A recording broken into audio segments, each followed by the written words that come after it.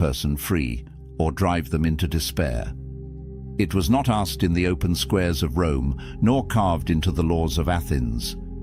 It lived quietly in the minds of philosophers, whispered in private, written in fragile lines that survived only because someone dared to copy them again and again. The question is simple, and yet it is dangerous.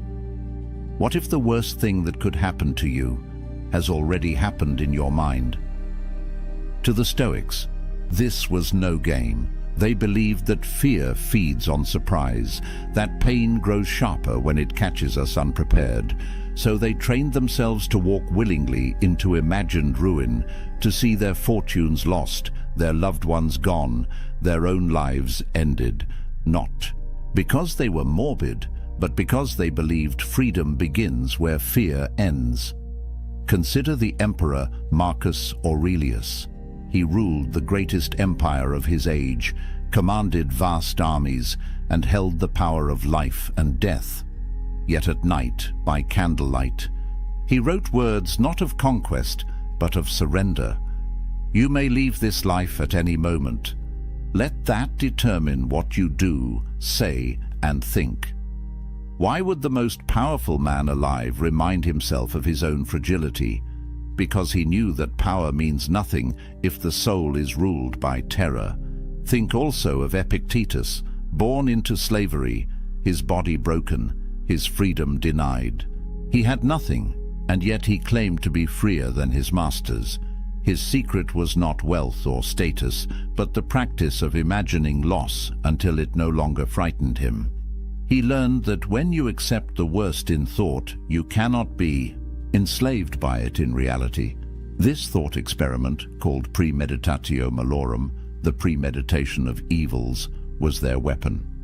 It stripped misfortune of its surprise. It turned tragedy into training, but it was also dangerous. Used wrongly, it could lead to cold detachment or reckless despair. Used rightly, it gave men the courage to face storms that would break others. Tonight, we enter that world. We walk alongside emperors and exiles, soldiers and slaves. We step into the experiment that promised unshakable calm, if one dared to face it. Stay with this journey, for once you see as they saw, you may never look at your own life the same way again. As the candle burns low and the night begins to fade, we return to the question that haunted the Stoics. What if every disaster that could befall you has already happened in your mind? What if you rehearsed the losses, walked through the ruins, tasted the bitterness, and in doing so discovered that you could still stand?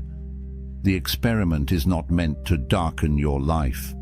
It is meant to free it, to look at death so that you may live, to imagine loss so that you may love, to accept fate so that you may act with courage while you still have time. Think of Marcus Aurelius, the emperor who ruled with armies at his command, and yet reminded himself each morning of mortality and betrayal.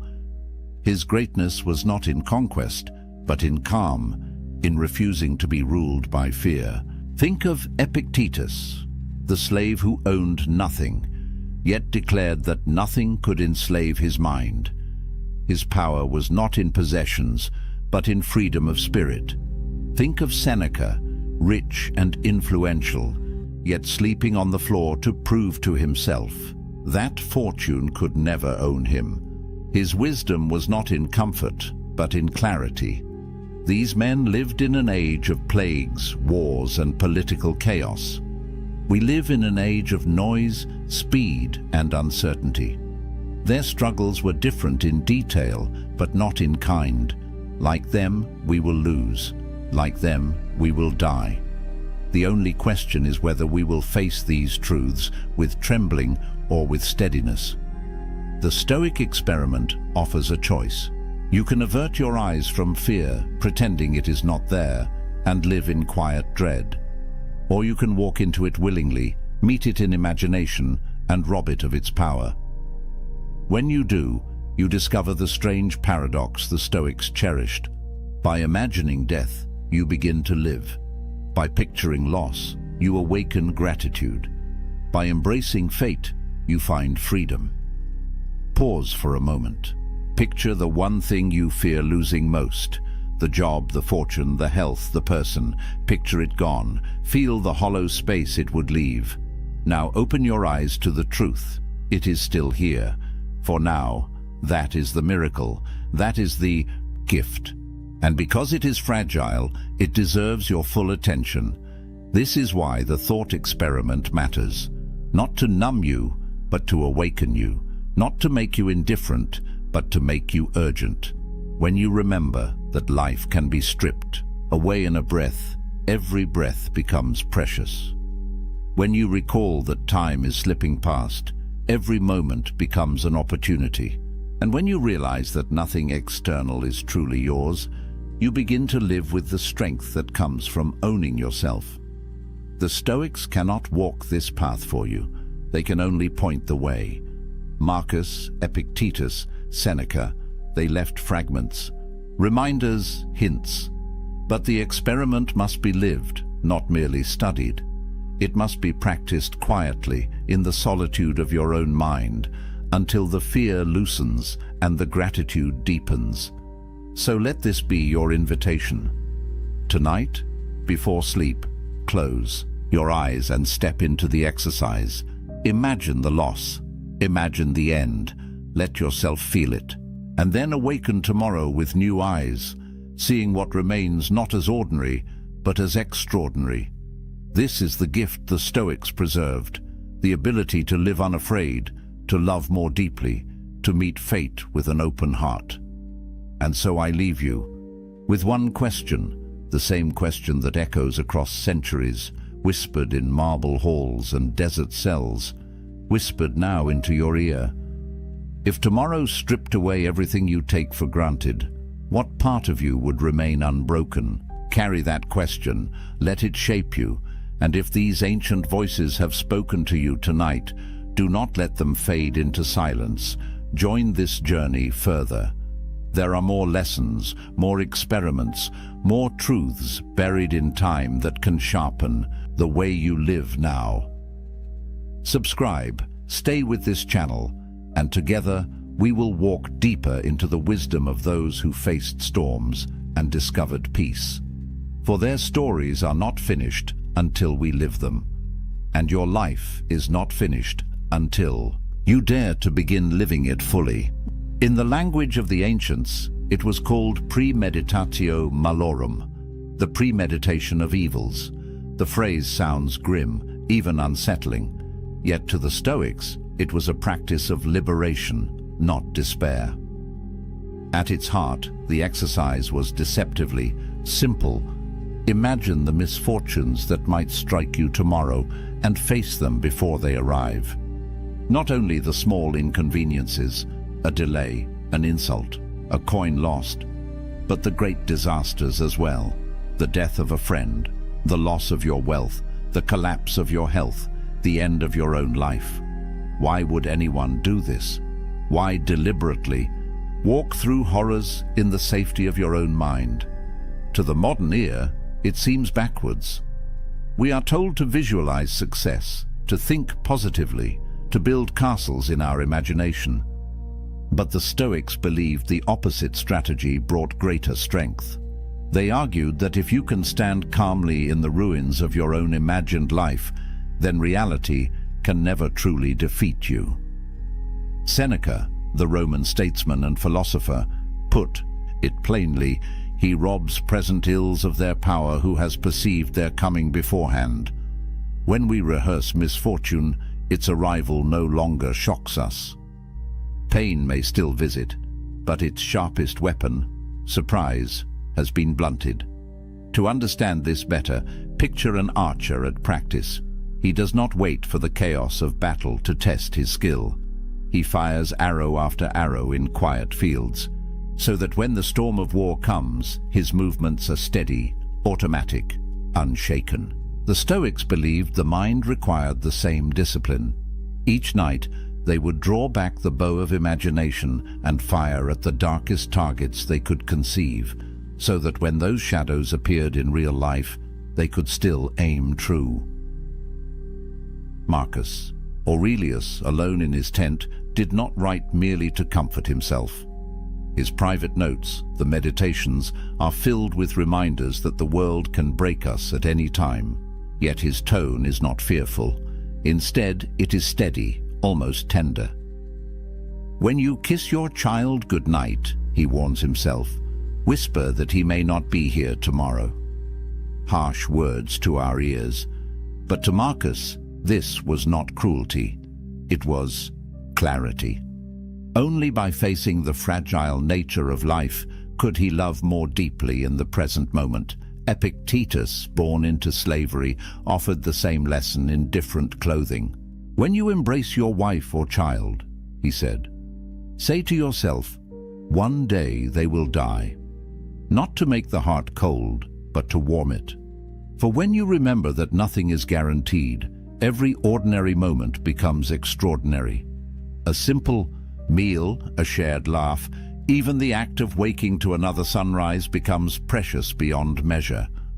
The thought experiment, then, had two purposes. First, it armed the soul against fear. By imagining loss, you stripped it of its terror.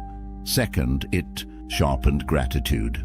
By rehearsing absence, you learned to love presence more fiercely. This was not daydreaming, it was training. The Stoics approached it as soldiers approach drills, as athletes approach discipline.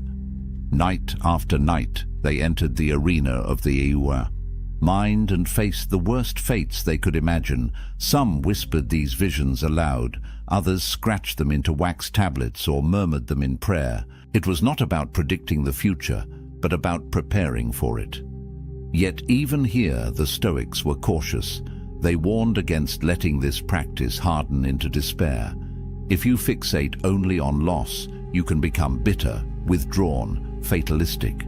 The true Stoic path walked a thin line, to imagine ruin without becoming ruined by the imagination itself. The exercise was meant to polish the soul, not poison it. Think of it like walking into a cold river. At first, the shock makes you gasp. But after a moment, you adjust, you breathe, you find your strength within the chill. The water has not grown warmer, you have grown steadier. So too with premeditatio malorum. Life would not grow kinder, but you would grow stronger. This is the experiment, to step willingly into suffering before it comes, to live through loss in the theater of the mind, so that when the curtain rises on reality, you are ready. To many, it sounded bleak. To the Stoics, it was the most hopeful act of all. For when you have rehearsed the worst, you discover a strange secret. Nothing can truly take your freedom, for you have already faced the cost. At first glance, the Stoic experiment seems like madness. Why summon images of death, poverty, betrayal, exile? Why taste bitterness before it is poured? To most people, this sounds like opening the door to misery. Yet to the Stoics, it was the doorway to strength. The logic begins with a simple truth. Fear feeds on surprise. When something strikes us out of nowhere, it multiplies our suffering. The event itself wounds us once, but the shock, the disbelief, the frantic resistance, these wound us many times over. We suffer more often in imagination than in reality, Seneca wrote. It was his warning, but also his solution. If imagination can magnify our pain, then imagination can also train us to endure it. Consider the man who never thinks of loss. He convinces himself the roof will never leak, the market will never fall, the friends he loves will always remain. When life proves otherwise, he collapses under the weight of broken illusions. Compare him with the man who each night rehearses these possibilities. He wakes each day already at peace with their chance of arrival. To him, a cracked roof or lost coin is no ambush. It is familiar terrain. The Stoics believed this was the essence of philosophy, not endless speculation, but preparation for the blows of fate. Epictetus, whose leg was shattered by his master, said plainly, When you are going to undertake anything, remind yourself what kind of thing it is. He meant, if you go to bathe, expect to be splashed, jostled, insulted. If you go to war, expect blood and loss. If you live, expect death. Nothing that arrives will then feel foreign to you. This practice also served a deeper function. By imagining misfortune, the Stoic learned to separate what was truly his from what was only lent. Wealth, health, reputation, even the love of others, all of these could vanish. What remained? Only the ruling center of the soul, judgment, intention, choice. In rehearsing the loss of externals, the Stoic discovered the core that no power could strip away. Modern people might call this pessimism, but to the Stoics, it was the opposite.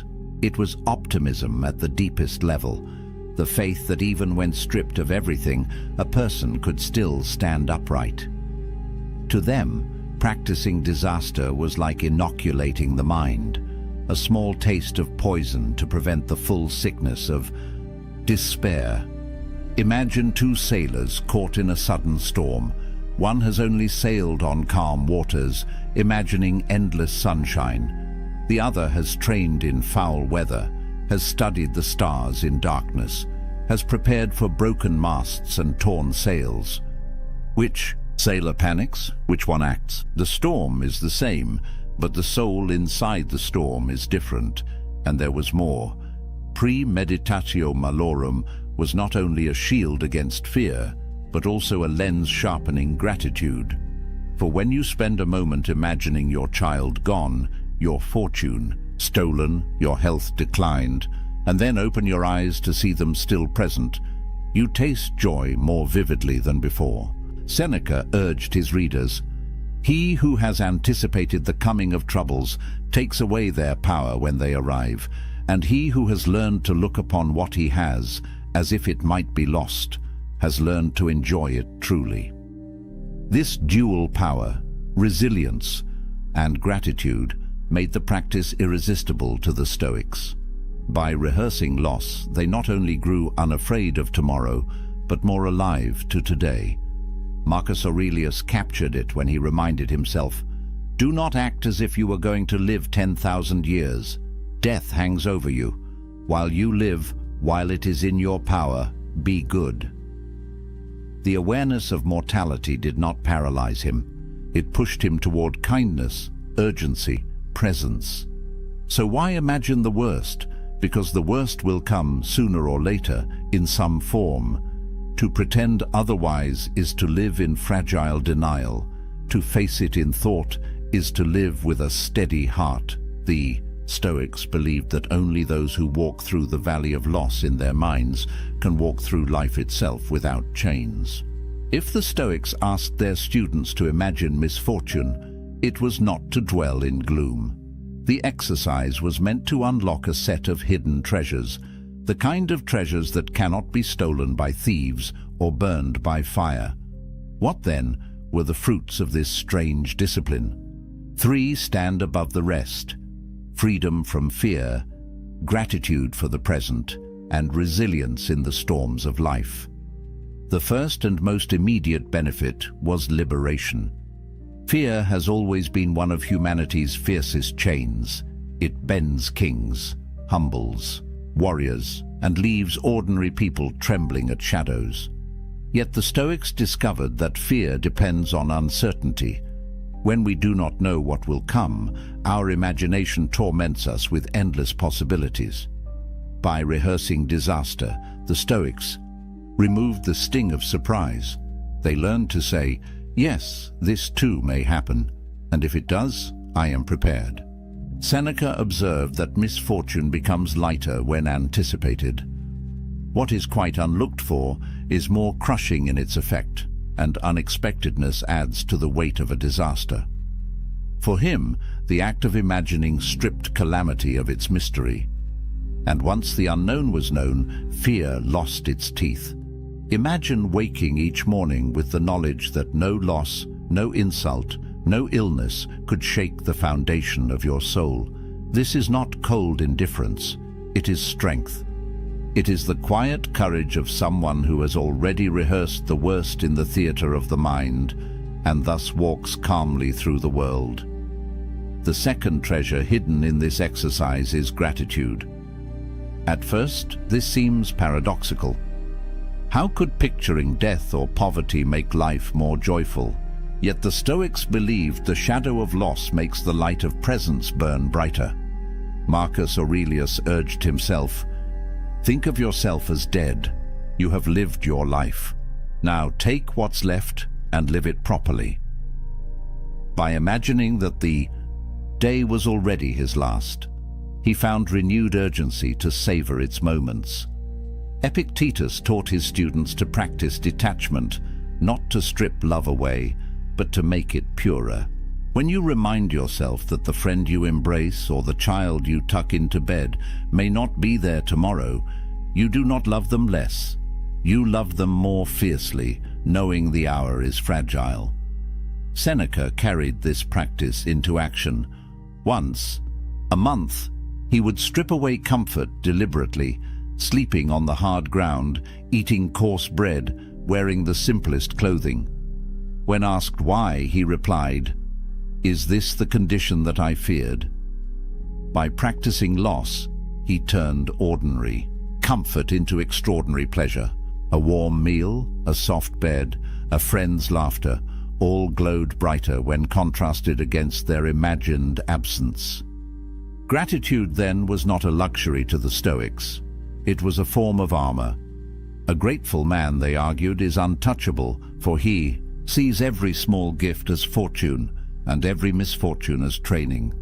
The final benefit of premeditatio malorum was resilience. Life will strike. That much the Stoics never denied.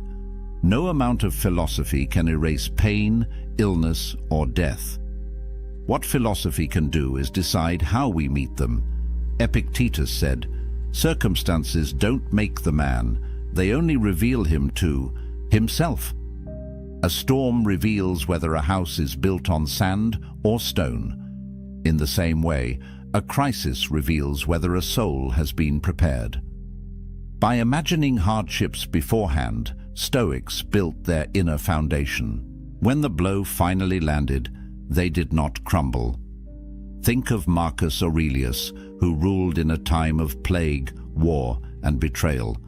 He faced repeated disaster, yet his writings do not drip with despair.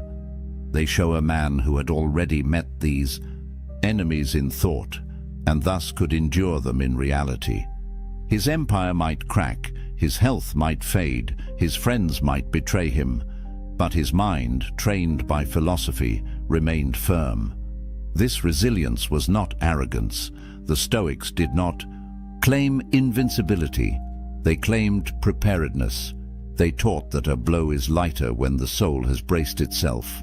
And just as a soldier trains with heavy armor so that he is swift on the battlefield, so too does the philosopher train with imagined burdens so that he is light when real ones arrive. Yet the true brilliance of the practice lay in balance. Was not about endless brooding on death and ruin. That would be morbid and destructive. The goal was moderation. Enough rehearsal to soften the sting, enough reflection to deepen gratitude, but never so much that one drowned in despair. The Stoics believed philosophy was a medicine. Too little, and the illness of fear returns. Too much, and the medicine itself becomes poison. But the right measure, taken daily, transforms life. Thus, the Stoics found in this strange exercise a triad of power: freedom from fear, gratitude for the present, and resilience in crisis. They believed that any man or woman who practiced it would stand differently in the world, not as someone immune to loss, but as someone no longer enslaved by it. This was the reward of imagining the worst: not darkness, but light; not despair, but a soul sharpened into strength. Every powerful practice carries its shadow. The Stoics knew this well. A thought experiment capable of freeing the soul could also twist into something harmful if misunderstood. The same exercise that sharpened resilience could harden into coldness or slide into despair. This is why the Stoics insisted that premeditatio malorum, the rehearsal of misfortune, must be approached with wisdom and balance. The first danger is mistaking preparation for pessimism. Some people, hearing the Stoics speak of imagining death, ruin, or betrayal, believed the philosophers were advocating endless worry. To live in constant dread of loss is not Stoic strength, but weakness in disguise. Seneca warned against this confusion. He urged his students not to shackle themselves with anxiety masquerading as foresight. He who suffers before it is necessary suffers more than is necessary. If you imagine disasters without purpose, you bleed twice, once in fear and once in reality. Stoic practice is not about drowning in scenarios, but about tasting them briefly to build immunity. The second danger lies at the other extreme: nihilism. A careless student might hear the Stoics say, "All things are fleeting, wealth and health and life itself," and conclude, "Then nothing matters." This is the dark abyss the Stoics fought to avoid. Marcus Aurelius himself confronted this temptation. Surrounded by plague, betrayal, and endless war, he reminded himself daily that all things pass. Yet he added a crucial command: "While you live, while it is in your power, be good."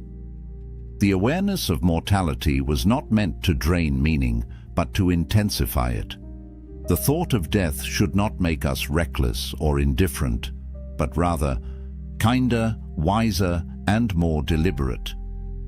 Another danger is the loss of warmth. Practicing detachment, some grew rigid, mistaking numbness for strength. Epictetus warned his followers not to become statues. "Remember that you are a man," he said, "and that what befalls a man is natural."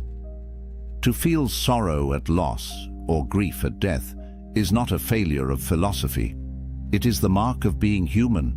The Stoic exercise was never intended to erase emotion, but to keep emotion from becoming tyranny. Imagine a father who, rehearsing his child's death, convinces himself never to feel attachment.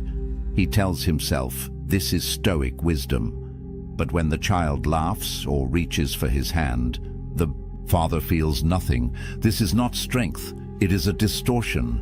True Stoicism teaches us to love more fiercely because we know the bond is fragile, not to withhold love in the hope of avoiding pain. Finally, there is the danger of false courage. A soldier might say, "Since death is nothing, I will rush headlong into danger," careless of consequence. But this too betrays the philosophy. Stoic training was meant to produce calm judgment, not reckless abandon. To imagine death is to prepare for it, not to seek it without reason. Courage, in the Stoic sense, is rational endurance of hardship, not blind pursuit of destruction. So, how did the Stoics guard against misuse? They set boundaries, practice premeditatio malorum, but do so with intent. Imagine loss not to wallow in it, but to measure your strength against it. Picture death not to despise life, but to embrace it. Think of misfortune not to withdraw from the world, but to act wisely within it. Seneca gave his students a rhythm, a few days each month spent in poverty, eating coarse food, wearing rough clothes. Not every day, lest life become joyless, but enough to remind the soul of its power. Marcus wrote nightly of death and impermanence, but by day he ruled with justice, fought wars with patience, and tried to act for the common good. Epictetus trained his mind against loss, but also urged compassion, laughter, and friendship. In other words, Stoic foresight was never meant to extinguish humanity. It was meant to free it.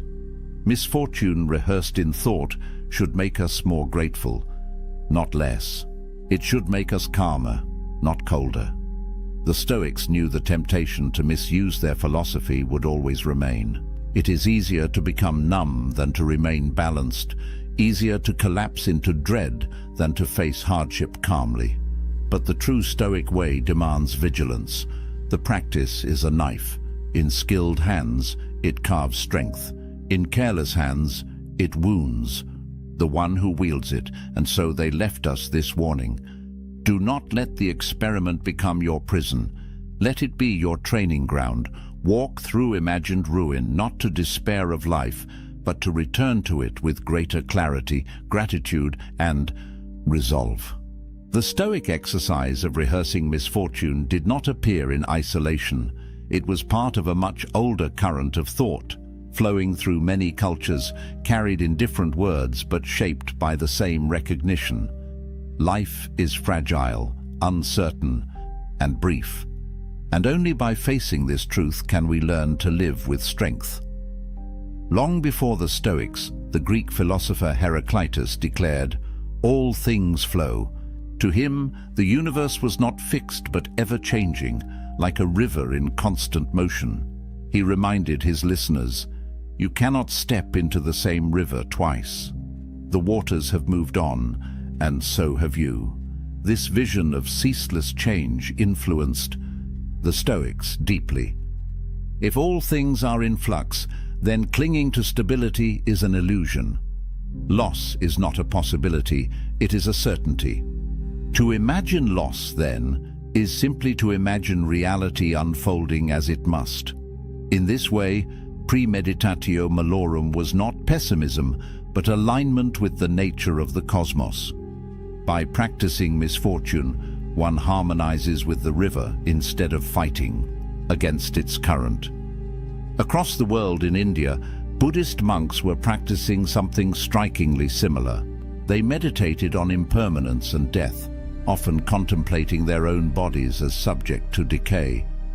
Far from being morbid, this awareness produced compassion and detachment. One well-known Buddhist reflection instructs, "Of all the footprints, that of the elephant is supreme. Of all contemplations, that on death is supreme." By facing mortality daily, monks stripped away illusion and attachment, finding peace in the fleeting nature of life. The Stoic reminder to whisper to yourself, "You may die tomorrow," is a cousin to the Buddhist practice of maranasati, mindfulness of death. Both traditions sought not despair, but clarity. When death is no longer hidden, life becomes luminous. Even in early Christianity, echoes of this practice resound. The phrase memento mori, remember that you will die, became a spiritual discipline. Monks carried skulls into their cells, not to frighten themselves, but to recall the brevity of earthly existence. The goal was not coldness, but urgency, a reminder that every act mattered, every choice carried eternal weight. Like the Stoics, these Christians saw death not as an end to dread, but as a teacher to revere. Marcus Aurelius would have recognized their spirit, even if their theology diverged. For both, mortality was a compass, orienting the soul toward what truly matters. What made Stoicism unique was its ability to weave these threads, flux, impermanence, mortality, into a practical daily exercise. While Heraclitus spoke of cosmic change and Buddhists practiced renunciation, the Stoics asked, how can an ordinary citizen, a senator, a soldier, or a slave use this wisdom to live today? Their answer was premeditatio malorum. Unlike abstract speculation, this was a tool for daily life. Marcus used it before ruling the empire. Epictetus taught it to students struggling with anger or grief. Seneca recommended it to friends navigating wealth, power, and exile. It was not confined to monasteries or ivory towers. It was a philosophy for kitchens, marketplaces, and battlefields. The fact that so many traditions converged on this practice reveals something timeless. Wherever humans have lived, they have wrestled with uncertainty, loss, and the inevitability of death. The Stoics, Buddhists, and monks each reached the same conclusion. Only by bringing misfortune into the light can we remove its tyranny. Different words, same insight. Heraclitus, all things change. Buddha, all conditioned things are impermanent. Marcus Aurelius, you could leave life right now. To each the thought of loss was not poison, but medicine. To deny it was to live in fear. To face it was to live in freedom. Tracing these roots shows that premeditatio malorum is not just a Stoic curiosity. It is part of the wider human project of learning how to live when nothing is guaranteed. It links us to the ancients across cultures, reminding us that our struggles are not new. The fears that haunt us today, losing our jobs, our health, our loved ones, are simply modern faces of the same ancient truth.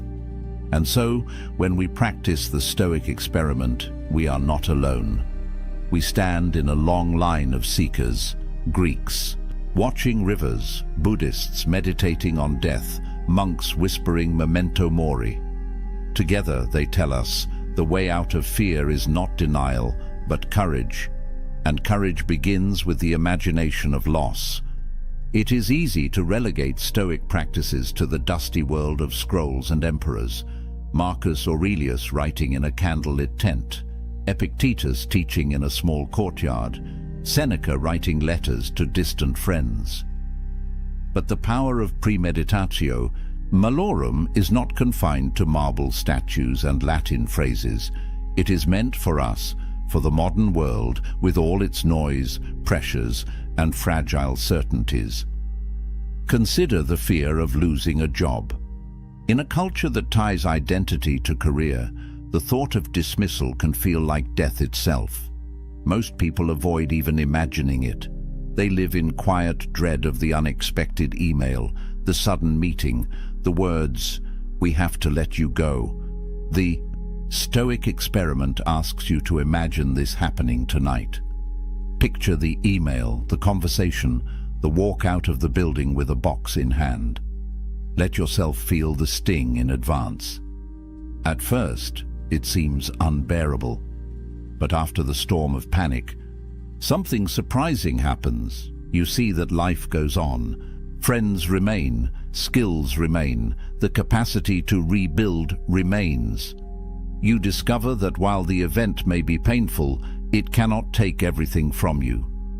By imagining loss, you make the prospect survivable, or think of health. We live as though the body will serve us endlessly, forgetting how fragile it is. But the Stoics urged us to remember its frailty daily. Imagine the diagnosis.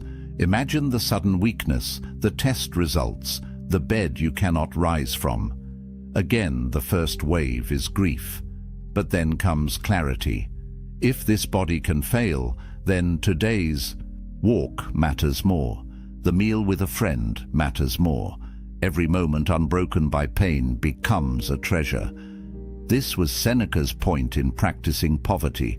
By imagining the worst, he discovered how much he could live without and how rich the ordinary actually was. For us, rehearsing frailty makes each day of strength a victory. The practice also reshapes how we love. Epictetus urged parents to remember that children, like all of us, are mortal. This was not meant to strip affection, but to deepen it. When we remind ourselves that those we love will not always be here, we hold them closer. A simple dinner together, a casual laugh, a brief embrace, all glow brighter when seen against the backdrop of impermanence. In modern terms, this means resisting the urge to take people for granted. Instead of rushing through conversations with friends or family, the Stoic experiment nudges us to pause, to see each encounter as fragile and precious. By imagining absence, presence becomes luminous. The Stoics often paired imagination with small acts of practice. Seneca slept on the floor to taste poverty. Marcus reminded himself that every insult, every inconvenience was part of human nature. We too can create small drills. Spend a weekend without technology to remind yourself how little is necessary. Walk instead of driving. Eat plain food instead of delicacies. Live for a moment as if stripped of luxury, or simply, at night, write down one thing you fear losing, then picture it gone. The next morning, when you find it still there, gratitude blossoms. Still, we must be careful not to misuse the exercise. The Stoics did not recommend endless brooding on catastrophe. The purpose is not to flood yourself with dread, but to inoculate yourself against it. Like a vaccine, a small dose strengthens, too much overwhelms. The rhythm of practice is key, a few moments of contemplation, then a return to action with renewed clarity. Our own age is not so different from the Roman world. They lived with plagues, so do we. They faced political instability, so do we. They feared betrayal, loss, decline, death. The costumes change, but the human condition remains. This is why premeditatio malorum still matters. It is not about dwelling in ruins, but about discovering that ruins cannot touch the core of who you are. It is about remembering, in a world of constant distraction, what is truly yours, the power to meet life with steadiness, even when everything else slips away. The greatest evidence of its power is how life looks after you practice it. The small annoyances, traffic, insults, delays, lose their bite. The larger fears, illness, financial strain, rejection, lose their grip. You still feel them, but they do not rule you. You carry within you a kind of invisible armor, forged not by denial, but by rehearsal. And in that space where fear once lived, something else enters. Joy. Not shallow joy, dependent on luck or comfort, but deep joy born of clarity. The joy of realizing that today, in this fragile moment, you are alive, you are breathing, and nothing else is guaranteed. The Stoics did not stop at merely imagining misfortune. To them, endurance alone was not enough. A soldier can grit his teeth through pain. A prisoner can resign himself to chains. But philosophy sought something higher, not only to accept what fate delivered, but to love it. This deeper transformation was called amor fati, the love of fate. To love fate means more than bearing it without complaint. It means seeing even the hardest blows as threads in a larger tapestry. What others call tragedy, the Stoic calls instruction. What others call accident, the Stoic calls design. Life ceases to be a sequence of random disruptions and becomes a coherent whole, stitched together by necessity. Marcus Aurelius wrote often of this. In his private meditations he urged himself, accept the things to which fate binds you, and love the people with whom fate brings you together, but do so with all your heart. These words are not the tone of resignation. They are the words of a man who believed that the very shape of his hardships was part of a greater order, one he might not see, but one he could honor. Epictetus too pressed this lesson. He had no illusions about life's cruelty. He had known slavery, injury, ridicule. Yet his counsel was not to curse what happened, but to align himself with it. Do not seek for things to happen the way you want them to, he said. Rather, wish that what happens happen the way it happens, and you will be happy. The freedom he taught was not freedom from suffering, but freedom from resistance. This subtle shift marks the difference between Stoic endurance and Stoic joy. To endure is to carry a burden. To love is to transform the burden into meaning. When you love fate, even disaster becomes a teacher, even pain becomes a sculptor of the soul. The image is of a craftsman's hand. The hammer that strikes the iron may feel like violence, but in truth it is shaping the blade. So too with fate. Each blow that falls is part of the forging of character. To curse the hammer is to misunderstand the art. To accept it is wisdom. To love it is greatness. Yet the Stoics were careful not to fall into sentimentality. They did not preach blind optimism. To love fate is not to say that every event is pleasant. It is to say that every event belongs. A plague that kills thousands is not good in itself, but it belongs to the order of nature, and from its presence, new strength, new compassion, or new clarity may emerge. The death of a friend is not sweet, but it is woven into the same fabric that gave the joy of knowing them. To love fate is to love the whole cloth, not only its brightest threads. In this way, amor fati becomes the natural extension of premeditatio malorum.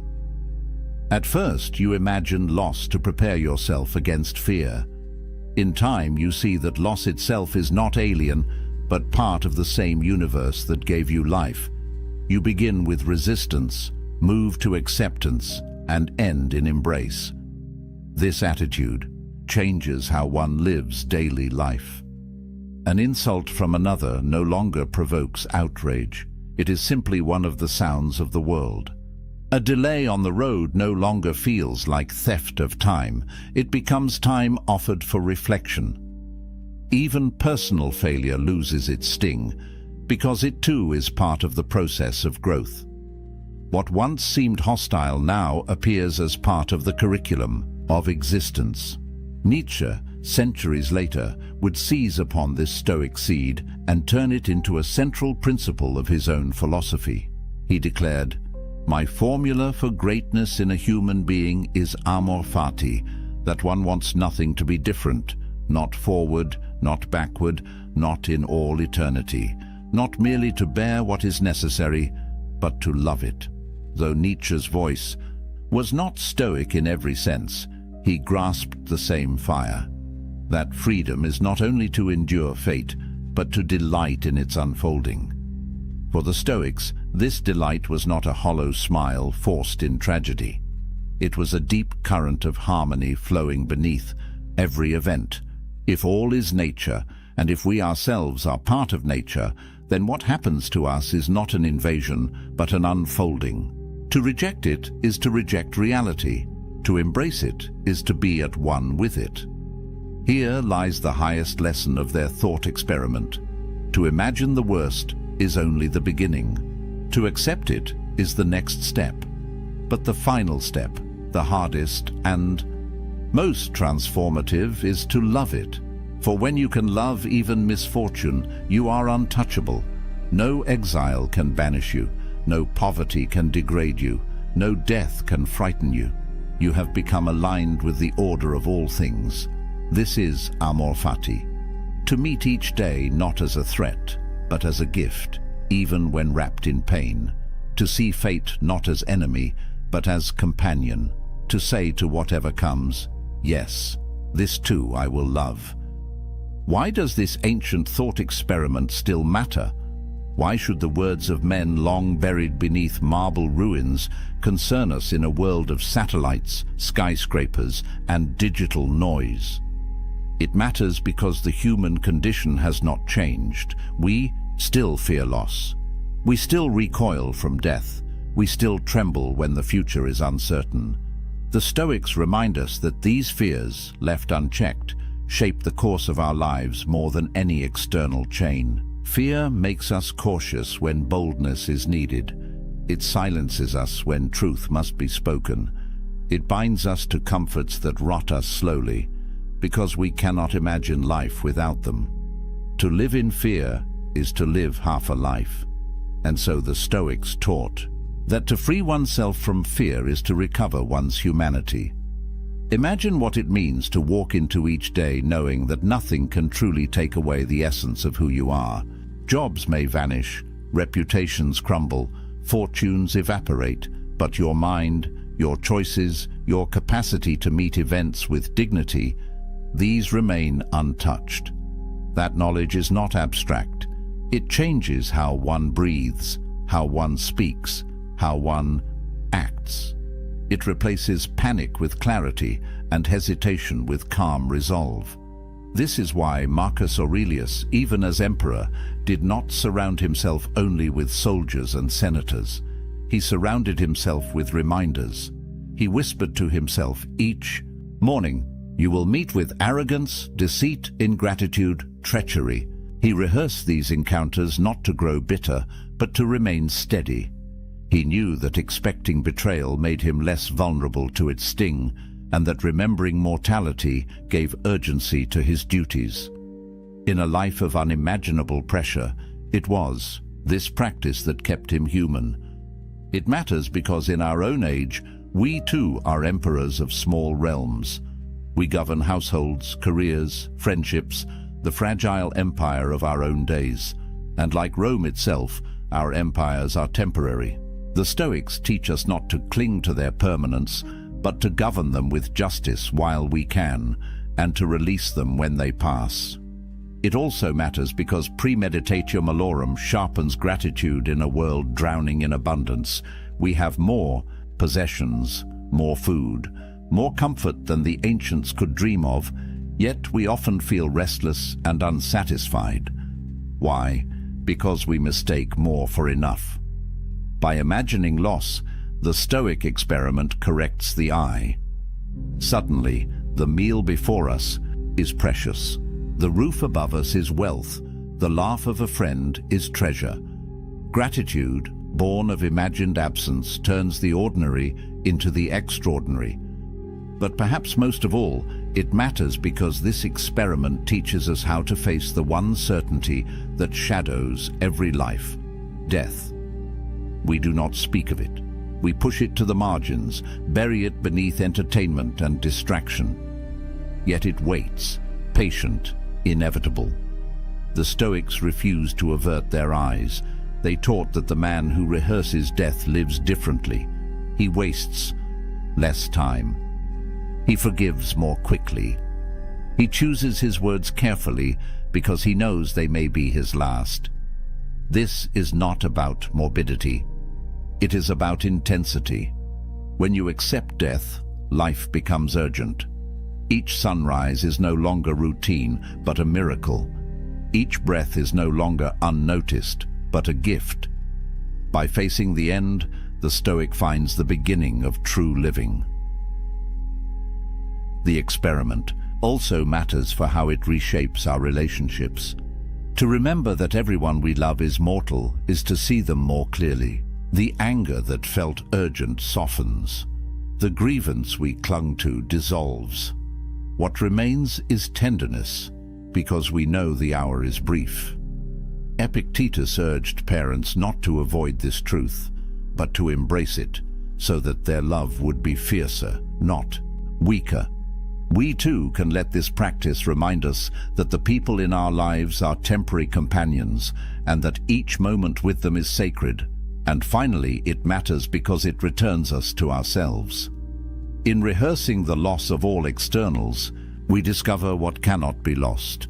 Wealth, health, reputation, family, even life itself, all may fall away. But the ability to judge wisely, to choose with integrity, to act with courage, remains until the final breath. This is the core of the Stoic creed, that no one can steal your soul's freedom unless you surrender it. So why does it matter? Because the world will continue to change, but our hearts will continue to wrestle with fear, attachment, and the fragility of time. The Stoic experiment is not an artifact. It is a compass. It points us back to what is essential: courage in the face of loss, gratitude in the presence of life, clarity in the shadow of death. And once you have walked through that experiment, once you have looked into the darkness and discovered that it does not own you, something fundamental shifts. You no longer cling so tightly. You no longer panic so quickly. You no longer waste so much time. You begin, perhaps for the first time, to live. 73% of men admit they stayed in a relationship far longer than they should have because they missed the signs, not because the signs weren't there, but because they chose not to see them. And here's the brutal truth. While you were hoping, planning, and investing your time, she had already made her decision. You just weren't ready to accept it. What you're about to discover will save you months, maybe years, of wasted emotional energy. These aren't the obvious red flags everyone talks about. These are the hidden signals that slip past your radar because they're disguised as something else, as temporary problems, as phases she's going through, as obstacles you can overcome if you just try harder. But the Stoics understood something powerful about human nature. Marcus Aurelius wrote that we suffer more in imagination than in reality. And nowhere is this more true than when a man refuses to see that a woman has no intention of committing to him. The pain isn't in the truth. The pain is in the years spent avoiding it. Now, before we dive into these 7 signs, I want you to understand something. The men who truly grasp what I'm about to share don't just passively consume content. They take what they learn and transform their entire approach to relationships. They stop wasting time. They start seeing clearly. And that clarity, that's what separates the men who get chosen from the men who get strung along. So pay attention, because sign number 4 is the one even your closest friends won't have the courage to tell you about. Let's talk about why intelligent, successful men miss these signs in the first place. Here's what nobody wants to admit. Your desire is lying to you, right now, in this moment. If you're involved with a woman and questioning her commitment level, your brain is actively working against your ability to see the truth. It's not your fault. It's biology mixed with psychology, and it's incredibly powerful. Epictetus, one of the great Stoic philosophers, taught a fundamental principle.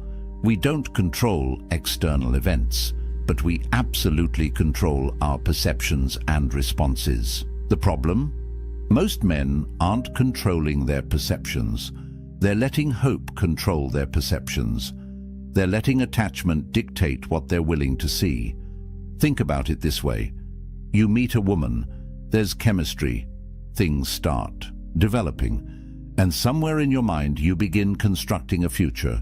You imagine scenarios, you plan possibilities, and once that mental investment is made, your brain has a vested interest in protecting that investment. So when signs appear that contradict your desired outcome, your mind doesn't objectively analyze them. It rationalizes them. It explains them away. It tells you stories that keep hope alive. She cancels plans last minute.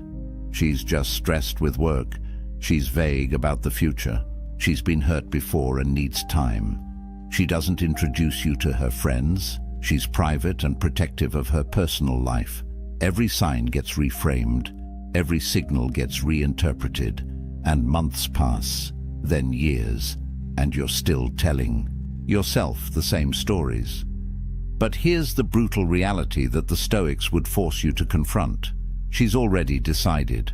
Women know very early whether they see long-term potential with a man, not on the first date necessarily, but within the first few months she knows. The confusion isn't hers, it's yours. She's acting consistently with her decision. You're just not accepting what her actions are telling you. Marcus Aurelius wrote, "The object of life is not to be on the side of the majority, but to escape finding oneself in the ranks of the insane, and refusing to see obvious signs because they're painful. That's a form of insanity. It's choosing comfortable delusion over uncomfortable truth." So before we go through these 7 signs, I need you to make a choice right now. Are you going to read these through the lens of hope, already preparing your rationalizations? Or are you going to read them with Stoic clarity, willing to face what's real? Because the signs are always there. The question is whether you're strong enough to see them. Let's start with the sign that most men completely misinterpret as genuine interest. She keeps you in rotation. And here's how you know. Her texting pattern is erratic. Some days she's engaged and responsive. Other days, radio, silence. You send a message on Friday night, nothing. Then Monday morning she resurfaces like nothing happened. Hey, sorry, been crazy busy. And you accept it, because what else are you going to do? Seem needy by questioning it? Plans with her are always tentative. Maybe this weekend, she says. Let me check my schedule and get back to you. But she rarely gets back to you. You're the one following up. You're the one suggesting times. You're the one making it happen. And when it does happen, there's a pattern. Last-minute confirmations, short windows of availability, and a sense that you're fitting into gaps in her calendar rather than being a priority on it. Here's what this means, and I'm going to be direct. You're an option. You're one of several men she's keeping in orbit. Not because she's malicious, but because she's doing what anyone does when they haven't found what they're looking for, keeping their options open while continuing to search. Seneca wrote about self-respect and dignity as non-negotiable elements of a virtuous life. He would tell you that accepting scraps of attention is beneath you, that settling for sporadic interest is an insult to your own value. But most men don't see it this way. They see intermittent reinforcement and mistake it for a challenge to overcome. Let me paint you a clearer picture. You text her Wednesday suggesting weekend plans. She responds Thursday evening. This weekend is tough. Maybe next week. You say sure, no problem. The weekend passes. You see her Instagram story. She's out with friends, clearly not buried in obligations. Monday comes. You follow up about the next week. She's responsive again. Yeah, let's definitely find time. But she never suggests a specific day, never offers her availability, just keeps the door cracked open enough that you don't walk away. Meanwhile, contrast this with how a woman acts when she's genuinely interested. She makes time, she initiates, she confirms plans early because she's excited to see you. She doesn't leave you guessing about her availability because making you a priority isn't something she has to force. It's natural, the brutal truth you need to accept. She's comparing you, actively, right now. You're being measured against other options. And if you were winning that comparison, these patterns wouldn't exist. You wouldn't be an afterthought, you'd be the thought. But it gets more dangerous, because the next sign feels like progress when it's actually the opposite. She talks about the future, but the future never arrives. Pay attention to this carefully, because this is where men lose years of their lives. She says things like, "We should definitely take a trip together sometime," or "I'd love to meet your family eventually," or "Maybe next year we could think about moving in together." Notice the pattern? Sometime, eventually, maybe. These are fog words. They create the illusion of forward movement while committing to absolutely nothing. You bring up Thanksgiving, plans in October. "Oh, I don't know. My family situation is complicated." You mention a concert 3 months away. "Let's see how things are going then." You suggest planning a weekend away. "That sounds amazing, but work is crazy right now. Let's revisit it in a few weeks." Here's what's happening. She's keeping you invested without actually investing herself. She's discovered that vague future promises are enough to keep you around, so she deploys them strategically. And here's the insidious part. You interpret this as her wanting a future with you. Look, she's talking about trips. She mentioned meeting family. She's thinking long-term. No. She's thinking about how to manage your expectations without actually meeting them. Marcus Aurelius had a simple test for this.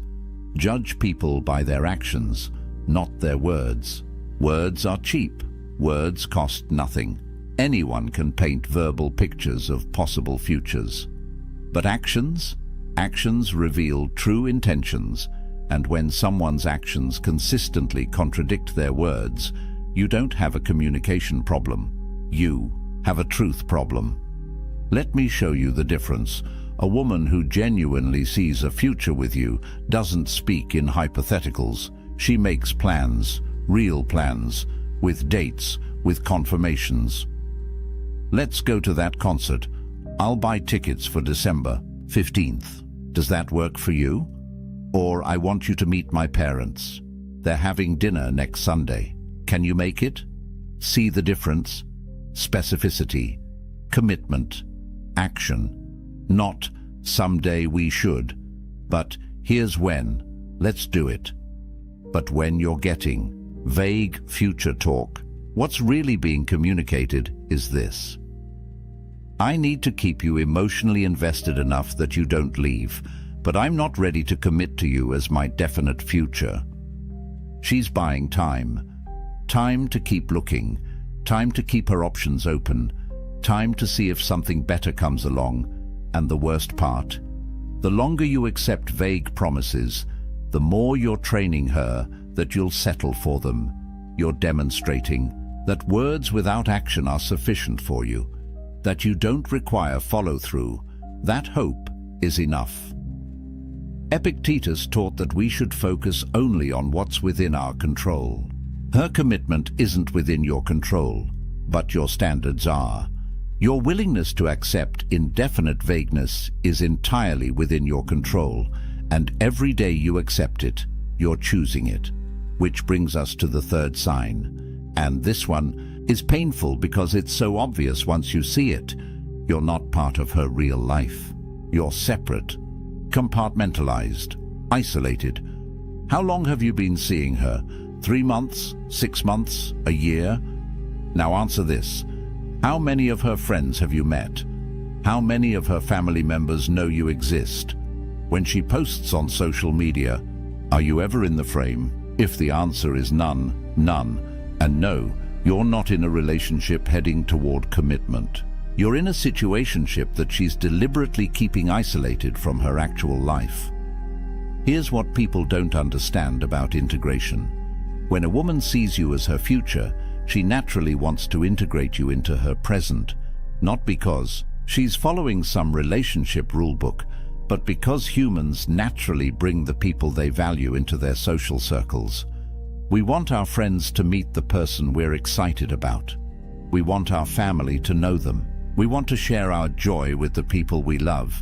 So when she's actively preventing that integration, it's not because she's private or her friends are judgmental or the timing isn't right. It's because she doesn't see you as permanent.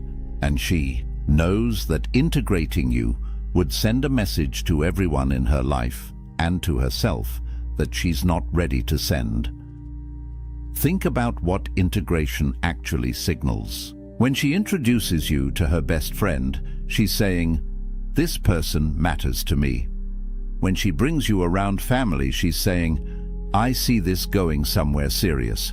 When she includes you in her social media, she's saying, "I'm proud to be associated with this person publicly." All of those statements require a level of commitment she hasn't made, so she keeps you separate. The relationship exists in a bubble, just the two of you. No external validation, no social proof, no permanent record. And when you bring it up, watch the excuses. "My friends are so judgmental, I don't want them to scare you off." Translation: I'm not ready to deal with their questions about where this is going. I don't really do social media with my relationships. Translation: I don't want to appear unavailable to other options. My family is complicated. I'm protecting you from drama. Translation: I'm not ready to signal to them that I'm off the market. Epictetus would tell you to observe what people do when they think no one is watching. But I'll modify that. Observe what people do with their real lives when you're not around. Because that's where the truth lives. A woman who's committed to you doesn't hide you. She showcases you. Not in some performative way, but naturally. Because you're part of her life. So of course you're around when she's with friends. Of course family knows about you. Of course there's evidence of your existence in her world.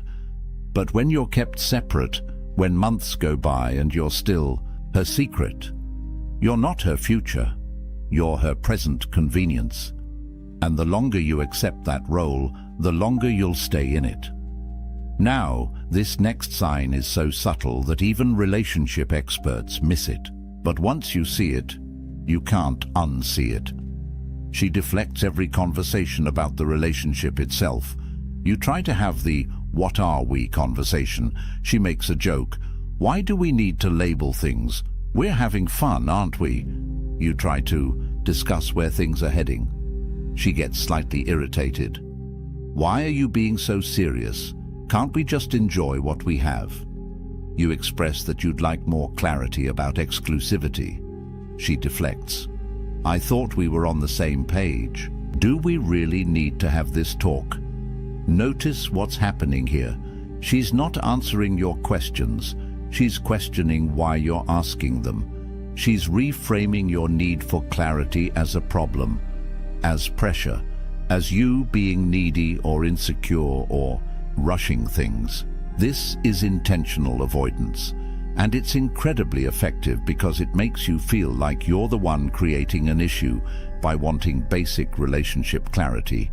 Here's the psychology behind this. She knows that having an explicit conversation about commitment would force her to either commit or be honest that she doesn't want to. Both options are uncomfortable for her. If she commits, she's closing doors she wants to keep open. If she's honest that she doesn't want to commit, you might leave. So she chooses option 3. Avoid the conversation entirely and hope you stop asking. Marcus Aurelius wrote extensively about courage as one of the 4 cardinal virtues. And this situation requires courage from both people.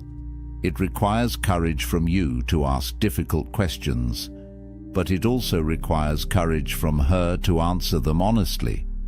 When she deflects instead of answers, she's revealing a lack of courage, a lack of respect for you, and a lack of genuine commitment to anything beyond the present moment. Let me show you what this looks like in practice. You say, "I really like you, and I'd love to know where you see this going." She responds with, "I like you too. Let's just see where things go naturally without overthinking it." That sounds reasonable, right? Except it's not an answer. You asked a direct question about her vision for the future. She responded with a pleasant-sounding non-answer that commits to nothing. Or you say, "I'm not seeing other people, and I'd like to know if we're exclusive." She says, "I'm not really seeing anyone else either. I don't think we need to make a big formal thing out of it." Again, sounds okay. Except she didn't answer whether she wants to be exclusive. She said she's not currently seeing others, which is different, and she discouraged you from seeking clarity, which keeps everything ambiguous enough that she maintains maximum flexibility. Compare this to how a woman who wants commitment responds. You ask where things are going. She says, "I really like where this is heading. I can see us being serious if we keep building what we have. What do you want?" You ask about exclusivity. She says, "Yes, I'd like us to be exclusive. I'm not interested in seeing other people." Direct, clear, no deflection, no irritation at your questions, because she wants the same thing you want, so your questions aren't threatening. They're welcome. But when she's deflecting, what she's really saying is, "I don't want to commit, but I also don't want to lose what I'm getting from you, so I'm going to avoid giving you a clear answer and hope you stop pushing for one." The Stoics would tell you that accepting ambiguity when you desire clarity is accepting suffering. You're choosing anxiety over peace. You're choosing to live in uncertainty when you could demand truth. And the only reason to do that is fear. Fear that the truth is something you don't want to hear, which connects directly to the 5th sign, and this one cuts deep. Her effort is minimal and declining, and you're doing all the work. Think about the beginning. How much effort did she put in? Probably quite a bit. She responded quickly to texts. She suggested plans. She showed enthusiasm. She asked questions about your life. There was reciprocity. There was balance. Now think about the present. When was the last time she initiated a conversation? When was the last time she planned a date? When was the last time she went out of her way to do something thoughtful for you? If you're struggling to remember, you have your answer. The effort has declined, and not because she's busy or stressed or going through something. Effort declines for one reason: priority has shifted. You're no longer high priority, and low priority people get low effort. Here's the brutal math that men refuse to calculate. Attraction doesn't decline in healthy relationships. It grows, it deepens. The connection gets stronger, not weaker. So when effort is consistently declining, over time it's not a phase, it's a trend. And that trend is telling you exactly where her interest level is going: down. Seneca wrote about the importance of not forcing what isn't freely given. He understood that anything you have to constantly pursue, beg for, or work to maintain isn't really yours. It's borrowed. And the terms of that loan can be called at any time. When you're the only one initiating conversations, you don't have mutual interest. You have your interest and her tolerance of it. When you're the only one planning dates, you don't have shared desire to spend time together. You have your desire and her occasional availability. When you're the only one putting in emotional labor, you don't have a partnership. You have a one-man show with an audience of one. Let me paint you the scenario you're probably living right now. You text her good morning. She responds 3 hours later with something short. You ask how her day is going. She gives a brief answer and doesn't ask about yours.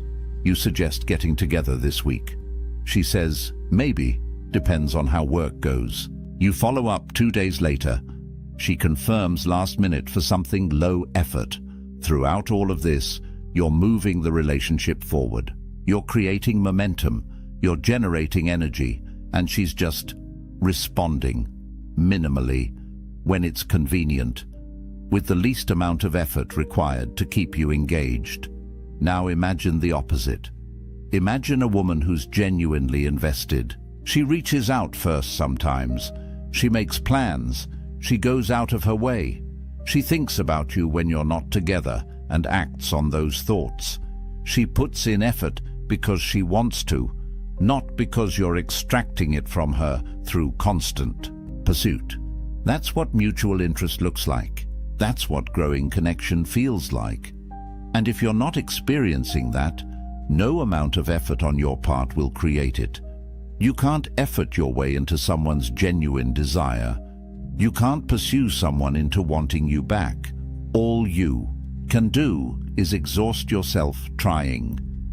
The Stoics would ask you, why are you working so hard to maintain something she's not working to maintain? What are you getting from this exchange that justifies the imbalance? And most importantly, what does it say about your self-respect that you're settling for minimal reciprocation? These last two signs are what separate boys from men. They require you to see what you've been avoiding. She keeps distance during conflict, and that tells you everything. Here's how you know a relationship has real potential.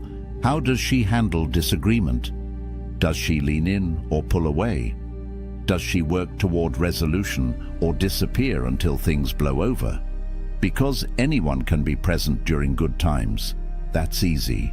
That's fun. The real test of commitment is what happens when things get difficult, when there's tension, when you disagree, when feelings are hurt. A woman who's genuinely committed sees conflict as something to resolve because the relationship is worth protecting. She doesn't enjoy the conflict, but she engages with it. She communicates. She works through it. Because preserving the connection matters more than avoiding discomfort. But a woman who's not committed, she disappears. She goes cold. She stonewalls. Because working through conflict requires investment in a future together. And if she's not invested in that future, why would she put in that work? Marcus Aurelius wrote about relationships requiring mutual effort and shared values. He understood that real bonds are forged not just in joy, but in adversity. How two people handle challenges together reveals the true nature of their connection. So when you have a disagreement and she shuts down, stops responding, or creates distance instead of working toward understanding, she's telling you something crucial. This relationship isn't important enough to fight for. Not the dramatic kind of fighting, but the necessary kind. The kind where you both care enough to push through discomfort toward resolution. I want you to think about your last disagreement with her. Maybe you expressed that something bothered you.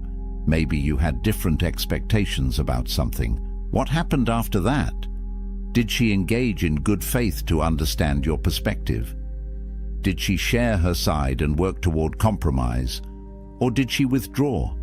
Did she minimize your concerns? Did she frame you as being too sensitive or dramatic or demanding? And more importantly, how long did it take to get back to normal? A few hours of honest conversation, or days of cold distance until you finally let it go and pretended everything was fine? Here's the pattern. When she's not committed, every conflict becomes a threat to the relationship's existence rather than an opportunity to strengthen it. She treats disagreement as something to avoid or escape rather than something to resolve. And over time, you learn not to bring things up. You learn to swallow your concerns. You learn to accept less than you need because you're afraid that asking for more will make her leave. And that's not a relationship. That's walking on eggshells. Epictetus taught about maintaining dignity even in difficult circumstances, but there's no dignity in suppressing your legitimate needs because someone can't handle basic relationship communication. There's no virtue in staying small to make someone else comfortable. A partner who can't or won't work through conflict with you isn't capable of long-term commitment, because long-term anything includes challenges, includes disagreements, includes moments where you both have to choose the relationship over your individual comfort. And if she's choosing distance over resolution now, she'll choose distance over commitment later. Actually, she already has, which brings us to the final sign, the one that encompasses all the others. She tells you, she's been telling you all along, just not with words. Here's what you need to understand. Everything we've covered, the sporadic availability, the vague future talk, the social isolation, the deflection, the declining effort, the conflict avoidance, these aren't separate issues. They're not individual problems to solve. They're coordinated messages forming one clear communication. I'm not committing to you. Her body language tells you. The way she creates physical distance. The way her energy shifts when you talk about the future. The way she's less affectionate than she was in the beginning. Her enthusiasm tells you. Or rather, the lack of it. The absence of excitement when you make plans. The muted response when you share good news, the sense that she's going through motions rather than genuinely engaging. Epictetus taught that people show you who they are through their actions, and your only job is to believe them, not who you hope they'll become, not who they could be if circumstances were different, who they're showing you they are right now, and right now, through every sign we've discussed, she's showing you that she's not choosing commitment with you. She might be choosing convenience. She might be choosing companionship until something better comes along. She might be choosing the ego boost of being desired, but she's not choosing permanent partnership. She's not choosing future building. She's not choosing you. This is the hardest truth to accept because it requires you to stop telling yourself stories, stop rationalizing, stop hoping, stop waiting for her to suddenly transform into someone ready to commit. She's not going to, not to you, not in this dynamic. Because the pattern is established and people don't break established patterns, they follow them. Marcus Aurelius wrote about accepting reality as it is, not as we wish it to be. And the reality is this: If a woman wants to commit to you, she makes it obvious. She removes doubt. She creates security. She builds toward a future. There's no confusion. There's no mixed signals. There's no wondering where you stand. If you're confused, you have your answer. Confusion exists when someone is deliberately keeping things unclear. And people keep things unclear when clarity would force them to admit something they don't want, to admit that they're not all in. So what's the lesson here? What did the Stoics know that modern men have forgotten? They knew that self-respect requires seeing truth, even when truth is painful. They knew that dignity means not accepting scraps of attention and calling it love. They knew that wisdom is being able to walk away from what doesn't serve you, even when walking away is hard. You can't negotiate desire. You can't logic someone into commitment. You can't earn your way into being chosen. Either she chooses you or she doesn't. And if she hasn't by now, if these signs are present in your relationship, she's already made her choice. You're just refusing to accept it. But here's where this gets powerful. The moment you accept reality, the moment you stop fighting against what is and start dealing with what is, you reclaim your power. You stop being a victim of hope. You stop being trapped by potential. You start making decisions based on reality. And reality-based decisions always lead to better outcomes than fantasy-based ones. So what do you do with this information? First, you get honest, brutally honest, about which of these signs you're experiencing, about how long you've been experiencing them, about what you've been telling yourself to avoid facing the truth. Second, you make a choice, not about her, because you can't control her, but about yourself, about your standards, about what you're willing to accept and what you're not, about whether you're going to continue investing time and emotion into someone who's not investing back. And third, you remember this: the men who understand these signs, who have the courage to see them and act on what they see, those men don't stay stuck in dead-end situations. They don't waste years hoping for change that never comes. They move forward. They find women who are excited to commit to them, women who make them a priority, women who integrate them into their lives without hesitation. Because here's what happens when you raise your standards and stop accepting non-commitment. You become the kind of man that committed women seek out. You stop settling, you stop chasing, you start attracting. And that shift changes everything.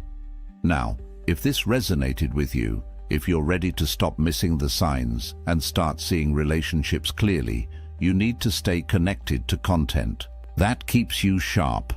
Most men watch one video, feel motivated for a day, then slip back into the same patterns. The men who actually transform their relationships, they consistently expose themselves to truth. They don't let comfort pull them back into delusion.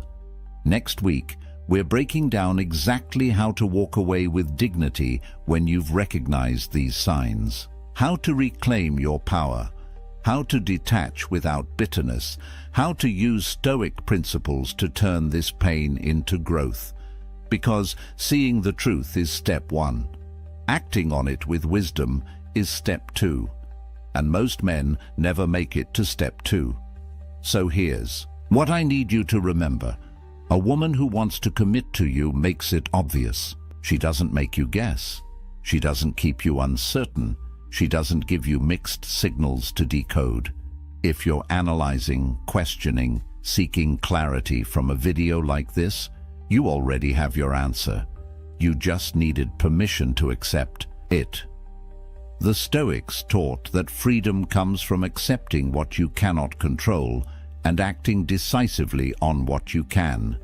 You can't control whether she commits, but you can control whether you continue accepting non-commitment.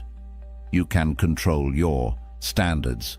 You can control your next move. That's your power. That's your freedom. Use it. There was a man named David who did everything right, or so he thought. He texted back within seconds, every single time. He explained his feelings in paragraphs. He shared his deepest childhood wounds on the third date because someone told him, vulnerability creates connection. He was always available, always accommodating, always trying to prove his worth through words. And after 6 months of this exhausting performance, she told him something that shattered his entire understanding of relationships. You're too much. I need space. I don't think this is working. He was devastated, confused, angry even. He'd given her everything, total transparency, constant availability, emotional honesty. How could that be wrong? Here's what David didn't know. Marcus Aurelius, the most powerful man in the Roman Empire, never felt the need to over-explain himself. Yet empresses, senators, and common people hung on his every word. Epictetus, who started his life as a slave, commanded rooms without raising his voice. Seneca, despite immense wealth and influence, understood that true power came from what you didn't say, not what you did. These men understood something profound about human psychology, about attraction, about respect, that our modern world has completely backwards. Today, I'm revealing 7 Stoic secrets that rewire how people respond to you, not manipulation, not games. Ancient masculine wisdom about presence, restraint, and the magnetic pull of a man who doesn't need constant validation. These aren't the secrets your dating coach told you. These are the principles that built empires and commanded respect for thousands of years. By the end of this video, you'll understand why silence is more powerful than explanation, why absence creates more attraction than presence, and why the less you need her approval, the more she'll seek yours. But here's the warning. The 7th secret is the one most men violate without even realizing it. And once you cross that line, attraction dies. Not slowly, instantly. If you've ever wondered why she pulled away after you opened up, why your honesty seemed to backfire, why the more you tried, the less she cared, stay with me. Because what the Stoics understood about women, about power, about human nature, is about to change everything. Let's start with the first secret. Jake made a simple mistake that cost him everything. He was 20 minutes late to dinner. Traffic was insane, his boss had kept him late, and his phone had died, so he couldn't text ahead. When he finally arrived, breathless and apologetic, she asked one question: "Where were you?" And then Jake did what most men do. He explained in detail. He described the traffic pattern on the freeway. He mentioned his boss's last-minute request. He showed her his dead phone. He provided timestamps, locations, a complete reconstruction of his evening like he was testifying in court. He thought he was being honest, transparent, proving he had nothing to hide. What he didn't see was her face change, not with anger, with something worse, disinterest. By the time he finished his 5-minute explanation, she'd already checked out mentally. 3 weeks later, she ended it. Her reason? "You're exhausting. I feel like you're always trying to prove something." Here's the first secret the Stoics understood. The best men don't defend themselves. They don't need to. Marcus Aurelius wrote, "The best revenge is to be unlike your enemy." In modern terms, when chaos comes at you in the form of a question, an accusation, a test, matching it with frantic explanation drags you into her frame. You become the defendant, she becomes the judge, and you've already lost. The Stoic path is calibrated brevity. When she asked where he was, Jake could have said 7 words. "Traffic was terrible. I apologize for being late." Then stop. Complete stop. No elaboration, no justification, no desperate attempt to be understood. That silence after his statement isn't weakness. It's a declaration of self-possession. Here's what happens in her brain when you do this. Humans are wired for narrative. That intentional gap, that unexplained space, creates mystery. And mystery creates engagement. Her mind begins working, filling in blanks, wondering about your calm confidence. You transform from the man seeking her approval into the puzzle she wants to solve. This isn't about being evasive or dishonest. It's about understanding that over-explanation broadcasts insecurity.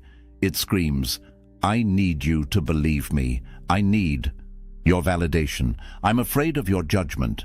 That fear? She can smell it from across the table. The Stoics called this handing your peace to fortune. You're surrendering your internal calm to the opinion of another person.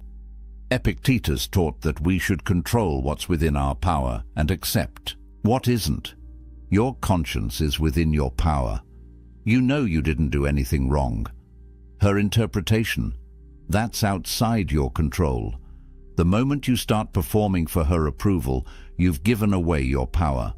Strong men answer with precision, and then stop. They don't fill silence with nervous chatter. They don't justify, defend, or plead their case. They state the truth calmly and let it stand on its own merit. That restraint, that refusal to seek validation, is what separates men who command respect from men who beg for it. Think about the people in your life who truly command your attention. Do they explain themselves constantly? Do they justify every decision? Or do they speak with such quiet conviction that you simply believe them? That's the energy of the unexplained. It's not arrogance, it's self-contained strength. Jake lost.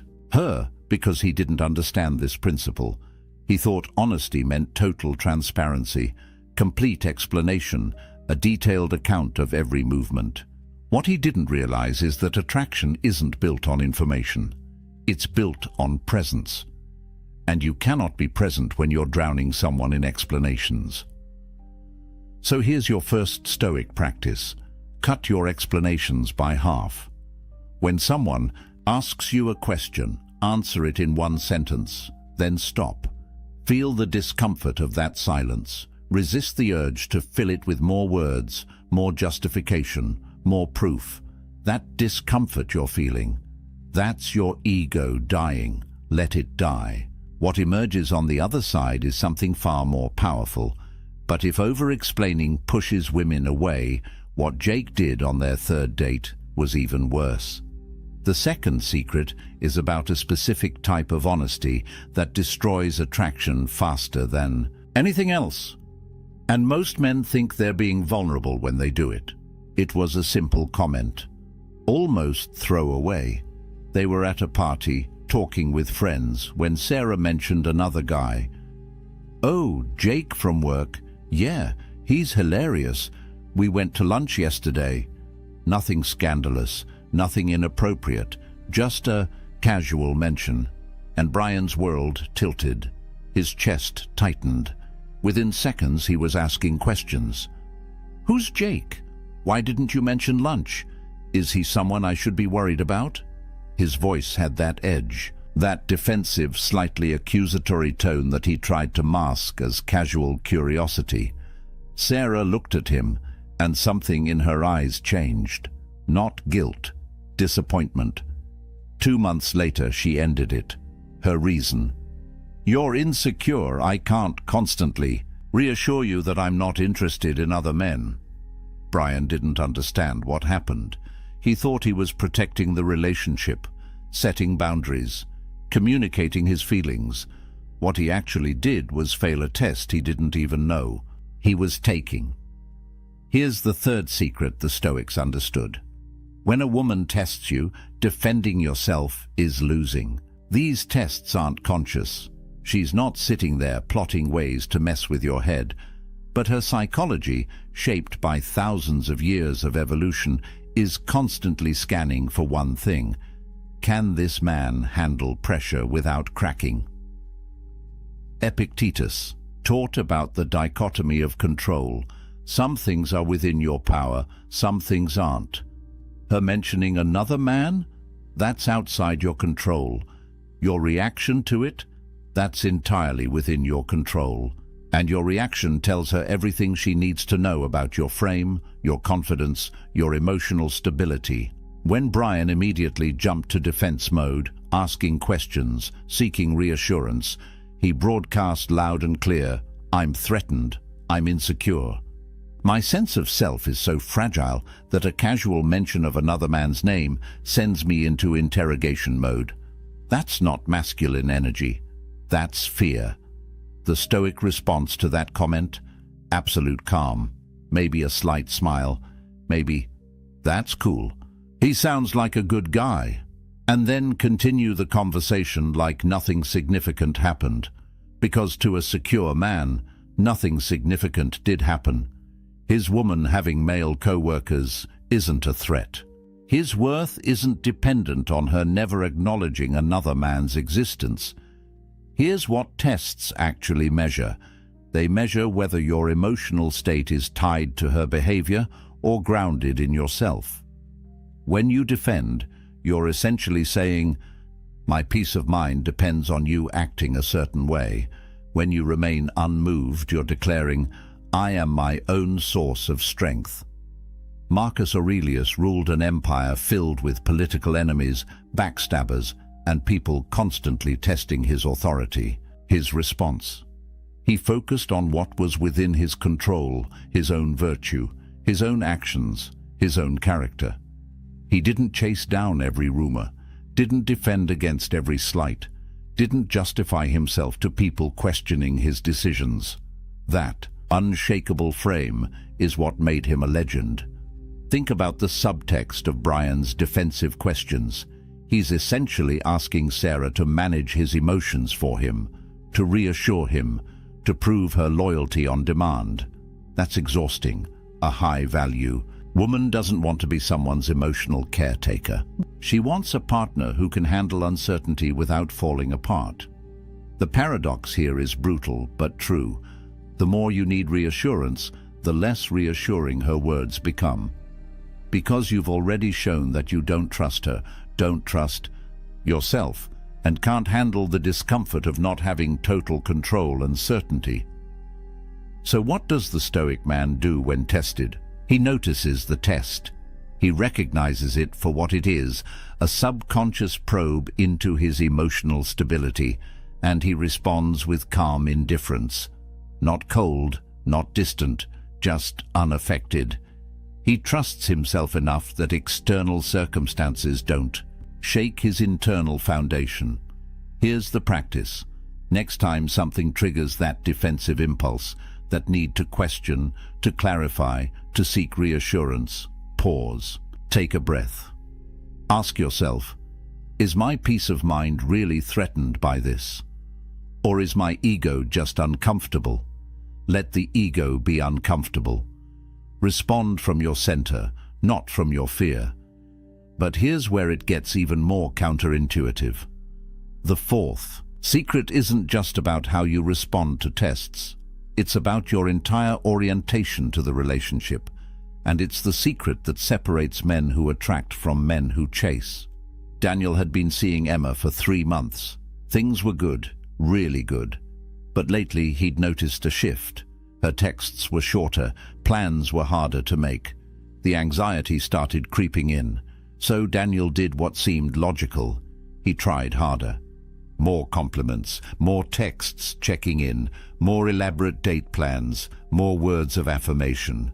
He was fighting to keep something he could feel slipping away, and the harder he fought, the faster she pulled back. Until one evening, she sat him down and said words that destroyed him. "I need space. This feels too intense. I think we should take a break." Daniel spent the next week in agony. He texted her long messages about how much he cared. He explained that he'd give her space, but he'd be waiting. He essentially communicated, "My happiness depends on you coming back. Without you, I'm not okay." She never came back. Here's the fourth secret, and it's the most counterintuitive one yet. The moment you need the relationship to work out, you've already lost it. The Stoics practiced something called premeditatio malorum, the premeditation of evils. They would imagine the worst possible outcome, sit with it, accept it, and then act from a place of freedom rather than fear. If you can truly accept the possibility that she might walk away, that the relationship might end, that you might be alone, then you stop performing. You stop contorting yourself into shapes you don't naturally inhabit. You stop trying to talk her into staying. And paradoxically, that's when you become most attractive. Neediness is the universal repellent. It doesn't matter how good-looking you are, how successful, how intelligent. The moment she senses that your emotional stability depends on her staying, attraction dies. Because neediness signals one thing: you don't believe you're enough on your own. Think about what Daniel actually communicated with his behavior. Every extra text, every elaborate date plan, every reassurance he offered was saying, "Please don't leave me. I need you to validate my worth. I'm not complete without you." That's not partnership, that's dependency. And no woman wants to be someone's entire source of happiness. Marcus Aurelius lost children, friends, allies. He faced constant political threats and personal betrayals. Yet he maintained his equanimity because he understood something fundamental. External circumstances are temporary and outside his control. His happiness came from within, from living according to his principles, from his character, not from whether people stayed or left. Here's the brutal practice. Imagine her leaving, right now. Picture your phone staying silent. Picture her with someone else. Picture yourself alone. Don't just think about it intellectually. Feel it. Sit with that discomfort until your breathing steadies, until you realize, deep in your bones, that you would survive, that you would adapt, that you would eventually be okay. Only when you've truly accepted that worst-case scenario can you enter the relationship from a place of genuine strength, because now your actions aren't motivated by fear of loss. They're motivated by authentic desire to connect. There's a massive difference. When you're detached from the outcome, something magical happens. You speak only when your words genuinely improve the silence. You contribute value, not seek validation. You're present when you're together, but you're equally fulfilled when you're alone. That energy, that self-sufficiency, is magnetic. Women have incredible intuition. They can sense when a man's happiness is contingent on their response. They can feel the weight of being someone's everything, and that weight kills desire. But they can also sense when a man is whole on his own, when he's choosing to be with her rather than needing to be with her. That's the energy that creates lasting attraction. Epictetus, who spent his early life as a slave, understood freedom better than most. He taught that true freedom comes from wanting what you have, not having what you want. Applied to relationships. Be with someone because you genuinely enjoy their company, not because you need them to complete you. Daniel lost Emma the moment he made his happiness dependent on her staying. If he had accepted the possibility of loss, if he had remained grounded in his own worth, if he had continued living his purpose regardless of her distance, there's a good chance she would have come back. Because detachment isn't coldness, it's confidence, and confidence is the ultimate aphrodisiac. Here's your practice. Every morning, remind yourself that you are whole, complete, valuable, with or without her. Let that truth sink into your bones. Act from that place of fullness, not from a place of lack. But detachment is only half the equation. The fifth secret is about what you choose to reveal about yourself. And it's where most men make a fatal mistake. First date. The conversation was flowing. Alex felt the connection building. So when she asked about his past relationships, about his dreams, about his childhood, he opened up, completely. He told her about his failed business venture, his complicated relationship with his father, his travel plans for the next 5 years, his insecurities about his career, his workout routine, his favorite books, his political views, everything. By the end of the night, she knew more about Alex than some of his closest friends. He thought he was building intimacy through honesty. He drove home feeling good, confident he'd made a real connection. She never texted back. Alex couldn't understand it.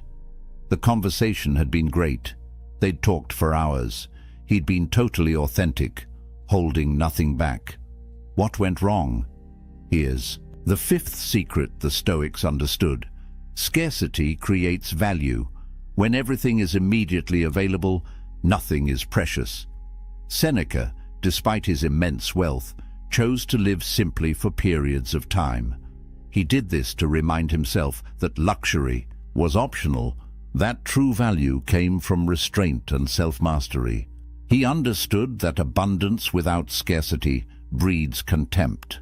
Apply this to personal disclosure. When you reveal everything about yourself on the first date, you eliminate mystery, you remove intrigue, you give her brain nothing to work with, nothing to imagine, nothing to wonder about. The story is complete. There are no chapters left to discover, and humans are wired for narrative. We're drawn to stories that unfold over time, not stories that are dumped on us all at once. Think about your favorite TV series. What keeps you watching? The slow reveal, the mysteries that build, the questions that get answered gradually. Imagine if the first episode gave you every plot point, every character backstory, every twist and turn. You'd stop watching. There's nothing left to discover. That's what Alex did. He gave her the entire season in one episode, and her brain, designed to seek novelty and invest in gradual discovery, simply lost interest. There was no reason to come back. She already knew everything. The Stoic man parcels out his story strategically, not because he's playing games, but because he understands that connection is built on gradual investment. One meaningful childhood memory per month.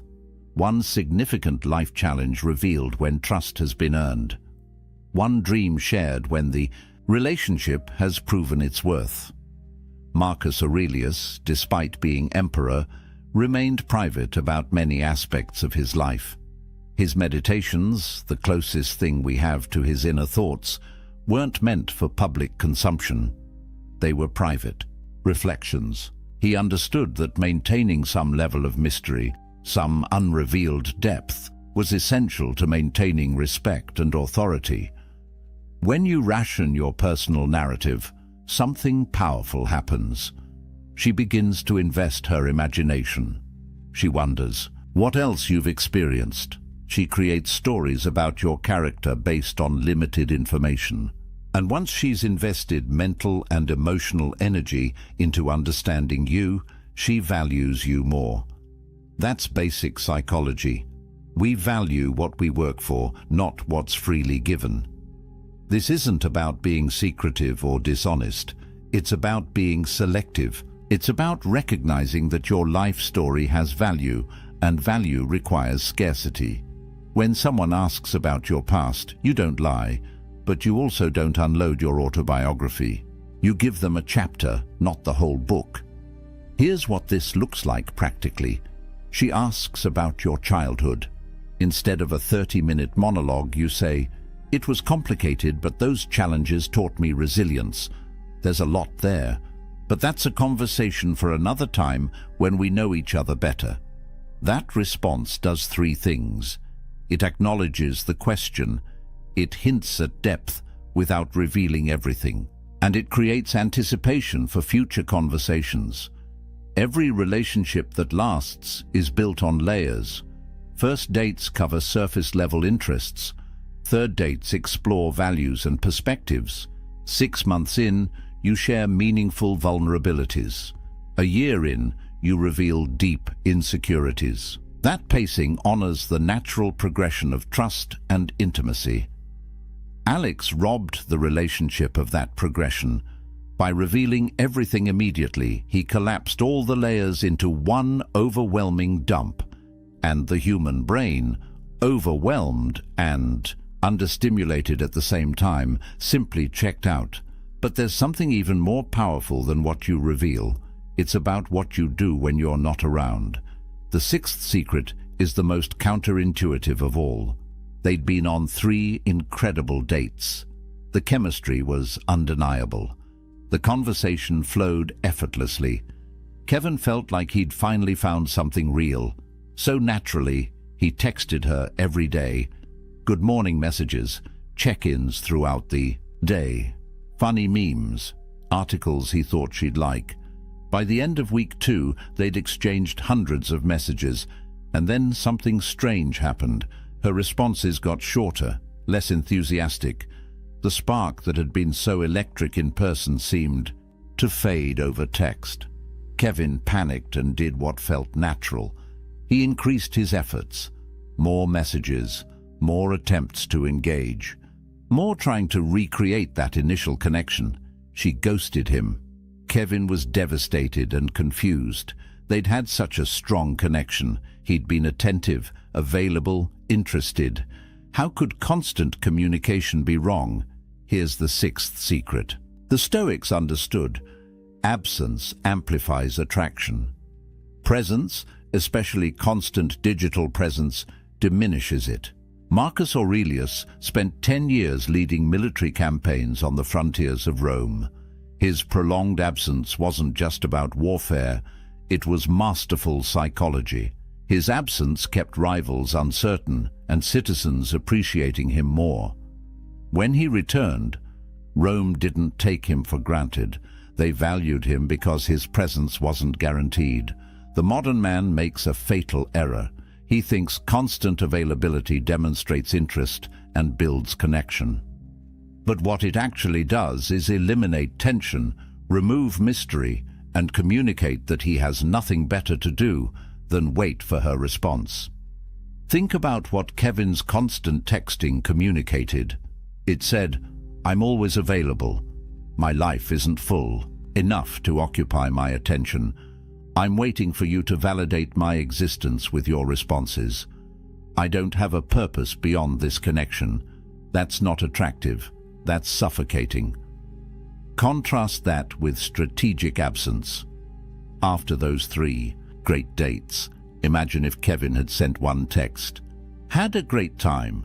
I'm heading out of town this weekend with friends. Talk to you next week." Then complete radio silence. No breadcrumb texts, no social media updates, just absence. What happens in her mind during that vacuum? She replays the dates. She wonders what he's doing. She notices the space where his attention used to be. She might even miss him. Her imagination fills the void, often with narratives more compelling than reality. And when he returns on Monday, calm and grounded, not explaining or justifying, just genuinely glad to reconnect, his value has increased. But here's the critical distinction. Strategic absence only works when you leave on a high note. If you disappear after an argument or a negative interaction, your absence reads as sulking or punishment. The Stoic understands that every action must be rooted in self-possession, not manipulation. Seneca practiced voluntary discomfort. He would periodically remove himself from luxury to remind himself it was optional. He understood that absence, and scarcity breed appreciation. What's always available becomes background noise. What's occasionally absent becomes valued. This isn't about playing hard to get. That's manipulation rooted in insecurity. This is about having a life so full, so purposeful, so engaging that constant communication isn't possible or necessary.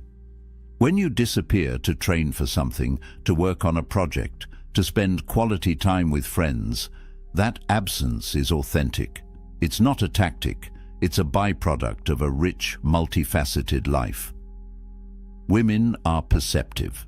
They know the difference between a man who's strategically unavailable and a man who's genuinely busy building something meaningful.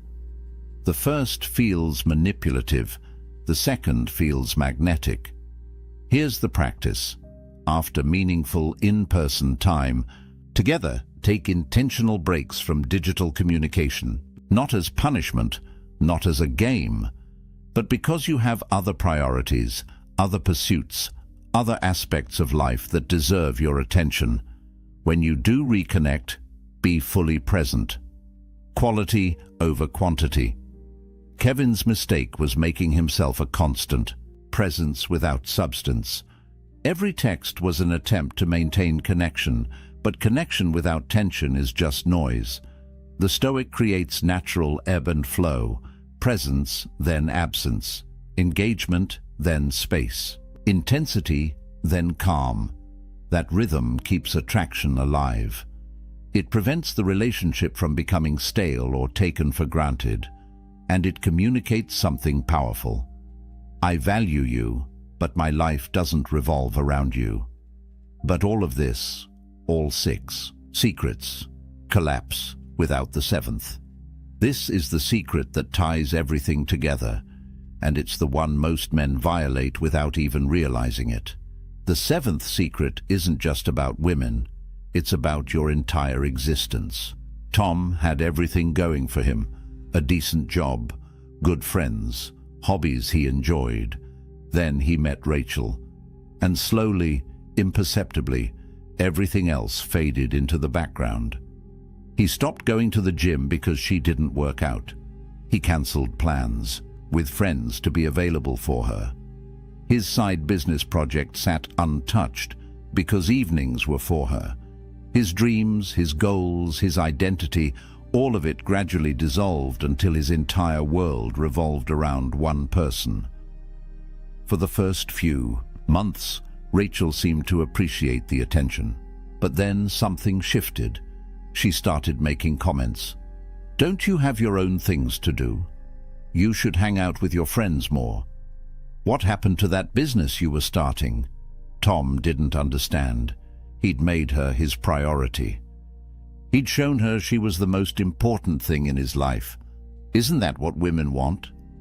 6 months in, she ended it. Her reason gutted him. "I fell in love with someone who had a life. Now you're just someone who revolves around mine. I don't want to be your whole world. It's too much pressure." Here's the seventh and most critical secret the Stoics understood. The moment you make another person your life's purpose, you become a burden to them and a stranger to yourself. The Stoics lived for virtue, for contribution, for mastery of their craft.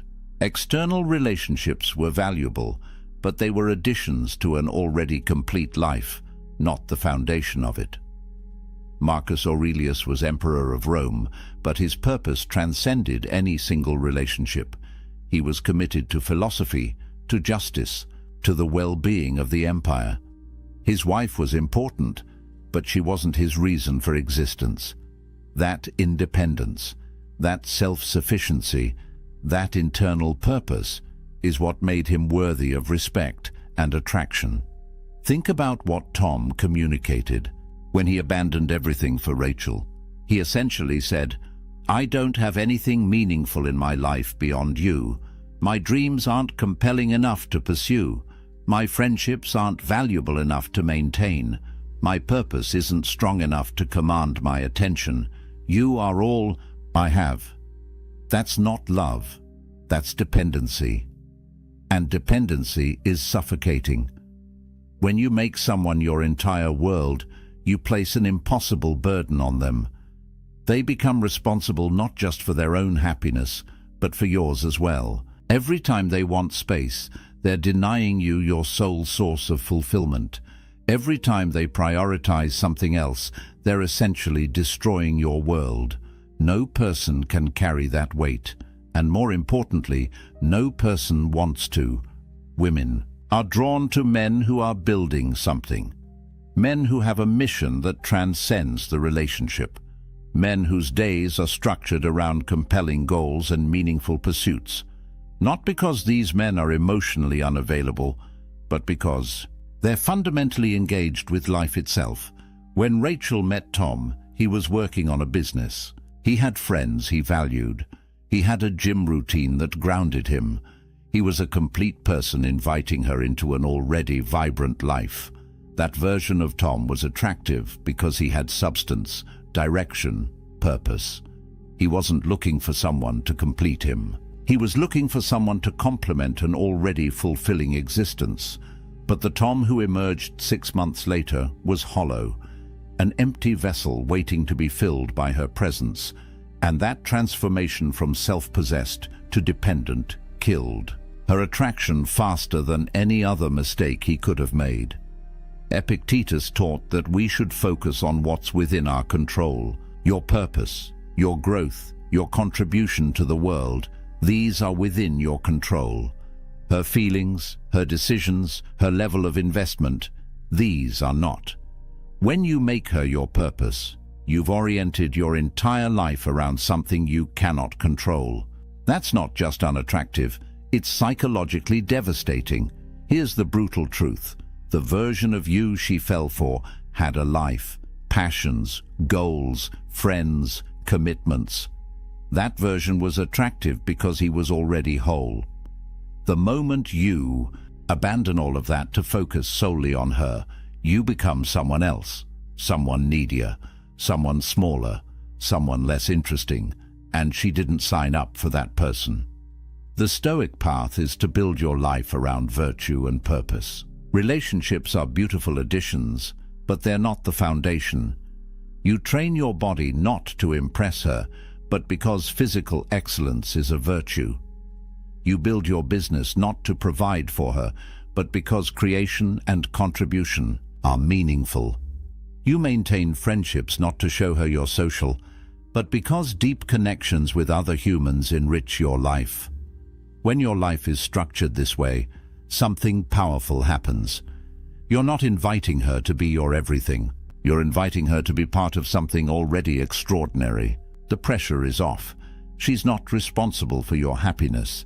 She gets to add to it, not create it from nothing.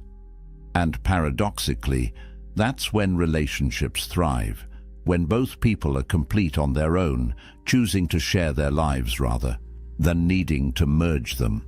When you have a silent purpose, a mission that commands your attention and energy, her presence becomes a beautiful bonus, not a desperate necessity. Tom lost Rachel the day he made her his world. If he had maintained his business, his friendships, his gym routine, his identity, she would have felt drawn to be part of that world, not burdened by being all of it.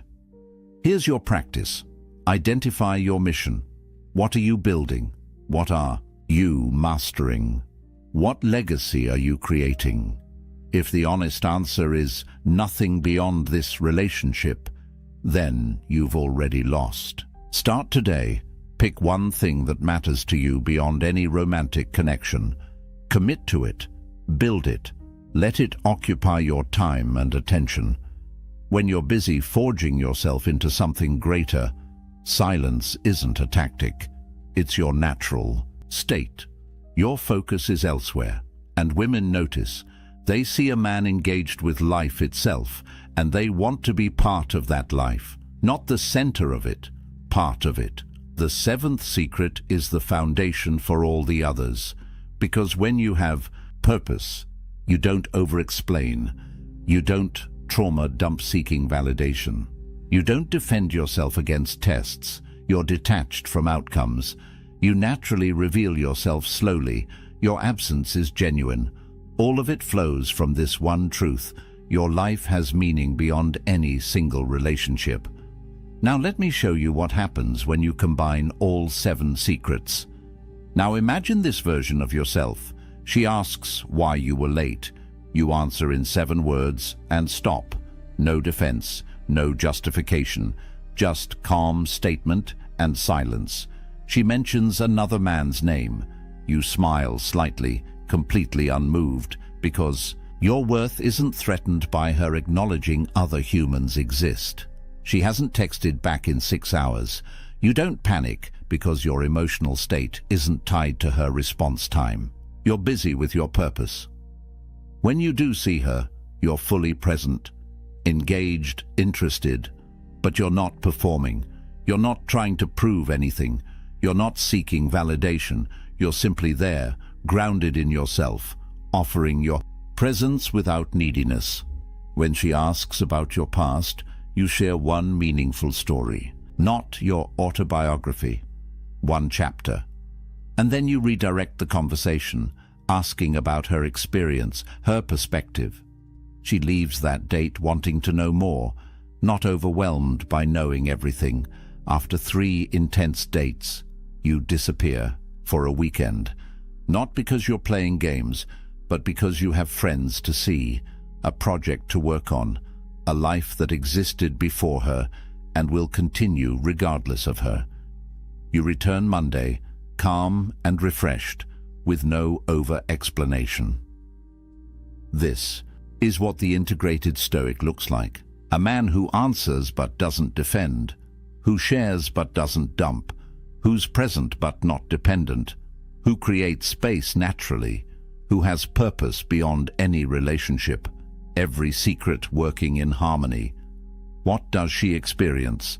A man who is simultaneously engaged and independent, open yet mysterious, available yet not needy, present yet self-contained. That polarity, that balance, is magnetic.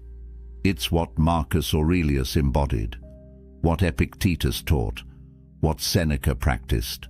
This isn't about manipulation or tactics. It's about genuine self-mastery.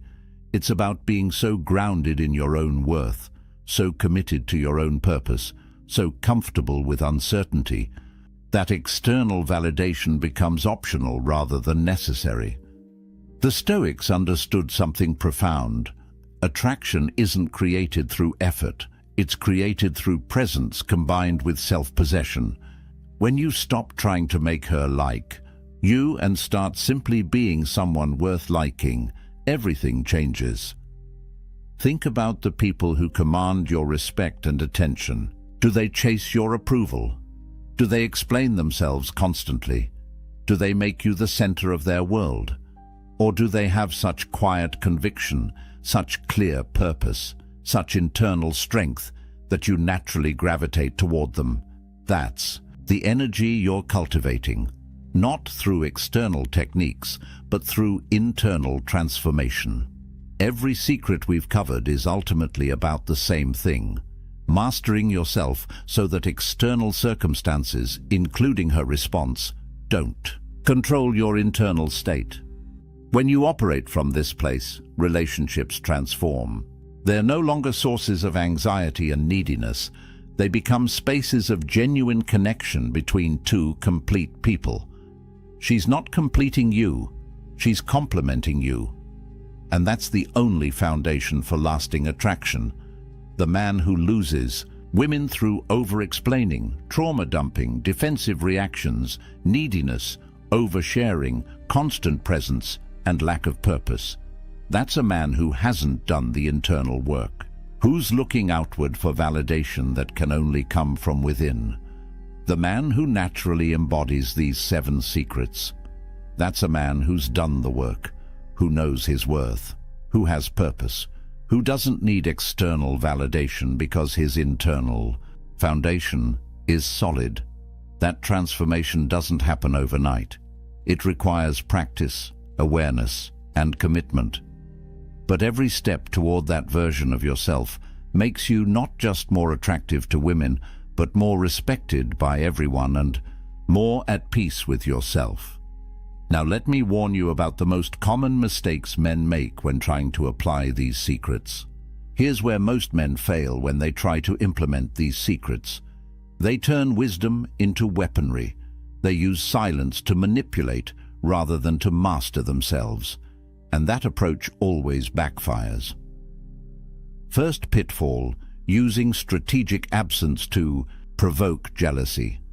You disappear not because you're living your life, but because you want her to feel anxious, to wonder, to chase. She will sense this immediately.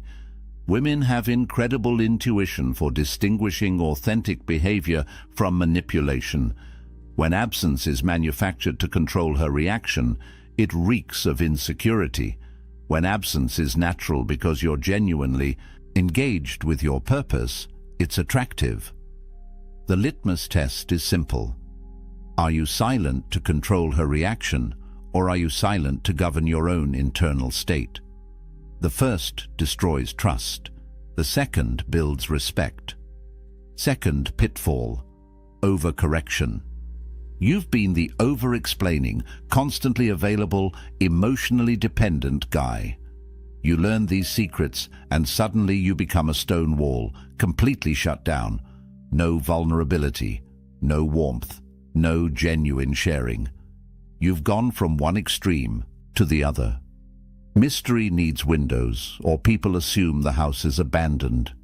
The Stoic isn't emotionally unavailable. He's emotionally selective. He shares, but with intention. He's vulnerable, but at appropriate times with earned trust. There's a massive difference between being measured and being closed off. Balance is the key. Offer one genuine compliment per date. Not a barrage of flattery, but one specific, observed appreciation. Share one meaningful thought or experience, but not your entire psychological history.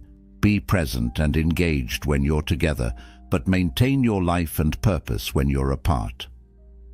Third pitfall: applying these secrets from a place of fear rather than abundance.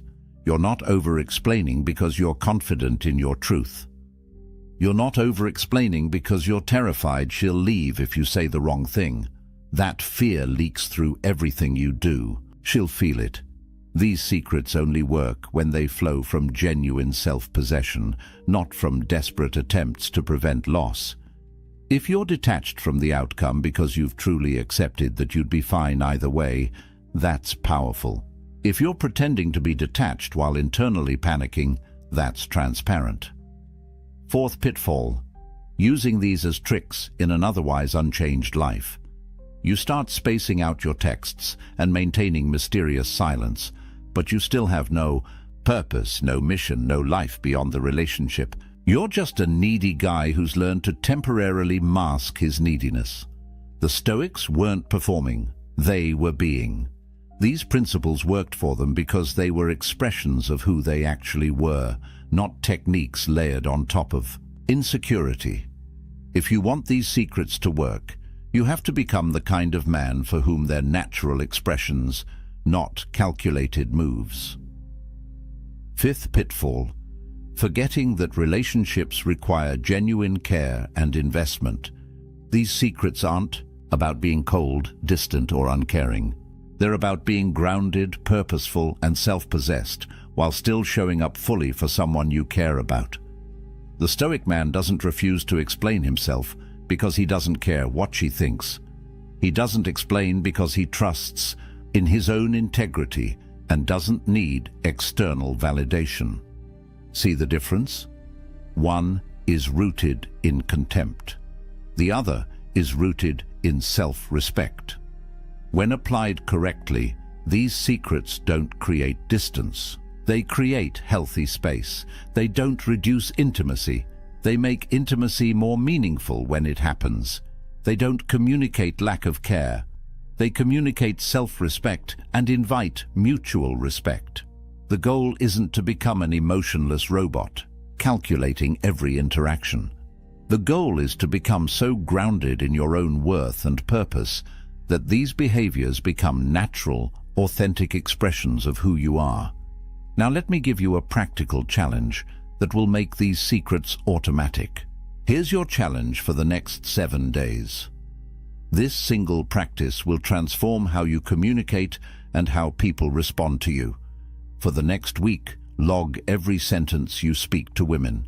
Whether it's a romantic interest, a colleague, a friend, doesn't matter. Track it. You can do this mentally if you're disciplined, or for maximum impact, write it down at the end of each day.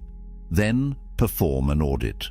Go through everything you said and cut out any sentence that sought validation, explained unnecessarily, justified your actions, repeated something for emphasis, or defended yourself without being directly challenged. Count how many sentences survive. Your goal is to reduce your word count by 30% by the end of the week. This isn't about being rude or withholding. It's about eliminating the psychological leakage, the insecure chatter that dilutes your presence and undermines your frame. Day 1, you'll be shocked at how much you say that serves no purpose except to seek approval or manage someone else's perception. Day 3, you'll start catching yourself mid-sentence. Day 5, the silence will feel more comfortable. By day 7, you will have fundamentally rewired how you communicate. And here's what you'll notice. The space you create through intentional silence generates a different kind of energy. People lean in more, they listen more carefully, they value your words more because they're not drowning in them. That tension, that deliberate economy of speech is often more powerful than any words you could say. Track 3 specific metrics. First, how many times did you over-explain when a simple answer would have sufficed? Second, how many times did you share information seeking validation rather than contributing value? Third, how many times did you defend yourself against questions that weren't actually attacks? Those 3 patterns, over-explaining, validation-seeking, and unnecessary defending, account for probably 70% of the words that undermine your attraction and respect. Cut them, and you've transformed your entire presence. By Friday, you'll feel different, calmer, more centered, more self-possessed. You'll have stopped leaking energy on words that serve no real purpose, and women will feel it. The shift will be palpable. Conversations will have more weight. Your silence will command attention. Your words will land with impact. This isn't theory. This is practical transformation. 7 days. Track, audit, cut. That's it. Simple, but not easy. Because you'll be fighting every conditioning you've received about communication, about sharing, about proving yourself through words. But here's the truth the Stoics understood. Most talk is noise. Most explanation is insecurity. Most words dilute rather than amplify. The man who speaks less but means more commands the room. The man who can sit in silence without discomfort projects strength. The man whose words are scarce becomes someone people actually listen to. So take the challenge. 7 days, 30% reduction, and watch how everything changes. But there's one more thing. One single sentence that will make this magnetic silence automatic and effortless. Here is the single sentence that makes everything we've covered automatic. Every morning, before you engage with the world, before you pick up your phone, before you interact with anyone, recite this. My worth is non-negotiable. Explanations are optional. Say it out loud. Put it in your phone as a daily reminder. Write it on a card you see every morning. Let it sink into your subconscious. Because when you truly internalize that your value is inherent, not contingent on external validation, the compulsive need to justify yourself simply quiets down. Explaining becomes a choice, a conscious decision to add clarity when it serves mutual understanding, not a desperate reflex born from fear of judgment. That single shift, that one reframe, rewires every interaction that follows. Your worth is non-negotiable. You don't have to earn it through perfect explanations. You don't have to prove it through constant availability. You don't have to defend it against every test. It simply is. And explanations? Optional. You can offer them when appropriate, but you don't owe them to anyone as proof of your value. Let's bring this full circle. Remember David from the beginning? The man who texted back instantly, explained everything in paragraphs, shared his deepest wounds early, and made her his entire world. He lost her because he violated every single secret we've covered. But imagine a different David, one who answers questions briefly and calmly, who processes his pain privately before sharing it intentionally, who remains unmoved by tests because his frame is solid, who's detached from outcomes because he knows he's complete on his own, who shares his story gradually, creating intrigue, who disappears naturally because he's building something meaningful, who has a purpose that transcends any relationship. That David doesn't lose her, because the David isn't performing for her approval. He's living from a place of genuine self-mastery, and that energy, that quiet strength, that self-contained power is what attraction is actually built on. You now have the blueprint, 7 Stoic secrets that ancient men understood and modern men have forgotten, the strength of the unexplained. Never trauma dumping early, stopping defensive reactions, detaching from outcomes, revealing yourself slowly, using strategic absence, building purpose beyond relationships. These aren't tricks. They're pillars of character that people instinctively recognize as solid. When you embody them, you stop chasing attraction and start commanding it. You stop seeking respect and start earning it naturally. You stop performing and start simply being someone worth knowing. Speak less, mean more, live with purpose, and watch as women, respect, and genuine connection flow toward you rather than away from you. The next move is yours. This isn't theoretical philosophy. This is practical transformation. Apply just one of these secrets this week. Choose the one that hit hardest. Put it into practice. Then come back and tell me what happened in the comments. If this video shifted something in you, share it with a friend who's still stuck in the cycle of over-explaining and under-living. Comment below which secret resonated most. I read every early comment because your engagement fuels this mission. Subscribe for weekly Stoic wisdom on relationships, purpose, and masculine development. The next video breaks down the specific words that destroy attraction and the exact phrases that build it. You won't want to miss it. Until next time, remember what the Stoics knew. True power doesn't announce itself. It doesn't explain itself. It doesn't defend itself. It simply is. Choose silence. Choose self-mastery. Choose strength. Now close this video, put down your phone, and go build something that matters. Rome wasn't built by men who double-texted. Neither is the life you actually want. Welcome back, my friends. Today we are diving into methods to make you unbreakable against women. The strongest men in history were not those who conquered armies, but those who conquered their own desires. Think about that for a moment. Imagine standing in a palace, marble pillars towering above you, gold ornaments glittering in torchlight. The emperor's lover walks past, known for her beauty, for her cunning, for her ability to bend men to her will. And yet she cannot break his composure. His gaze does not falter. His breathing does not change. He remains unmoved, as if her presence were nothing more than smoke drifting through the hall. What did these men know that we've forgotten? What secret strength made them immune to the very temptations that brought others to ruin?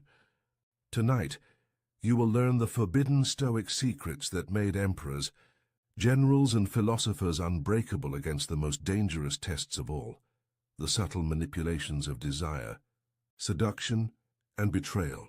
These are not stories of men who hid in ivory towers writing gentle poems. These are stories of men who ruled, fought, and endured, while the world around them burned with chaos and treachery. Stoicism was not a dry philosophy to be studied by scholars. It was a weapon, their shield forged in the fire of war and betrayal, polished in the courts of intrigue, and sharpened in the silent chambers of temptation. The men who lived by its principles did so not for comfort, but for survival. Because in their world, to be broken by passion or to be owned by desire meant the loss of power, the loss of freedom, and in many cases, the loss of life itself. These secrets were whispered among emperors who faced conspiracies in their own bedrooms, among generals whose wives and mistresses were courted by enemies, eager to twist loyalty into treason, among philosophers who walked through the markets of Rome, mocked and tempted, yet never once bowed their heads in shame. And while the centuries have passed, the truth has not changed. The methods they practiced, the rituals they performed, and the discipline they wielded remain as deadly effective today as they were 2,000 years ago. In this video, you will uncover 7 rarely revealed practices, principles so brutal, so uncompromising, that they carved into men a strength no woman, no betrayal, no temptation could break. These were not gentle affirmations. They were cold disciplines, designed to strip away weakness and reveal the core of a man who could not be manipulated. You will hear of the emperor who trained his gaze to see the soul rather than the skin, of the general who prepared daily for betrayal so that not even his wife's treachery could move him, of the philosopher who, as a slave, laughed in the face of mockery and later counseled the very people who once humiliated him, of the soldier who endured public shame in silence, and in that silence found more power than any words could ever give. Each of these lessons comes from the crucible of history. They are not theories. They were tested by men who faced the sharpest daggers and the cruelest temptations. By the end of this journey, you will not simply know what Stoicism is. You will hold in your hands the very tactics that made the greatest men in history mentally unbreakable. So ask yourself, are you ready to stand where they stood? To face the same fire and come out forged into something harder than iron? Then listen closely, because the 7 brutal Stoic secrets are about to be revealed. In the private chambers of Marcus Aurelius, the night was never without tests. Behind the polished marble doors, servants whispered, and messengers slipped in with subtle agendas. Among them were courtesans, women chosen for their beauty and sent to tempt the emperor into weakness. They were not gifts of pleasure. They were weapons, sharpened by rivals who understood that the fall of a man often begins with his gaze. Marcus Aurelius did not shield himself from these trials. Instead, he confronted them with discipline that few could imagine. He trained his eyes never to linger. A fleeting glance could become a chain, a spark that grew into fire. To him, desire was not passion. Desire was enslavement, the beginning of a ruler's decline. He believed the battle for mastery did not start on the battlefield or in the Senate chamber. It began with perception, in the simple act of looking. If you allowed your eyes to be pulled, you had already surrendered ground. The man who could not control his gaze could not control his life. Modern men think they are immune to this test, yet they are surrounded by it constantly. The glow of a screen filled with images designed to seize attention. The lingering glance at beauty in the office, on the street, or across a crowded room. Each moment of weakness is a thread, and enough threads woven together will bind a man in chains. Marcus understood what many forget. To be unbreakable, you must master the smallest of choices. The first step before desire takes root. He did not avoid women, nor did he fear them. He simply saw through the surface. He looked upon people not as flesh meant to seduce, but as souls bound by the same mortality and flaws as himself. There was a ritual he practiced in silence every morning. Before the sun rose, before Rome stirred awake, he would sit alone and remind himself, see the soul, not the skin. This vow was not a whisper of morality, but a declaration of power. For the man who sees beyond the surface can never be owned by it. The emperor's gaze was more than discipline. It was armor, an unbreakable shield against the most ancient form of manipulation, and that is the first secret. If you can master your eyes, you will master yourself. In the annals of Rome, there is a story of a decorated general, a man who had led legions across the frontiers and returned victorious. Yet the most dangerous battle he ever faced was not against barbarians or rival armies. It was within his own household. Whispers reached him that his wife, a woman of noble birth, had been conspiring with his political rivals. Not only her affection, but her loyalty had shifted into betrayal. For most men, such news would unleash fury. Rage, humiliation, and the thirst for revenge would consume them. Many leaders before him had executed wives, lovers, even friends for less. But this general did something different. He had prepared for this moment long before it arrived. Each morning, before donning his armor, he practiced what the Stoics called premeditation malorum, the premeditation of evils. He imagined betrayal as inevitable. He pictured his closest allies abandoning him, his family turning against him, his soldiers failing him. By rehearsing these calamities in his mind, he stripped them of their power. When they happened, they no longer shocked him. So when the whispers became proof, he felt no tremor of surprise, no tightening of the chest, no consuming fire of vengeance. Instead, he regarded the betrayal as nature itself, as common as a storm breaking across the sea. To expect loyalty without fail, he believed, was to live in a fantasy. To expect betrayal was to live in truth. This mindset turned his enemy's weapon into dust. The plot they believed would unmake him did nothing. In fact, he went further. He confronted the rival who had gained his wife's favor, not with wrath but with composure. And in an act that stunned the Senate, he promoted the man to higher office. It was not weakness. It was dominance. For in that moment, he showed that no insult, no conspiracy, no theft of affection could disturb his reason. He ruled not by force of passion, but by mastery of self.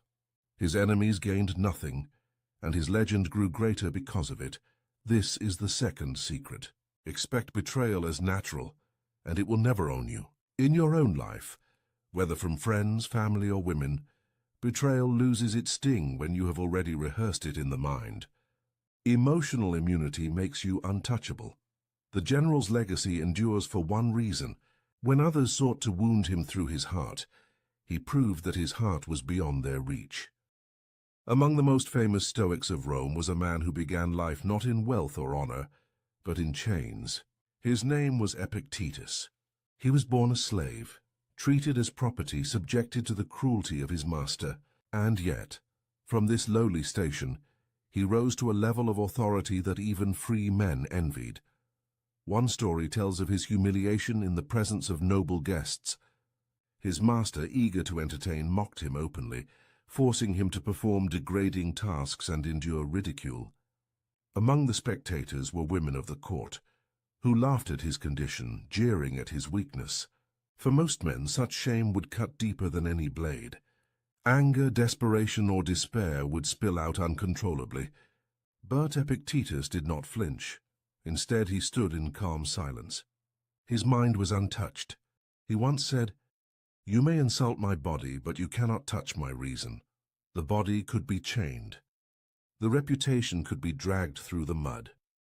But the inner fortress of thought, that domain remained sovereign. This was the core of his philosophy. True power is not measured by possessions, approval, or reputation. It is measured by the mastery of one's own mind. For while fortune can strip away status, wealth, or even freedom, it cannot touch the reasoning faculty unless you surrender it willingly. This truth makes a man invincible. Because if your worth is not tied to the praise of others, then insults carry no weight. If your identity is not built on possessions, then loss cannot destroy you. If your peace is not dependent on another's affection, then rejection cannot move you. In modern life, this remains the most brutal test. Insults, rejection, and the subtle games played to provoke emotion are constant. Many men crumble when mocked, or when a woman withholds approval. They lash out, they beg, or they retreat into self-doubt. But the man who understands Epictetus's lesson remains untouchable. He knows that his value is not something given by others, and therefore cannot be taken away by others. Epictetus endured slavery, scorn, and humiliation, yet never surrendered his calm. And when he was finally freed, something remarkable happened. The same society that once laughed at him now sought his wisdom. Women of Rome, who had once ridiculed the slave, later came quietly to his lectures, seeking counsel on how to endure their own trials. The man who began life with nothing ended with influence greater than kings, not because of what he owned, but because of what he could never lose, the mastery of his own mind. That is the third secret. A man who builds his self-worth on the unshakable foundation of reason is a man who can never be owned.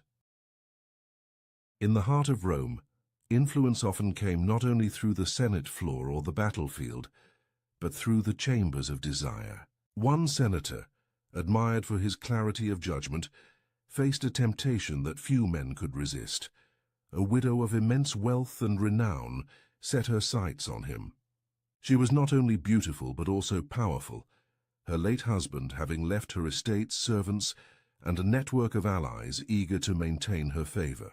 Many men competed for her attention, each hoping to secure her fortune and the influence that accompanied her hand. She approached the senator with an offer that seemed impossible to refuse. Riches beyond measure, estates that could guarantee his children's prosperity, influence in the Senate through her allies, and companionship with a woman whose beauty was spoken of in whispers. Most men would have seen this as fortune smiling upon them. Most men would have surrendered, but this senator understood something deeper. He saw what others did not. Her offer was not freedom, but a chain. For the man who needs another's wealth, another's beauty, or another's influence no longer rules himself. He is ruled by what he craves. The senator's response was short but unforgettable. To need her is to be owned by her. With those words, he declined her hand. No hesitation, no apology, no elaborate excuse. Just the clarity of a man unwilling to trade freedom for comfort. The widow was astonished. Accustomed to bending men with her offers, she turned her attention to others. And indeed other men fell. One senator accepted her wealth and soon found himself a puppet, his every vote in the Senate dictated by her will. Another sought her beauty, and when she withdrew her affection, he crumbled in disgrace. She destroyed them not with daggers or poison, but with chains of desire. The man who walked away remained unbroken. His independence became a legend, whispered as both a warning and a lesson. While others gained temporary pleasure and quick ruin, he preserved something far more valuable: sovereignty over himself. The Stoic principle here is brutal in its simplicity. Freedom means desiring nothing that enslaves you. It is not wealth itself that corrupts, nor beauty, nor influence, but the need for them. Once you believe you cannot live without these things, you have already surrendered your will. In modern life, the trap is no less common. Many men trade their freedom for transactional relationships, where wealth and beauty become bargaining chips. They accept terms that bind them, mistaking golden chains for fortune. Yet chains are chains, no matter how they glitter. The senator's refusal remains the lesson. To be unbreakable, you must walk away from anything that seeks to own you, no matter how tempting it appears. For what is gained in dependence will always cost more than it is worth. That is the fourth secret. The man who needs nothing cannot be owned by anyone. There is a tale from the late days of the Roman Republic, when intrigue flowed more freely than wine. A philosopher of great renown was invited to a banquet hosted by a woman whose beauty was matched only by her reputation for manipulation. She was known to ensnare men of power, drawing secrets from them under the influence of desire, and then using those secrets as weapons. At the feast, she presented the philosopher with a jeweled goblet of wine. The aroma was sweet, the color deep, but the cup was laced with herbs said to cloud the mind and inflame the body. It was not meant to honor him, but to bind him. Once weakened by passion, he could be blackmailed, controlled, even ruined. Most men in his position would have accepted without question. To refuse a drink in such company was an insult. To deny her was to risk offense, and perhaps even political retaliation. Yet the philosopher knew the truth. Pleasure that costs freedom is poison. He held the cup in his hand, studied it, and smiled politely. Instead of drinking, he set it aside. He asked for water, clear and untainted, and lifted it in a quiet toast. It was a small gesture, but one that spoke louder than any speech. He chose clarity over indulgence, freedom over desire, discipline over weakness. The hall fell into silence. The seductress's weapon had failed. Her scheme collapsed, not because of confrontation, but because the man she sought to trap refused to play the game at all. By denying the poisoned cup, he denied her power. This is the essence of Stoic wisdom. Not all pleasures are gifts. Many are traps, designed to enslave the will and bend the spirit. What appears sweet on the surface may carry within it chains that bind you tighter than iron. The modern world offers its own poisoned cups. They come not only in the form of lust, but in endless digital distractions, hollow indulgences and fleeting pleasures that steal hours, weaken focus, and erode resolve. Each one promises delight, but the cost is freedom. The man who accepts without discipline becomes dependent, ruled by cravings rather than reason. The philosopher's lesson is timeless. To remain unbreakable, you must examine every pleasure with suspicion. Ask not only what it offers, but what it demands in return. If it demands your freedom, your focus, or your self-respect, then it is no gift at all. It is poison.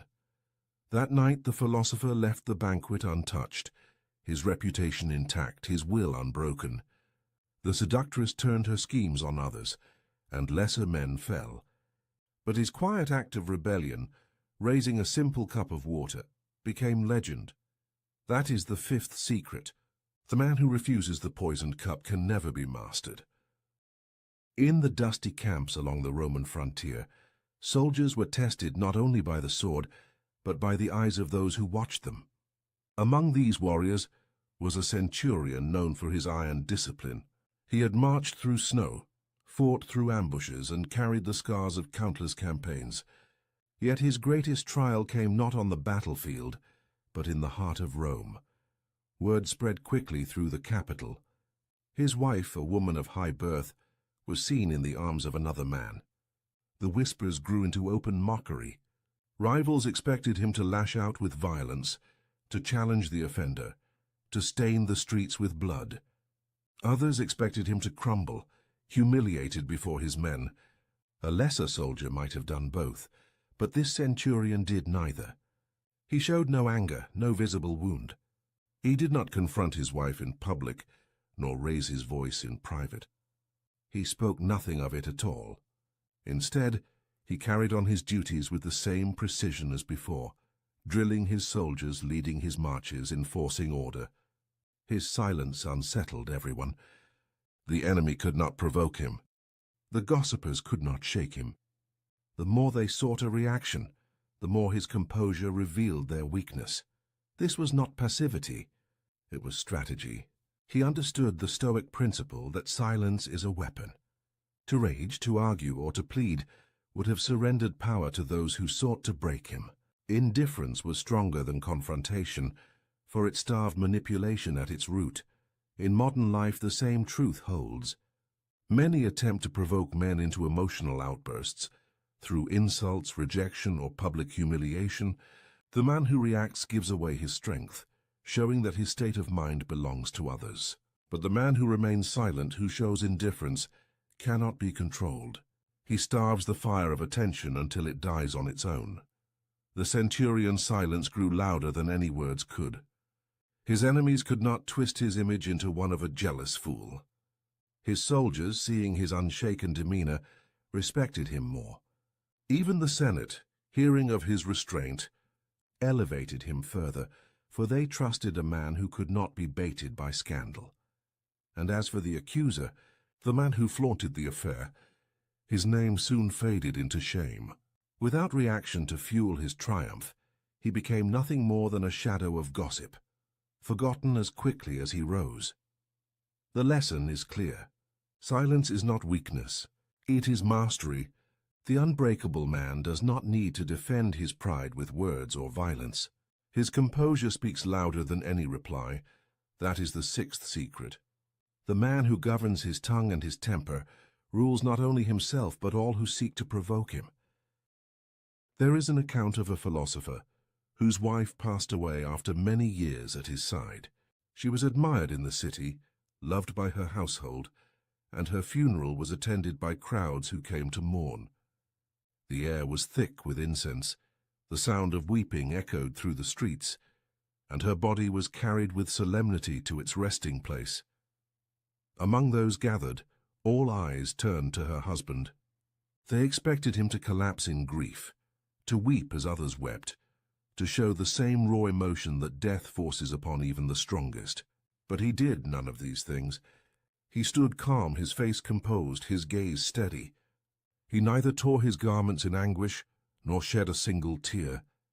His composure unsettled the mourners, who whispered that his heart must be made of stone. One man confronted him openly, mocking him before the crowd. "Do you feel nothing? Was she nothing to you, that you stand as if you have lost no one at all?"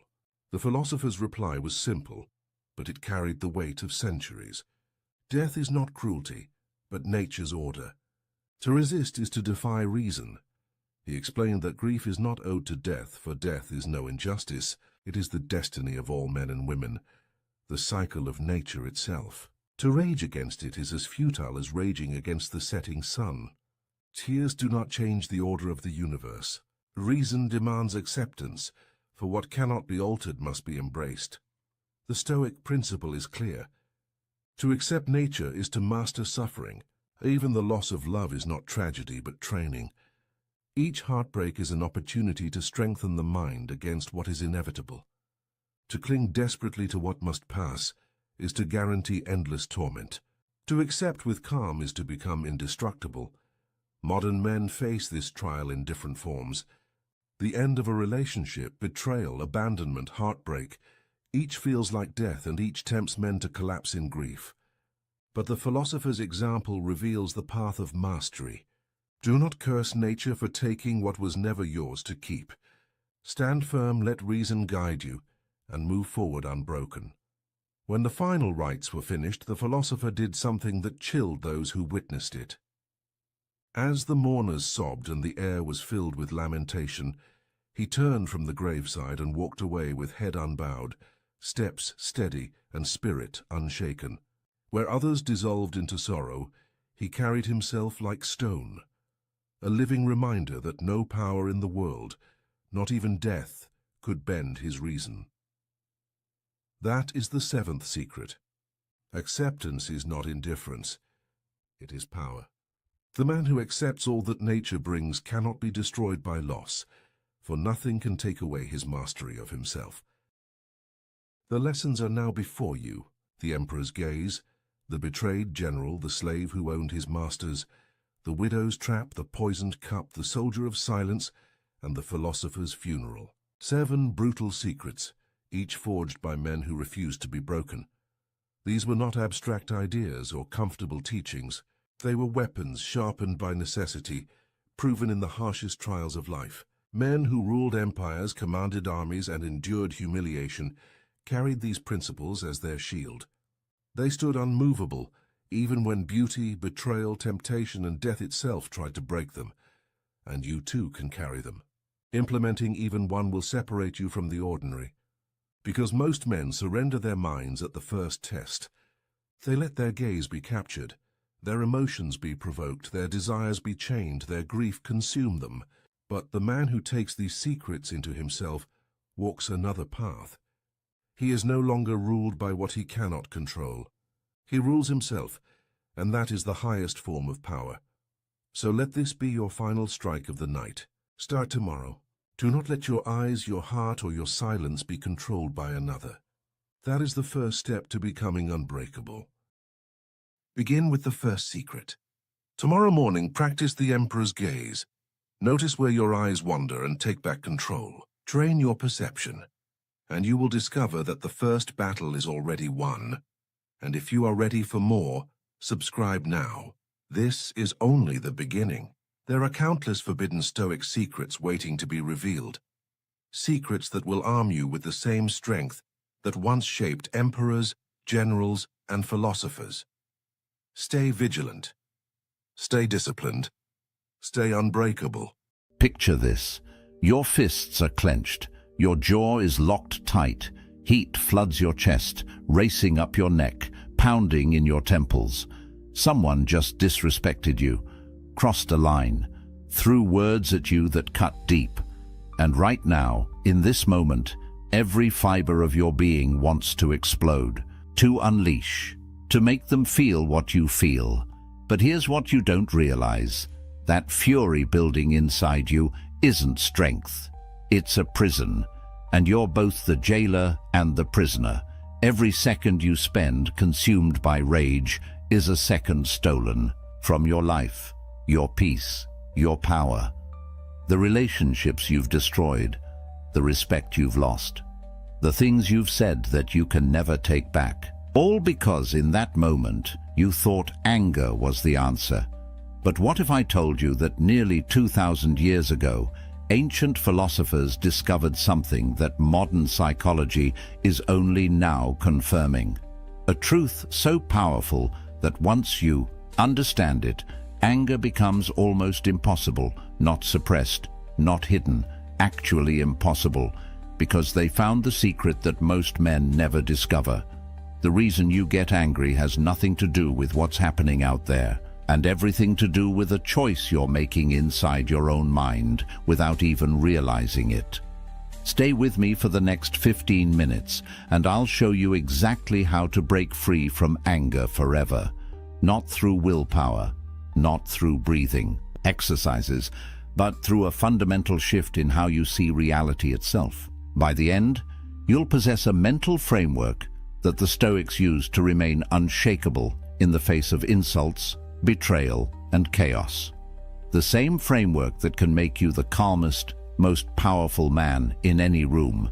Because once you understand this, you'll never be a slave to rage again. Here's the first truth that destroys everything you think you know about anger. You believe you're angry at them, at what they said, at what they did, at the disrespect, the betrayal, the injustice. You think the source of your rage is out there in the world, in their actions, in their words, in the unfairness of it all. But Epictetus, the Stoic philosopher who was born into slavery and became one of the wisest men in history, revealed something that shatters this illusion completely. He said that men are disturbed not by things, but by the views which they take of things. Read that again. Not by things, but by your view of things, your interpretation, your judgment, the story you tell yourself about what just happened. Think about this. Two men get cut off in traffic. Same situation. Same driver flipping them off as he speeds away. One man grips the wheel, blood boiling, heart racing, ready to follow that car and confront the driver. The other man simply shakes his head, maybe even chuckles, and continues his drive in peace. Same event. Completely different responses. Why? Because the event itself has no power. The power lies entirely in the judgment they make about it. The first man tells himself a story. This is disrespect. This is an attack on me. I need to defend myself. I need to make him pay. And with that judgment, with that interpretation, he creates his own prison. His body floods with cortisol. His rational mind shuts down. His entire day, maybe his entire week, is now ruined by a stranger he'll never see again. The second man makes a different judgment. That driver is probably having a terrible day, or he's late, or he's just reckless. Either way, it has nothing to do with me, and with that judgment, he remains free. This is the revolution that the Stoics handed us. You're never fighting them, you're always fighting your own mind. The battle isn't out there, it's between your ears. You are the one generating the anger, not through their actions, but through the meaning you assign to their actions. The moment you grasp this, everything changes. Because if you created the anger, you have the power to uncreate it. The prison door has been unlocked this entire time. You just didn't know you were holding the key. So if anger isn't coming from them, if it's coming from your own judgments, Then who actually controls this? That's where Marcus Aurelius enters, the most powerful man in the known world. Roman emperor, commander of armies, ruler of millions.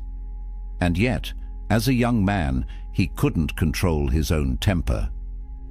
He writes in his personal journal, The Meditations, about his struggle with rage, about how he would become furious with his Stoic teacher Rusticus, about how close he came to losing control and doing something he would regret forever. Marcus knew the story of his predecessor, Emperor Hadrian, who in a moment of rage stabbed a slave through the eye with a writing stylus.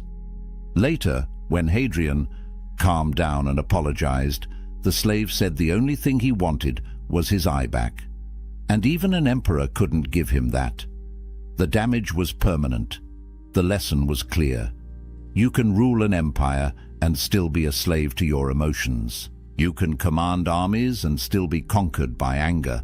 But Marcus discovered something that changed everything.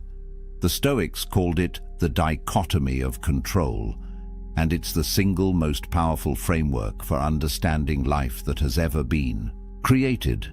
It's brutally simple. There are things you control, and there are things you don't control. That's it. And when you truly internalize this distinction, anger becomes nearly impossible. Here's what you actually control. Only 3 things: your thoughts, your judgments, your responses. That's the entire list. Everything else, every single other thing in this universe is outside your control. Other people's actions, their words, their opinions, the past, the future, outcomes, circumstances, traffic, weather, the economy, your body's aging, other people's respect. All of it, completely outside your control. Now here's the brutal truth. Almost all of your anger comes from trying to control things you cannot control. You're angry because someone disrespected you, but you cannot control what they say or think.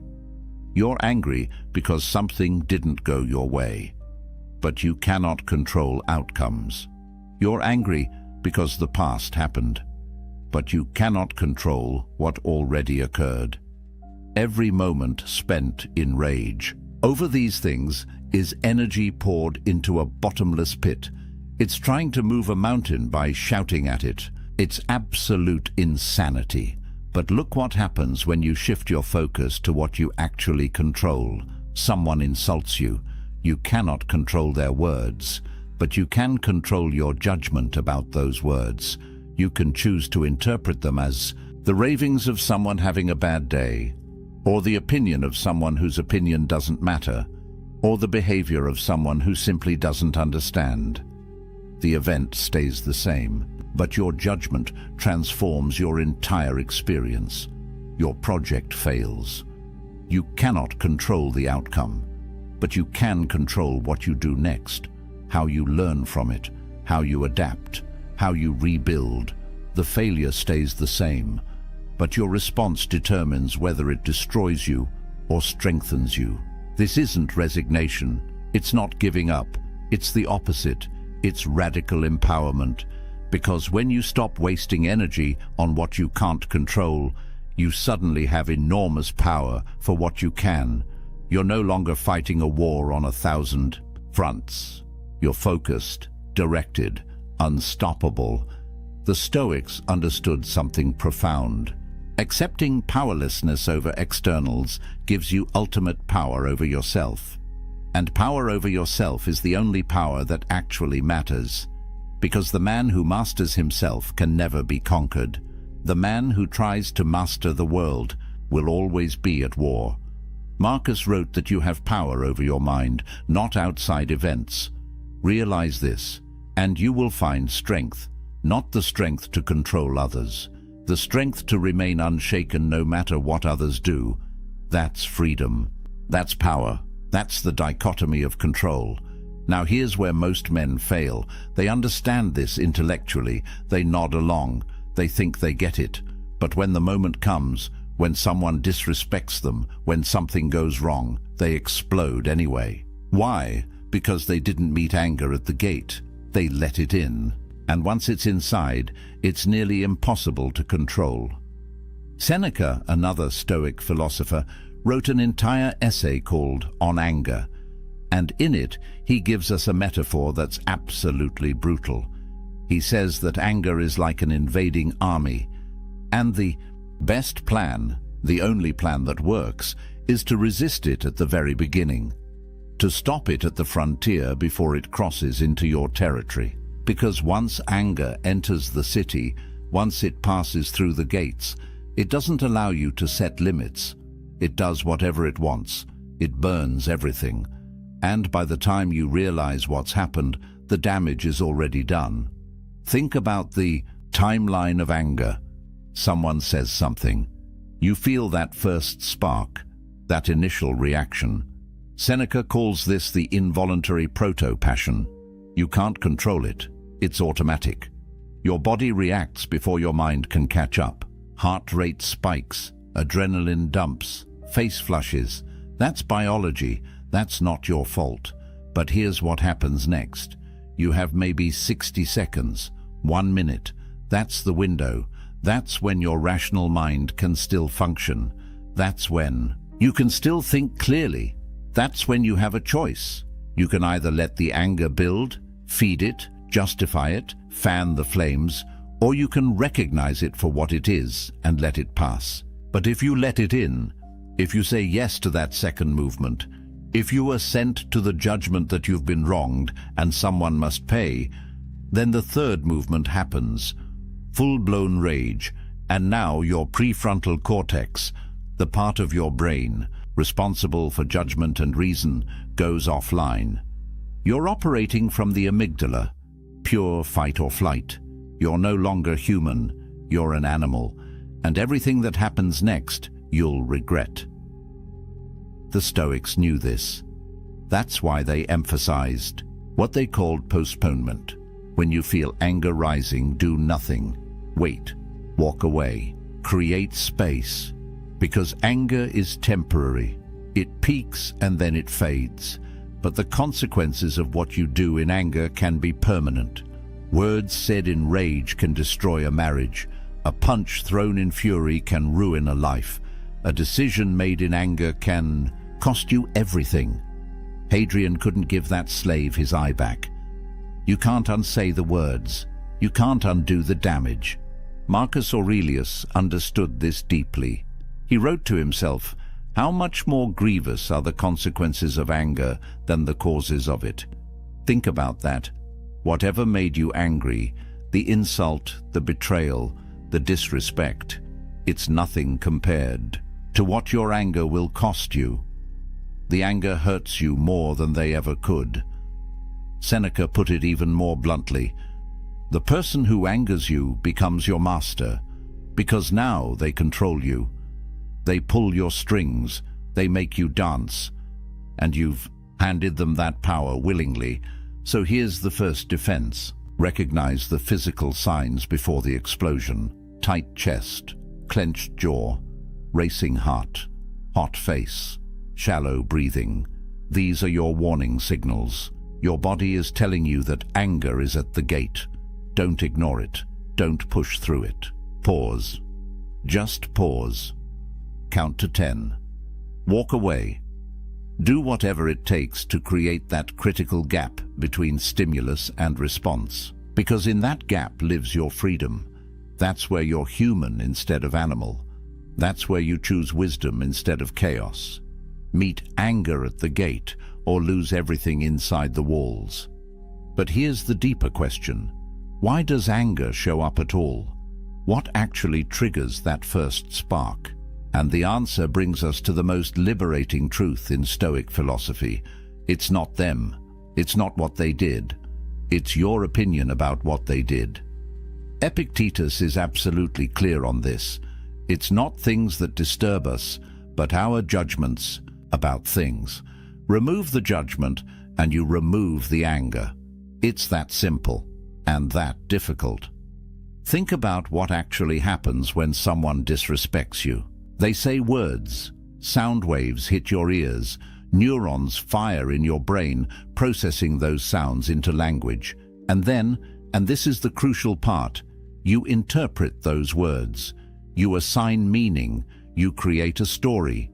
You tell yourself, this is disrespect. This diminishes me. This cannot stand. This demands a response. And with that interpretation, with that story, you create your anger. But here's what's wild. That interpretation isn't reality. It's just your opinion, your judgment, your chosen narrative. Someone else hearing the exact same words might interpret them completely differently. They might see desperation, or projection, or jealousy, or they might not care at all. Same words, different judgment, different emotional result. The words themselves are neutral. It's the meaning you attach that gives them power. So here's the practice. When someone does something that triggers you, catch yourself before you interpret. Before you create the story, before you assign the meaning, just observe the facts. He said these words. She did this action. That's it. No interpretation, no judgment, just raw data. Now watch what happens to your anger. Without the judgment, it has nothing to feed on. It dies before it's even born. Take a scenario. Your colleague takes credit for your work in a meeting. The fact is, he spoke words attributing the project to himself. That's observable reality. Now watch the judgments you could add. Judgment 1. He disrespected me. He stole from me. He's trying to undermine my career. This is an attack. Result: rage, resentment, a desire for revenge. Judgment 2. He's insecure about his own abilities. He needs validation. This says more about his weakness than anything about me. Result: pity, maybe mild annoyance, but no real anger. Judgment 3. In the long run, truth comes out. Good work speaks for itself. My reputation will be built on consistent results, not one meeting. Result: complete calm, strategic thinking about how to address it professionally. Same event. 3 completely different emotional results, based entirely on the judgment you choose. And make no mistake, it is a choice. It doesn't feel like a choice because you make it so quickly, so automatically, that it seems like the anger just happens to you.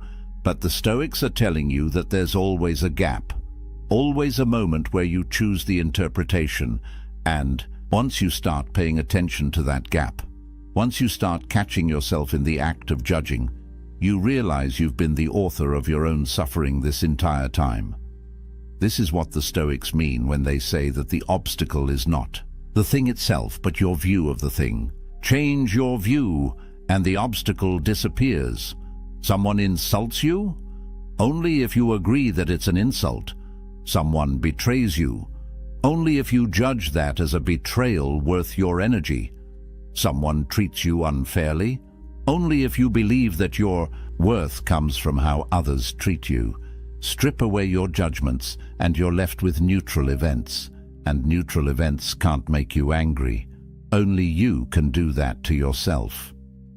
But the Stoics have one more tool to make this even easier. When you're in the middle of it, when you're triggered, when you can feel that anger rising, Marcus Aurelius gives you a visualization that changes everything.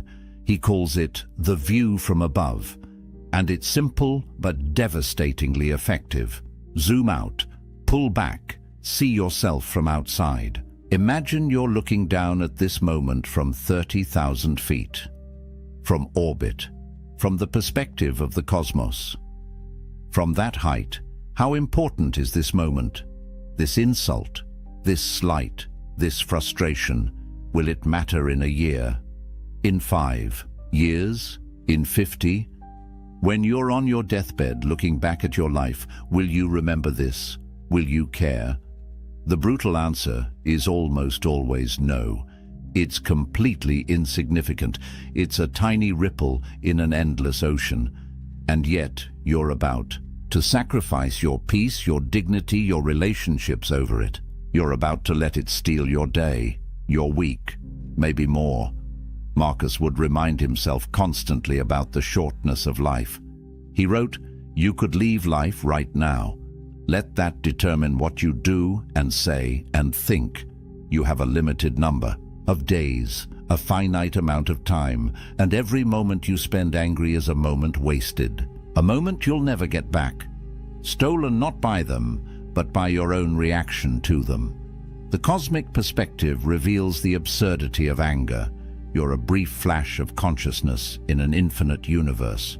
A few decades if you're lucky, and you're going to spend those precious moments raging over someone's opinion, over circumstances you can't control, over events that won't matter tomorrow. Here's another angle Marcus used: the impermanence of everything. That person who just disrespected you, they'll be dead soon. So will you, both forgotten, both dust.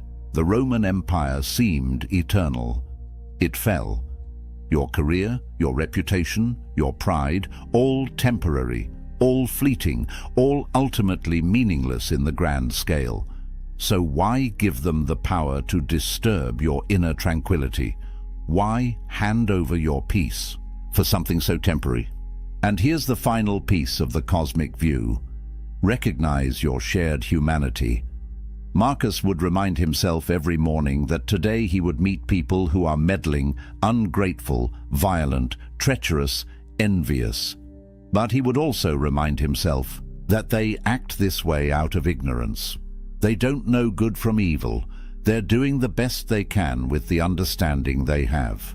Just like you mess up sometimes, just like you've hurt people, just like you've been ignorant. They're human, flawed, struggling, just like you. When you see it from this perspective, anger transforms into something closer to compassion, or at least indifference. Because how can you stay angry at someone you pity? How can you rage at someone whose entire existence is a brief, confused stumble toward death, same as yours? The view from above doesn't make you weak. It makes you wise. It shows you what actually matters, and anger almost never actually matters. All right, you understand the theory. Anger comes from your judgments. You can only control your own mind. You need to catch it at the gate. You need the cosmic perspective. But how do you actually do this? How do you turn philosophy into practice? Here's your system. The Stoic protocol for remaining unshakable no matter what life throws at you. Start every morning with what Marcus called the morning meditation. Before you check your phone, before you start your day, sit for 5 minutes and prepare yourself. Remind yourself that today you will encounter difficult people, people who are angry, selfish, ungrateful. But here's the key: you expect it. You're not surprised by it. You're prepared for it. When you expect challenges, they lose their power to upset you. You've already mentally rehearsed the moment. So when someone cuts you off in traffic or snaps at you in a meeting, you don't react with shock and anger. You think, "Ah, yes, just as I expected." One of today's challenges, and you handle it with calm. This is premeditation of adversity. The Stoics would visualize worst-case scenarios not to be negative, but to be prepared. If you spend time each morning imagining someone disrespecting you and practicing how you'll respond with dignity instead of rage, then when it actually happens, you've already trained for it. Athletes visualize performance before competition. Stoics visualize challenges before daily life. Same principle. You're training your mind to respond with wisdom instead of emotion. Now, in the moment, when you feel anger rising, use the 3-breath rule before you speak, before you act, before you do anything. Take 3 slow, deep breaths. Count them. Feel the air moving in and out. This does 2 things. First, it creates that crucial gap between stimulus and response, that space where freedom lives. Second, it activates your parasympathetic nervous system, the calming response, which literally counteracts the fight or flight response your body is having. While you're breathing, Ask yourself one question. What would a wise person do right now? Not what do I want to do?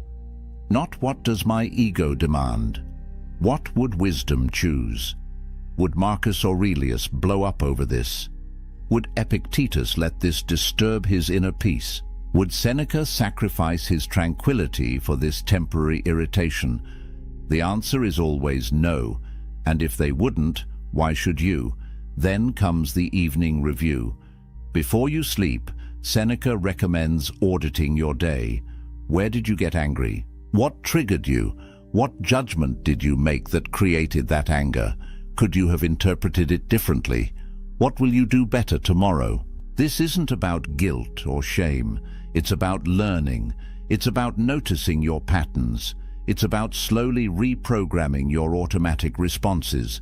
You're training yourself to catch the judgments earlier, to question them faster, to choose wisdom more consistently. And here's a powerful technique Seneca himself used: the contrary action principle. When you feel anger rising, do the exact opposite of what anger wants. Anger wants you to yell. Lower your voice. Anger wants you to attack. Say something kind. Anger wants you to storm out. Stay calm and present. This breaks the pattern. It shows your mind that you're in control, not the emotion. It's like catching yourself mid-fall and turning it into a controlled descent. You're interrupting the automatic program and installing a new one. Finally, commit to 30 days. Track every time you get angry. What triggered it? How long it lasted? What you did? Be honest, be thorough. Because what gets measured gets managed. Just the act of tracking will make you more aware, and awareness is half the battle. You can't change what you don't notice. After 30 days, review your log. You'll see patterns. You'll see that most of your anger is over the same few types of situations, and now you know exactly what to prepare for. Progress isn't perfection. You're not trying to become an emotionless robot. You're building the skill of emotional command, the ability to feel anger arise, recognize it, and choose not to act on it. To let it pass through you like a wave instead of becoming the wave. Some days you'll nail it, other days you'll fail. That's fine. The Stoics weren't perfect either. Marcus still got angry sometimes. But over time, with practice, with consistency, the gap between trigger and explosion gets longer, the anger gets weaker, and your inner peace gets stronger.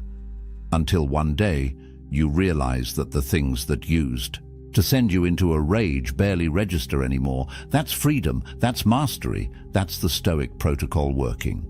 So here we are. You've just learned what took the Stoics' lifetimes to perfect, the fundamental truth that's been hidden in plain sight. You're never angry at them. You're angry at your own judgments about them. You cannot control what happens to you, but you control everything about how you respond. Anger is not strength. It's weakness disguised as power. Real strength, masculine strength, the kind that commands respect without demanding it, is calm. It's the man who remains unshaken while chaos swirls around him. The man who speaks quietly while others yell. The man who walks away with dignity while others burn bridges.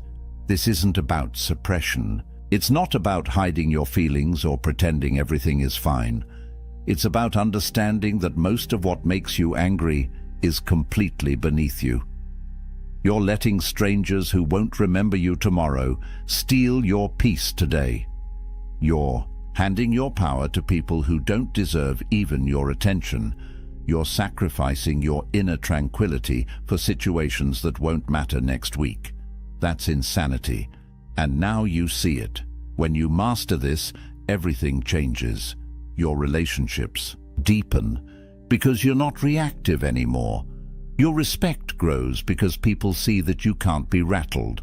Your decisions improve because you're thinking clearly instead of through the fog of rage. Your peace becomes your default state instead of something you're always chasing. You become the kind of man who walks into a room and immediately the energy shifts.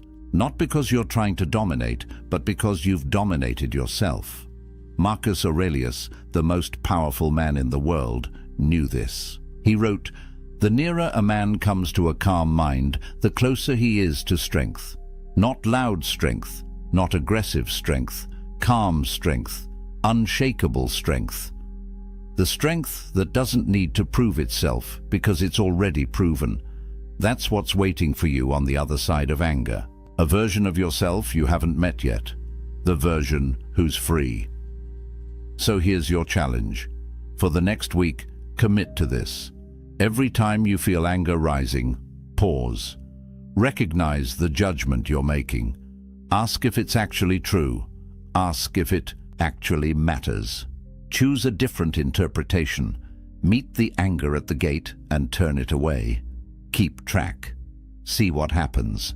I guarantee you'll be shocked at how much energy you've been wasting, how much peace you've been sacrificing, and how much power you actually have once you stop giving it away. If this resonated with you, if you're ready to join a brotherhood of men who choose wisdom over chaos, who understand that real power is internal, hit that like button right now. Subscribe to this channel because we're building something here, a community of men who refuse to be slaves to their emotions, who understand that the ancient philosophers weren't teaching theory, they were teaching survival skills for the modern battlefield of life.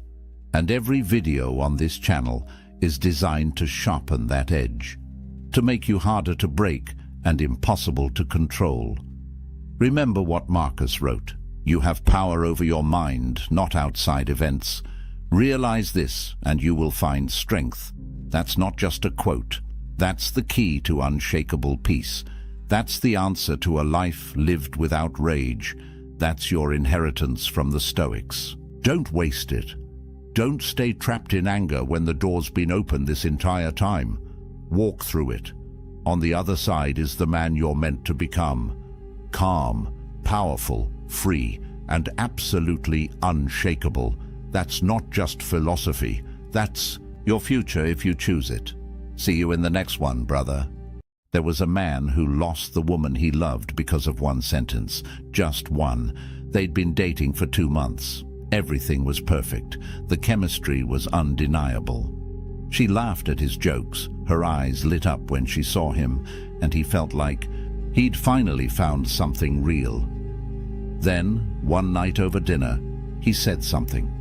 5 words. And everything changed in that moment. Her smile faded. Her energy shifted. Within 2 weeks, she was gone. He spent months replaying that night, trying to understand what happened. The truth. He violated a fundamental law of attraction that the ancient Stoics understood thousands of years ago. Now, I'm going to share something with you that might sting a little. This isn't about being fake. This isn't about playing games or manipulating women. This is about understanding ancient masculine wisdom that modern men have completely forgotten. Marcus Aurelius, the most powerful man in Rome, never begged for anyone's approval. Epictetus, who started life as a slave, never chased validation. These men understood something profound about human nature, about power, about attraction. Today, I'm revealing 5 specific phrases that destroy attraction instantly. Not slowly, not over time, instantly. Each one breaks a fundamental principle of Stoic masculinity. Each one broadcasts weakness directly to her subconscious mind. And by the end of this video, you're going to understand exactly why these words repel women at a primal biological level. If you've ever wondered why she pulled away, why the spark died, why she suddenly seemed less interested, there's a very good chance you said one of these 5 phrases. Stay with me until the end, because the 5th one is what most men say when they're desperate, and it's the most damaging of all. But first, before I reveal what that man said at dinner that night, You need to understand something the Stoics knew about female psychology that modern dating advice completely misses. Something that will change how you see every interaction with women from this moment forward. Let's talk about control. Epictetus, one of the greatest Stoic philosophers, taught something radical. He said, there are things within your control and things outside your control. That's it. That's the line. Your thoughts, your actions, your character, within your control. Other people's opinions, their feelings, whether they choose you, completely outside your control. He called this the dichotomy of control, and it's the foundation of everything I'm about to tell you. Here's where it gets interesting. You cannot control whether she likes you. You cannot control whether she finds you attractive. You cannot force chemistry, manufacture desire, or negotiate attraction. But here's what you can control: your dignity, your frame, your self-respect, and how you show up in this world. When you understand this deeply, not just intellectually but in your bones, everything changes. Now let me connect this to something most men don't understand about female psychology. Women are biologically wired to detect neediness, not as a conscious choice. This is evolutionary programming that goes back hundreds of thousands of years. In ancient times, a needy man was a survival threat. A man who couldn't stand on his own, who depended on others for his emotional stability, who collapsed without approval. That man couldn't protect, couldn't provide, couldn't survive when things got hard. So her subconscious brain, the part that's been evolving for millennia, is constantly scanning for signs of neediness.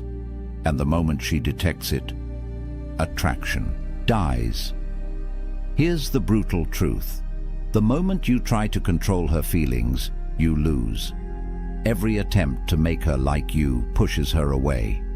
Every strategy to secure her approval broadcasts insecurity. It's a paradox that drives most men insane. The ancient Stoics had a concept called oikeiosis. It's not well known, even among people who study philosophy. It means natural affinity, the way things are drawn together when they're aligned with their true nature. The Stoics taught that genuine connection happens naturally when you're living in accordance with your own nature, when you're authentic, grounded, self-possessed. But the second you try to force that connection, the second you manipulate or chase or need it, you destroy it. Modern application: stop chasing, start embodying. Think about a magnet. A magnet doesn't chase metal. It doesn't beg, it doesn't convince. It simply is magnetic, and metal comes to it naturally.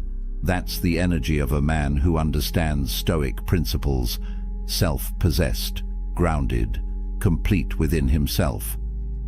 And here's the paradox that changes everything. The less you need her validation, the more powerfully she's drawn to you. Not because you're playing a game, because you're genuinely whole. So when a man says the first phrase I'm about to reveal, he's violating this ancient principle in the worst possible way. He's announcing to her subconscious mind that he doesn't understand the dichotomy of control, that he's placed his happiness outside himself, that he needs her approval to feel valuable. The first phrase seems harmless. Most men say it thinking they're being honest, being vulnerable, being real. But to her subconscious mind, it's a red flag that screams one thing: this man is not enough on his own. Let me tell you what it is. The first phrase that kills attraction: confessing your feelings too early. I really like you. I'm falling for you. I think about you all the time. Said too soon, these words are poison. Let me tell you about James. He met a woman at a coffee shop. They exchanged numbers, went on a first date, then a second. The chemistry was electric. She was texting him every day, laughing at his jokes, touching his arm when they talked. He felt something he hadn't felt in years. On their third date, sitting across from her at a restaurant, he couldn't hold it in anymore. He looked into her eyes and said, "I just need you to know, I really like you. Like, I think you're amazing. I haven't felt this way in so long." He thought he was being honest, vulnerable, real. The moment those words left his mouth, he watched her face change. Her smile became polite, distant. She said something like, "Oh, that's sweet," but her energy had completely shifted. She didn't pull away immediately. She finished the date, but her texts became shorter. Plans became harder to make. Within 2 weeks, she was gone. He was confused, hurt, angry even. "I was just being honest. What's wrong with telling someone how you feel?" Everything. Everything is wrong with it when you do it too soon. Here's why. When you confess feelings prematurely, you're violating Epictetus's core teaching. You're placing your happiness, your emotional state, your sense of well-being in something external, in her response, in her validation. You're essentially saying, "My emotional stability now depends on what you think of me." That's not love. That's dependency. And dependency repels. It shows outcome dependency. Your emotional state is controlled by whether she reciprocates. A Stoic man's emotional state comes from within, from his character, from living according to his values. When you say, "I really like you," after 3 dates, you're announcing, "I've already decided you're the prize, before I even know who you are." Think about what that communicates. You don't have standards. You don't have options. You're not selective. You're just grateful someone is paying attention to you. And here's something most men don't understand about female psychology. Women are attracted to mystery, to uncertainty, to the thrill of not quite knowing where they stand. That tension, that space between "does he like me" and "I think he might," that's where attraction builds. The moment you remove all doubt, the moment you hand her absolute certainty about your feelings, the game is over. There's nothing left to discover. No tension, no excitement, just the pressure of your expectations weighing on her. From a biological standpoint, women are attracted to men who are selective. High-value men don't fall for every woman who gives them attention. They're discerning. They have options. They take time to evaluate compatibility. When you confess deep feelings after barely knowing someone, her subconscious translates that as "this man doesn't have options. He's decided I'm his best chance. And if I'm his best chance, what does that say about his value?" Marcus Aurelius wrote, "The best revenge is not to be like your enemy." In the context of attraction, the enemy is desperation, neediness, the desperate chase for validation. Don't seek it. Don't announce your feelings, hoping she'll reciprocate and make you feel secure. That's weakness disguised as honesty. Let your actions show interest. Show up consistently. Invest time. Be present when you're together. Plan thoughtful dates. Listen. But don't hand over your power by verbally declaring your emotional investment before she's earned it, before enough time has passed, before genuine depth has developed between you.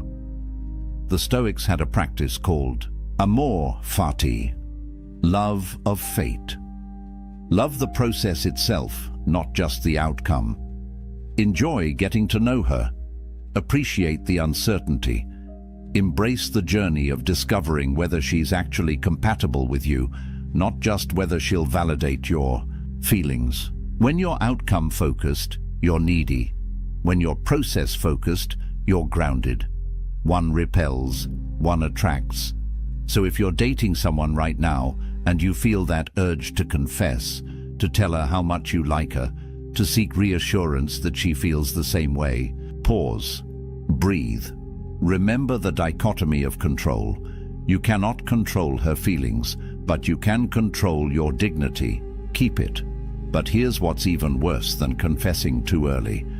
The second phrase actually makes you the problem in her eyes. It makes you a burden she has to carry. And that weight? It crushes whatever attraction existed. The second phrase that destroys attraction. You make me so happy. You complete me. I need you. Any variation of making her responsible for your emotional state. David had been with his girlfriend for 6 months. Things were good, really. Good. He was head over heels. Every morning he'd text her, "You make me so happy." During dates, he'd look into her eyes and say, "I don't know what I'd do without you. You're everything to me." He thought he was being romantic, thought he was showing her how much she meant to him. He'd seen it in movies, heard it in love songs. This is what you're supposed to say when you love someone, right? Wrong. She started pulling back around month 7, became less available, less affectionate. When he asked what was wrong, she'd say, "Nothing, I'm just tired." But he could feel her slipping away. Finally, she sat him down and said something that gutted him. "You're too much. I feel like I can't breathe. It's like your entire happiness depends on me, and that's not fair. I can't be responsible for that. I feel suffocated." He was devastated, confused. How could loving her too much be the problem? Here's what David didn't understand. Seneca, the Roman Stoic philosopher, wrote something profound. The person who depends on another for happiness is a slave. Read that again. When you tell a woman, "You make me happy," you're not declaring love. You're announcing slavery. You're saying, "I'm incomplete without you. My emotional well-being is in your hands. If you leave, I collapse." That's not masculine energy. That's not strength. That's dependency. And dependency is the opposite of what creates attraction. Think about it from her perspective. Women are biologically attracted to the oak tree, not the ivy. The oak tree stands tall and strong on its own. Storms come, seasons change, but the oak remains. The ivy, on the other hand, needs something to cling to. It can't stand alone. It wraps around the tree, dependent on it for structure, for support, for survival. When you make a woman responsible for your happiness, you become the ivy. And no woman wants to be the oak tree in the relationship. She wants to rest against your strength, not carry the weight of yours. Here's the psychology that most men miss. Being someone's everything is exhausting. It's not flattering. It's not romantic. It's a burden. When your happiness depends on her, every interaction becomes high stakes. If she's tired and wants space, she's not just taking care of herself anymore. She's now responsible for your emotional collapse. If she's having a bad day and isn't warm and affectionate, she's not just dealing with her own stuff. She's also managing your need for reassurance. That pressure kills desire faster than almost anything else. She doesn't want to be your life. She wants to add to your life. She wants to enhance an already fulfilling existence, not be the only source of your joy. When you're complete within yourself, when your happiness comes from your purpose, your growth, your values, your friendships, your passions, then her presence becomes a beautiful addition, not a desperate necessity. The Stoics called this apatheia. It doesn't mean being emotionless or cold. It means freedom from destructive passions. It means emotional self-sufficiency. You create your own happiness through living virtuously, through contributing to the world, through pursuing excellence in what matters to you. She doesn't create your happiness. She shares in it. Epictetus taught, "Don't seek to have events happen as you want them to, but instead want them to happen as they do happen, and your life will go well." Apply that to relationships. Don't need her to be a certain way for you to be happy. Don't need her to stay for you to be whole. Your happiness is your responsibility, always.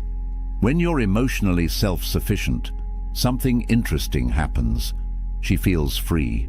Free to be herself. Free to have bad days without managing your emotions. free to be imperfect without you falling apart. And in that freedom, attraction thrives. She's drawn to your strength, to your groundedness, to the fact that you'd be fine without her, but you choose her anyway. That's love from a position of power, not neediness. Now, the third phrase is sneaky. Most men don't even realize they're saying it. They think they're being considerate, being a gentleman. But she hears something completely different. She hears manipulation disguised as niceness, and it repels her at a deep level. The third phrase, whatever you want. I don't care, you decide. It's up to you. Constant agreeableness. Having no opinions of your own. Meet Ryan. Nice guy. Really nice.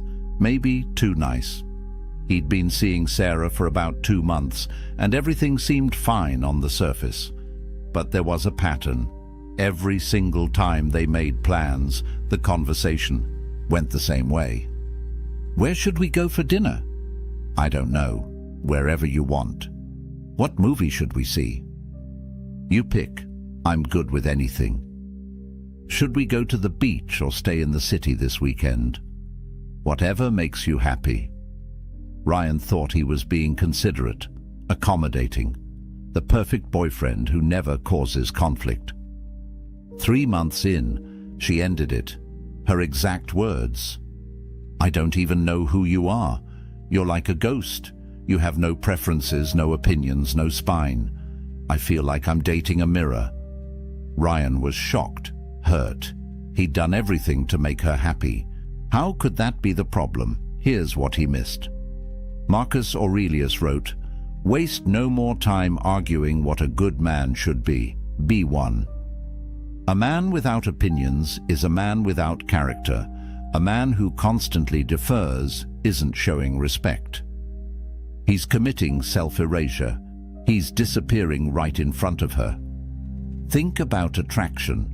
Real, visceral, sexual attraction. It requires polarity. Masculine and feminine energies create spark through contrast, through difference, through tension. When you agree with everything, when you have no preferences, when you're just a mirror reflecting whatever she wants, there's no contrast, no friction, no electricity, just boring sameness. Women test for backbone, not consciously, but instinctively. When she asks, "Where should we eat?" that's not really about food. It's a test. Can you lead? Do you have conviction? Are you capable of making a decision and standing by it? Every time you say, "I don't care, you choose," you fail that test. Every single time. Here's the covert contract that nice guys operate under. They think, if I agree with everything she wants, if I never challenge her, if I'm always accommodating, she'll like me more. She'll see how easy I am to be with. But the opposite happens. She loses respect with every "whatever you want," because deep down, she knows what you're doing. You're not being agreeable because you genuinely don't have preferences. You're being agreeable because you're afraid. Afraid of conflict, afraid she'll disagree, afraid she'll leave if you're not perfect. That fear, she can smell it. The Stoics practiced something called premeditatio malorum, negative visualization.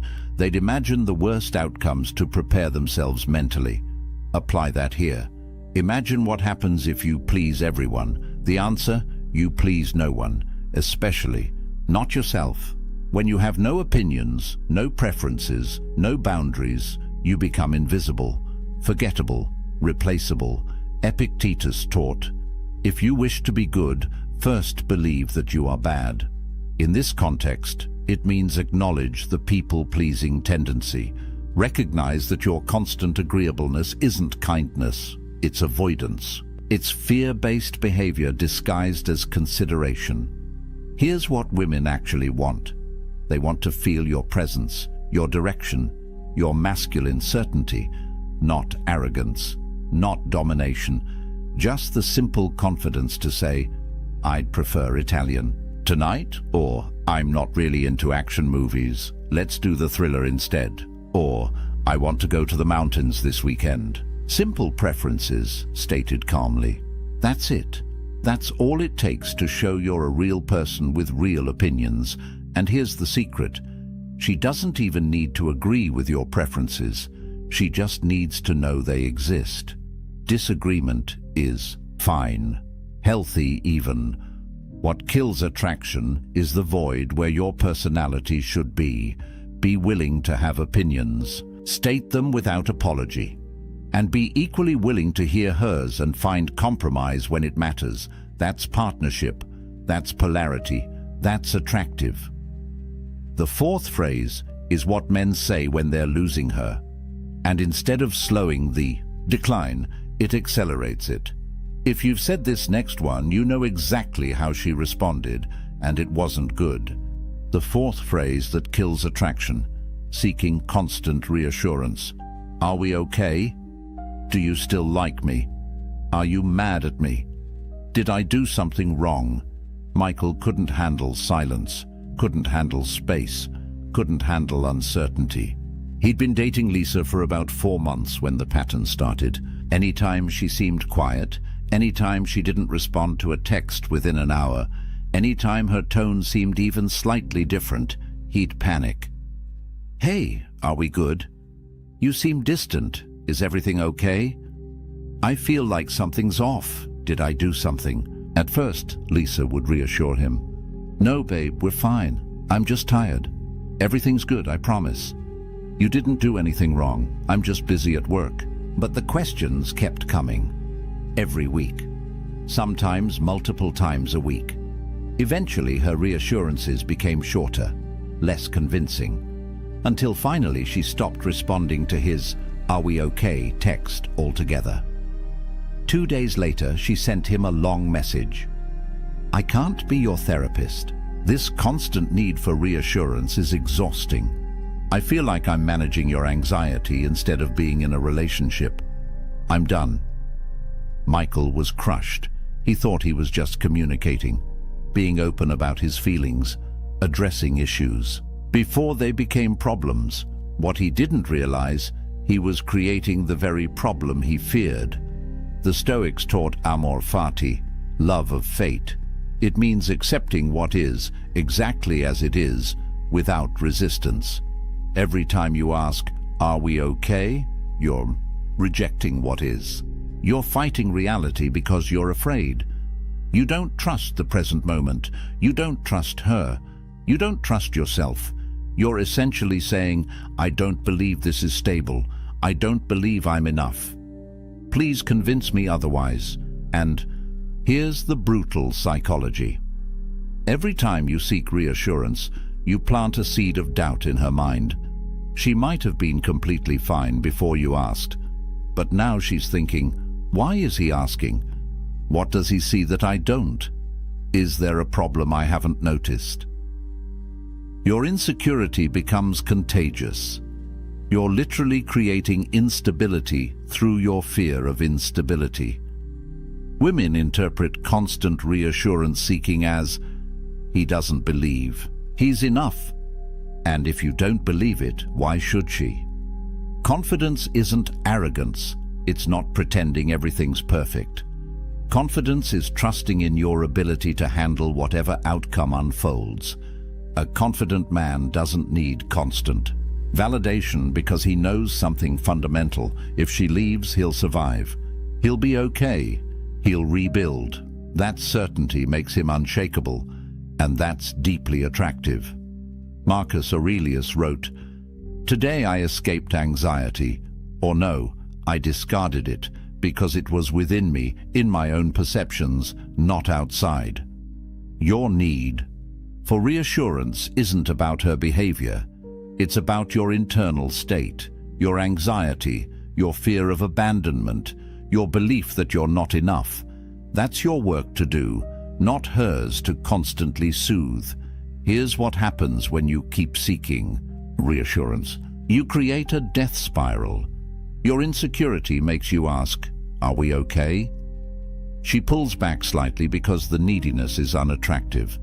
You notice her pulling back, which increases your insecurity, which makes you ask again. She pulls back more. You ask more, round and round until the relationship is dead. You kill it with the very behavior meant to save it. The Stoics practiced negative visualization. Imagine the worst outcome. She leaves. You're alone. Now really sit with that. Would you actually die? No. Would you be devastated? Probably. For a while. But would you survive? Yes. Would you eventually heal? Yes.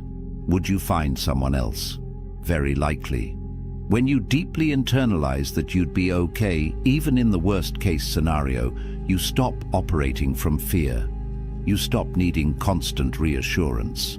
And that shift in energy changes everything. Stop asking if you're okay. Just be okay. With uncertainty, with silence, with not knowing exactly where you stand every single moment. That's confidence. That's strength. That's attractive. But nothing, and I mean nothing, kills attraction faster than the fifth phrase. This is the phrase of total desperation, the nuclear option that obliterates any remaining respect she had for you.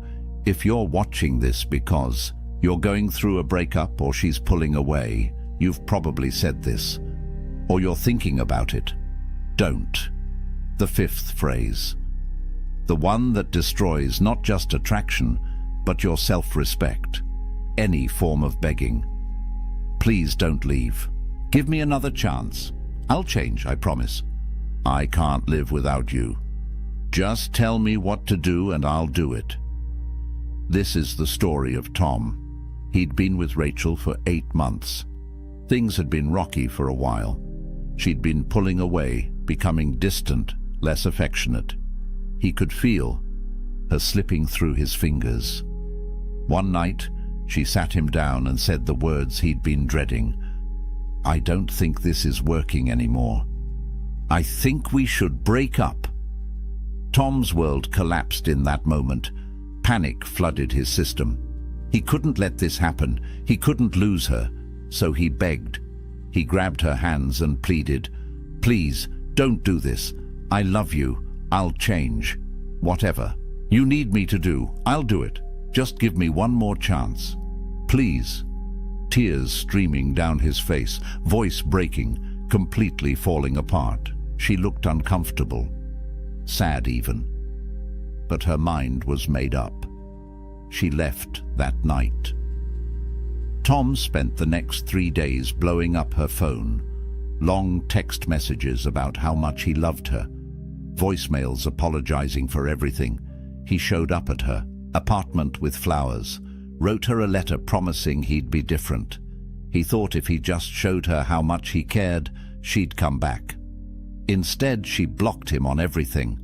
Phone, social media, email, everything. And here's the truly painful part. He didn't just lose her, he lost himself. Every time he replayed those moments in his mind, begging, pleading, falling apart, he felt a deep sense of shame. He'd betrayed himself in the worst possible way.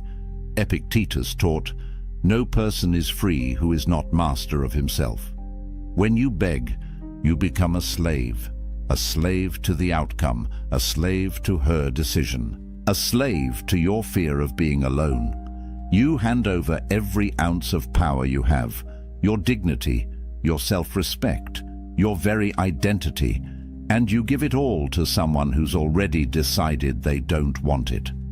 Here's the brutal truth about begging. It confirms every single doubt she had about you. She left because she saw weakness. Maybe you were too needy.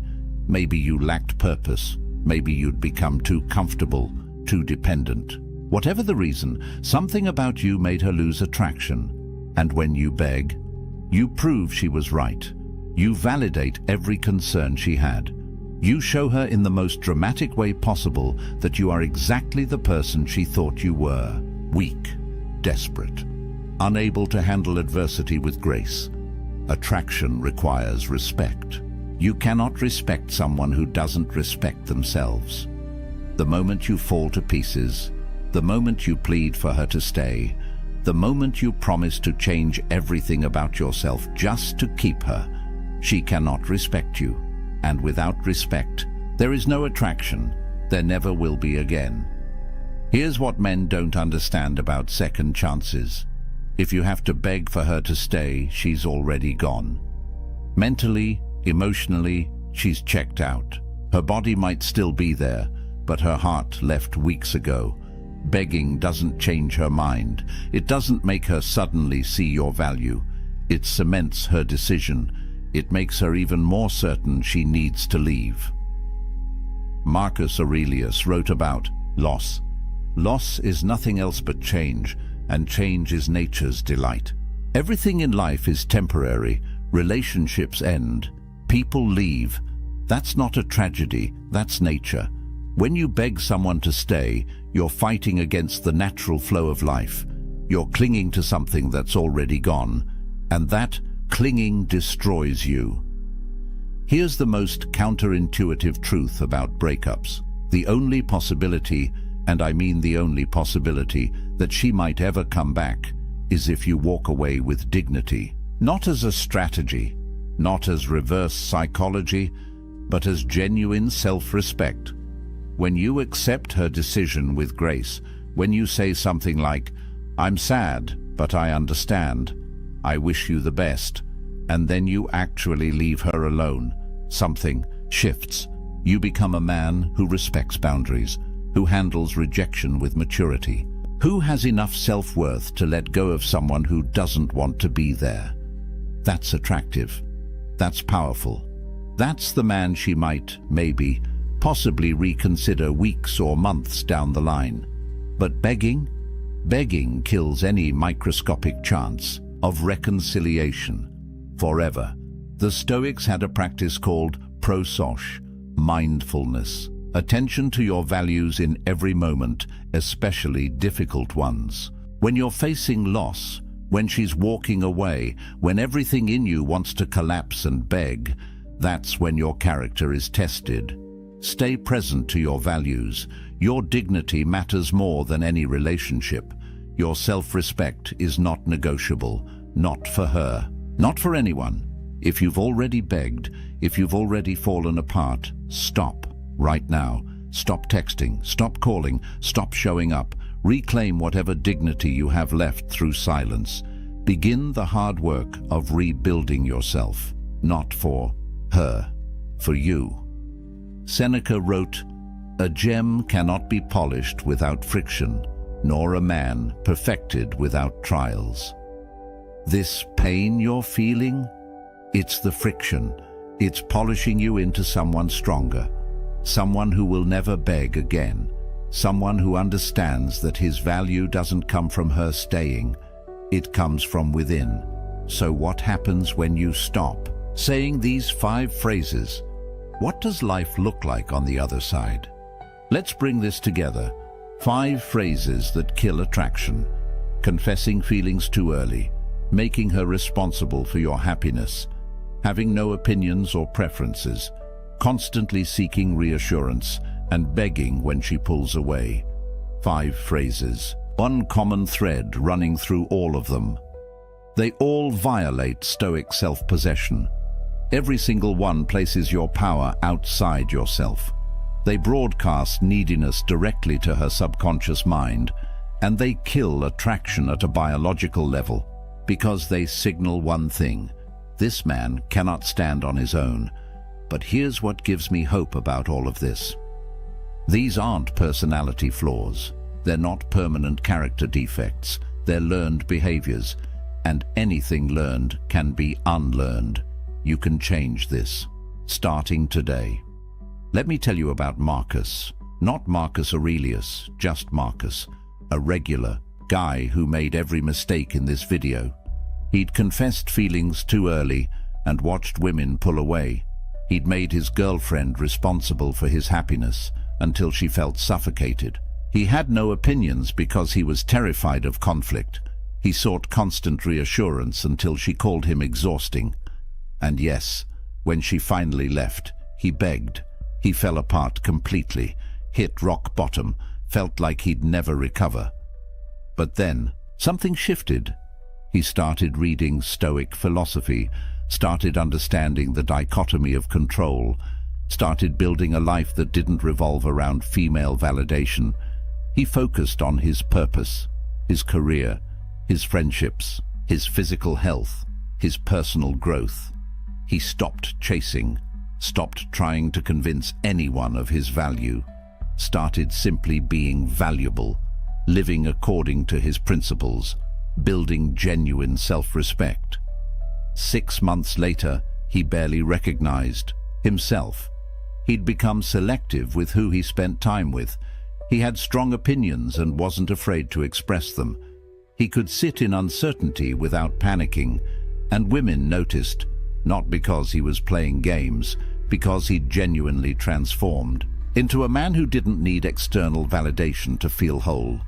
Here's your path forward. 4 Stoic principles to live by. First, cultivate internal validation. Your worth is not determined by whether she likes you, whether she texts back, whether she stays. Your worth comes from living according to your values, from being a man of character. That's it. Second, practice amor fati. Love your journey, including the rejections, including the heartbreaks. Every failure is teaching you something essential about yourself.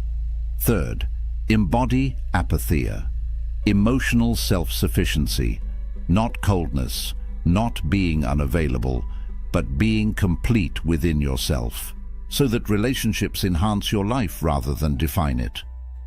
Fourth, live with Pre-Socratic.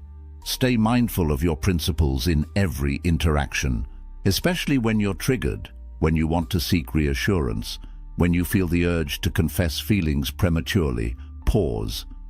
Return to your values. Marcus Aurelius said it perfectly. Very little is needed to make a happy life. It is all within yourself, in your way of thinking.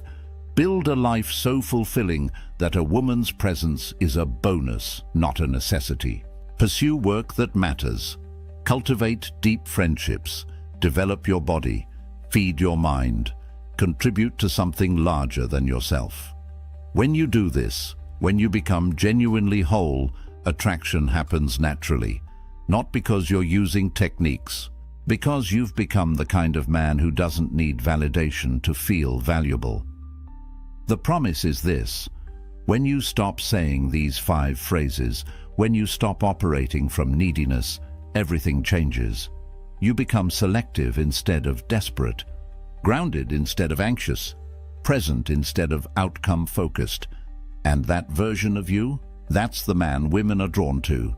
If this video resonated with you, if you've made these mistakes and you're ready to change, you're not alone. Subscribe for more Stoic wisdom on relationships and masculine development. Drop a comment and tell me which phrase hit the hardest. Which one have you been guilty of? Let's build a community of men who choose dignity over desperation. Next video, we're diving deep into the Stoic art of walking away. How to leave any situation with your power intact. You won't want to miss it. Remember this: the Stoics didn't chase. They attracted through self-mastery. Stop saying these 5 phrases. Start becoming the man who doesn't need to. That's where real power lives. That's where freedom is. That's where you become unshakable. Now go build that life. There's a weapon more dangerous than any sharp tongue, more powerful than the loudest voice in the room. It's the one thing weak men fear most and strong men wield without effort. Silence.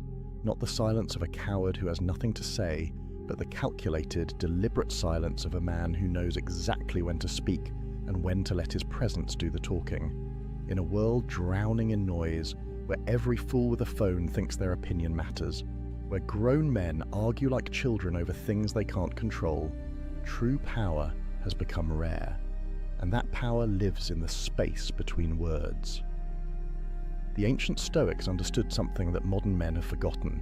Marcus Aurelius, the most powerful man in Rome, could have commanded legions with a word, could have silenced any critic with his authority, yet his journals reveal a man obsessed not with what he should say, but with what he should leave unsaid. Epictetus, who went from slave to one of history's most respected philosophers, built his entire teaching on the foundation of restraint. And Seneca, advisor to emperors, wrote more about the dangers of loose lips than he did about the power of persuasion. These weren't weak men. These weren't cowards. They were warriors, leaders, philosophers who shaped the world, and they all knew one undeniable truth. A man who masters his mouth masters his life. Today, I'm going to show you 6 situations where silence isn't just golden, it's absolutely lethal. These moments will separate you from 99% of men who talk themselves into weakness every single day. One of these situations involves a trap so subtle that even smart men fall into it, destroying their reputation without realizing it. By the end of this video, you'll never look at conversation the same way again. You'll understand why the quietest man in the room is often the most dangerous. And you'll learn how to wield silence like the ancient philosophers did, as a weapon that cuts without ever being drawn. So, if you're ready to stop being just another voice in the crowd and start becoming the man everyone remembers, the man people respect even when he says nothing, then pay attention. Because what I'm about to share isn't theory, it's battle-tested wisdom that's been proving itself for over 2,000 years. Let's start with the first situation, and this one hits home for every man who's ever been confronted by someone who's lost control. Picture this. You're in a meeting, or maybe at a family gathering, or just having a conversation. Suddenly, someone comes at you with pure rage. Their face is red, their voice is raised, they're attacking your character, your decisions, your very existence. Everything in your body screams at you to fight back, to defend yourself, to match their energy and put them in their place. And that's exactly what weak men do. They take the bait, they raise their voice, they defend, explain, justify. They step into the ring thinking they're showing strength, when really they're revealing the exact opposite. Here's what the Stoics knew that most men never learn. Anger is temporary insanity. Seneca wrote extensively about this. When someone is angry, they're not thinking, they're reacting. Their rational mind has been hijacked by emotion, and in that state, they're essentially having a conversation with themselves. They're not actually hearing you. They're hearing their own narrative, their own story, their own pain. So when you respond with words, with explanations, with counter-arguments, you're feeding the beast. You're giving their insanity something to latch onto, something to justify itself against. But when you go silent, everything changes. Silence in the face of anger is like throwing water on fire. The angry person expects resistance. They're geared up for a fight. Their entire emotional system is primed for your reaction. And when you give them nothing, when you simply stand there with calm eyes and a closed mouth, something extraordinary happens. They're forced to confront their own reflection. Without your words to bounce off, their anger has nowhere to go but back into themselves. And in that moment, they begin to hear how they sound. They begin to see how they look. The mirror you're holding up through your silence is far more devastating than any comeback you could deliver. Marcus Aurelius faced opposition constantly. The Roman Senate was filled with men who questioned his decisions, challenged his authority, spoke against him in public forums. And his response? Documented in his own writings, he would often sit in complete silence as senators railed against him. He understood something profound. The best answer to anger is silence, not because he was afraid, not because he couldn't defend himself, but because he recognized that angry men defeat themselves if you simply give them enough rope. There's a psychological principle at work here that modern science has confirmed. Mirror neurons in our brains cause us to unconsciously match the emotional state of people around us. It's why yawning is contagious. It's why you feel uncomfortable when someone near you is anxious. And it's why arguments escalate. When someone comes at you with anger, and you respond with anger, you're creating an amplification loop. Both of you are mirroring and intensifying each other's rage. But silence breaks the circuit. When you refuse to mirror their anger, their brain starts searching for a different signal to sync with. And if you maintain calm, steady presence, something shifts. The angry person begins, often unconsciously, to regulate down toward your state rather than escalating further. I've seen this play out in corporate boardrooms. A colleague of mine once sat completely silent while a director screamed at him about a project delay. Not a word, not a defense, not an excuse, just calm, steady presence. The director raged for maybe 2 minutes, which felt like an eternity, and then, with nothing to push against, the anger just collapsed. The director actually apologized before the meeting ended. My colleague never had to say a single word in his own defense. His silence said everything that needed to be said. It said, "I'm not playing this game. I'm not meeting you in your chaos. I'm staying here, in control, while you lose yours." This is power, real, genuine power, not the fake machismo of always having a comeback, not the insecurity of needing to defend every slight, but the unshakable strength of a man who knows that angry people are fighting themselves, not you, and you don't need to participate in their self-destruction. But here's what you need to understand. This silence isn't passive. It's not weakness disguised as calm. It's active, intentional presence. You're not hiding, you're not cowering, you're standing there, fully present, fully aware, choosing not to add fuel to someone else's fire. That choice, that discipline, that restraint, that's what makes you dangerous. Because a man who can't be provoked into losing control is a man who can't be defeated by emotional manipulation. Now, there's a second situation that trips up even smart, capable men. And I guarantee it's happened to you more times than you realize. Someone criticizes you. Maybe it's at work. Maybe it's in your social circle. Maybe it's online. The criticism is unfair, maybe even baseless. They question your competence, your motives, your worth, and immediately your brain starts constructing a defense. You want to explain why they're wrong. You want to correct the record.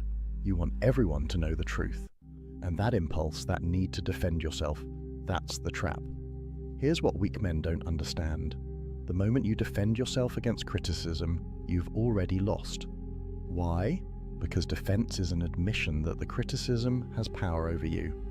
It reveals that you need others to see you correctly, that your sense of self depends on their approval. Every word of explanation you offer is proof that their opinion matters more to you than your own knowledge of who you are. The Stoics had a framework for this, and it's one of the most powerful concepts in their philosophy. The dichotomy of control. There are things within your control and things outside it. Your actions, your intentions, your effort, those are yours.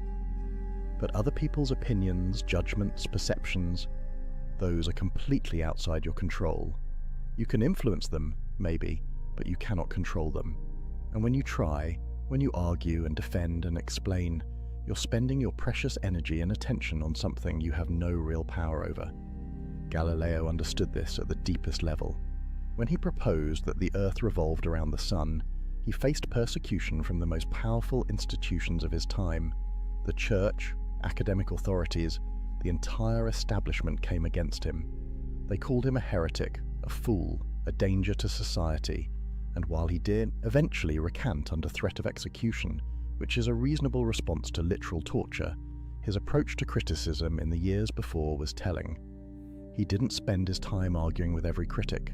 He didn't write long defenses every time someone attacked his work. He did his research, he made his observations, he documented his findings, and then he let his work speak. That's the power move. Silence in the face of criticism forces critics to confront their own lack of substance. When you don't engage, when you don't defend, their criticism has nothing to bounce off. It just hangs there in the air, naked and exposed. And if the criticism was baseless, as unfair criticism usually is, it reveals itself as such without you having to say a word. Think about the last time someone criticized you unfairly at work. Maybe they questioned a decision you made, or suggested you weren't pulling your weight, or implied you didn't know what you were doing.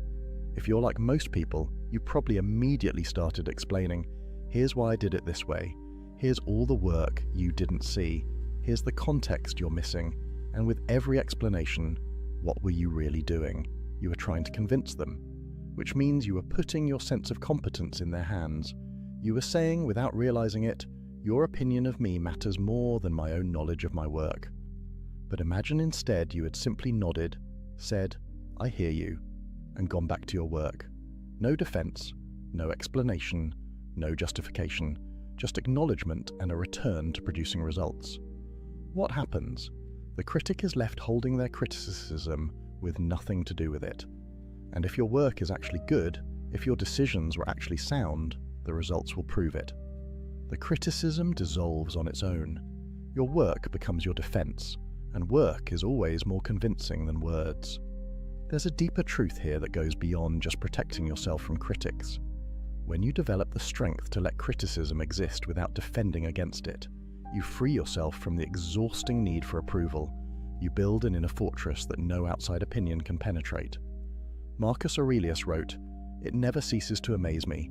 We all love ourselves more than other people, but care more about their opinion than our own." Read that again. We claim to love ourselves, but we give other people's judgments more weight than our own self-knowledge. That's insanity, and defending yourself constantly is how you perpetuate that insanity. The man who stays silent in the face of criticism is telling himself a crucial truth. I know who I am, I know what I've done, I know my intentions, and I don't need you to see me correctly for any of that to remain true. That's freedom. That's power. That's the difference between a man who's controlled by others' opinions and a man who's governed by his own inner compass. Your work will speak. Your results will speak. Your character, demonstrated over time, will speak louder than any defense you could mount in a moment of criticism. So, save your energy. Save your words. Let the critics talk. Let them question. Let them judge. And you just keep building, keep improving, keep producing. Let them wonder why their criticism didn't get a reaction. Let them realize slowly that you're operating on a level they don't have access to, a level where their approval was never required in the first place. Now, the third situation is something that happens every single day, and it's one of the most tempting traps a man can fall into. Gossip, rumors, people talking about you behind your back, spreading stories that aren't true, questioning your character to others. And somewhere, somehow, you hear about it. Someone tells you what so-and-so said about you. Someone forwards you a message. Someone gives you the heads up that people are talking. And your immediate instinct is to set the record straight, to correct the narrative, to defend your name. Don't. Here's what you need to understand about gossip and rumors. They're like fire. They need fuel to survive. And every time you respond, every time you address them, every time you try to correct them, you're throwing fuel on the flames. You're giving the rumor legitimacy by treating it as something worth responding to. You're spreading it further by talking about it, and you're revealing that it got to you, which is exactly what gossip thrives on. Seneca wrote something profound about this. He said we suffer more in imagination than in reality. Think about what gossip is. It's other people's imagination. It's stories they're telling themselves, narratives they're creating, often to make themselves feel better about their own lives. And when you engage with those stories, when you try to correct them, you're stepping into their imagination and trying to rewrite it. But you can't control their imagination. You never could. That's not your domain. The strategic move is to let rumors die of starvation. No fuel, no response, no energy, just silence and consistent character. Because here's the thing about rumors. They have a lifespan. If you don't feed them, they run out of steam. People get bored. New gossip comes along. The story fades. But it can only fade if you let it. There was a CEO of a mid-sized company who faced vicious rumors during a merger. People were saying he was being pushed out, that he'd mismanaged funds, that the board had lost confidence in him. None of it was true. His PR team wanted him to issue statements, do interviews, defend his reputation. He refused. He said, "I'll let the merger speak." And he went silent. For 3 months, he didn't address a single rumor. He just kept executing the merger, kept doing his job, kept showing up with the same steady leadership he'd always demonstrated. By the time the merger completed successfully, the rumors had died on their own, and the people who had spread them looked like fools. He never had to say a word. That's the power of silence combined with consistent character. Your reputation isn't built on what you say about yourself or what you say in response to others. It's built on what you do, day after day, week after week, year after year. Gossip is temporary, character is permanent, and the man who understands this can weather any rumor storm without breaking his stride. But there's something else at work here, something psychological that most people miss. When someone gossips about you, they're revealing far more about themselves than about you. They're showing their insecurities, their fears, their need to elevate themselves by diminishing others. And when you respond, when you engage, you're essentially saying you take their opinions seriously. You're validating their behavior by giving it attention. Silence, on the other hand, sends a different message. It says, your opinion of me is so insignificant that I'm not even going to acknowledge it exists. It says I'm operating at a level where your gossip can't reach me. It says I have more important things to focus on than correcting every false story that circulates about me. That's not arrogance. That's priority. That's understanding where your energy is best spent. And it's definitely not spent on defending yourself to people who've already decided to believe something false. The Stoics believed that your character is like a fortress. Marcus Aurelius called it the inner citadel. It's a place inside you that external events can't touch, can't damage, can't penetrate. Gossip is an external event. It's happening out there, in other people's mouths and minds. But your character, your truth, your knowledge of who you are, that's in here, in the citadel. And a strong fortress doesn't send soldiers running out every time someone shouts insults from outside the walls. It simply stands, unshaken, unmoved, confident in its own strength. Over time, this approach does something remarkable. It builds such a strong reputation for integrity that rumors can't stick to you. People who know you, people who've seen your consistent character, they don't believe the gossip, and people who don't know you, their opinions don't matter anyway. You end up with a kind of immunity, not because you fought every rumor, but because you ignored them all and let your life be your testimony. So, when you hear that people are talking, when you discover a rumor circulating, when someone tells you what so-and-so said, take a breath. Recognize it for what it is: other people's imagination, other people's insecurity, other people's entertainment. And then go back to being who you are. Let them talk. Let them wonder why you're not reacting. Let them eventually realize that while they were gossiping, you were building. While they were talking, you were doing. While they were imagining, you were living in reality. The fourth situation is subtle, but it's one of the most revealing tests of a man's character. And most men fail it without even realizing they're being tested. You're in a meeting, a social gathering, a group conversation. Someone else is getting praised. Maybe they accomplished something impressive. Maybe they're being recognized for their work. Maybe everyone's attention is on them, celebrating their success. And as you sit there listening, a thought creeps in. But I did something just as good. But I worked just as hard. But no one's acknowledging what I've done. And you feel this almost irresistible urge to interject, to mention your own accomplishments, to make sure people know you're successful too. Stop right there, because what you're feeling is your ego screaming for validation. And if you listen to it, if you speak up, you're about to reveal something you don't want to reveal: insecurity. Here's what weak men don't understand. When you feel the need to mention your own accomplishments while someone else is being praised, you're announcing to everyone in the room that your sense of worth depends on external recognition. You're showing that you're keeping score. You're revealing that you measure yourself against others. And all of that, every bit of it, is the opposite of strength. A truly confident man, a stoically grounded man, can sit in a room while someone else receives all the praise and feel nothing but genuine appreciation for that person's success. Why? Because his sense of worth isn't tied to who's getting attention. His identity isn't dependent on being recognized. He knows what he's accomplished, he knows his own value, and he doesn't need the room to validate it. Marcus Aurelius, literally the Emperor of Rome, could have demanded praise constantly. He could have made sure every achievement was publicly celebrated. He could have ensured that his name was spoken with reverence at every opportunity, but read his meditations. You know what you find? A man constantly reminding himself that praise means nothing. Ambition means tying your well-being to what other people say or do, he wrote. Self-indulgence means tying it to the things that happen to you. Sanity means tying it to your own actions. Read that again. Your well-being, your sense of self, your inner peace, it should be tied to your own actions, not to how others respond to those actions. When you need praise, when you need recognition, when you need others to acknowledge what you've done, you've tied your well-being to something outside your control. And that's a prison. That's weakness disguised as ambition. The power move when someone else is being praised is radical silence.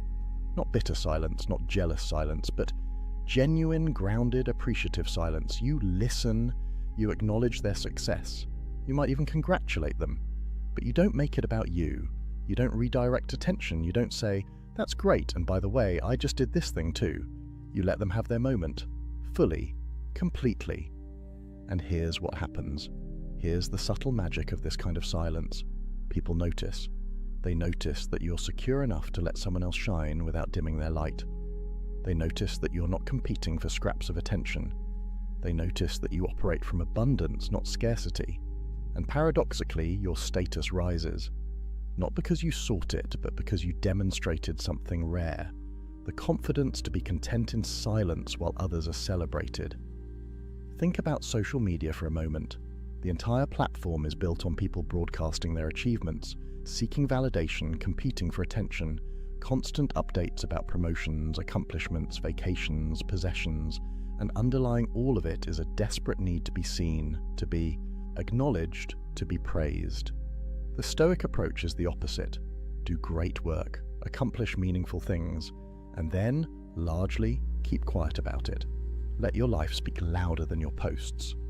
I'm not saying never share your achievements. I'm saying your first instinct, your driving motivation, should never be the need for others to acknowledge them.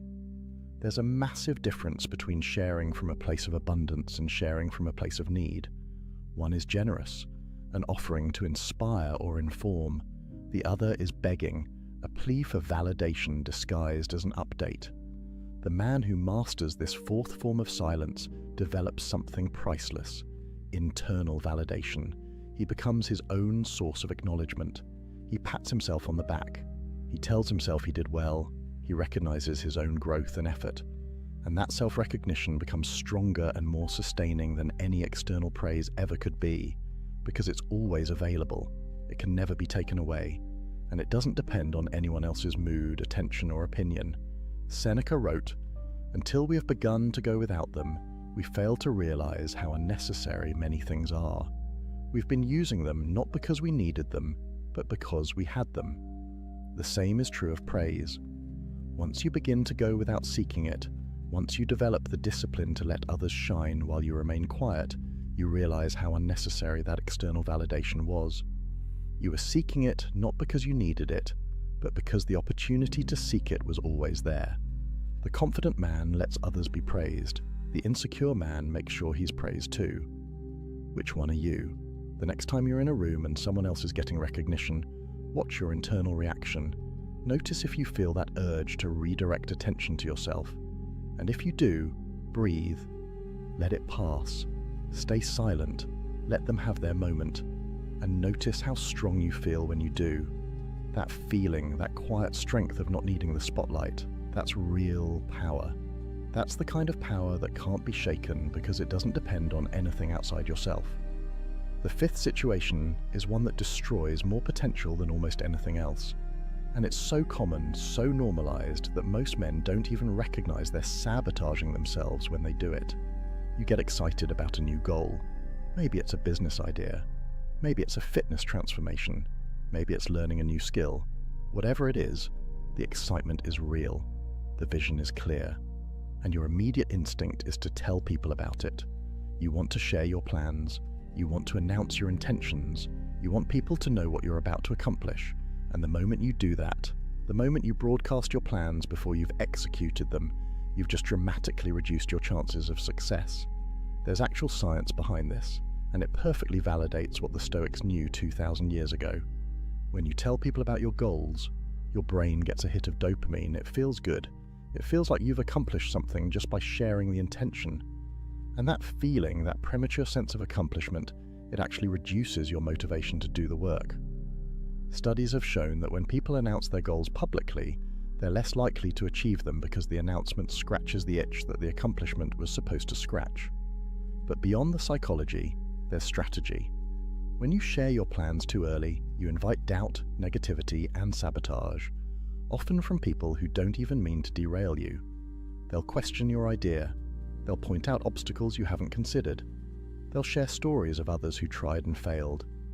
And even if their intentions are good, even if they think they're being helpful, they're planting seeds of doubt in your mind during the crucial early stage when your belief needs to be strongest. The Stoic principle here is simple. Actions speak louder than announcements. Marcus Aurelius wrote, "Waste no more time arguing what a good man should be one." The same applies to your goals. Waste no more time announcing what you're going to do it.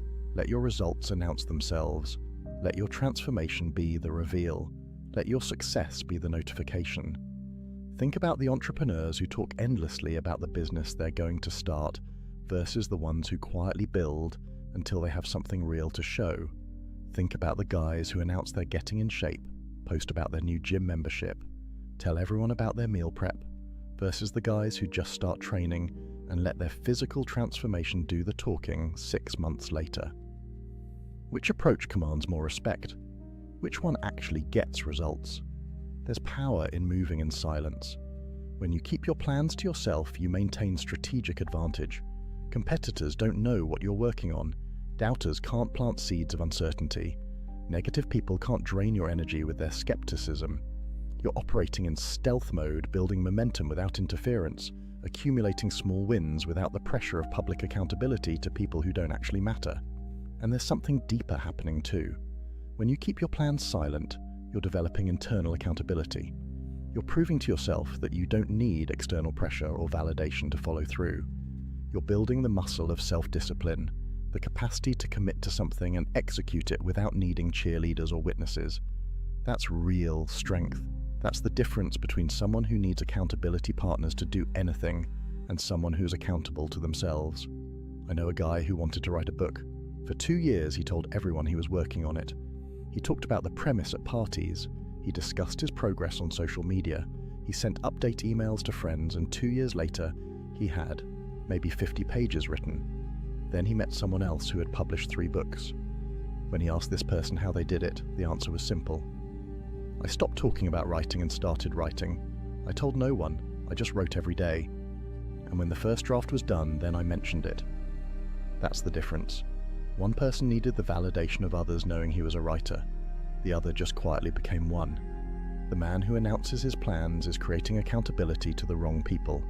He's making himself answerable to friends, family, social media followers, people who have no real stake in his success and no authority to judge his progress. The man who keeps his plans silent is accountable only to himself and to reality. Either he does the work or he doesn't. Either the results materialize or they don't. No one to make excuses to, no one to explain himself to, just him and his commitment. Seneca advised, "Let your progress become your proof. Not your promises, not your announcements, your actual, tangible, undeniable progress. That's what earns respect. That's what can't be argued with. Anyone can talk about what they're going to do. The man who keeps quiet and then shows up with results, that man is rare. That man is dangerous, because he's demonstrated that his word to himself is stronger than his need for external validation. So the next time you feel excited about a goal, about a plan, about a vision, feel that excitement fully. Let it fuel you, but keep it to yourself. Guard it like a secret. Protect it from the energy vampires, the doubters, the well-meaning but ultimately unhelpful opinions of people who aren't in the arena with you.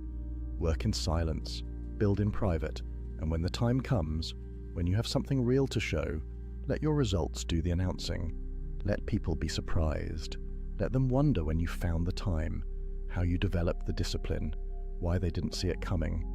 That surprise, that gap between their perception and your reality, that's the signature of a man who knows how to move with power. Talk less, do more. Let the world catch up to what you've already become. Now, the 6th and final situation is perhaps the most difficult. It requires a level of wisdom that most men spend their entire lives developing, and yet, it's one of the most common scenarios you'll face.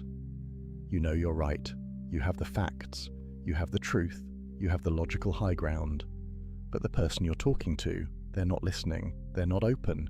They're dug into their position, and no amount of evidence, reasoning, or explanation is going to change their mind, and you face a choice. Do you keep trying to convince them? Do you keep presenting your case? Do you keep fighting to be acknowledged as correct? Or do you let it go? This is where most men stumble, because there's something in us, something deep and primal, that needs to be recognized as right when we know we are. It feels like defeat to walk away from an argument we could win.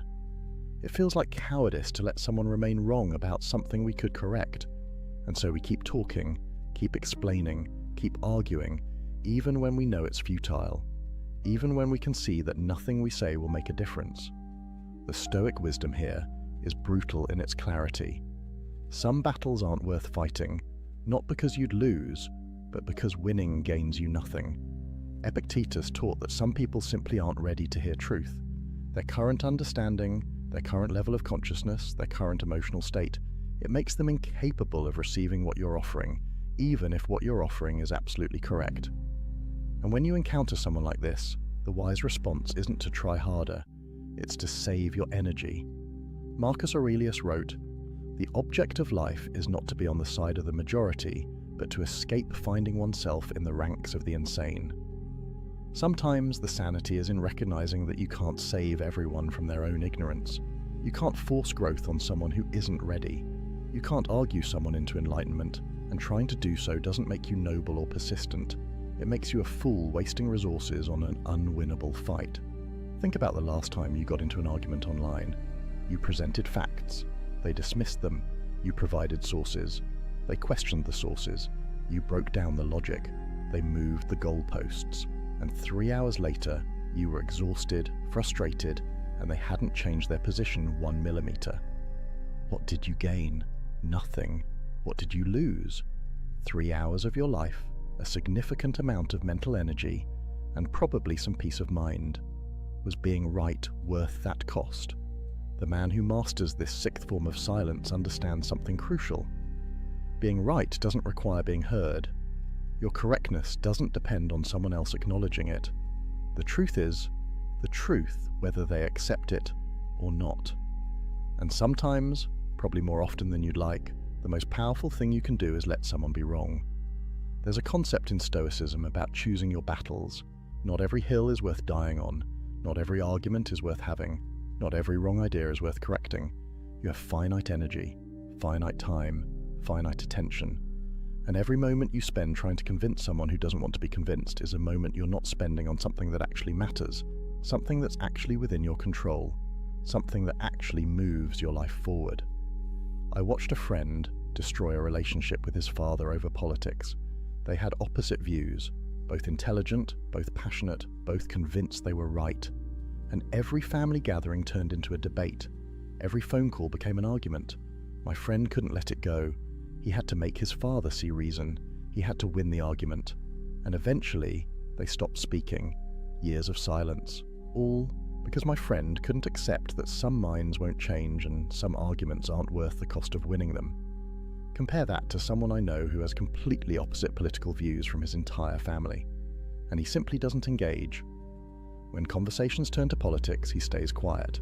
When people ask his opinion, he gives vague answers and changes the subject. When someone tries to bait him into an argument, he smiles and says something like, "I'm sure you're right," and walks away. Is he a coward? No, he's wise. He's recognized that winning political arguments with his family gains him nothing and costs him relationships he values. So he chooses silence. He chooses peace. He chooses to let them be wrong about whatever they want to be wrong about because his relationship with them matters more than being acknowledged as correct. That's the mark of maturity. That's the difference between a man governed by ego and a man governed by wisdom. The ego says you must be right and you must be recognized as right. Wisdom says, sometimes being at peace is more valuable than being proven correct. Seneca wrote about this extensively. He talked about how the wise man is discerning about where he spends his attention. He doesn't engage with every fool who challenges him. He doesn't correct every error he encounters. He doesn't try to educate everyone who misunderstands. Instead, he focuses on what he can actually influence, what actually matters, what actually aligns with his values and goals. Everything else, he lets it be. This doesn't mean you become passive. This doesn't mean you never stand up for truth.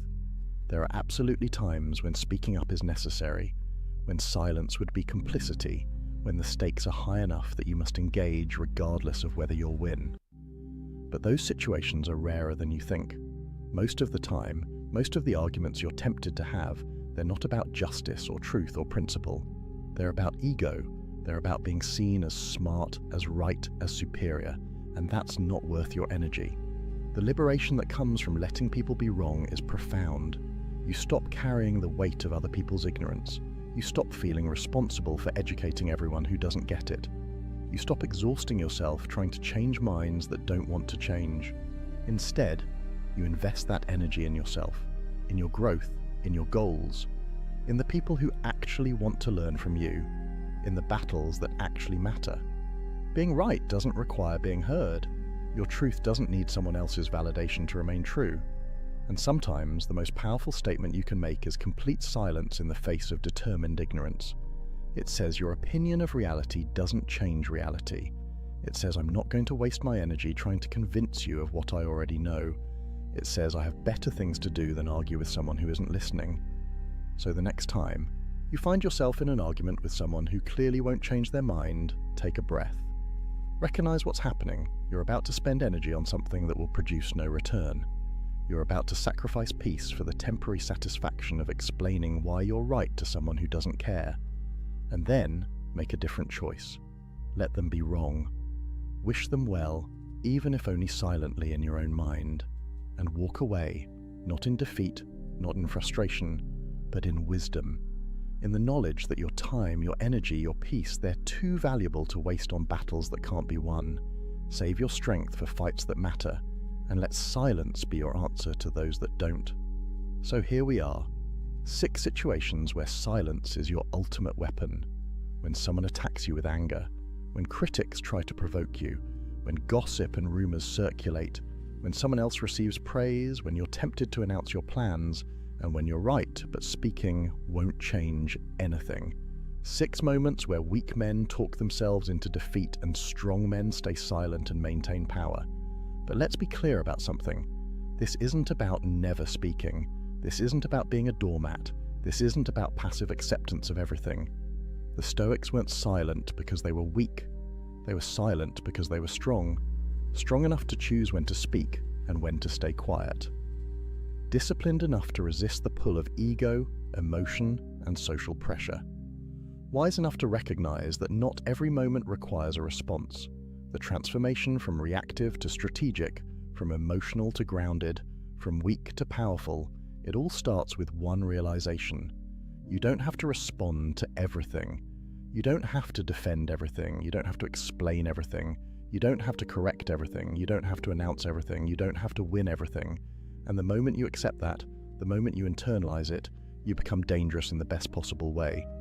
Because a man who can't be provoked is a man who can't be controlled. A man who doesn't need validation can't be manipulated through praise or criticism. A man who moves in silence can't be stopped by people who never saw him coming. And a man who chooses his battles wisely has energy for the wars that actually matter. Marcus Aurelius spent his life fighting wars, running an empire, dealing with senators, generals, enemies both foreign and domestic. And yet, what did he write in his journals? The best revenge is to be unlike him who performed the injury. Not to strike back, not to defend endlessly, but to rise above, to remain true to yourself, to let your character be your answer. That's what these 6 situations are teaching you. How to rise above, how to remain true, how to let your life be your answer when words would only weaken your position.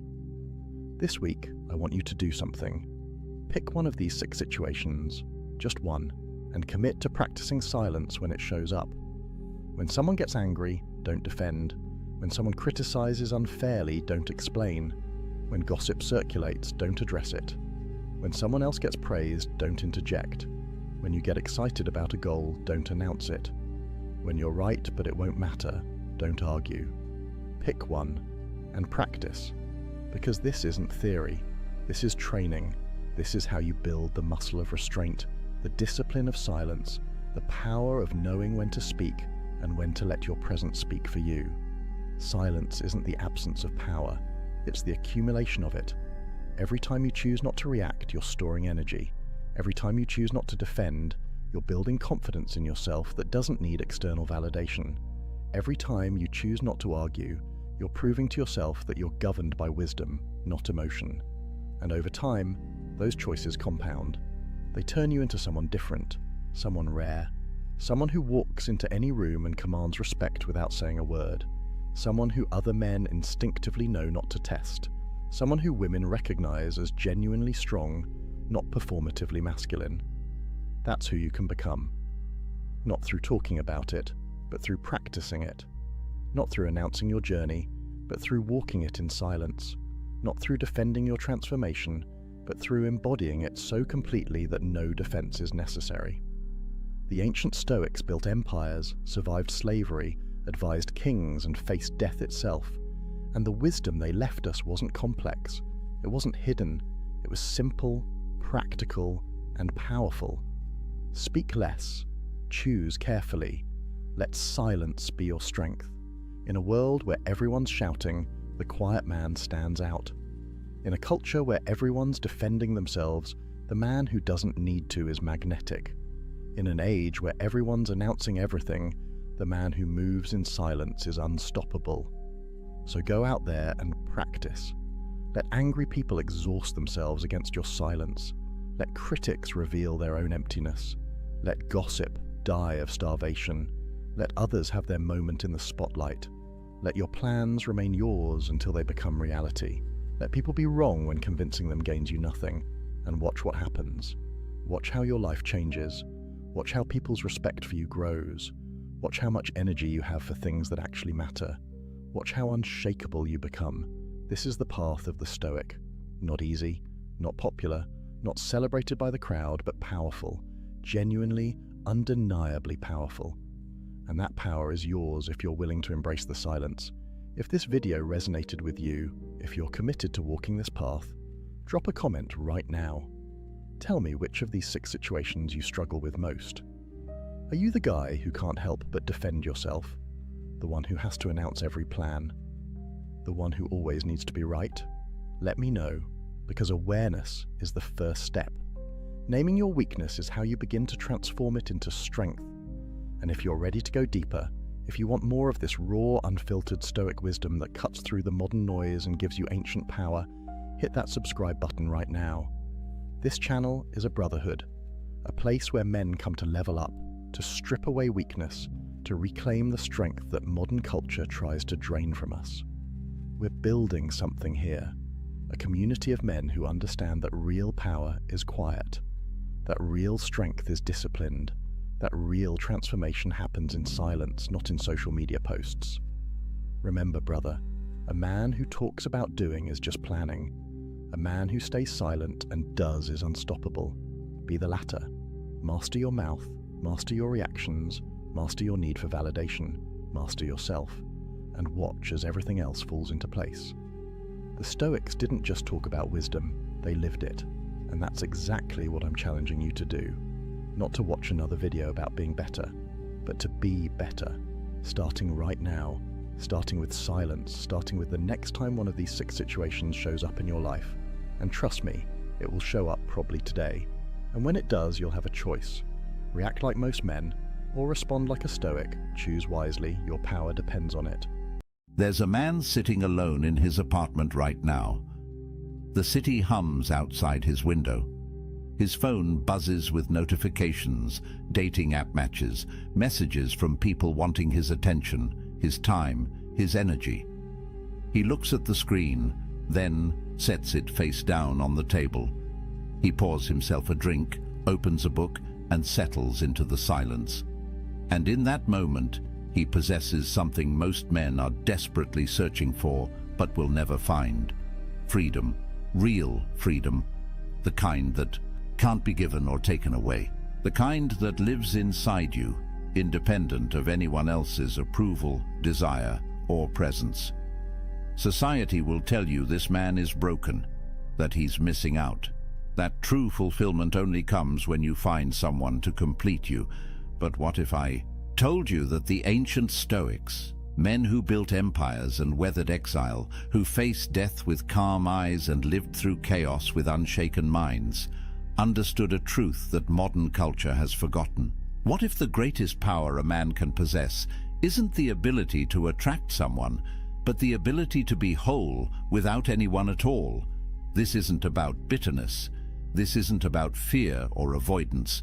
This is about sovereignty, about building an inner fortress so strong that you don't need external validation to feel alive. Marcus Aurelius ruled the Roman Empire, commanded armies, held the fate of millions in his hands. Yet he wrote in his private journal that the most peaceful place a man can retreat to isn't a mansion in the countryside or a vacation by the sea. It's his own mind, his own soul, the space within that no one else can touch. The Stoics called this autarkia, self-sufficiency, the ultimate virtue. And they understood that until a man learns to be complete in his solitude, he'll spend his entire life as a beggar seeking scraps of worth from others. So, let me ask you something. When was the last time you sat in silence with yourself and felt at peace? When was the last time you made a decision purely for you, without considering what someone else might think? When was the last time you felt truly free? Because what I'm about to share with you isn't just philosophy, it's liberation. And once you see it, you can't unsee it. The world has sold you a script. From the time you were a boy, you've been handed a blueprint for what success looks like. Get the girl, build the relationship, settle down, find your other half. The narrative is everywhere, in movies, in songs, in the casual conversations where people ask with pitying eyes, "Why are you still single?" As if being alone is a disease that needs curing, as if you're incomplete until someone else validates your existence. And here's the trap. Most men spend their entire lives chasing this script without ever questioning whether it's true. They measure their worth by their relationship status. They gauge their masculinity by how attractive their partner is, by how quickly they can lock someone down, by whether they can prove to the world that they're wanted. But the Stoics saw through this illusion 2,000 years ago.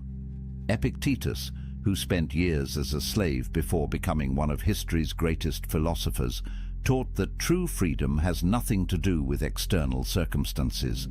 A man can be chained in a prison cell and be free. A man can live in a palace and be enslaved. The difference isn't what surrounds you, it's what lives within you. He wrote that when you attach your happiness to anything outside your control, you become a slave to that thing.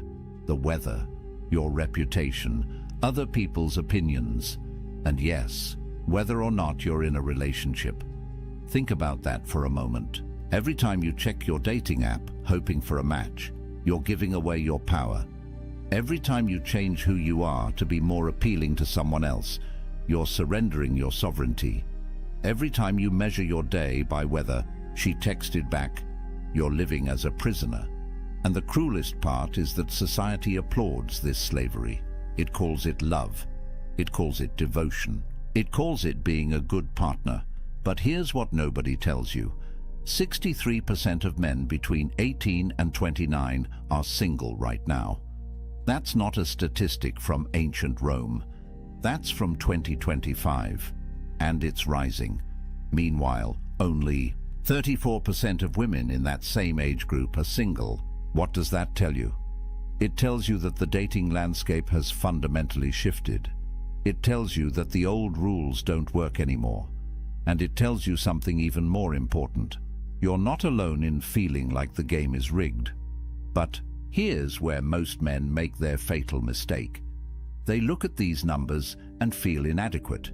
They internalize the message that something is wrong with them, that they're not good enough, attractive enough, successful enough. They double down on the chase, working harder to prove their value in a marketplace that treats them as disposable. And with every rejection, every ghosting, every situation where they compromise their values just to keep someone interested, they lose a little more of themselves. The Stoics would look at this and see madness. They'd ask, why are you seeking your worth in the opinions of others? Why are you measuring your happiness by whether someone else chooses you? Why are you giving away the one thing that truly belongs to you, your inner peace, in exchange for scraps of external validation? Marcus Aurelius wrote, "You have power over your mind, not outside events. Realize this, and you will find strength." Read that again. You have power over your mind, not over whether she likes you back, not over whether your relationship works out, not over whether you end up alone. You have power over how you interpret these things, over what meaning you assign to them, over whether they disturb your peace or leave you untouched. And that, brother, is everything, because here's the truth that will set you free. Being single isn't a problem to solve, it's a power to harness. And the moment you understand that, the moment you stop seeing solitude as something to escape and start seeing it as something to embrace, everything changes. You stop being a man who needs someone. You become a man who chooses connection from a place of fullness, not emptiness. You stop being the beggar at the table. You become the king who decides if and when he shares his throne. But society doesn't want you to know this, because a man who is complete on his own is dangerous. He can't be controlled. He can't be manipulated. He doesn't need the validation that keeps the whole system running. He's free, and free men change the world. So let me show you what that freedom looks like. The ancient Stoics had a word that most people have never heard: autarkia. It's Greek, and it means self-sufficiency. Not in the sense that you live in the woods, chopping your own wood and filtering your own water, but in the deeper sense that your well-being, your peace, your sense of worth comes from within. It's the understanding that you need nothing outside yourself to be complete. That happiness isn't something you find in another person. It's something you cultivate in the fortress of your own mind. Marcus Aurelius understood this at the deepest level. Here was a man who had everything society says should make you happy. Emperor of Rome, immense wealth, beautiful family, power that stretched across the known world. Yet he wrote in his meditations, "Nowhere can man find a quieter or more untroubled retreat than in his own soul, not his palace, not his empire, his own soul." And he added, "It is in your power to retire into yourself whenever you choose." Think about what he's saying. The greatest sanctuary you'll ever know isn't a place. It's a practice. It's the ability to withdraw into your own mind, to find peace there regardless of what's happening around you, whether you're surrounded by chaos or sitting in silence, whether you're with someone or alone. The peace isn't circumstantial, it's constitutional. It's built into who you are. And once you develop this capacity, you become unstoppable. Epictetus, who went from slavery to philosophical mastery, taught his students that the key to this self-sufficiency is understanding what you control and what you don't. You don't control whether people love you. You don't control whether relationships last. You don't control the economic factors that make dating harder, the cultural shifts that change the rules, or the fact that modern technology has turned human connection into a swipe-based marketplace. None of that is in your control, but you do control your character, your response, your inner state, your decision about what kind of man you're going to be regardless of circumstance. And this is where it gets powerful. When Musonius Rufus, another Stoic philosopher, was exiled from Rome, sent away from his home, his friends, everything familiar, he didn't collapse into despair. He didn't spend his days mourning what he'd lost. Instead, he used his solitude to deepen his practice. He worked on his virtue. He refined his character. He became more himself, not less. And when people came from far away to learn from him, even in exile, they found a man who radiated peace, a man who proved that external circumstances have no power over an internally complete person. There's a story about Zeus, the king of the gods in Greek mythology, that the Stoics loved. During the cosmic conflagrations, when the universe would reset and everything would be destroyed, Zeus would sit alone. No other gods, no creation, just emptiness. And yet, he remained content, at peace, because his completeness didn't depend on what existed outside him. The Stoics used this image to teach that true self-sufficiency means you could lose everything, everyone, and still have yourself. And if you've built that self well, if you've made it a fortress of virtue and reason, then you have everything you need. Now, I know what you might be thinking. This sounds lonely. This sounds like isolation. But here's where the Stoics make a crucial distinction. There's a difference between loneliness and solitude. Loneliness is the pain of being disconnected. It's what happens when you're surrounded by people but feel empty inside.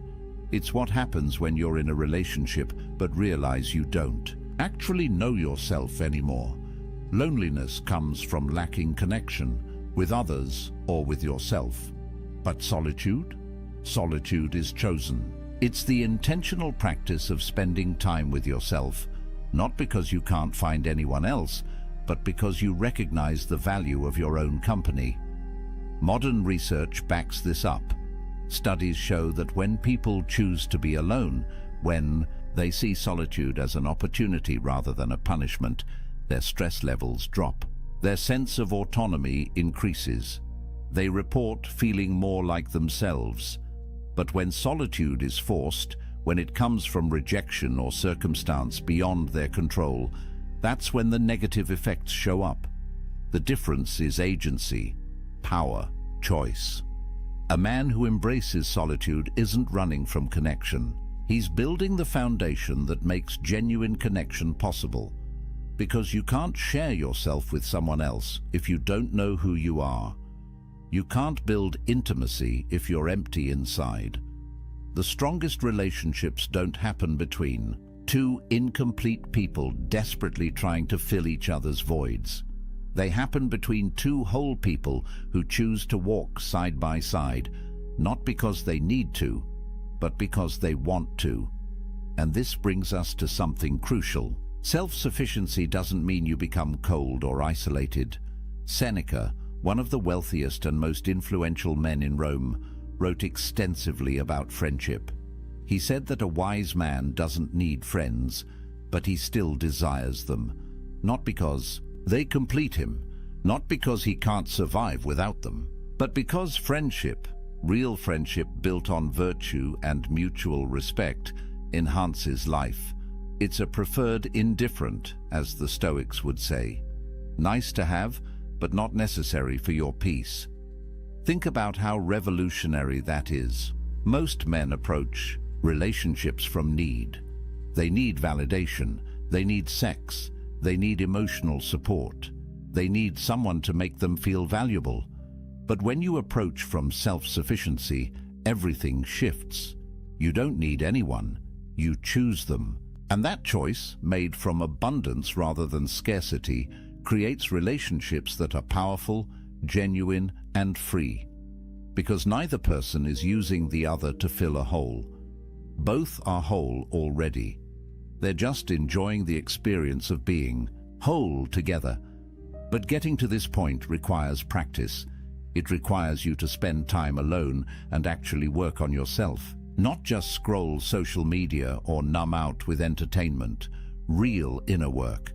And that's uncomfortable, because when you sit in silence with yourself, when you remove all the distractions and external validations, you're forced to confront who you actually are. The thoughts you've been avoiding, the patterns you've been running from, the ways you've been living someone else's script instead of your own. Marcus Aurelius faced this daily. In his journal, he wrote reminders to himself. wake up in the morning and remember who you are. Remember your principles. Don't let the chaos of the day pull you away from yourself. He understood that the greatest battle isn't against external enemies. It's against the internal tendency to lose yourself in the noise, to give away your power piece by piece until you wake up one day and realize you don't recognize the person you've become. But when you build self-sufficiency, when you develop autarkia, something remarkable happens. You stop being reactive. You stop living at the mercy of circumstance. Whether someone texts you back or doesn't, whether people approve of your choices or judge them, whether you spend Friday night with someone or alone with a good book, none of it disturbs your peace. You're grounded, centered, free. And that freedom, brother, is more valuable than any relationship could ever be. Because here's the paradox. The man who needs no one is the man everyone wants to be around. Strength attracts. Completeness attracts. When you're not grasping, not needy, not performing for validation, people feel it. They sense that you're different, that you operate from a different place. And the connections you do form, when you're ready, if you choose them, will be deeper and more real than anything you could build from a place of need.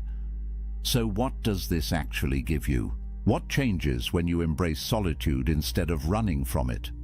The Stoics believed that external goods come in two categories: things that are genuinely good, like virtue and wisdom and character, and things that are preferred indifference, wealth, health, relationships. Nice to have, but not essential to your well-being, not determinative of your worth. The moment you internalize this distinction, a weight lifts, because you stop attaching your happiness to things you can't control. Let's get practical. When you're single and you embrace it, you have financial sovereignty. No expensive dates where you're performing, trying to impress someone. No shared expenses where you have to negotiate every purchase. No compromise on how you spend your money. Every dollar you earn is yours to allocate as you see fit. You can invest in yourself, build your skills, travel, save, create, and you don't have to justify these choices to anyone. Modern research shows that single men, particularly those who embrace their status rather than fighting it, report lower financial stress. They have more control over their economic futures. They're not tied to another person's spending habits, debt, or financial crises. And in a world where economic pressure is one of the leading causes of relationship breakdown, that's not a small thing. You eliminate an entire category of stress simply by being financially sovereign. Then there's time sovereignty. Think about the hours you get back when you're not texting constantly, planning dates, negotiating weekend plans, attending social functions for someone else's sake. Time is the only truly non-renewable resource. Once it's gone, it's gone. And most men give away enormous chunks of their time without even realizing it, not because they want to, but because they feel obligated, because they're afraid of what will happen if they don't, because they're trying to keep someone happy, keep the relationship going, prove they're committed. But when you're single, every hour belongs to you. Want to wake up early and work on that business idea? Do it. Want to spend Saturday learning a new skill? You can. Want to sit in complete silence for an afternoon and just think? Nobody's going to text you asking where you are or why you're being distant. This isn't selfishness, it's self-ownership. And the Stoics believed that a man who doesn't own his time doesn't own his life. Marcus Aurelius, again, the busiest man in the empire, wrote about guarding his time like a fortress. He knew that every hour given to someone else's priorities was an hour stolen from his own development, his own contemplation, his own practice of virtue. He wasn't antisocial, he fulfilled his duties, but he was ruthless about protecting the time he needed to be alone with his own mind, because he understood that without that time, he'd lose himself in the chaos of external demands. Then there's mental sovereignty. This might be the most important one. When you're in a relationship, especially one built on neediness rather than choice, you carry enormous emotional labor. You're managing someone else's feelings, anticipating their needs, walking on eggshells to avoid conflict, constantly adjusting yourself to maintain harmony. And over time, this erodes you. You start to forget what you actually think, what you actually want, because you've spent so much energy managing the relational dynamics. But when you're alone, your mind is your own. You can think clearly, process your own emotions, develop your own worldview. Make decisions based on your values, not on what will keep the peace. There's a reason why great thinkers throughout history, from philosophers to scientists to artists, often did their best work in solitude. Because the mind needs space to wander, to connect ideas, to see things from new angles, and you can't do that when you're constantly reactive, constantly managing relationship dynamics, constantly split between your own needs and someone else's.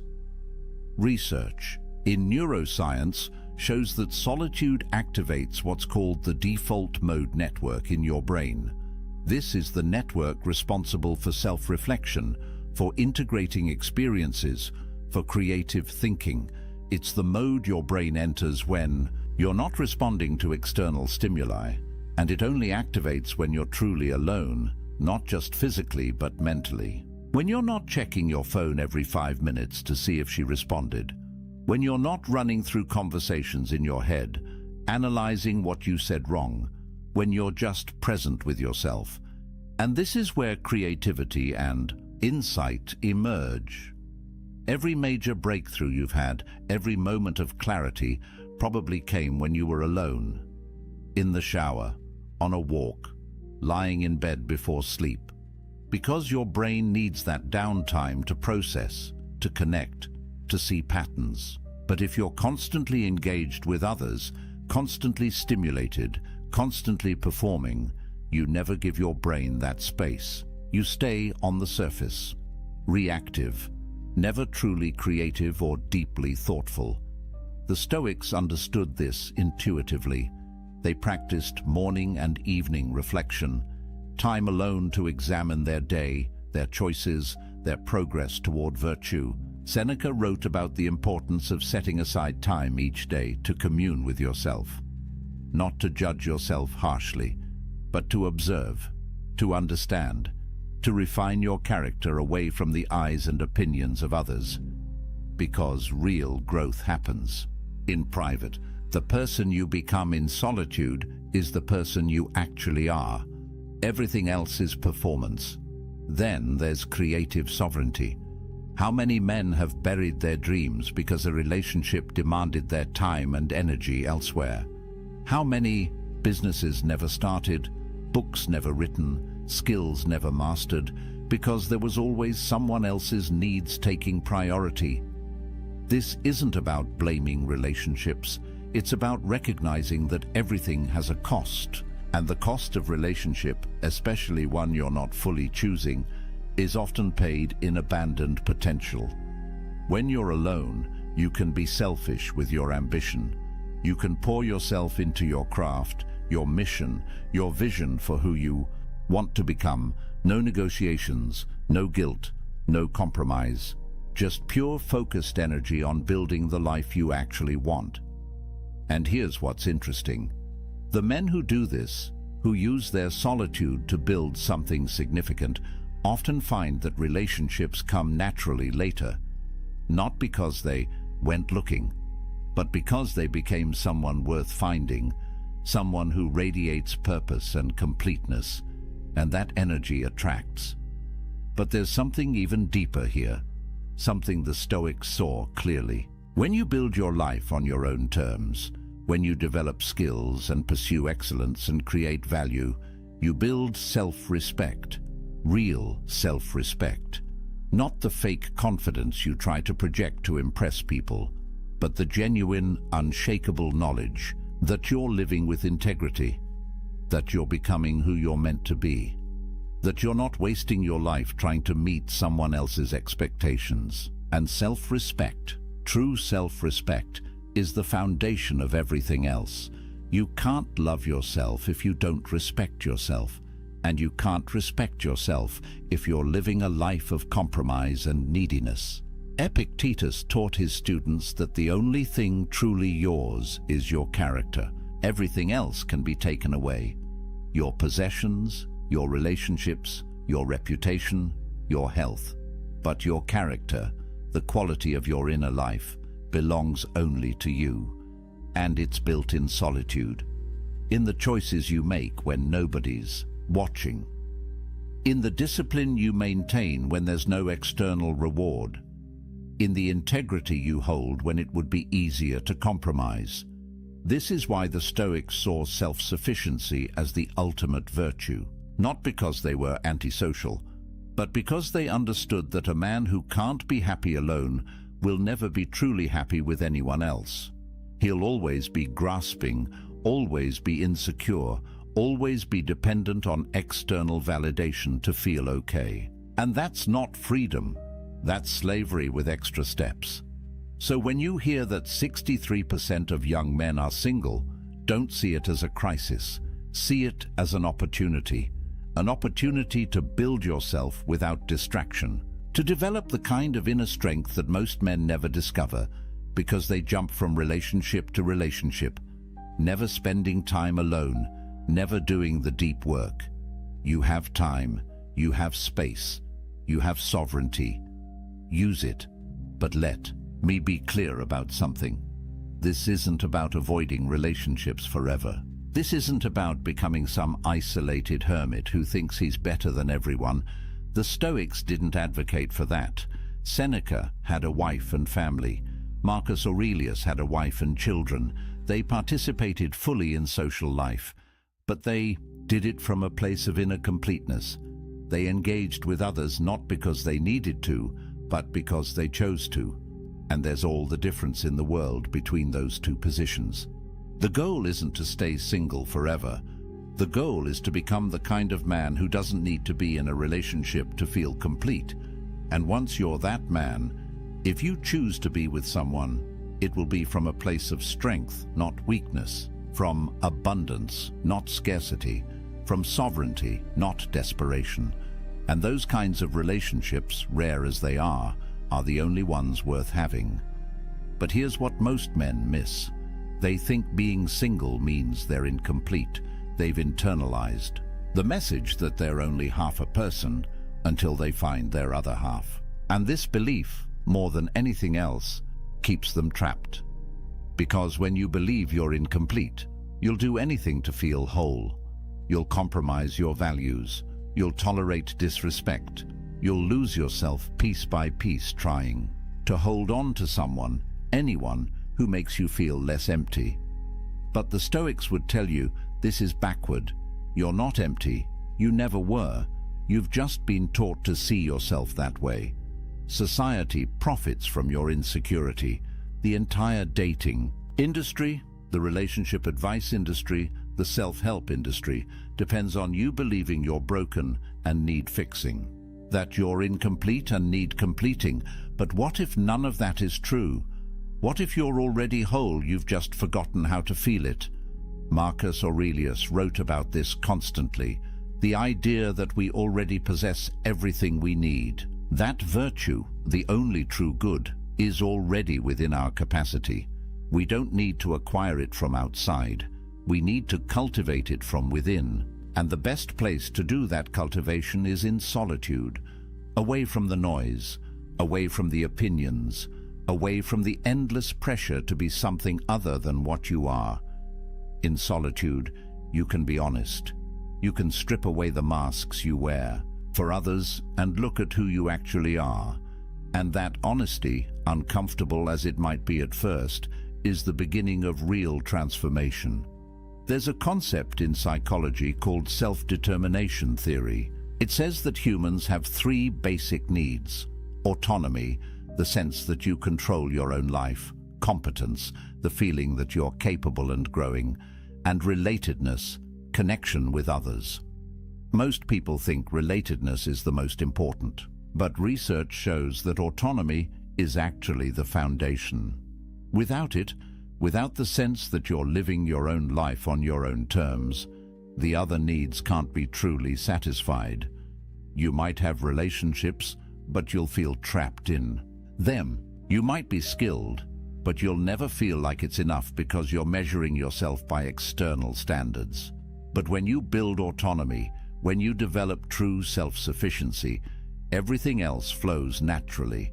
You pursue competence for its own sake, not to impress anyone, and when you do connect with others, it's genuine, because you're not performing, you're not pretending, you're just being yourself, and you're okay if people accept that or don't. That's the power position, that's freedom. And here's something crucial. The Stoics believed that you had to be careful about who you spent time with. They weren't elitist about it, but they understood that you become like the people you surround yourself with. Spend time with complainers, you become a complainer.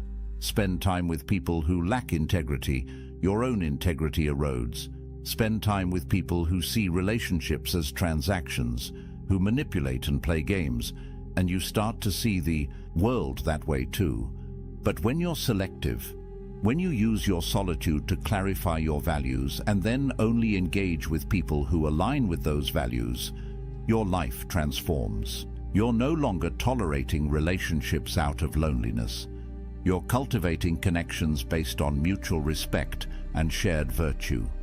And those connections, even if they're fewer, are infinitely more valuable than 100 shallow relationships. Built on convenience or need, Seneca wrote extensively about this. He said that you should associate with people who will improve you and avoid people who will corrupt you. And he added that you should also be someone worth associating with, someone who adds value, someone who embodies the virtues you want to see in the world. That's the work of solitude.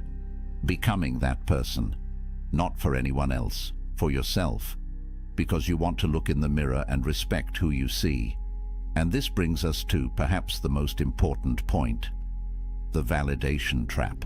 Traditional masculinity, at least the toxic version of it, measures a man's worth by his romantic and sexual success. Can he get girls? Is he a player? Is his girlfriend hot? These are the metrics by which many men, consciously or unconsciously, judge themselves and each other. And it's poison, because it makes your self-worth dependent on factors largely outside your control. Physical attractiveness, which is mostly genetic, social status, which is often circumstantial, the approval of others, which is fickle and unpredictable. But the Stoics would say this is insane. Why would you tie your sense of value to things you can't control? Why would you give others that much power over your inner state? Epictetus taught that the only thing you truly control is your will, your capacity to choose your response, your commitment to virtue. That's it. Everything else is fortune, and fortune is unreliable.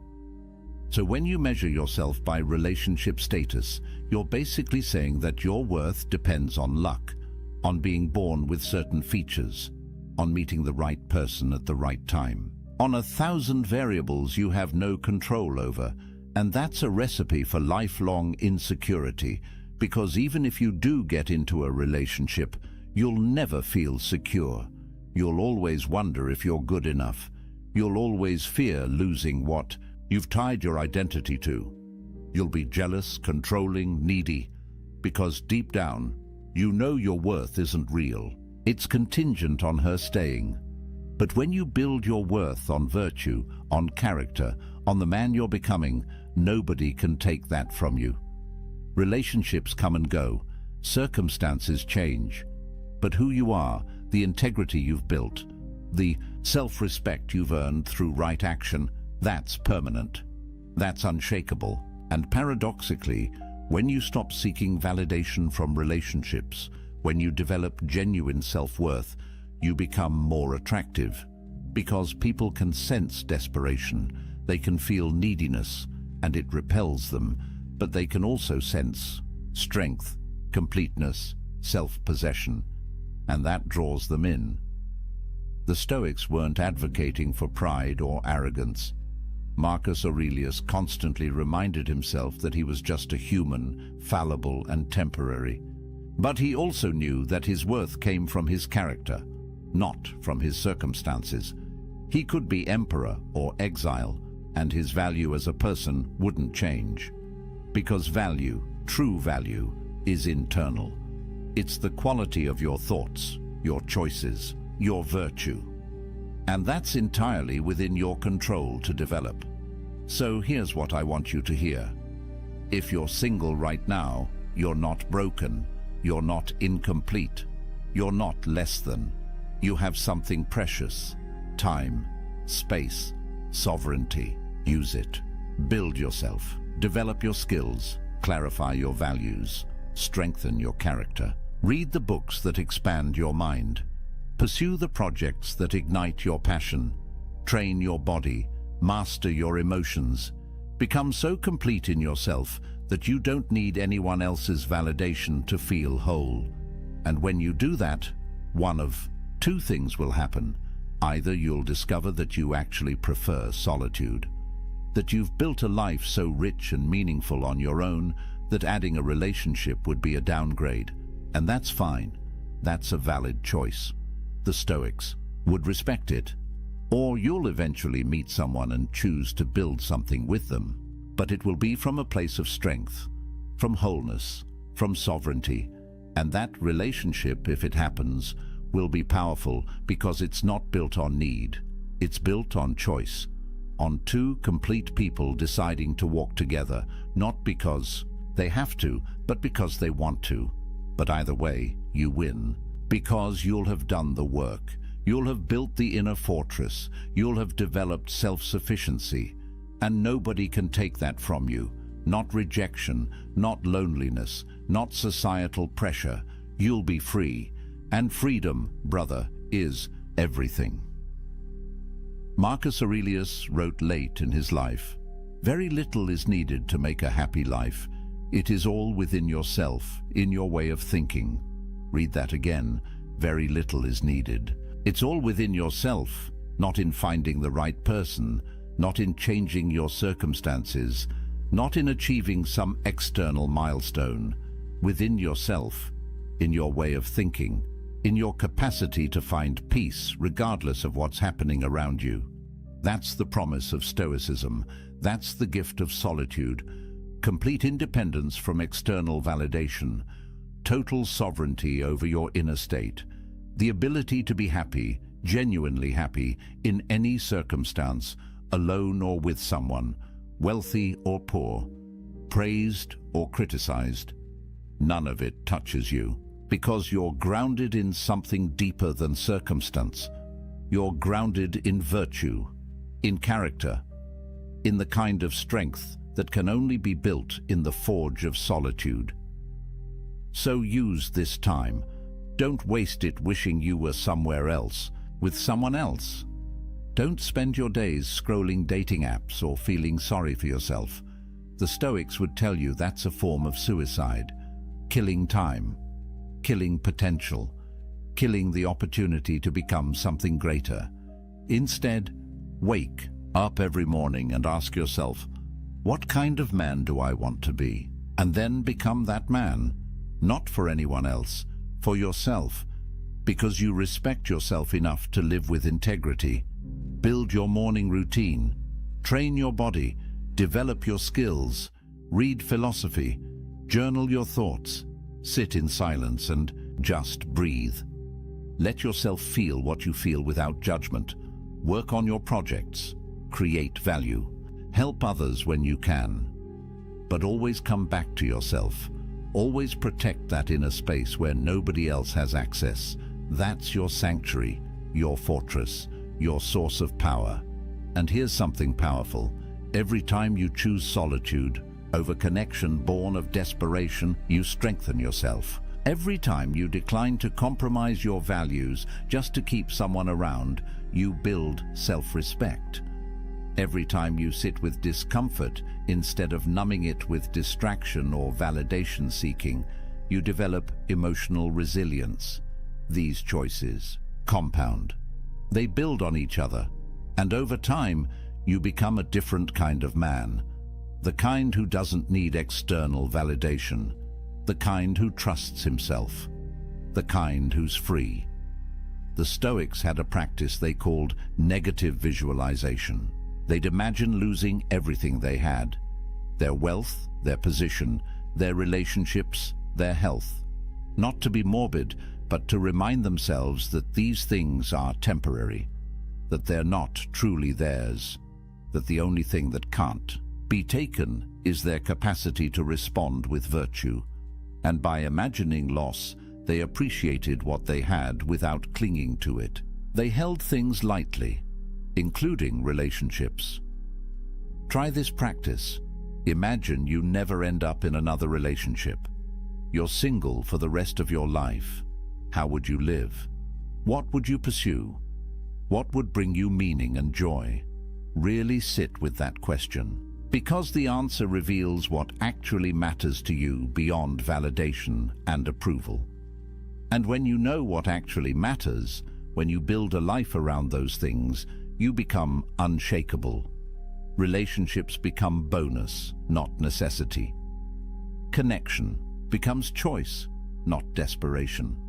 And here's the paradox again.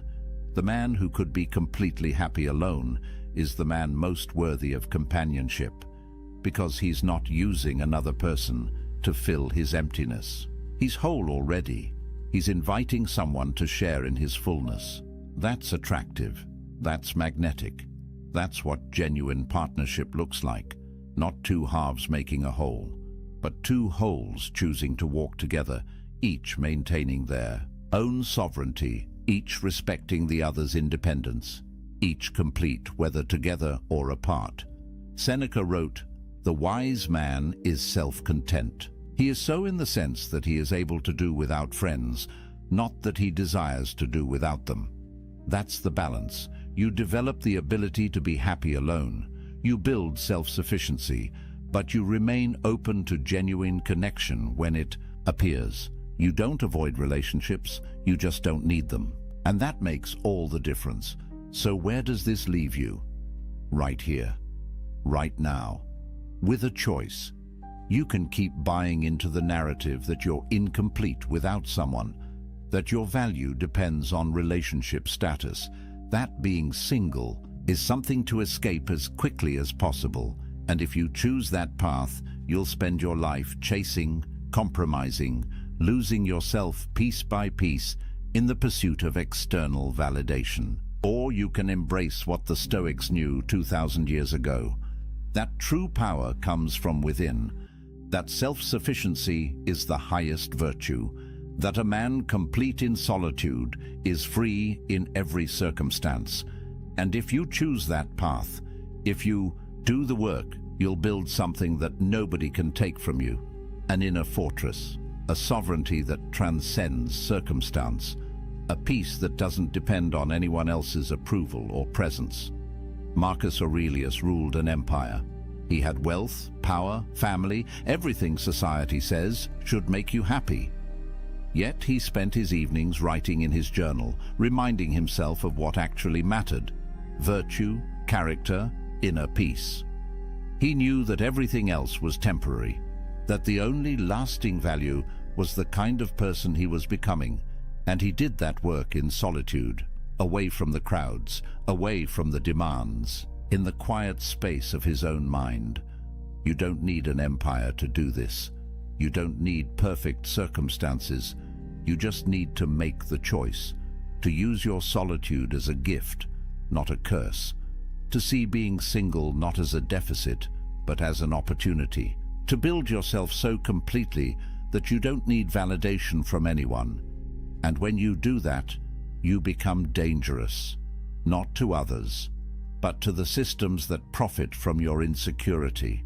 You become a man who can't be controlled, can't be manipulated, can't be sold something he doesn't need. You become free.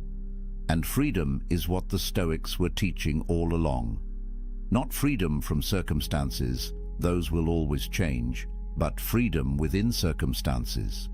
The ability to maintain your peace, your integrity, your sense of self, regardless of what's happening around you, alone or with someone, successful or struggling, praised or criticized. None of it touches your core, because you've built something unshakable inside.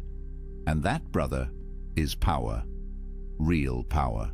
The kind that transforms not just your life, but the lives of everyone you touch. Because strength is contagious. Completeness inspires. Freedom spreads. So let me leave you with this. A man who needs no one is free to choose everyone. A man who needs someone is slave to his need. Which man do you want to be? The choice is yours. It's always been yours. And it starts right now, in this moment, with this decision, to stop seeking yourself in others and start building yourself in solitude, to stop measuring your worth by external validation and start grounding it in internal virtue, to stop running from being alone and start embracing it as the ultimate gift, the space where you become who you're meant to be. The Stoics are waiting for you, Marcus Aurelius, Epictetus, Seneca. They walked this path. They proved it works. They left you a blueprint. All you have to do is follow it. Build your inner fortress. Cultivate self-sufficiency. Embrace solitude not as a punishment, but as a privilege. And watch what happens. Watch how your life transforms when you stop living for others and start living for yourself. Not in a selfish way, but in the way that honors your potential, your values, your unique path. That's what the Stoics called living according to nature, being fully yourself. And there's nothing more powerful than that. So if you found value in this, if these ideas resonate with something deep inside you, if you feel that pull toward building a different kind of life, do me a favor. Hit that like button. It tells me this message matters. It helps this reach other men who need to hear it. Subscribe to the channel because we're building something here. A community of men who refuse to live by society's script, who are doing the work, who understand that real strength comes from within. Drop a comment and tell me, what's one thing you're going to do this week to build your inner empire? One practice, one choice, one step towards self-sufficiency. And remember, this isn't the end, it's the beginning. Every journey toward freedom starts with a single step, a single decision. The decision to stop seeking worth in external validation and start building it through internal virtue. You've taken that step by being here, by listening, by opening your mind to a different way. Now keep walking, keep building, keep becoming. The man you're meant to be is waiting in the silence. Go find him. Until next time, stay strong, stay sovereign, stay free. The more you chase her, the faster she runs. The less you care, the more she craves you. This isn't some modern dating hack. This is ancient wisdom discovered over 2,000 years ago by the most powerful men who ever lived. Men who had empires at their feet, yet understood attraction better than any pickup artist ever will. Marcus Aurelius, the most powerful man alive. Emperor of Rome. He could have had any woman he wanted with a snap of his fingers. But here's what's fascinating. He wrote obsessively about self-control, about mastering his own mind, about caring less about what others thought. And women were drawn to him like a force of nature. There's a secret here, a paradox that most men will never understand. By the end of this video, you'll know exactly why everything you've been doing to attract women has been pushing them away. And more importantly, you'll discover what to do instead. This isn't about tricks or manipulation. This is about becoming a different kind of man. The kind women can't help but obsess over. Most men will never learn this. They'll spend their entire lives confused, frustrated, wondering why nice guys finish last. You're about to become the exception. So let's dive into the ancient philosophy that changes everything. Right now, there's a crisis happening. Modern men are more confused about attraction than ever before. You see it everywhere. Guys constantly checking their phones, hoping she texted back. Overanalyzing every conversation. Trying desperately to say the right thing, wear the right clothes, impress her with the perfect date. You've probably been there. You meet someone you really like. The conversation flows. You think, there's a connection. Then you text her, and you wait. Minutes turn into hours. Hours turn into days. That sinking feeling in your stomach. Did I say something wrong? Should I text again? Maybe she didn't see it, so you send another message. Something casual, trying not to seem desperate. Still nothing. Now you're spiraling. You're checking Instagram to see if she's active. You're asking your friends what you should do. You're replaying every moment of your interaction, trying to find where it went wrong. Here's what's devastating. You did everything right according to modern dating advice. You were nice. You showed interest. You complimented her. You made your intentions clear. You were respectful, attentive, available. Everything society tells you women want. But something feels terribly wrong, because despite doing everything right, you're not getting the results. The women you really want seem uninterested. The ones you treat best seem to care the least. Meanwhile, you watch other guys who seem to care less, guys who put in less effort. Somehow they're the ones these women chase. This confusion is eating you alive. And here's what no one tells you. It's not your fault. You've been lied to. Because attraction doesn't work the way you've been taught. In fact, attraction works backwards. 2,000 years ago, the ancient Stoics discovered something profound about human nature, something that explains everything. But before I reveal exactly what it is and how to use it, you need to understand the foundation. You need to understand why most men fail before they even begin.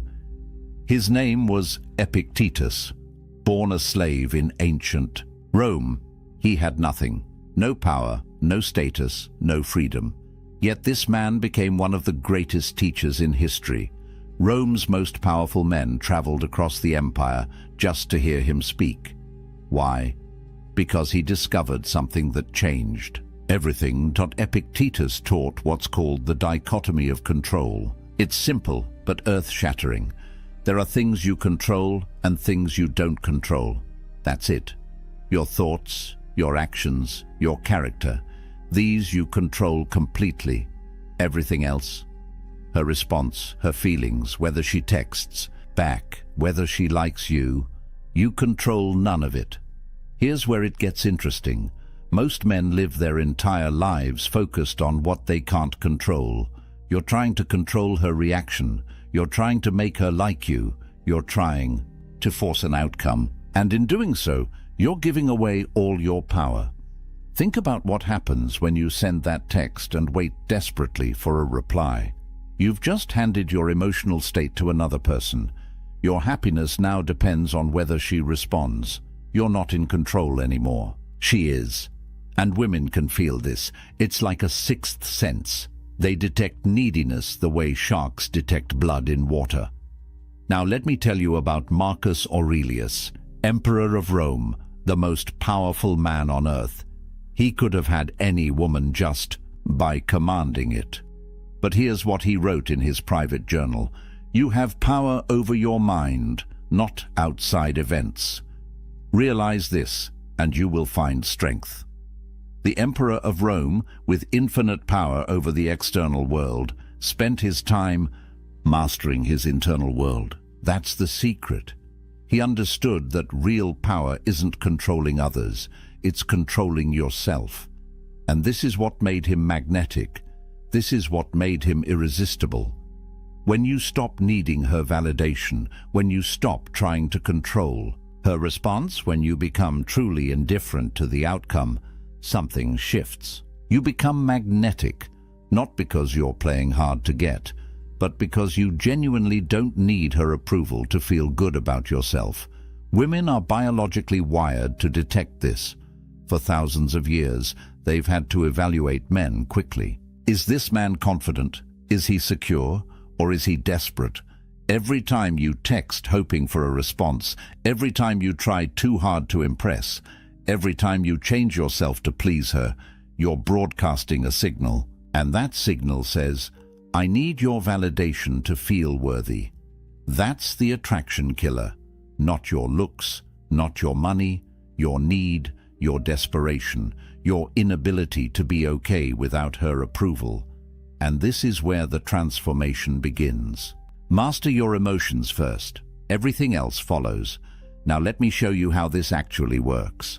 The first law of Stoic attraction: become indifferent to outcome. This sounds counterintuitive. How can not caring make her care more? But this is the genius of it. Seneca, another great Stoic philosopher, wrote extensively about attachment and loss.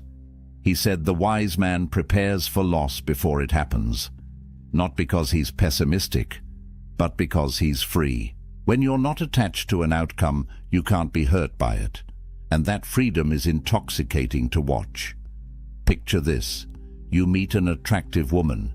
The old you would immediately start calculating. How do I get her number? What do I say to impress her? How do I make her like me? Your entire focus is on an outcome you can't control. You're already desperate before you even speak. The Stoic approach is completely different. You talk to her because the conversation itself is interesting, not because you need something from her. If she's into it, great. If not, also great. Either way, your value doesn't change. Your outcome independent. Here's what happens in her mind.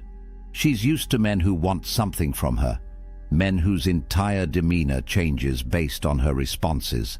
Men who are performing for her approval. Then she meets you, and you're different. You're present, engaged, interesting. But you're not auditioning. You're not trying to win her over. You're just being. This creates a question in her mind. Why isn't he trying to impress me? Most men she meets are so eager to please. But you're not. This makes you rare. This makes you interesting. This makes her want to know more. The mistake most men make is investing too early. You have one good conversation and you're already planning the wedding. You create an imaginary relationship in your head. Then when reality doesn't match your fantasy, you're devastated. You feel rejected, hurt, angry. The Stoic fix is simple. Treat every interaction as complete in itself. That conversation was good, because the conversation was good. Not because of where it might lead, not because of what you might get from it. The interaction had value in itself. When you adopt this mindset, the power dynamic shifts completely. She goes from being your goal to being your guest. You're not trying to win her. You're evaluating whether she adds value to your already complete life. You're the prize being pursued, not the pursuer hoping to be chosen. And women feel this shift. It's magnetic. Seneca said, "He who is brave is free. Brave enough to not need her, free from the outcome." And that freedom is what makes you irresistible. But here's where most men still get it wrong. Even when they understand not being needy, they're still making a critical error. They make the woman their purpose. Everything revolves around getting her, keeping her, pleasing her. This is still weakness in disguise. Marcus Aurelius wrote, "The impediment to action advances action. What stands in the way becomes the way." He understood that obstacles, challenges, rejection, these aren't problems. They're the path forward. They make you stronger. Here's the reframe that changes everything. Your life purpose comes first. Your mission, your goals, your growth, your excellence. She's not the goal. She's a complement to an already extraordinary life, not the missing piece that makes you whole. You're already whole. Think about the men that women can't resist, not the guys trying hardest to get them, but the men who are so focused on their purpose that women have to work to get their attention. The athlete focused on his training, the entrepreneur building his business, the artist lost in his craft. These men aren't ignoring women to play games. They genuinely have something more important, and this creates a powerful dynamic. While you're building, she's watching. She sees a man who doesn't need her validation because he's getting validation from his accomplishments. She sees a man who doesn't have time to play texting games because he's too busy creating something meaningful. She sees a man who can't be manipulated because his worth isn't tied to her opinion. This is what excellence looks like. Physical excellence. You're training your body not to impress her, but because you respect yourself. Mental excellence. You're reading, learning, growing because mediocrity is unacceptable to you. Spiritual excellence. You're developing your character because that's what defines a man. Professional excellence. You're building something meaningful because that's your contribution to the world. Stop performing for her. Start performing for yourself. The paradox is this. Self-focus creates other attraction. When you become obsessed with your own growth, others become obsessed with you. Marcus Aurelius said it perfectly. Waste no more time arguing what a good man should be. Be one. Stop theorizing about attraction. Stop reading advice on what women want. Become the man who is so excellent that the question answers itself. Become undeniable. Now let me clear up a massive misconception. Stoic doesn't mean emotionless. This is where most men get confused and end up looking like robots. The Stoics weren't advocating for suppressing emotions. They were teaching controlled emotion. And there's a world of difference. Marcus Aurelius loved his wife deeply. Seneca wrote beautiful letters about affection and care. Epictetus taught his students about proper love and attachment. These weren't cold men. They were men who chose when and how to express emotion. They weren't controlled by their feelings. They controlled their feelings. Here's the distinction that matters. Reactive emotions versus intentional presence. Reactive is when she doesn't text back and you spiral into anxiety. When she talks to another guy and you become jealous. When things don't go your way and you become angry or bitter. These are emotions controlling you. Intentional presence is completely different. You feel emotions, you acknowledge them, but you choose your response. She doesn't text back. You notice disappointment, but you don't let it dictate your actions. You go back to your purpose. She talks to another guy. You feel a twinge of jealousy, but you recognize you don't own her. She's free to talk to whoever she wants. Things don't go your way. You feel frustration, but you see it as information, not catastrophe. This is what women crave. Not a man with no emotions, but a man who isn't controlled by his emotions. In a world of chaos, reactive men and emotional instability, a man who remains centered is like an anchor. She can feel safe with you. She knows you won't fall apart when things get difficult. She knows you won't become desperate or possessive or volatile. Think about body language. The Stoic carries himself differently. There's no nervous energy, no fidgeting, no seeking approval with his posture. He stands tall not because he's trying to appear confident, but because he is confident. His movements are deliberate. His eye contact is steady. His presence commands respect without demanding it, and when he speaks, he says less but means more. No rambling to fill silence, no over-explaining to justify himself, no supplicating to win approval. He speaks with intention. Every word carries weight. He doesn't need to convince you of anything. He's stating reality. Marcus Aurelius gave us the framework. The best revenge is not to be like your enemy. Applied to attraction, don't mirror desperate behavior. Don't become reactive because someone else is. Don't lose your center because the world around you is chaotic. Maintain your stoic presence. That's your power. Now comes the ultimate test. The moment that separates stoic men from everyone else. How you handle rejection. Because rejection will come. It comes for everyone. The question is, what do you do with it? Epictetus taught something profound. External events have no power over your character. Only your response has power. She can reject you. She can ignore you. She can choose someone else. None of that changes who you are. None of that diminishes your value. Only you can do that with your reaction. Here's where most men reveal their desperation. She says no, and they crumble, or they get angry, or they try to convince her, or they ask what's wrong with them. All of these responses communicate the same thing. My worth was dependent on your acceptance, and now I'm destroyed. The Stoic response is radically different. Complete indifference, not fake indifference, where you're seething inside, real indifference. She said no. Okay, that's information. That's her preference. It has nothing to do with your value. You smile, you wish her well, you move on with your life exactly as you would have anyway. This creates something fascinating in her psychology. She expected an emotional reaction.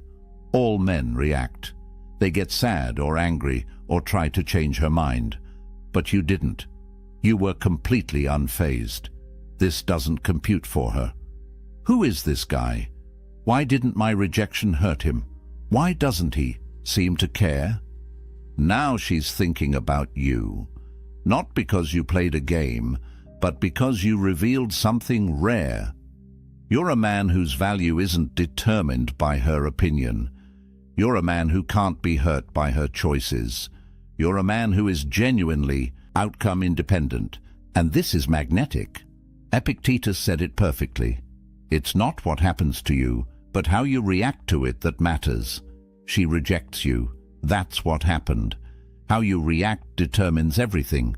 React with neediness, you confirm her decision. React with anger, you prove you were never worthy. React with indifference, you make her question her decision. But here's the most important part. This isn't a strategy to win her back. This is who you actually become. You genuinely don't need her acceptance because your worth comes from within. You're not pretending not to care. You actually don't care in a healthy way because you know your value is inherent, not assigned by others. This is Stoic confidence, unshakable, not because nothing bad can happen, but because you know you'll be fine regardless of what happens. This is the foundation of real attraction. So what does all this look like in real life? Let me paint you a picture. You meet a woman, you have a great conversation, you're present, engaged, genuinely interested in what she's saying. But you're not performing, you're not trying to impress her, you're just being the excellent man you've become. You get her number, you text her once, something simple, direct, no games. If she responds, great. If not, also great. You don't check your phone every 5 minutes. You don't analyze her response. Time. You're too busy with your purpose to obsess. You ask her out. One time. Clear, confident, specific. Let's grab coffee Thursday at 7. If she says yes, perfect. If she says no or gives a maybe, you wish her well and move on. No convincing, no negotiating, no rescheduling 3 times. You made an offer. She can accept or decline. Her choice doesn't affect your life trajectory. On the date, you're not interviewing her for the position of girlfriend. You're evaluating if she adds value to your already complete life. You're not trying to win her over. She's trying to win you over. The power dynamic is reversed. If she likes you, excellent. If she doesn't, also excellent. Either way, you go back to your life, back to your purpose, back to your excellence. She's a potential addition, not the foundation.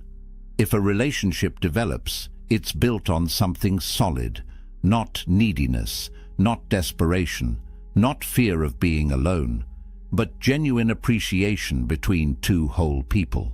You don't need her. You choose her. And she doesn't need you. She chooses you. Partnership of equals. Not two incomplete halves trying to make a whole. This is what Stoic relationships look like. Built on virtue, not validation. Built on respect, not neediness. Built on choice, not desperation. The transformation is complete. You're not the chaser anymore. You're the chooser. You're not the man hoping to be picked. You're the man doing the picking. And women feel this shift. It's undeniable. You're not learning tricks. You're becoming the man she can't resist.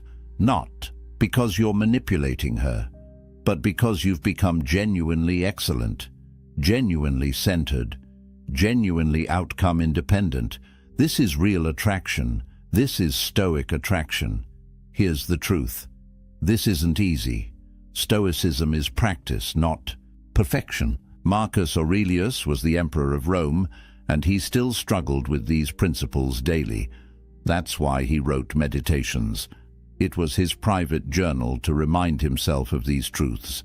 You're not going to master this overnight, but starting today you can practice one principle, just one. Maybe it's outcome independence. Maybe it's focusing on your purpose. Maybe it's handling the next rejection with indifference. Pick one thing and practice it. In 30 days of genuine practice, your entire reality will change. Not because women suddenly find you more attractive, but because you'll become actually more attractive.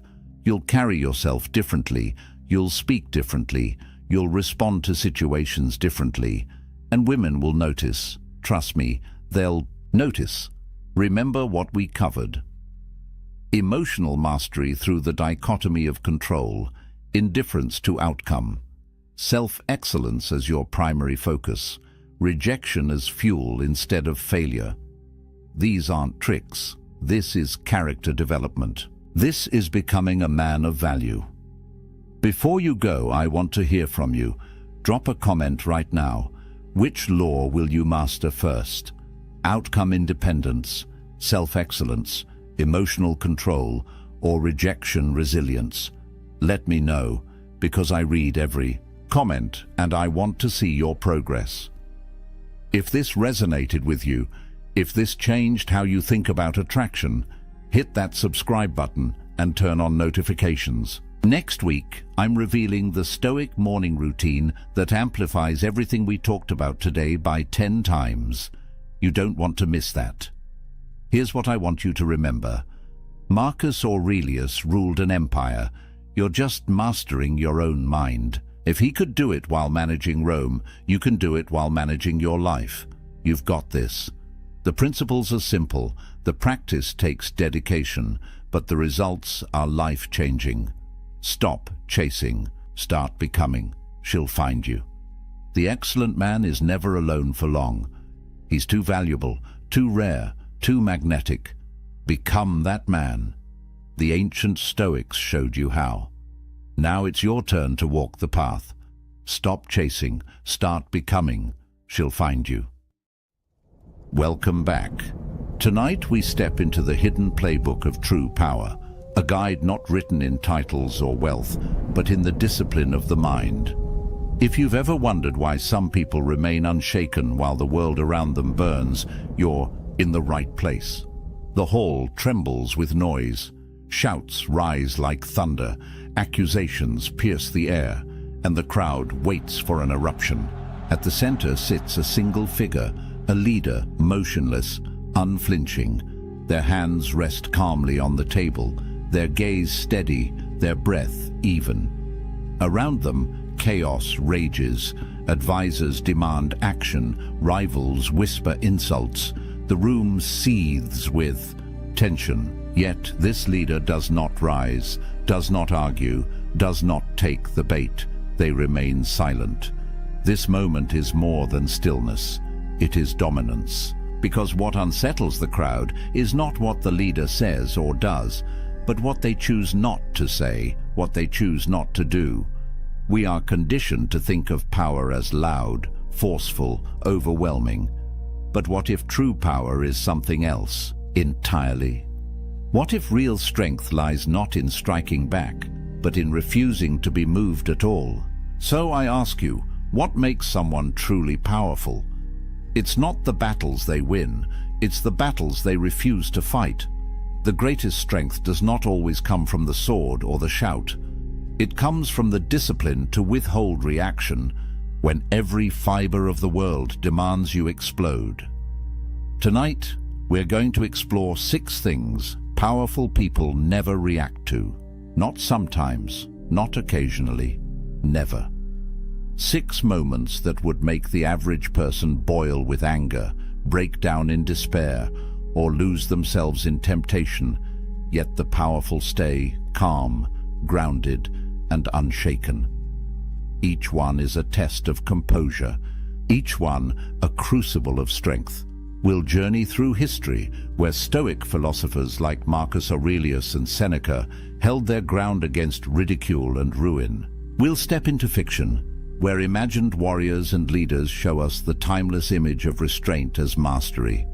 And we'll bring it into the modern day, where insults, rumors, setbacks, and even praise demand more from us than we realize. Along the way, you'll see how philosophy, discipline, and perspective intertwine to create an armor thicker than steel.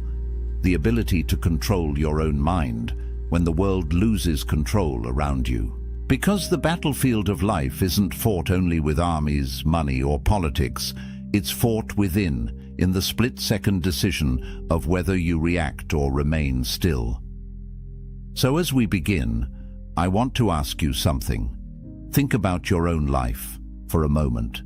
What is one thing you wish you could stop reacting to? Maybe it's criticism, maybe it's gossip, maybe it's failure, or the sting of loss. Whatever it is, imagine how much freer, stronger, and calmer you would feel if it no longer had power over you. Hold on to that thought, because by the end of this journey, you may discover that the path of Stoic mastery isn't about controlling the world. It's about controlling yourself, and it all begins here, with silence in the middle of chaos. Picture this: a crowded marketplace in ancient Rome. A senator shouts across the forum, hurling insults at a rival. The crowd leans in, waiting for a fiery response, hungry for drama. Yet the rival does something unexpected. He doesn't shout back. He doesn't flinch. He simply continues walking, as if the insult had never been spoken. The crowd murmurs in confusion. Was this weakness, or was it something far greater? This is the power of non-reaction. Insults are traps, carefully laid to provoke you into abandoning your composure. They pull at the ego, daring you to defend yourself, to lash out, to prove them wrong. But here's the paradox. The moment you react, you've already lost. You've given control to the other person. You've let their words dictate your state of mind. And that is exactly what the powerful never allow. Stoic philosophy teaches us that insults only sting if we grant them permission. Epictetus once said, "If someone reviles you, it is his own action. You can choose to interpret it as harm or not." Think about that. The insult doesn't carry inherent power. It's our reaction that breathes life into it.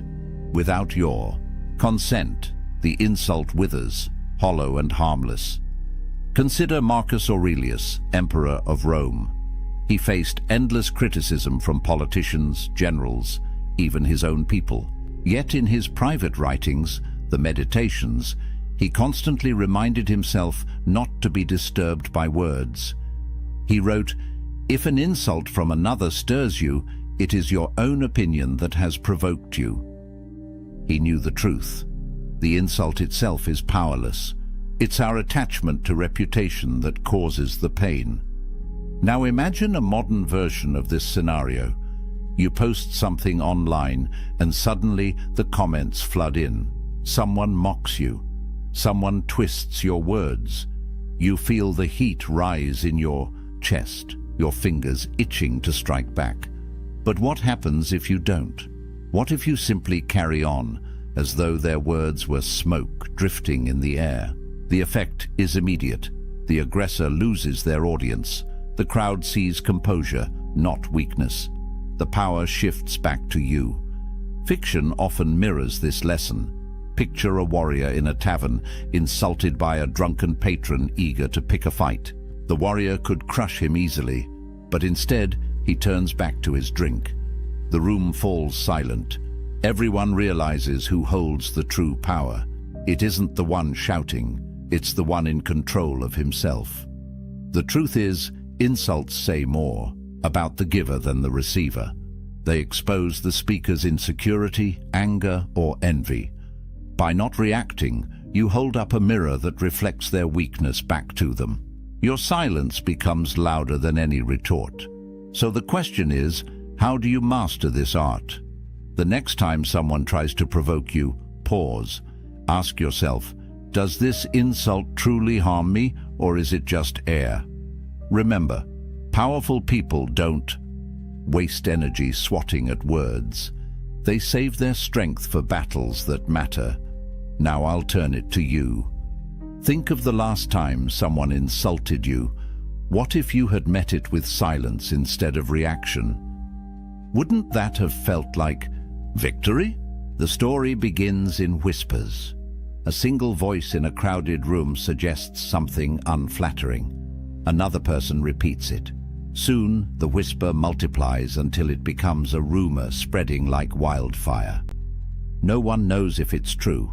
No one even stops to ask. But suddenly, your reputation, your name, your very identity feels under siege. This is the world of rumors and lies, an invisible battlefield where words, not weapons, can destroy legacies. Most people panic in this moment. They scramble to explain themselves, to fight back, to stamp out every falsehood before it takes root. But here's where powerful people stand apart. They don't chase lies. They don't waste their energy wrestling with shadows. They let the truth reveal itself in time. History gives us countless examples. Consider Marcus Aurelius, the philosopher-emperor. During his reign, enemies accused him of weakness, of being too contemplative to lead Rome's armies.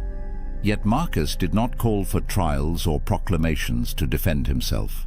Instead, he focused on what he could control, leading with virtue, acting with integrity, and ensuring his deeds spoke louder than gossip. Centuries later, he's remembered as one of the greatest emperors in history, not because he silenced lies, but because he outlived them with action. Seneca, too, knew this battle well. As a tutor to the young Emperor Nero, he was accused of greed, corruption, and treachery. Some of the accusations may have been exaggerated, others entirely fabricated, but Seneca's writings show us his response. He refused to let slander dictate his peace of mind. He reminded himself, and us, that reputation is not within our control. Our character, however, always is. Fiction helps us see the same truth in sharper relief. Imagine a wise ruler in a kingdom, accused of betrayal by jealous courtiers. The people murmur, the nobles circle. The ruler knows he could denounce his enemies, demand loyalty oaths, or punish the liars. But instead, he chooses restraint. He continues ruling with fairness, justice, and clarity. Weeks later, the rumors die, and the liars reveal themselves by their desperation. The ruler emerges untarnished, not because he fought every rumor, but because he made the lies irrelevant. Now let's fast forward to today. In the digital age, rumors move faster than ever. A single tweet, a manipulated video, or a half-truth, can reach millions before the truth even laces up its boots. And the natural impulse is to react, to clarify, to defend yourself in front of the crowd. Yet here's the paradox. The more attention you give to a lie, the more oxygen it gets. By acknowledging it, you confirm its existence in the minds of others. Silence, on the other hand, robs the rumor of momentum. Stoic philosophy equips us for this. Epictetus taught that we are disturbed not by events, but by our judgments about them. A rumor is only as harmful as the weight we give it. If we anchor ourselves in virtue, living with honesty, acting with fairness, staying aligned with our values, then rumors become like waves crashing against a rock, loud but ultimately powerless. There's also a deeper psychological effect at play. When you don't react to lies, you flip the script on your accusers. Their intent is to provoke you into desperation, to watch you scramble and sweat. But if you remain calm, composed and unmoved, they are the ones left unsettled. The crowd begins to question the liars. If the rumor mattered, wouldn't he have reacted? Maybe there's nothing to it after all. Your restraint becomes proof of your strength. That doesn't mean ignorance. Powerful people don't simply bury their heads in the sand. Instead, they redirect their energy toward what builds resilience.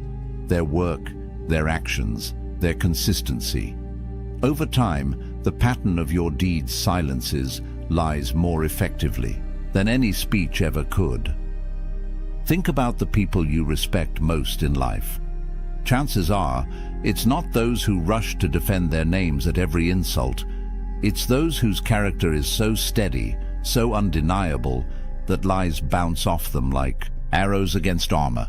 Their power lies in patience, in letting the truth reveal itself slowly but surely.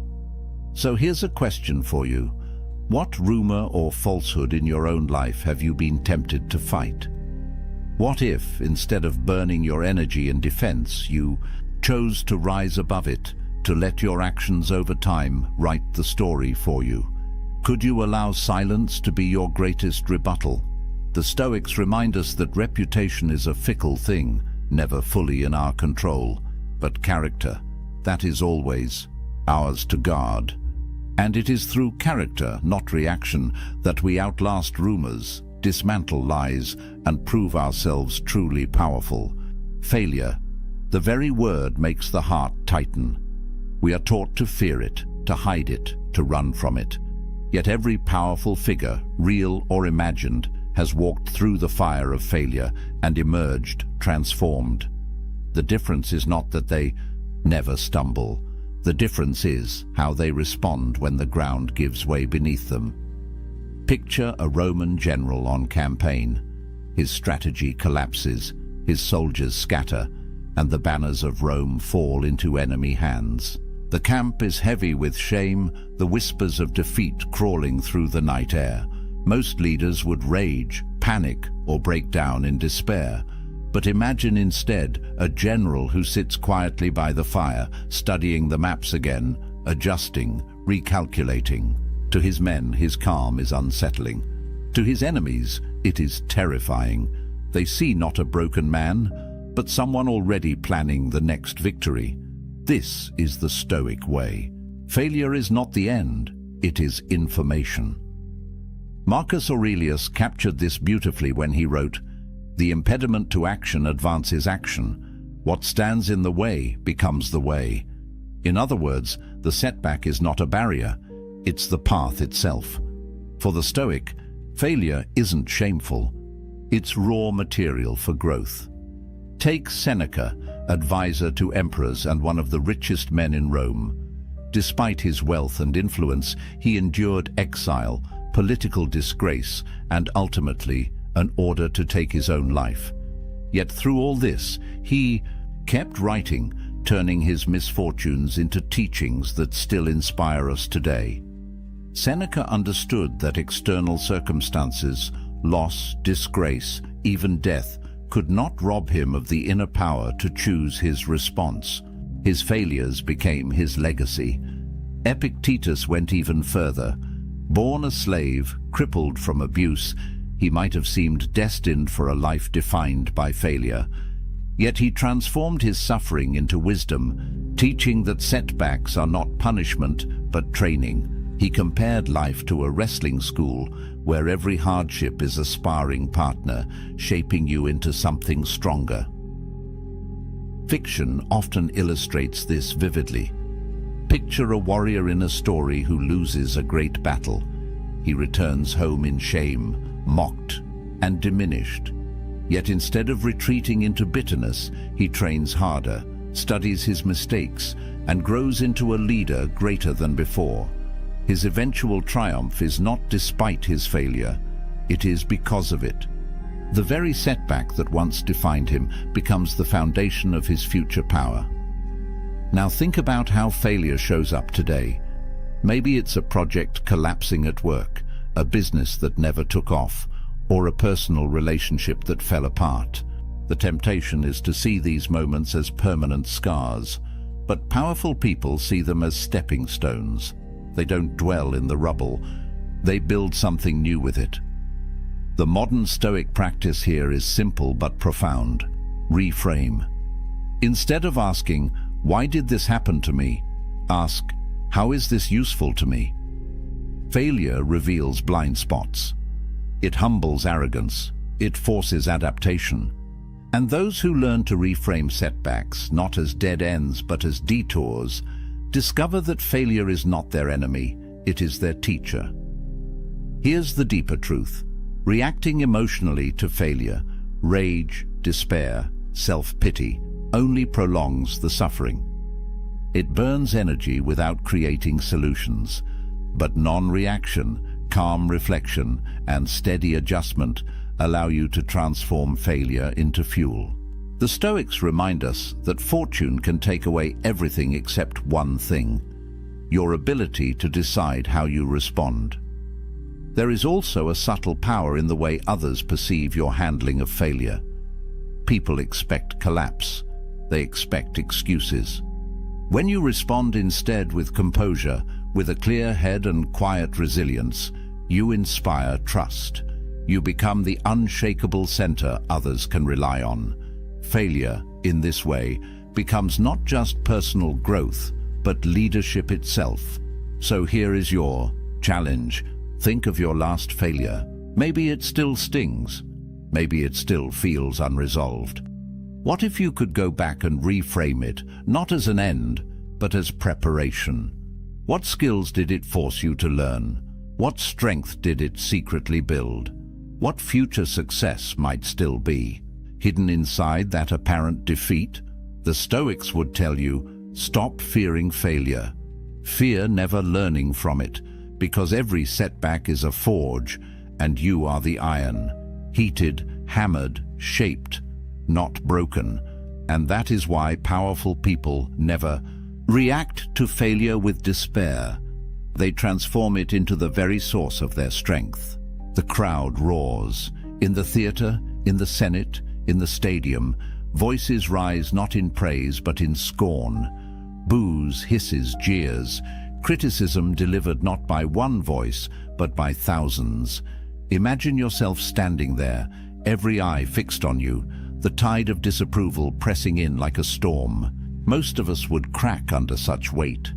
Anger, defensiveness, embarrassment. These are the natural reactions. But for the powerful, for those who live by Stoic mastery, there is a different path. They don't break. They don't rage. They don't even flinch.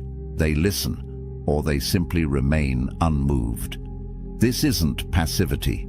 It's control. And it unnerves people more than any shouted rebuttal ever could. In Rome, emperors faced this test constantly. Marcus Aurelius, though revered by history, was not always loved in his lifetime. He endured public criticism, whispers in the Senate, and discontent among the masses. Yet in his meditations he reminded himself, "If anyone can prove me wrong, I will gladly change, for I seek the truth, which never harmed anyone. but the one who persists in his error and ignorance harms himself. Notice the dual wisdom here.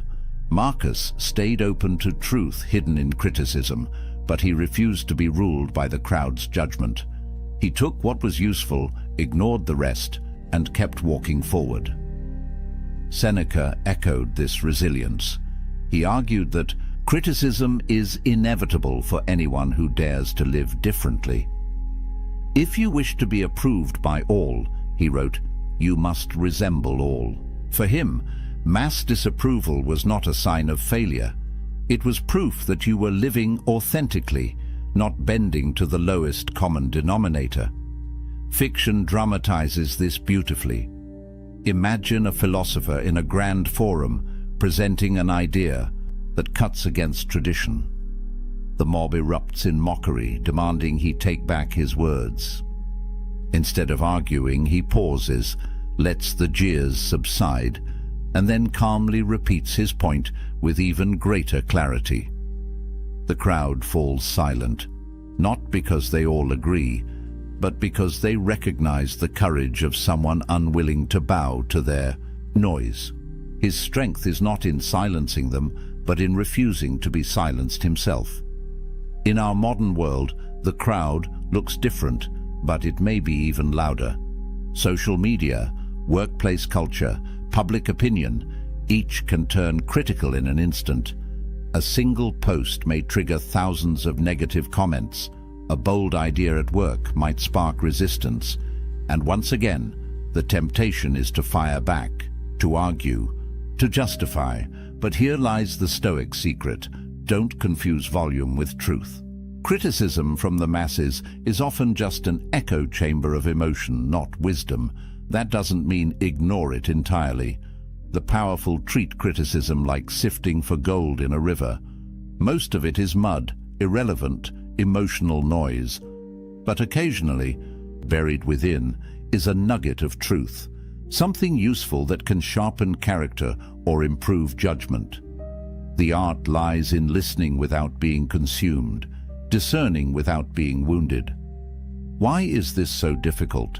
Because humans crave approval. We are wired to seek belonging, to win applause. So when the masses disapprove, it feels like rejection of our very existence.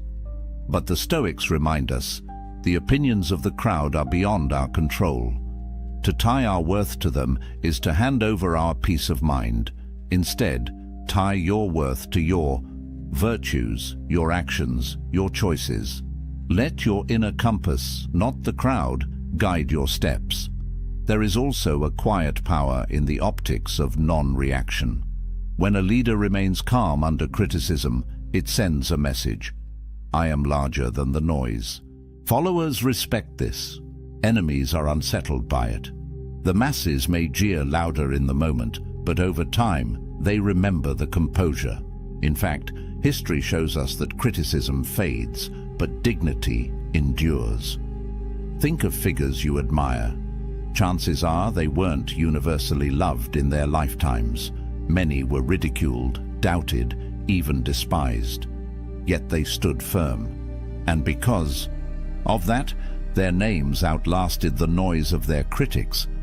So ask yourself, how do you react when the masses turn against you? Do you scramble to explain? Do you retreat in shame? Or could you practice the Stoic way, taking what is useful, discarding the rest, and walking forward with calm purpose? The next time criticism swells around you, remember this: the crowd is fickle. Today's boos may be tomorrow's cheers, and neither should rule your soul. The powerful don't let the masses dictate their identity. They let truth, reason, and inner strength decide who they are. That is why criticism from the masses is something powerful people never react to. Not because it doesn't exist, but because it doesn't define them. The fire spreads through the palace, devouring marble halls, priceless art, and treasures collected over a lifetime. Courtiers scream, servants scramble with buckets of water, their efforts useless against the roaring blaze.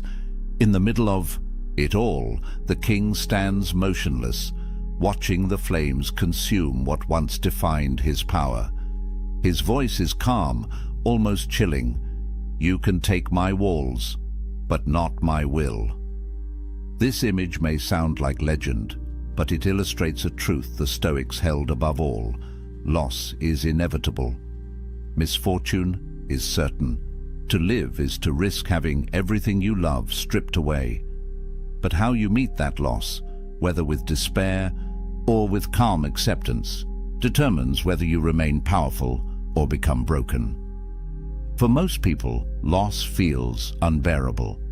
We react with panic when wealth disappears, with bitterness when fortune turns, with devastation when loved ones are taken from us. Misfortune presses against our deepest fears, reminding us how little we control. Yet this is exactly where the Stoics found freedom, by learning not to react with desperation, but to accept, adapt, and endure. Take Epictetus, for example, born into slavery, crippled by his master, stripped of dignity and freedom. If anyone had the right to despair, it was him. Yet he refused to let misfortune define him. Instead, he taught that our possessions, our status, even our health, are not truly ours. They can vanish at any moment. What is ours always is our ability to respond with virtue. He wrote, "It is not what happens to you, but how you react to it that matters." His life became proof of that philosophy. Marcus Aurelius, too, endured unimaginable loss. He buried children, faced plagues that swept through his empire, and lived constantly under the shadow of war. Yet, in his meditations, he reminded himself each day that loss was part of nature. When you kiss your son, whisper to yourself, "Tomorrow he may die." This was not cold detachment, it was radical clarity. By remembering the fragility of life, Marcus trained himself to meet loss with strength, not despair. Even Seneca, often caricatured as wealthy and comfortable, understood the role of misfortune. He warned his readers to practice poverty, to strip life down to the bare minimum, so that when true loss arrived, it would not catch them unprepared. For Seneca, misfortune was not a threat, but a teacher, a reminder that what is truly valuable cannot be taken away. Fiction paints this lesson in vivid color. Imagine a warrior who loses his kingdom, his fortune, even his family. In despair, he could collapse, wandering aimlessly, broken by grief. But the story becomes powerful when he refuses to let misfortune end him. Instead, he rebuilds, not his palace, but his soul. He learns that while fate can strip away everything external, it cannot touch his discipline, his wisdom, or his will. This transformation makes him more formidable than before. Today, we face misfortune in different forms: the sudden loss of a job, the betrayal of a friend, a diagnosis that shatters the life we imagined. These moments shake us, revealing how fragile our comforts really are. But here lies the Stoic choice. Do we react with despair, or do we see loss as part of the natural order? Powerful people choose the latter. They grieve, but they do not collapse. They adapt, but they do not surrender. There is also a hidden strength in how misfortune tests those around us. When you lose everything and yet remain calm, people notice. They draw courage from your composure. They see in you an anchor they can cling to. This is why loss, when met with dignity, becomes a form of leadership. It turns pain into power, not just for yourself, but for others who are watching. The Stoics remind us that all external things, wealth, health, relationships, status, are on loan from the universe. They were never truly ours to keep. When they are taken back, we may feel pain, but we should not feel surprise. True wealth lies in what cannot be stolen: integrity, wisdom, discipline.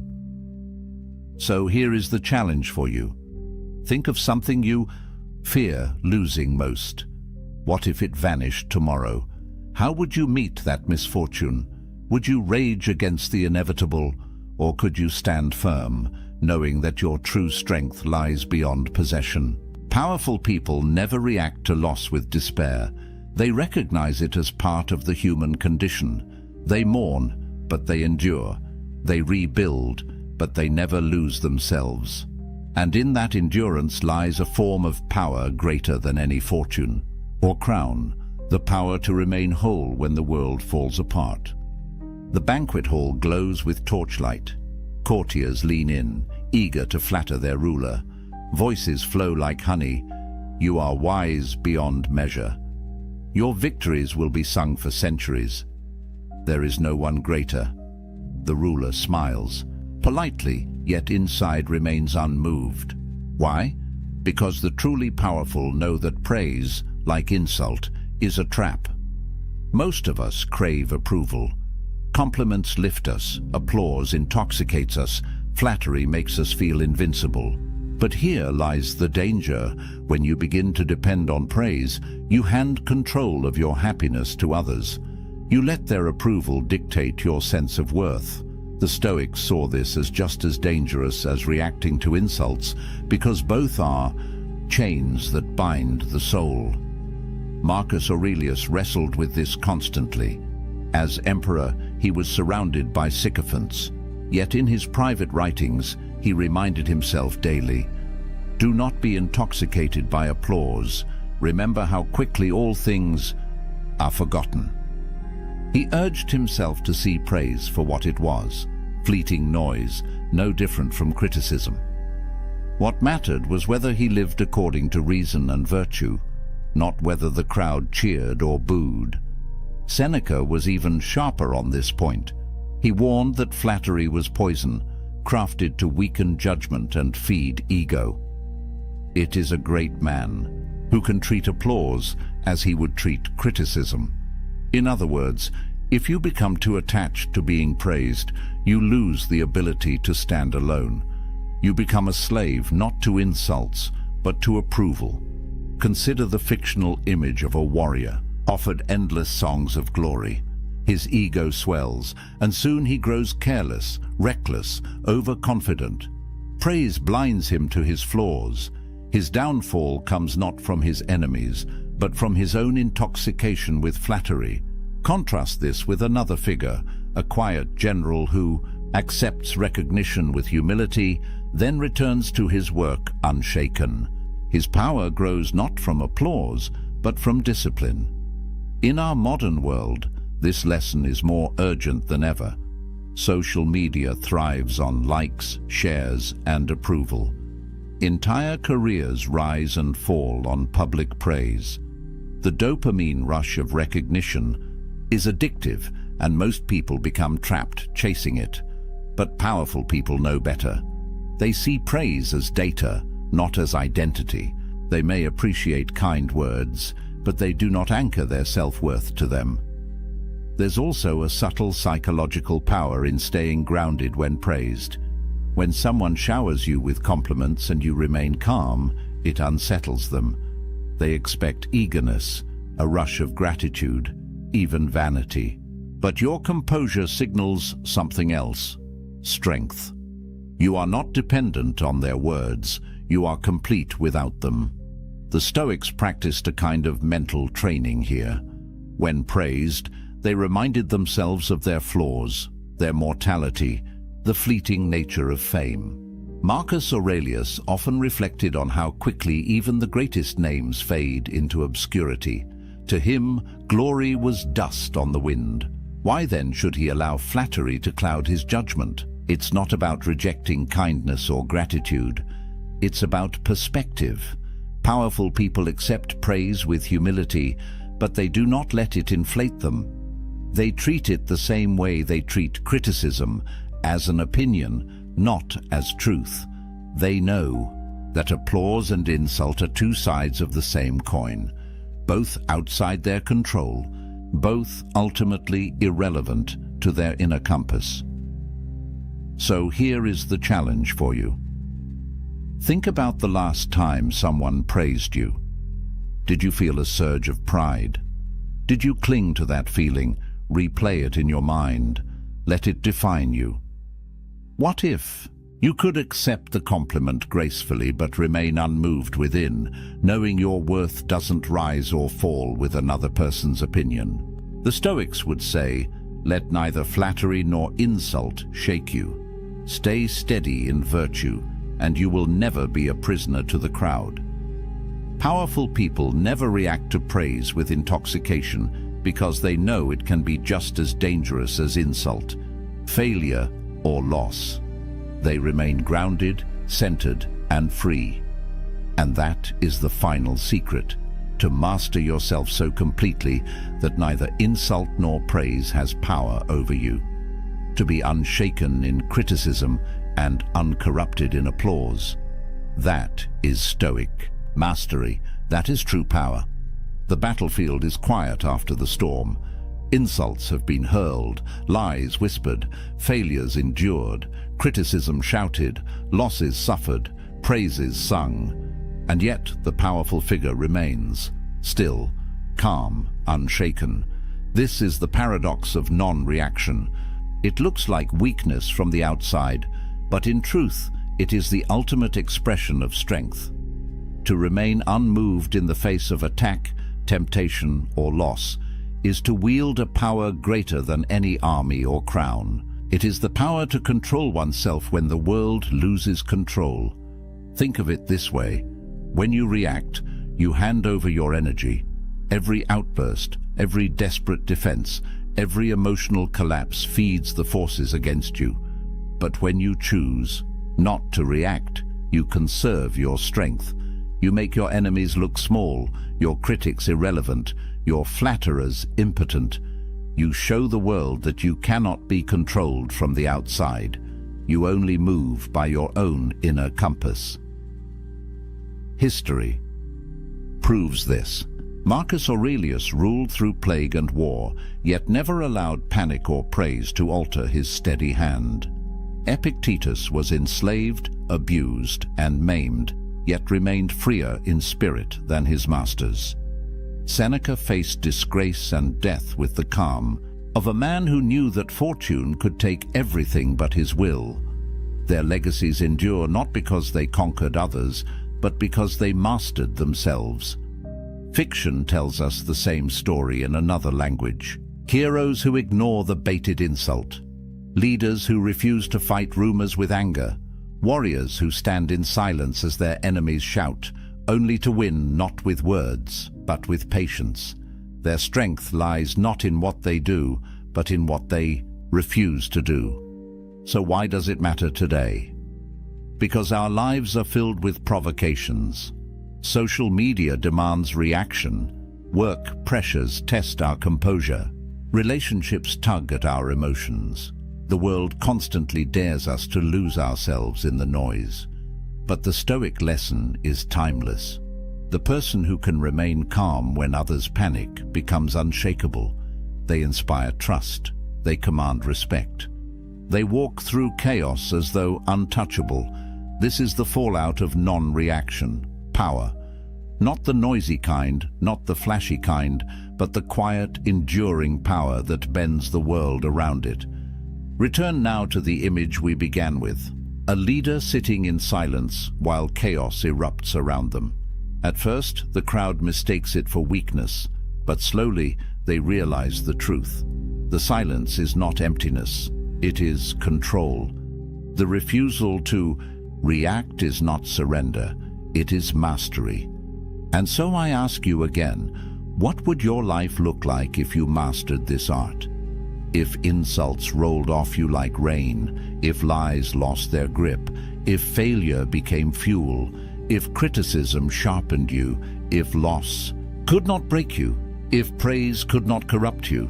This is the promise of Stoic philosophy. Not a life free from pain or misfortune, that is impossible, but a life where no external force can dictate your inner state.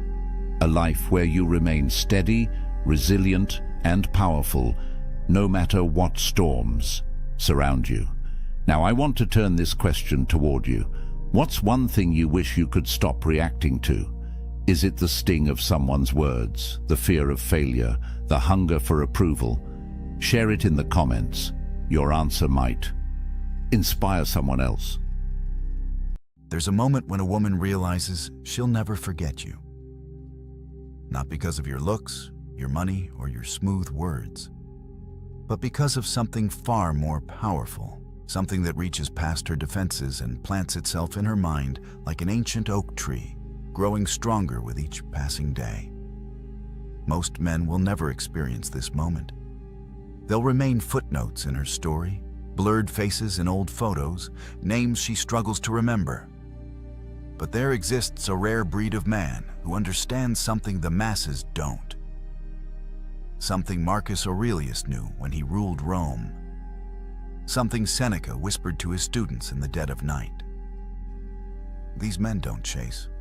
They don't beg. They don't perform. Yet women can't stop thinking about them.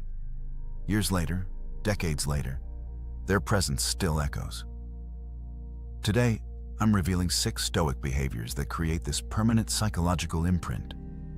Not manipulation, not games, but ancient masculine wisdom that modern men have forgotten.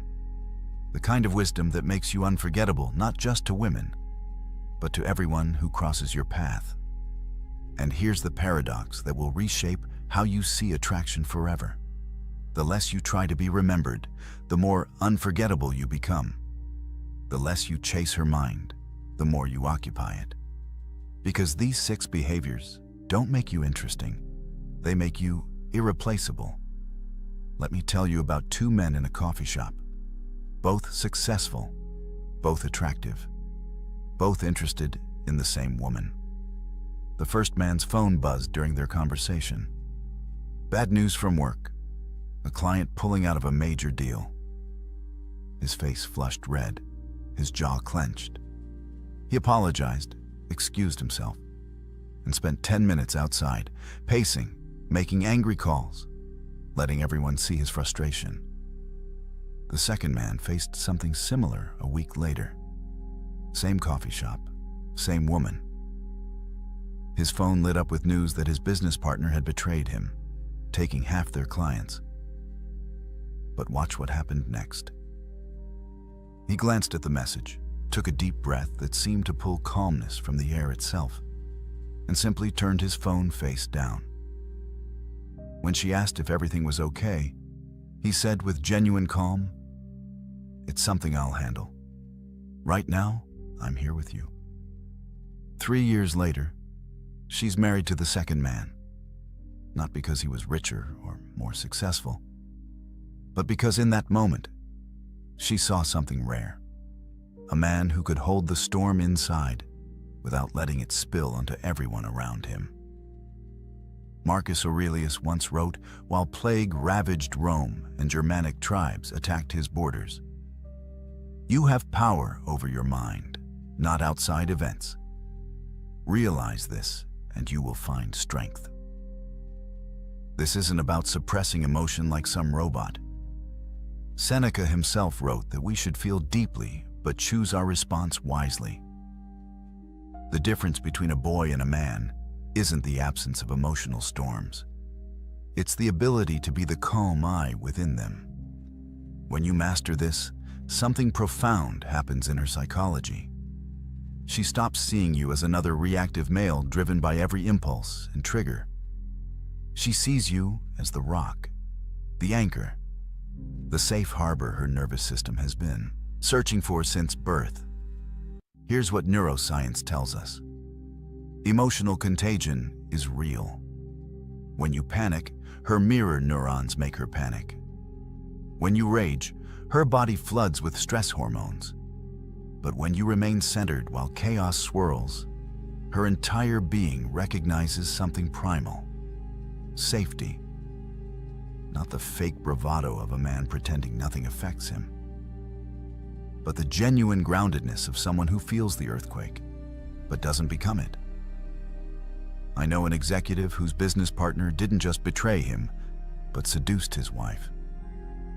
Most men would have exploded, sought revenge, made scenes. But he did something that shocked everyone.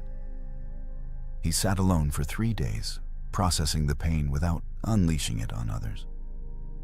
When he finally spoke, his words carried weight, not heat. He handled the divorce and the business dissolution with such dignified composure that his ex-wife later said, "His response to my betrayal made me realize what I'd lost." She thinks about him still, not with guilt, but with a respect that borders on awe, because she witnessed something most never see: a man who could be wounded without becoming weak, hurt without becoming hostile. This is the first unforgettable trait, not the absence of emotional storms, but mastery over them. Now let me tell you about an experiment that will change how you see every interaction. A restaurant, candles flickering, two people on a date. The woman is telling a story about her childhood, something vulnerable about her father's absence. The first man she dated would nod while scrolling his phone under the table, offering hollow responses. That's crazy. Wow, really? His body was there, but his presence was scattered across emails, texts, sports scores. The second man did something different. He turned his phone completely off. Not silent. Off. When she spoke, he leaned in slightly, his eyes never wandering to other tables, the TV at the bar, or the waitress walking by. He asked questions that showed he wasn't just hearing, but absorbing. How did that shape how you see trust? Do you still feel that way? Time seemed to slow. The restaurant noise faded. For those 2 hours, she felt like the only person in his universe. Epictetus taught that attention is the highest form of generosity we can offer another human. Think about that. In an age where everyone's mind is fragmented across 15 different screens, pure presence has become the rarest gift. When she's with you and feels your complete attention, not the leftover scraps after you've fed your distractions, her psychology shifts. The female brain, wired for emotional and social connection, recognizes something extraordinary. You're not trying to be somewhere else. You're not performing presence while mentally rehearsing your next meeting. You're actually there, fully, completely. This creates what psychologists call limbic resonance. Two nervous systems syncing, creating a bubble of connection that she'll remember long after you're gone. Because here's what most men don't understand. Women don't remember what you said. They remember how present you were when you said it. Presence beats presence every single time. Watch what happens when you master this. She starts opening up in ways that surprise even her, sharing things she's never told anyone. Not because you're prying or pushing, but because your presence creates a safe container for her truth. She'll lie in bed months later, thinking about that conversation, wondering why she felt so seen, so held, so understood. It wasn't magic. It was presence. The kind of undivided attention that's become extinct in modern dating. The gravitational pull that makes her feel like she's the sun in your solar system, if only for that moment. And that moment becomes eternal in her memory. There's a test women use that most men don't even know they're taking. She'll push against your boundaries, question your decisions, challenge your standards, not because she wants you to break, but because she needs to know if you will. The man who bends to every emotional wind, who reshapes himself to avoid conflict, who has no line he won't cross to keep her happy, this man becomes forgettable before the relationship even ends. But let me tell you about Marcus, not the emperor, but a tech founder I know. He was dating a woman who wanted him to fire his female assistant. No real reason, just insecurity. Most men would have caved, choosing peace over principle. Marcus did something different. He looked her in the eye with complete calm and said, "I don't abandon people who've been loyal to me based on someone else's insecurity. That's not who I am." She left him, But here's the twist. 2 years later, she called him crying, saying leaving him was the biggest mistake of her life. Why? Because every man after him folded like paper at her slightest displeasure. Seneca wrote about being like a rock in the ocean. Waves crash against it, storms batter it, but it remains unmoved, not from stubbornness, but from knowing what it is. This is what women actually test for. Not your willingness to fight, but your unwillingness to compromise your core. When you have values that don't shift based on her moods, something profound happens in her psychology. The testing decreases, the respect increases, and most importantly, she feels safe. Not the safety of weakness that says yes to everything, but the safety of strength that can say no with love. The biological truth no one wants to admit is that attraction isn't built on agreement. It's built on polarity. When you become whatever she wants moment to moment, you cease to be a distinct entity. You become an extension of her, and nobody is attracted to themselves. Your values, your unshakable principles, your lines in the sand, these create the masculine frame she can dance within. I watched a man walk away from $10 million because the deal required him to betray a partner who trusted him. His girlfriend watched him make this choice. She saw him choose integrity over wealth, character over comfort. 5 years later, married with children, she still tells that story. Not about the money he lost, but about the man he proved himself to be.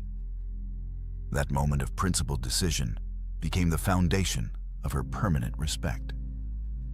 This is what modern men miss.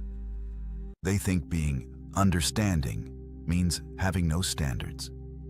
They think love means infinite flexibility. But watch what happens when you stand firm in your values while remaining kind in your delivery. She might resist in the moment, but she'll respect you forever. Create your code. Not rules for her, but standards for yourself. Lines you won't cross regardless of who's asking or what's offered. This isn't about being rigid or unreasonable. It's about being a man whose word means something, whose principles aren't negotiable, whose character doesn't fluctuate with circumstances.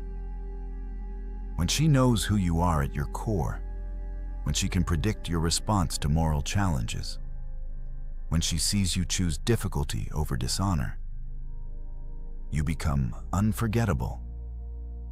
Because in a world of shapeshifters and people-pleasers, the man who knows himself and stands by it becomes a landmark in her life, a reference point she'll measure every other man against.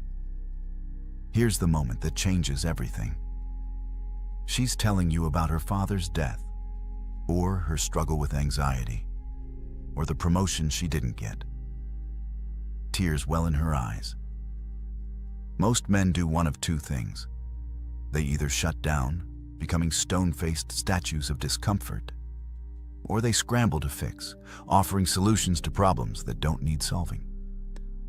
But the unforgettable man does something different. He lets her see that her pain affects him, not in a weak, codependent way where he falls apart, but in a human way that says, "Your hurt matters to me." His eyes might soften, his voice might catch slightly when he responds. He shares his own moment of loss, not to compete, but to connect.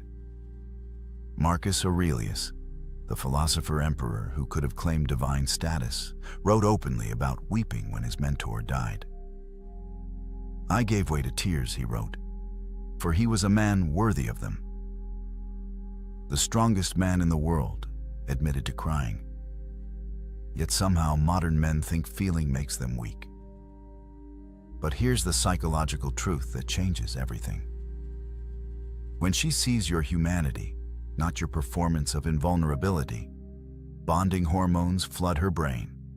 Oxytocin, vasopressin, the same chemicals that bond mothers to children and create lifetime partnerships. But this must be strategic vulnerability, not emotional dumping. There's a massive difference between sharing your depth and drowning her in your dysfunction.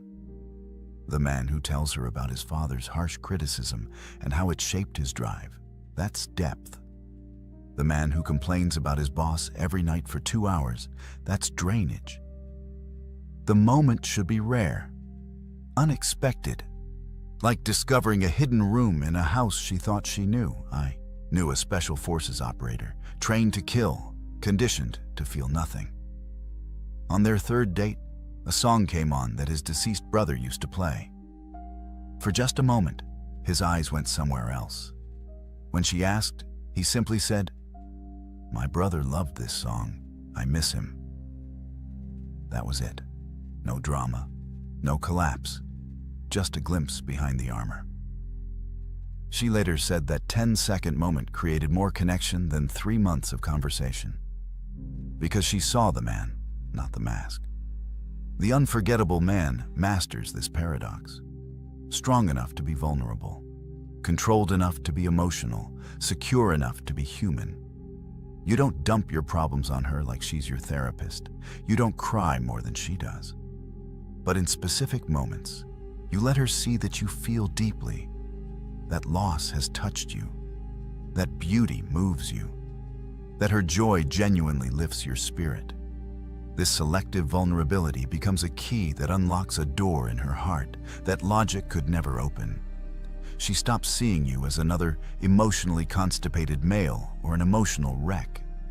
She sees you as whole, complete, a man who has integrated his shadows instead of hiding or being consumed by them. Watch what happens to a man without a mission. He makes her his mission. Every text becomes urgent. Every moment apart feels like abandonment. He orbits her like a lost satellite, and she feels the weight of being his only source of meaning. This man becomes forgettable the moment she realizes she's dating a boy, looking for a mother, not a man looking for a partner. But the man with purpose moves differently through the world. He loves deeply but doesn't need desperately. He wants her but doesn't require her for his existence to make sense. Epictetus said it best. First, say to yourself what you would be, then do what you have to do. This is the magnetic pull of direction. Women are biologically wired to recognize this. Throughout history, they've attached themselves to men moving towards something greater than comfort. The hunter tracking prey, the warrior defending the tribe, the builder creating shelter. The modern equivalent isn't about hunting mammoths. It's about having something you're building that exists independent of any relationship. Your mission becomes your North Star, and she becomes someone who might join your journey, not the journey itself. I watched an entrepreneur choose to delay expanding his business to care for his ailing mother. His girlfriend watched him sacrifice immediate profit for principle. But here's the key. He didn't abandon his mission. He adjusted its timeline for values-based reasons. She saw a man who could balance ambition with humanity, drive with duty. 3 years later, she still talks about that decision. Not because he chose family, but because he had something worth choosing between. Your mission doesn't have to be grand. You don't need to be Elon Musk trying to colonize Mars. But you need something you're moving toward that would exist, whether she's there or not. A business you're building, a skill you're mastering, a cause you're serving, a legacy you're creating. When she sees you have direction independent of her presence, her role clarifies. She's not responsible for your happiness. She's not the source of your purpose. She's someone who might enhance your journey and you hers. This creates the kind of healthy polarity that keeps attraction alive for decades. She can be feminine because you're handling the masculine burden of direction. She can flow because you're providing structure. She can trust your leadership because you're actually going somewhere worth following. Build your personal philosophy. not what sounds good, but what you actually believe, what you stand for, what you're creating, what legacy you want to leave. When she asks about your dreams, and you speak with the fire of genuine purpose, not rehearsed ambitions but real direction, she feels something ancient stir. The recognition of a man worth following, worth supporting, worth remembering long after paths diverge. The waiter brings the wrong order. She watches, not the waiter, but you. Your response in this 10-second window reveals more about your character than 10 hours of conversation. The forgettable man either explodes with entitled anger or dismisses the waiter like furniture. The unforgettable man does something unexpected. He treats the mistake with grace, maybe even humor, speaking to the waiter like an equal, not a servant. This isn't weakness. This is strength so secure it doesn't need to dominate those it could. Seneca wrote, "Every new thing excites the mind, but a mind in its right state should be ready for anything." The man who's kind to those who can do nothing for him shows a nobility that money can't buy. Modern men get this backwards. They think kindness is weakness, that being good is being soft. But watch what happens when you combine strength with kindness. When you can defend her from danger and help an elderly woman with groceries in the same afternoon. When you can negotiate million-dollar deals and remember your doorman's daughter's name. When you can be fierce when needed and gentle when possible. This is the final piece of the unforgettable puzzle. Not kindness from weakness that's really just people-pleasing, but kindness from strength that chooses to lift rather than crush. She sees you hold the door for strangers. Tip generously even when service wasn't perfect.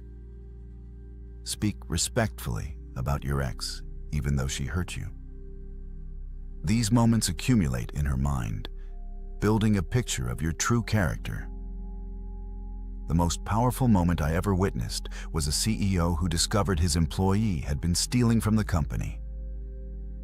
Instead of prosecution, he sat with the man, learned about his son's medical bills, and worked out a repayment plan while helping him find better insurance. His wife watched this unfold. She saw power used to heal rather than harm. Years later, after his death, she said, that moment defined the man she married. Not his success, not his wealth, but his choice to be kind when he had every right to be cruel. This is what echoes through time. The moral character that shows up when no one's watching. The kindness that expects no reward. The goodness that comes from strength, not weakness seeking approval. Brother, these 6 traits aren't just about being unforgettable to women. They're about becoming the kind of man who leaves a permanent mark on everyone he meets. The man who masters his emotional storms becomes the calm in everyone's chaos. The man who gives his full presence makes every person feel like they matter. The man with unshakable values becomes a landmark in a world of shifting sands. The man who balances strength with vulnerability shows others what wholeness looks like. The man with a mission inspires others to find their own. The man who combines power with kindness demonstrates true nobility. This isn't about perfection. It's about direction, about becoming more of who you're meant to be and less of what others expect you to be. Start with one trait. Master your emotional responses this week. Or give someone your complete presence, or define one unshakable value. The transformation doesn't happen overnight, but each step moves you closer to becoming unforgettable, not just to her, but to yourself. Because in the end, the man you become while pursuing these traits matters more than who remembers you. Subscribe now and join a brotherhood of men who refuse to be forgotten. Who choose depth over surface, character over comfort, legacy over likes. The world has enough forgettable men. It's time to be remembered. Your move, brother. You're sitting across from someone you trusted, a business partner maybe, or someone you thought was close. The conversation feels off, like walking through fog where nothing is quite solid. They ask a question, something that sounds innocent enough, but the moment it leaves their lips, you feel it, a shift, a pressure. Your chest tightens. Your mind starts racing, trying to defend yourself against an accusation that was never actually made. And before you know it, you're the one explaining yourself, justifying your thoughts, questioning. Whether you're crazy for even noticing something was wrong in the first place, that's not an accident, that's manipulation. And it happens through the most dangerous weapon a liar can wield, the question. Here's what most people don't understand. Manipulators don't need grand schemes or elaborate lies. They don't need to convince you of anything dramatic. All they need is the right question at the right moment, delivered with the perfect mix of innocence and accusation, and suddenly you're dancing to their tune without even realizing the music started. Studies show that the average person encounters manipulative tactics multiple times a day: workplace, relationships, social media, even casual conversations, and most never recognize what's happening. They feel the discomfort. They sense something's wrong, but they can't name it. They can't defend against what they can't see. The ancient Stoics understood this 2,000 years ago. Marcus Aurelius, Epictetus, Seneca. These men didn't just philosophize about virtue in ivory towers. They lived in a world of political intrigue, betrayal, and deception that would make today's drama look tame. And they developed something powerful, a framework for staying unshakable when everyone around you is trying to shake you. Because here's the truth: when you understand how manipulation works, when you can recognize the questions designed to control you, you become immune. Not cold, not paranoid, just clear, unshakably clear. And that clarity is freedom. By the end of what I'm about to share with you, you'll be able to spot these 5 manipulative questions the moment they're asked. More importantly, you'll know exactly how to respond with the kind of calm authority that makes manipulators powerless. So let's begin. Before we break down the 5 specific questions liars use, you need to understand why questions are such effective weapons. Think about how conversations work. When someone makes a statement, you can challenge it, you can disagree, you can demand proof. But questions shift the burden. They put you in a position where you have to defend, explain, justify.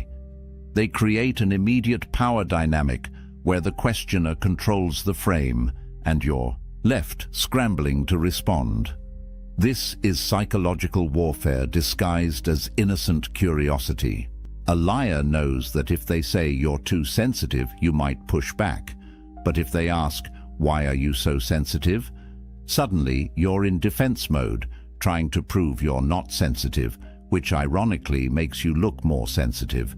The question itself becomes the trap. And here's the really insidious part. These questions are designed to make you doubt yourself. They exploit what psychologists call cognitive dissonance, that uncomfortable feeling when your reality doesn't match what someone else is telling you it should be. So you start questioning your own perceptions, your own memories, your own sanity. And the moment you doubt yourself, you've given them control. Marcus Aurelius wrote something profound in his Meditations. He said, "Everything we hear is an opinion, not a fact. Everything we see is a perspective, not the truth." The Stoics understood that external events and external people have no power over your inner fortress unless you grant them that power. And manipulation only works when you forget this fundamental truth. The manipulator's question isn't reality. It's their attempt to shape your reality. But you get to choose whether to accept that frame or stand in your own.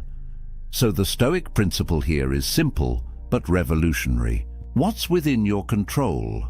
Your perception, your judgment, your response. What's outside your control? Their behavior, their questions, their attempts to manipulate. When Epictetus taught his students, he drilled this into them relentlessly. Focus only on what's yours. Let go of the rest. Because the moment you try to control external things, you become a slave to them. But when you master yourself, when you control your reactions and maintain your own frame of reality, you become unshakable. Now, let's get into the 5 questions and how to defend against each one with Stoic precision. The first manipulative question liars use is devastatingly simple. Why are you so sensitive? Think about the last time someone said this to you, or something close to it. Maybe it was, you're overreacting, or why do you always take things personally? On the surface, it sounds like concern. It sounds like they're trying to help you see that you're getting worked up over nothing. But here's what's really happening. They're reframing your very valid observation or concern as a character flaw. You noticed something was off.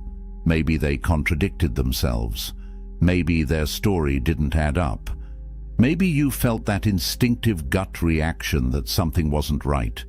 And instead of addressing your concern, they flipped it. Now the problem isn't their behavior. The problem is your sensitivity. This is classic gaslighting, and it's one of the most effective manipulation tactics because it attacks your confidence in your own perception. Let me give you a real scenario. Imagine a business partnership where the numbers aren't adding up. You notice discrepancies in the accounts, small ones at first, then bigger. You bring it up casually saying, "Hey, I noticed these expenses don't match what we discussed." And instead of addressing it, your partner leans back, gives you that look and says, "Why are you so suspicious? Why can't you just trust the process? You're being paranoid." Now, if you're not careful, you'll spend the next 20 minutes defending yourself, proving you're not suspicious, explaining that you trust them but just want clarity. And while you're doing that, the actual issue, those discrepancies in the accounts, gets buried. The question itself derailed the entire conversation. That's the power of this manipulation. So what's really happening psychologically? The manipulator is making you responsible for their wrongdoing. They're shifting the emotional burden. You came with a legitimate concern about their behavior. They've now made it about your emotional state. And if you accept that frame, if you start explaining why you're not too sensitive, you've already lost. You've validated the premise of their question. But here's where the Stoics give us something powerful. Epictetus taught that we should be indifferent to external judgments, not cold but grounded. He said, if someone succeeds in provoking you, realize that your mind is complicit in the provocation. In other words, their question only has power if you give it power, if you accept their frame. So what's the Stoic response? Calm, direct, and anchored in your own perception. When someone asks, "Why are you so sensitive?" you don't defend, you don't explain. You simply respond with clarity. I notice what I notice. Should I not trust my own observations? See what that does? It doesn't accept their frame. It doesn't engage with whether you're sensitive or not. It redirects back to the actual issue, your observation, and it puts a question back to them. Are they suggesting you should ignore what you see? This works because it maintains your frame. You're not defensive. You're not emotional. You're simply stating a fact. You observed something. That observation stands. And now they have to deal with that, rather than you having to defend your emotional state. This is the power of Stoic composure. When you refuse to be moved by their attempts to shake you, when you stay centered in what you know to be true, the manipulation loses its grip. The second manipulative question is one you've definitely heard. Don't you trust me? This one's particularly insidious because it weaponizes relationship and emotional connection. Trust is sacred, right? It's the foundation of any meaningful relationship. So when someone demands trust, it feels like you're being the bad guy if you question them. But here's the critical distinction: earned trust versus demanded trust. Manipulators don't want to earn trust through consistent, honest behavior. That takes time and integrity. Instead, they demand trust as if it's owed to them, and they use guilt to shut down any healthy skepticism. Think about this dynamic. You notice something suspicious. Maybe they've been evasive about where they were. Maybe they've lied about small things before, and now you're starting to connect dots. So you ask a simple question, and their immediate response is, "Don't you trust me? After everything we've been through, you still doubt me." Now you're on the defensive. Because questioning them suddenly feels like betraying the relationship. And if you back down, if you say, "No, of course I trust you," you've just given them permission to continue whatever they were doing without accountability. The question itself becomes a shield against scrutiny. Here's a real scenario that plays out all the time: financial deception in relationships. One partner handles the money, and the other starts noticing withdrawals that don't make sense. They ask about it, and instead of transparency, they get, "Don't you trust me to handle our finances? Have I ever let you down?" And the person asking, who has every right to understand where shared money is going, now feels guilty for even questioning it. That guilt is the goal. Because guilt silences questions, and silence allows the deception to continue. What's happening psychologically is something called a false binary. The manipulator is presenting only two options. Either you trust them completely and blindly, or you don't trust them at all. But that's not how trust actually works in healthy relationships. Real trust isn't blind. Real trust is built on consistent, transparent behavior over time. And real trust allows for questions without feeling threatened. Seneca understood this perfectly. He wrote, "No one can be happy who has been thrust outside the pale of truth." And there are two ways that one can be removed from this realm: by lying or by being lied to. The Stoics knew that truth is the foundation of peace, not comfort, not avoiding hard questions. Truth. And trust without truth is just willful blindness. So what's the Stoic response to, "Don't you trust me"? Again, you don't. Accept the frame. You don't get defensive about whether you trust them or not. You simply state a principle. Trust is built through consistent behavior over time. I'm asking because I care about clarity, not because I doubt you. See what that does? It reframes trust as something earned through actions, not demanded through guilt. It removes the emotional manipulation and replaces it with a rational principle. And crucially, it maintains your right to ask questions without apologizing for it. If they're honest, they'll appreciate that you value truth enough to ask. If they're manipulating, they'll likely get defensive, which tells you everything you need to know. Either way, you stayed grounded. You didn't let their question control your response.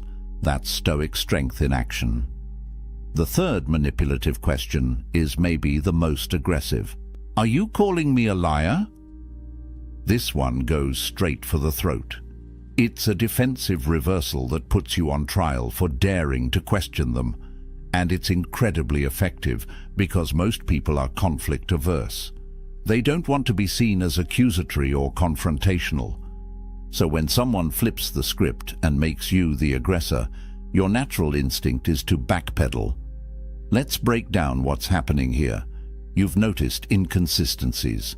Their story changed between yesterday and today. Details don't line up. So you gently point it out, maybe saying, "I'm confused because you said something different earlier." And their response isn't to clarify, it's to attack. "Are you calling me a liar? Is that what you think of me?" Suddenly, you're no longer talking about their inconsistent story. You're talking about whether you're accusing them of lying, and that's a much more uncomfortable conversation to have. This works because it creates instant fear. Fear of confrontation, fear of being wrong, fear of damaging the relationship, so you scramble to soften your position. No, I'm not saying you lied, I'm just confused, maybe I misunderstood. And in that scramble, the actual issue, the inconsistency in their story, gets completely buried. They've successfully redirected the conversation away from their behavior and onto your character. Here's a real scenario. Imagine you have a family member who borrowed money and promised to pay it back by a certain date. That date comes and goes. You bring it up, and they get immediately defensive. Are you calling me a liar? You think I'm trying to steal from you? I said I'd pay you back, and I will. Why are you attacking me? Now, instead of discussing when you'll get your money back, you're defending yourself against accusations of being accusatory. That's the power of this manipulation. Psychologically, this is a false equivalence. They're equating asking questions with making accusations. But these are not the same thing. Honest people don't fear questions. Honest people welcome clarity. They'll address inconsistencies by explaining them, not by attacking the person who noticed them. But liars can't afford clarity.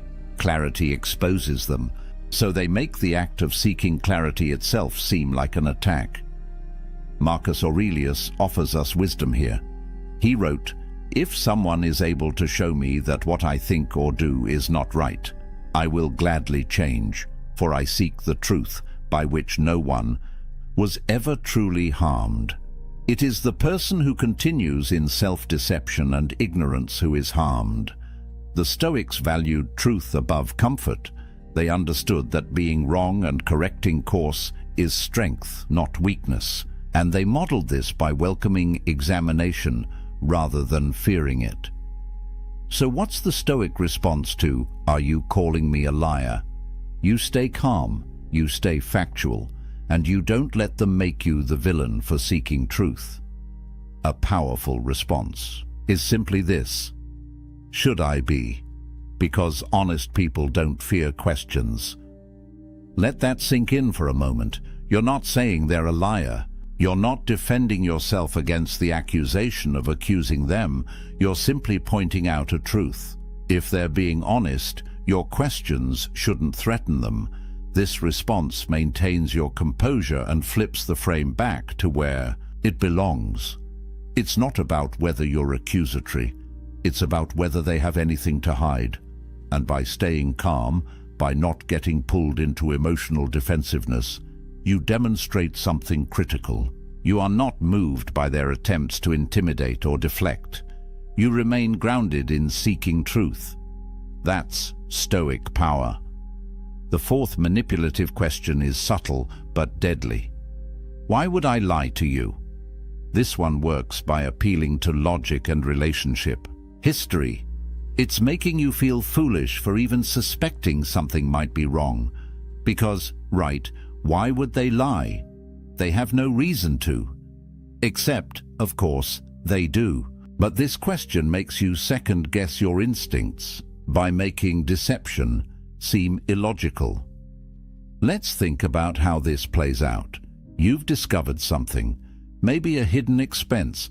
Maybe they were somewhere they said they wouldn't be. Maybe you found a message that contradicts what they told you. You bring it up, and instead of explaining, they look at you with confusion and hurt. Why would I lie to you? What would I possibly gain from that? After everything we've been through. Together, you really think I'd deceive you? And suddenly, you're in a position where your concern seems absurd. Why would they lie? You can't think of a good enough reason, so maybe you're just paranoid. Maybe you're seeing things that aren't there. This is manipulation through incredulity. They're making the idea of them lying seem so ridiculous that you start doubting your own perception. But here's the truth. People lie for all kinds of reasons. To avoid consequences, to maintain an image, to cover other lies, to get what they want without conflict. The question, "Why would I lie?" isn't actually asking for a reason. It's asserting that no good reason exists, which is a claim, not a question. Here's a real scenario. You start noticing your romantic partner has been distant, working late more often, less communicative. You see messages on their phone that seem suspicious. You bring it up, trying to have an honest conversation, and they respond with, "Why would I lie to you? I love you. If something was wrong, don't you think I'd tell you?" And in that moment, it's easy to feel foolish. Maybe you're being paranoid. Maybe you're creating problems where none exist. But psychologically, what's happening is a logical fallacy wrapped in emotional appeal. Just because you can't immediately articulate why someone would lie doesn't mean they're not lying. And more importantly, your observation, the thing that triggered your concern in the first place, doesn't disappear just because you can't explain their motive. The facts don't change based on whether you understand their reasoning. Epictetus taught his students to focus on what's actual, not on assumptions. About why, he said, "It is not things themselves that disturb us, but our judgments about those things." The Stoic approach is to separate what you know from what you assume. What do you know? You observed something that doesn't add up. That's a fact. What? You don't know their motivation, but you don't need to understand their motivation to trust your observation. So what's the Stoic response to, "Why would I lie to you"? You don't justify your concern. You don't try to explain their possible motives. You simply state what triggered your question. "I'm asking because something doesn't add up. Can you help me understand?" This response does something powerful. It acknowledges that you noticed a discrepancy. It invites them to provide clarity. And it doesn't accept the premise that your concern is baseless just because their motive isn't obvious.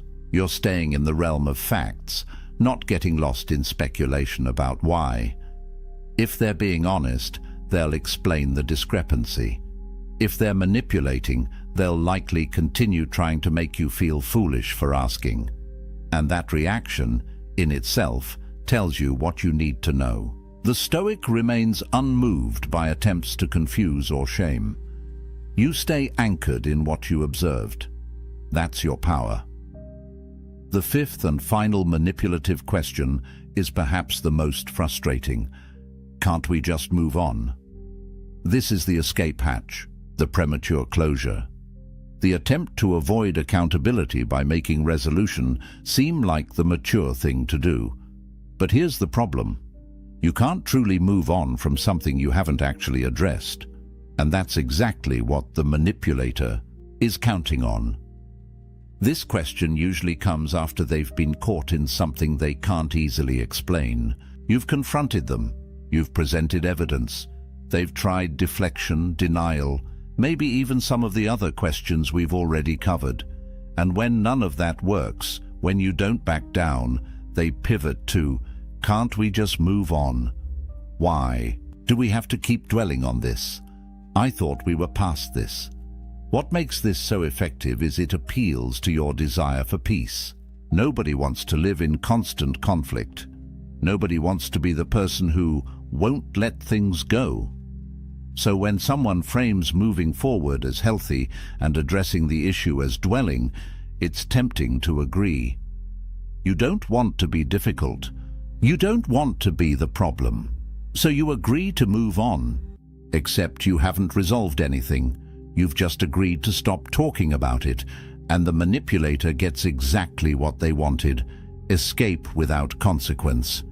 Let me give you a real scenario. You discover your business partner has been taking money from the company account for personal expenses without discussing it with you. You confront them, and after some initial defensiveness, they finally admit it, but minimize it. "Okay, fine, I used some company funds for personal stuff. It wasn't that much. I'll pay it back. Can't we just move on? Why are we still talking about this?" And you're left feeling like if you push for more, a clear repayment plan, an understanding of why it happened, assurance it won't happen again. You're being unreasonable. But here's what's really happening. They want the discomfort of the conversation to end, without the discomfort of actual accountability. They want resolution without understanding. They want forgiveness without change. And the question, can't we just move on, is designed to make you feel like continuing the conversation is the problem, not their behavior that started the conversation. Psychologically, this is about comfort over truth. And the Stoics were very clear on this point. Seneca wrote, "No one can be happy who has been thrust outside the pale of truth." Moving on without truth isn't peace, it's avoidance. And avoidance breeds resentment, mistrust, and the conditions for the same behavior to happen again. Real resolution requires understanding. It requires acknowledgement. It requires often a plan for how things will be different moving forward. The Stoic perspective is that premature peace is no peace at all. Marcus Aurelius constantly reminded himself to stay committed to truth, even when it was uncomfortable, even when it would be easier to just accept things as they are and move on, because the price of false peace is living in a false reality. And eventually, that reality collapses.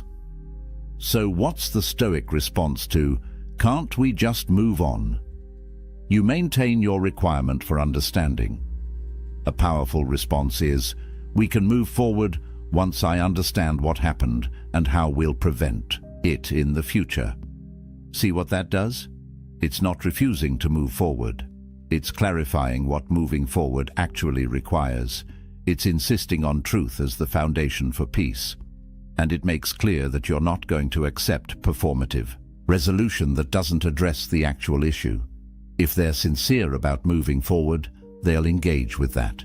They'll provide the understanding and assurance you're asking for. If they're manipulating, they'll get frustrated that you won't just drop it. They'll likely try to frame you as difficult or unforgiving. But the Stoic doesn't need their approval. The Stoic needs truth. And once you have that, genuine moving forward becomes possible. Now let's bring all of this together into a unified Stoic framework that makes you untouchable when it comes to manipulation. Because recognizing the 5 questions is important, but understanding the underlying principles that make you immune is what transforms you. The Stoics built their entire philosophy on 3 fundamental pillars, and when you embody these, manipulation becomes powerless against you. The first pillar is self-control, not suppression, not coldness, but the ability to govern your emotional reactions so they don't govern you. When someone asks, "Why are you so sensitive?" and you feel that spike of defensiveness, that's normal, that's human. But the Stoic practices the pause, that space between stimulus and response where you choose how you'll react. Epictetus said, "No man is free who is not master of himself." This is what he meant. Your emotions will arise. That's not in your control. But what you do with those emotions, that's entirely yours. Manipulators target emotional reactivity. They want you flustered, defensive, confused, guilty, because in that emotional state, you're not thinking clearly, you're just reacting. But when you've trained yourself to maintain composure, when you can feel the emotion without being controlled by it, suddenly their tactics don't work. You can hear, "Don't you trust me?" and recognize it as manipulation without getting swept into guilt. You can hear, "Are you calling me a liar?" and stay grounded in your observation without getting defensive. That's power, real power, not over them, over yourself. The second pillar is clear judgment. Marcus Aurelius wrote, "Everything we hear is an opinion, not a fact. Everything we see is a perspective, not the truth." This is crucial.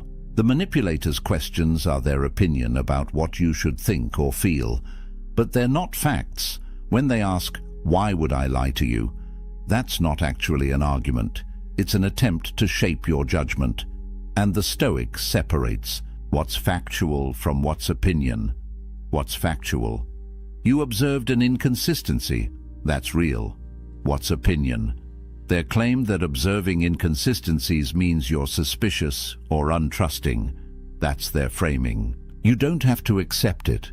This clarity of judgment means you stay focused on what's actual, not what they want you to believe is actual, not what would be more comfortable to believe. What is? And when you operate from that foundation of clear judgment, their attempts to distort your reality fail. They can ask manipulative questions all day, but if you're grounded in what you know to be true, those questions lose their power to move you. The third pillar is maintaining your frame. This is about psychological sovereignty. It's about recognizing that you are the author of your internal reality. Others can offer their perspectives, their questions, their frames for how you should interpret things, but you choose whether to adopt those frames or maintain your own. When someone asks, "Can't we just move on?" they're trying to impose their frame, moving on without understanding. But you can reject that frame and maintain your own. Understanding first, then moving forward. This isn't stubbornness, it's integrity. It's refusing to let other people's manipulation of language and emotion pull you off center. Seneca understood this when he wrote, "A gem cannot be polished without friction, nor a man perfected without trials." These manipulative questions are tests, and every time you stay grounded, every time you refuse to be moved from your center, you become stronger, not harder, not more defensive. Stronger in your ability to remain yourself regardless of external pressure. Here's what this looks like in practice. You're not trying to win arguments. You're not trying to prove you're right. You're simply unmoved. When they ask their manipulative questions, you respond with calm clarity. You don't accept their frame. You don't get defensive. You simply stay anchored in what you know and maintain your requirements for truth and understanding. And that combination, self-control, clear judgment, maintaining your frame, that makes you essentially manipulation-proof. The manipulator relies on you getting emotional, accepting their distorted version of reality, and abandoning your own perception to accommodate theirs. But when you embody these Stoic principles, none of that works. You feel the emotion, but don't react from it. You see through their distortion and stay grounded in facts. You maintain your frame despite their attempts to impose theirs. And in that state, you're free. Not because they stop trying, but because their attempts no longer affect you. This is what Marcus Aurelius meant when he wrote, "You have power over your mind, not outside events. Realize this, and you will find strength." The manipulator is an outside event. Their questions are outside events. You can't control whether they ask, but you have absolute power over how you receive those questions, how you interpret them, and how you respond. That's your domain. That's your fortress. And when you build that fortress strong, nothing external can breach it. Let's be clear about something important. This isn't about being cold. It's not about being suspicious of everyone. It's not about turning into some emotionless robot who questions every interaction. The Stoics weren't advocating for isolation or cynicism. They were advocating for clear-sighted engagement with reality. Being unmanipulatable doesn't mean being unkind. It means being clear. It means trusting your observations. It means maintaining your standards for truth, even when it would be more comfortable not to. You can still be warm, open, trusting, vulnerable. In fact, the Stoics would argue you can only truly be those things when you're grounded in this kind of strength. Because vulnerability without discernment is just naivety. Trust without verification is just wishful thinking. The Stoic is both compassionate and clear, both open and discerning. It's not either or, it's both. You can love people deeply while also recognizing when they're trying to manipulate you. And recognizing it doesn't mean the relationship is over.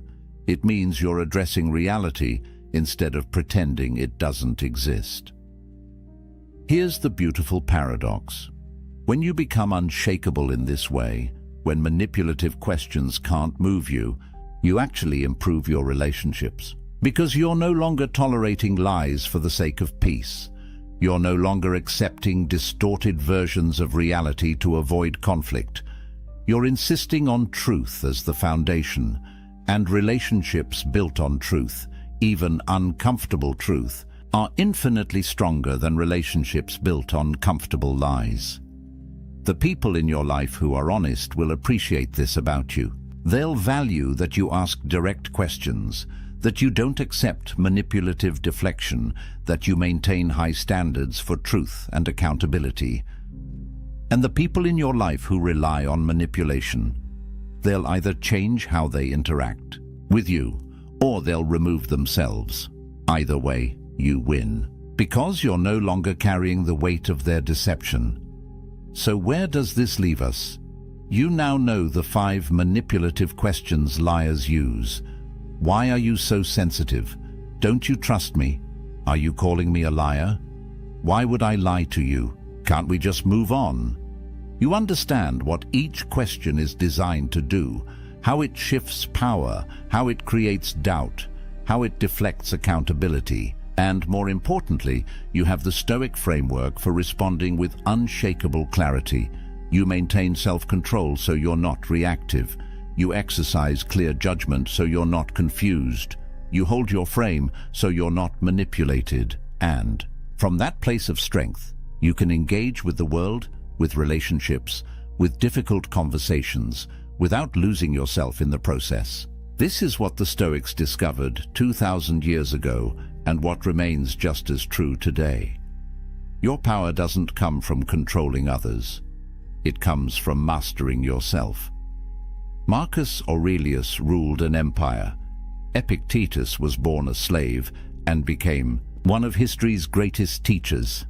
Seneca advised emperors and wrote profound philosophy. These men lived through political intrigue, betrayal, war, loss, everything you can imagine. And what they all concluded was this: external circumstances cannot rob you of your internal fortress unless you let them. Lies cannot control you unless you accept them as truth. Manipulation cannot move you unless you abandon your center. So be unmoved, not unfeeling, not cold, just clear. Clear about what you observe, clear about what you know, clear about your standards and your boundaries. Let manipulative questions bounce off that clarity like waves against a rock, because that's what you are when you embody these principles. Immovable, not because you're stubborn, but because you're grounded in truth. And truth, unlike lies, never needs to manipulate. It simply is. If this resonated with you, if you recognized yourself in any of these scenarios, or you've dealt with these manipulative questions before, hit that like button. It tells me this content is serving you, and it helps more people find it. Subscribe to this channel for more Stoic wisdom that cuts through the noise and gives you practical tools for living with strength and clarity. These aren't just philosophical ideas. They're weapons you can use every single day to protect your peace, your truth, and your power. And drop a comment below. Which of these 5 questions have you encountered most? Which one hit closest to home? I read every comment, and I want to hear your experiences, because that's how we learn together. We share what we've been through. We recognize the patterns, and we support each other in standing firm. Remember this: a man who controls his mind cannot be controlled by lies. A man who knows his truth cannot be shaken by manipulation. And a man who embodies Stoic principles doesn't need to prove anything to anyone. He simply stands in his reality, clear-eyed and unshakable. Be that man. The world needs more people who can't be manipulated, more people who insist on truth, more people who remain themselves no matter what pressure they face. That's the path. That's the power. That's the promise of Stoicism. Now go walk it. There's a man in every room who never raises his voice, never competes for attention, never performs. He stands still while others fidget. He speaks last while others rush to fill the silence. And somehow, without trying, without effort, without the desperate energy that radiates from men who are starving for validation, he becomes the center of gravity. The room bends toward him. Conversations pause when he speaks. Eyes find him when he moves. Women notice him not because he's chasing their attention, but because his presence whispers something most men have forgotten how to communicate. I don't need you to complete me. I'm already whole. This isn't charisma. This isn't charm. This is something deeper, something the ancient Stoics understood 23 centuries ago, and something modern men have traded for Instagram likes and desperate text messages at 2 in the morning. The truth is brutal and liberating in equal measure. The moment you stop trying to be attractive, you become it. The second you release your grip on outcomes, they fall into your hands. When you embrace the discipline of silence, stillness, and self-mastery, you don't just change how others see you. You transform who you actually are. And that transformation, brother, that's what makes you unforgettable. Most men are taught the opposite. They're told to be loud, to take up space, to dominate conversations, to prove their worth through constant performance. They talk about their achievements, their plans, their opinions. They fill every silence with noise because silence feels like failure.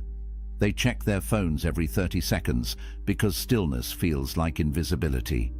They bend their boundaries, reshape their schedules, and abandon their purpose the moment a beautiful woman shows interest because they've been taught that her attention is the prize. But here's what those men never learn. The prize isn't her attention. The prize is becoming the kind of man who doesn't need it. This isn't a game. This isn't manipulation. This is the ancient art of self-mastery applied to modern life. Marcus Aurelius didn't write his meditations to attract women. He wrote them at night, alone in his military tent, trying to become a better man. Epictetus didn't teach the dichotomy of control so his students could get dates. He taught it so they could build unshakable character. Seneca didn't practice voluntary discomfort to impress anyone. He did it to forge resilience. But here's the fascinating part. These men, these ancient philosophers who focused entirely on internal excellence, they possessed a magnetic quality that transcended their era. Not because they were trying to be attractive, but because they had become something rare. Men who had mastered themselves. Let me show you how this works in practice. Let me walk you through 9 habits, 9 disciplines, 9 ways of being that separate men who chase from men who attract. These aren't tricks you perform, they're transformations you embody. And once you integrate them, once they become part of who you are rather than things you do, everything changes. The first habit might surprise you because it goes against everything modern dating culture preaches. It's the discipline of strategic silence. Not the awkward silence of someone who doesn't know what to say. Not the cold silence of someone playing games. The intentional silence of someone who understands that words lose power when you waste them. Most men are terrified of pauses. They fill every gap in conversation with nervous chatter, with jokes, with stories designed to prove how interesting they are. They think silence is failure, that if they're not talking, they're losing. But silence is a weapon, and most men have no idea how to wield it. When you ask a woman a question and she answers, "What do you do?" most men immediately respond. They're already thinking about what they'll say before she finishes talking. They're performing, not listening. But a man who understands strategic silence does something different. He waits. 2 seconds, 3 seconds. He holds her gaze. He processes what she actually said, and he lets that pause create weight. In those seconds, something profound happens. Her mind begins to work. She wonders what you're thinking.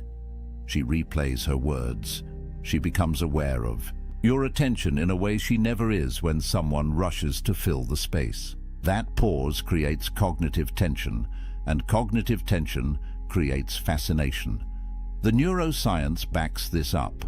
When you create a pause, you're forcing her brain to complete a loop. Humans are pattern recognition machines. We need closure. An unanswered question, an unfilled silence, it gnaws at us.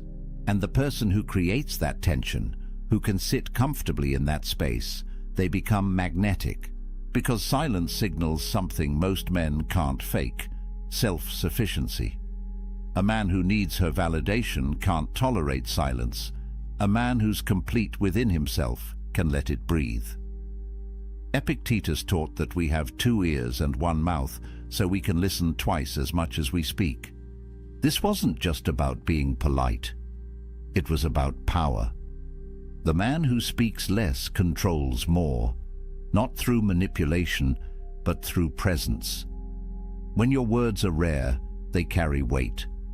When you're comfortable in silence, you communicate something that transcends language. I don't need to fill this space because I'm not afraid of it. And fear, brother, fear is the scent that kills attraction faster than anything else. But silence alone isn't enough. You can be quiet and still radiate anxiety through every muscle in your body. This brings us to the second discipline, the one that most men violate every single day without realizing it. Physical stillness. Watch men in any social situation. They're constantly moving, shifting their weight, adjusting their clothes, checking their phones, playing with their hair, fidgeting with their drinks. Their bodies are screaming a message their mouths never say: I'm nervous, I'm uncomfortable, I need something to do with this energy because I can't just be here. Now picture the opposite, a man standing with his weight evenly distributed, his hands at his sides or clasped in front of him, but not moving, his head still, his breathing deep and even. He's not rigid, not tense. He's relaxed but contained. When he moves, it's deliberate. When he reaches for his drink, it's a complete action. One movement, no adjustments, no fidgets, no nervous energy leaking through his fingers. That man commands attention without saying a word. The psychology here is profound. We have mirror neurons in our brains. When we observe someone, our nervous system begins to sync with theirs. If you're anxious, she feels anxious. If you're fidgety, she feels unsettled. If you're calm, centered, still, she begins to feel that too. Your physical state becomes her emotional state. This is why women talk about feeling safe around certain men. It's not just about physical protection. It's about nervous system regulation. She can relax because you're relaxed. She can be still because you're still.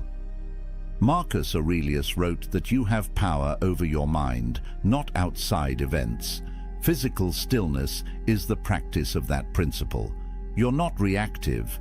You're not controlled by impulses. You don't need to move just because there's empty space. You don't need to check your phone just because 5 minutes have passed. You're present, grounded, here. And that presence, that groundedness, it's magnetic in a world where everyone is scattered. This is where most men start to understand that attraction isn't about doing more.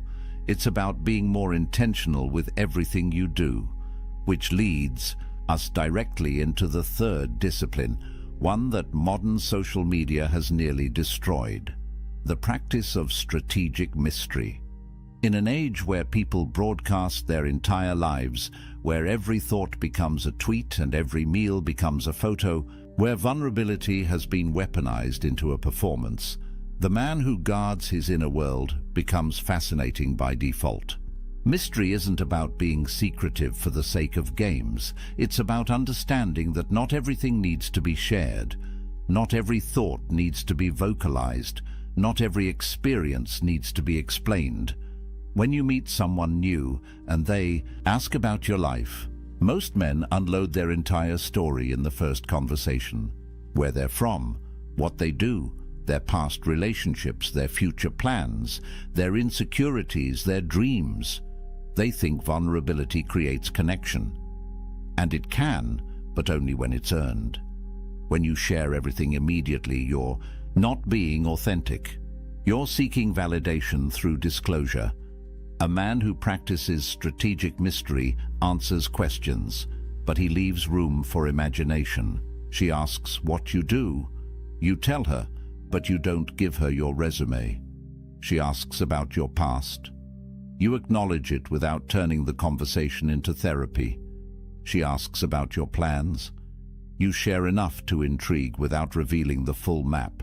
This isn't deception.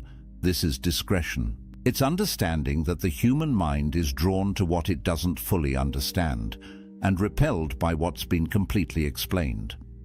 There's a psychological principle called the Zeigarnik effect. It describes how our brains remember incomplete tasks better than completed ones. An open loop stays active in our minds. We keep thinking about it, turning it over, trying to close it. When you practice strategic mystery, you create open loops. She knows some things about you, but not everything. Her mind keeps working even when you're not there. She wonders, she imagines, she becomes curious. And curiosity, properly cultivated, is a more powerful force than any pickup line ever invented. The Stoics understood this intuitively. Marcus Aurelius kept his meditations private. They were never meant to be published. Epictetus taught his students but didn't seek fame. Seneca was a public figure but guarded his inner life fiercely. They knew that dignity requires discretion, that power is diminished when everything is exposed. Your thoughts, your struggles, your journey, these are sacred. Share them selectively with people who've earned access. Everyone else gets the version of you that's polite, present, but protected. But mystery without boundaries is just smoke. This is where the fourth discipline becomes critical. The practice of maintaining unwavering boundaries. This is where most men fail spectacularly. They meet a woman they're attracted to, and suddenly every boundary they claim to have dissolves. She texts at midnight. They respond immediately, abandoning their sleep schedule. She cancels plans last minute. They immediately offer alternatives, communicating that their time has no value. She disrespects them subtly. They laugh it off, afraid that standing up for themselves will cost them her attention. Here's the truth that will set you free. Boundaries aren't walls. They're not rejection. They're standards. They're the lines that define who you are and what you accept. When you hold boundaries, you're not being difficult. You're being self-respecting. And self-respect, properly embodied, is the foundation of every form of attraction that actually lasts. The ancient Stoics were obsessed with this principle. Epictetus built his entire philosophy around the dichotomy of control, understanding what's yours to protect and what isn't. Your time is yours. Your energy is yours. Your peace is yours. These things are within your control, and protecting them isn't selfish. It's essential. When you maintain boundaries, something shifts in how others perceive you. The scarcity principle kicks in. What's easily obtained is undervalued. What requires effort to access is treasured. When your time isn't available at any moment, it becomes valuable. When your attention isn't given freely to anyone who demands it, it becomes a gift. This isn't manipulation. This is natural human psychology. We respect what respects itself. Practically, this looks like simple but powerful actions. She texts you at midnight. You're asleep. You respond when you wake up naturally, not when your phone buzzes. She cancels plans with short notice. You acknowledge it, but you don't immediately rearrange your life to accommodate her. You had plans. You keep them. She tests your frame with a comment designed to make you defensive. You don't react. You stay centered. Your boundaries aren't negotiable, but they're also not aggressive. They're just there, quietly communicating, I value myself and I expect you to value me too. This discipline flows directly into the fifth habit, the one that underlies all the others. Outcome independence. This is the core Stoic principle applied to modern attraction, and it's the one that most men find impossible to embody because it requires you to genuinely not need the result, not pretend, not fake it, actually release your attachment to whether she likes you, whether she texts back, whether this interaction leads anywhere. You engage fully, you're present completely, but you're not invested in controlling the outcome. The paradox is brutal and beautiful. The less you need it to happen, the more likely it happens. The more you release your grip, the more naturally things flow to you. But you can't fake this. You can't perform outcome independence. She'll smell the neediness underneath whatever game you're playing.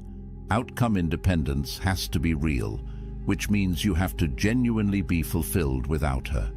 Your life has to actually be complete. Your purpose has to actually sustain you. Your identity has to actually be stable. Otherwise, every interaction becomes a test of your worth, and tests create anxiety, and anxiety creates the desperate energy that repels everyone around you. Marcus Aurelius spent his life practicing detachment from outcomes. He wrote about accepting what happens with equanimity, about understanding that you control your actions, but not their results. This wasn't pessimism, it was freedom. When you stop trying to control outcomes, you stop being paralyzed by fear of failure. You act clearly, you speak honestly, you engage fully because you're not burdened by the weight of needing it to work out a specific way. Here's how this looks in practice. Before you talk to her, you remind yourself, I'm complete either way. During the conversation, you notice if you're performing for approval or genuinely connecting. After the interaction, you don't refresh your phone every 30 seconds waiting for her response. You go back to your life, your mission, your purpose, because those things matter whether she texts back or not. This isn't apathy. You still care. You still prefer positive outcomes, but you're not defined by them, and that freedom transforms how you show up, which brings us to the sixth discipline, the one that separates you from 99% of modern men who have forgotten how to do this. Radical presence. Being fully, completely, undividedly here. No phone, no distractions, no mental rehearsal of what you'll say next. Just attention, pure and concentrated, on this moment and this person. In a world where everyone is perpetually elsewhere, mentally scrolling through their feeds even while sitting across from you, the person who can actually be present becomes intoxicating. The Stoics called this memento mori, remember you will die, not as morbid obsession, but as radical wake-up call. This moment is all you have. This conversation is happening now and will never happen again. Marcus Aurelius wrote that the whole of time present is just a pinpoint in eternity. This second, right now, is your entire life. Everything else is memory or imagination.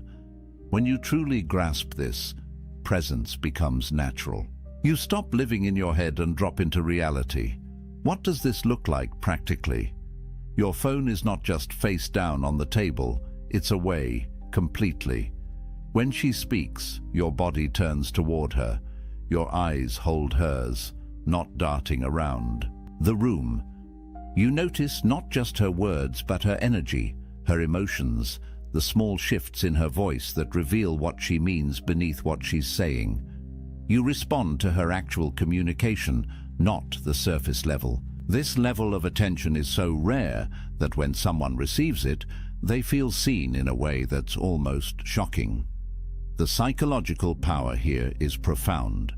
When you're fully present, you create what researchers call interactional synchrony. Your nervous systems begin to harmonize.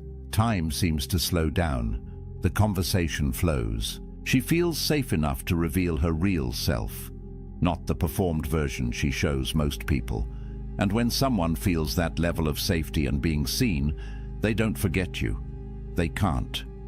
Because you gave them something almost no one else offers anymore, your complete, undivided presence. But presence without stability collapses under pressure. This is where the seventh discipline becomes essential. Emotional stability, not emotional suppression, not pretending you don't feel things. The capacity to feel deeply while responding wisely. Most men fail this test spectacularly. She gets upset, they panic. She withdraws, they chase. She creates drama, they match her energy. They're emotionally reactive, which means they're controlled by external circumstances. And being controlled, being reactive, being emotionally volatile, it destroys attraction faster than almost anything else. The Stoic view of emotions is misunderstood. They didn't advocate for becoming unfeeling. They advocated for not being controlled by feelings. There's a space, Viktor Frankl later wrote, between stimulus and response. In that space lies your power. She says something that triggers you. There's a moment before you respond. In that moment, you can choose. React impulsively or respond with intention. Get defensive or stay grounded. Match her energy or maintain your center. Women test emotional stability constantly, not because they're cruel, but because biology programs them to assess whether you'll be stable under pressure. In evolutionary terms, your emotional stability determines whether you can protect and provide when circumstances get difficult. If you collapse when she's upset, she can't trust you when real problems arise. If you panic when she pulls away, you're not a secure base. If you get defensive, when she challenges you, you're weak underneath the performance. This is practical, tangible, learnable. She's upset about something at work. You don't try to fix it. You don't make it about you. You hold space. You listen. You stay calm. She tests you with emotional withdrawal. You don't panic. You don't chase. You give her space, remaining centered in yourself. Conflict arises in conversation. You don't escalate. You don't match her intensity. You speak calmly. You acknowledge her perspective.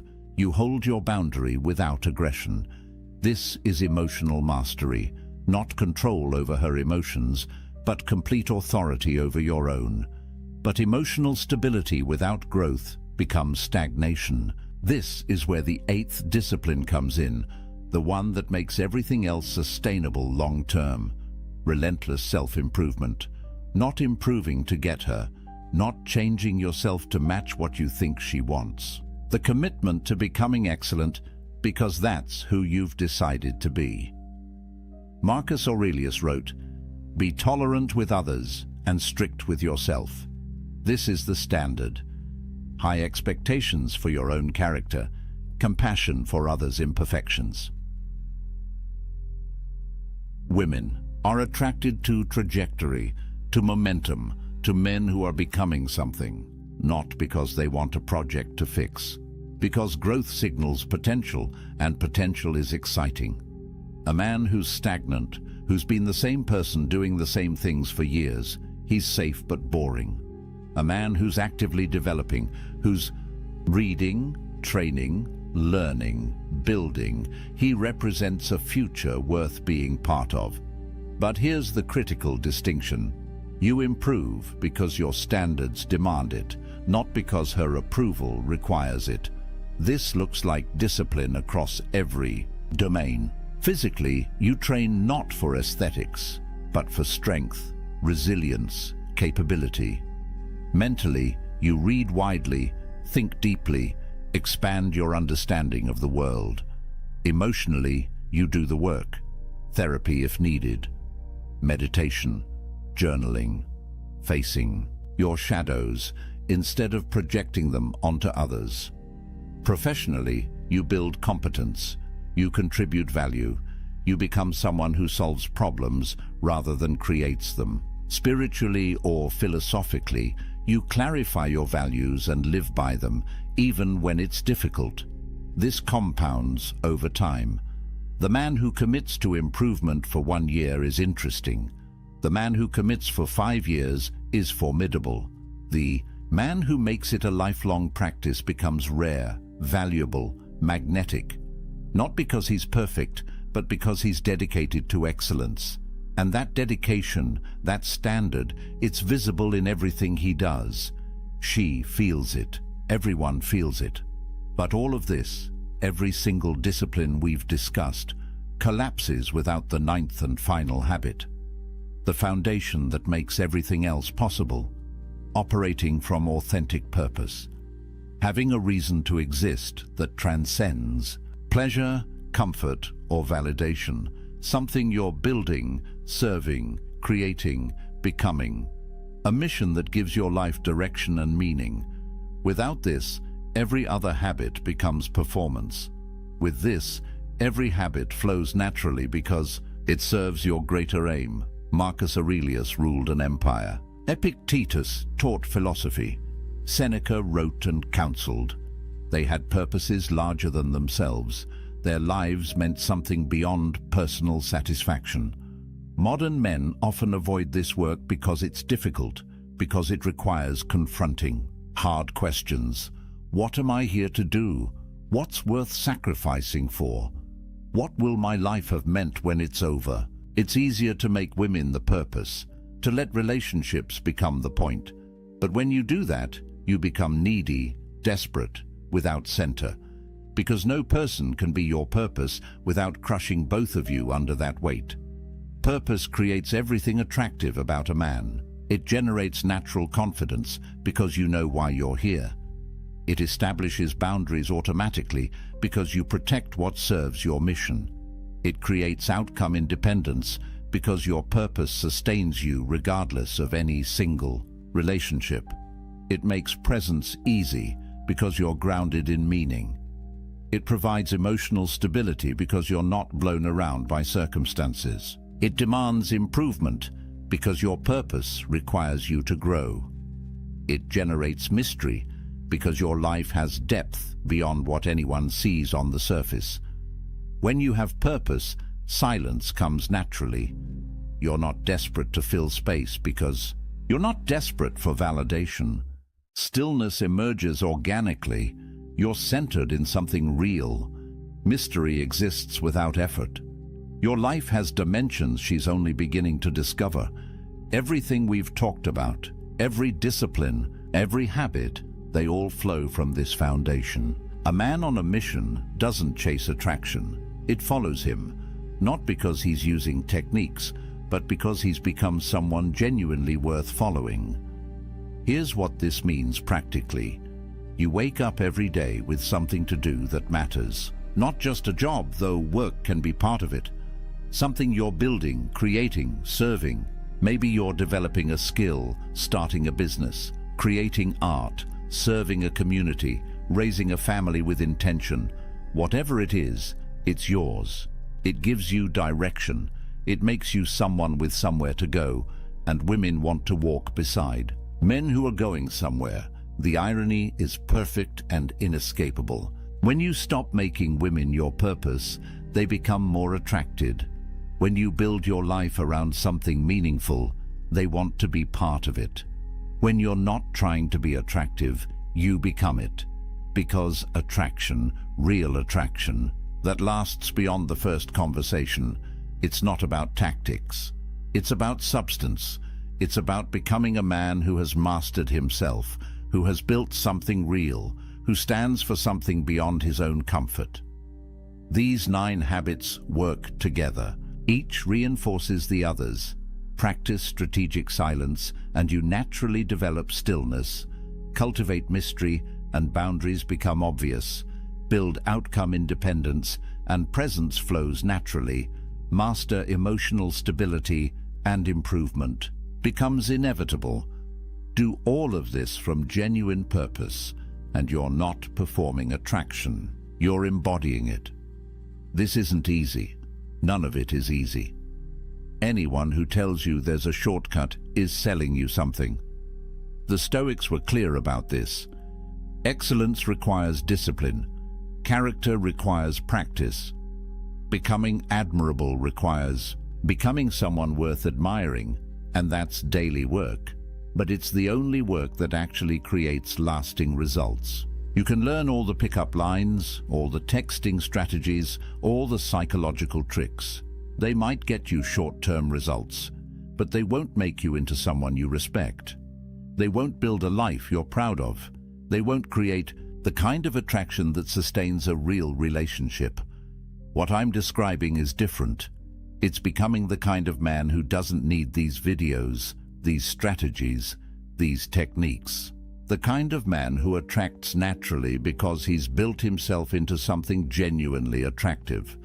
Not attractive because he's playing a role, but attractive because he's become someone valuable, someone centered, someone purposeful, someone who has done the work. Try this for 30 days. Pick one habit and make it yours.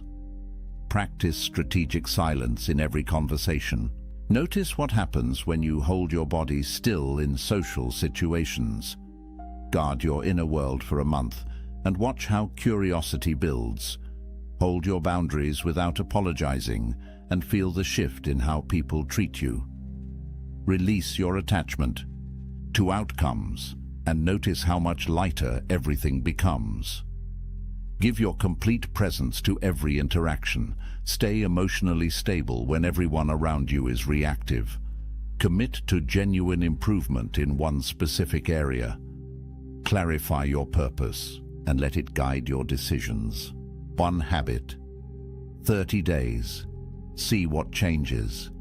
Because I promise you, when you stop performing and start becoming, when you stop chasing and start building, when you release the desperate energy of needing validation and step into the quiet power of being complete, everything shifts. Not just with women, with everyone, with yourself. You become the kind of man you actually respect. And that respect, that self-possession, that groundedness, it's magnetic in a way that no technique ever could be. The most attractive man in any room isn't the one trying to be.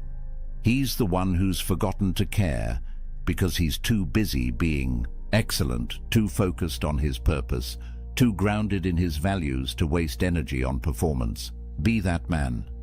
Do the work. Build the life. Master yourself. The attraction will follow, not because you chased it, but because you became worth chasing. If this resonated with you, if you felt something shift in how you understand attraction and masculinity, hit that like button.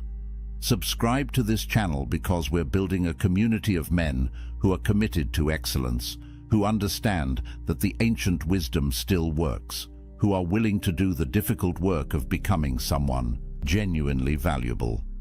Drop a comment below and tell me which of these 9 habits you're starting with today. Which one challenges you most? Which one are you ready to master? Remember, the Stoics have been waiting 23 centuries to teach you this. Marcus Aurelius faced battles, plagues, betrayals, and he never lost his center.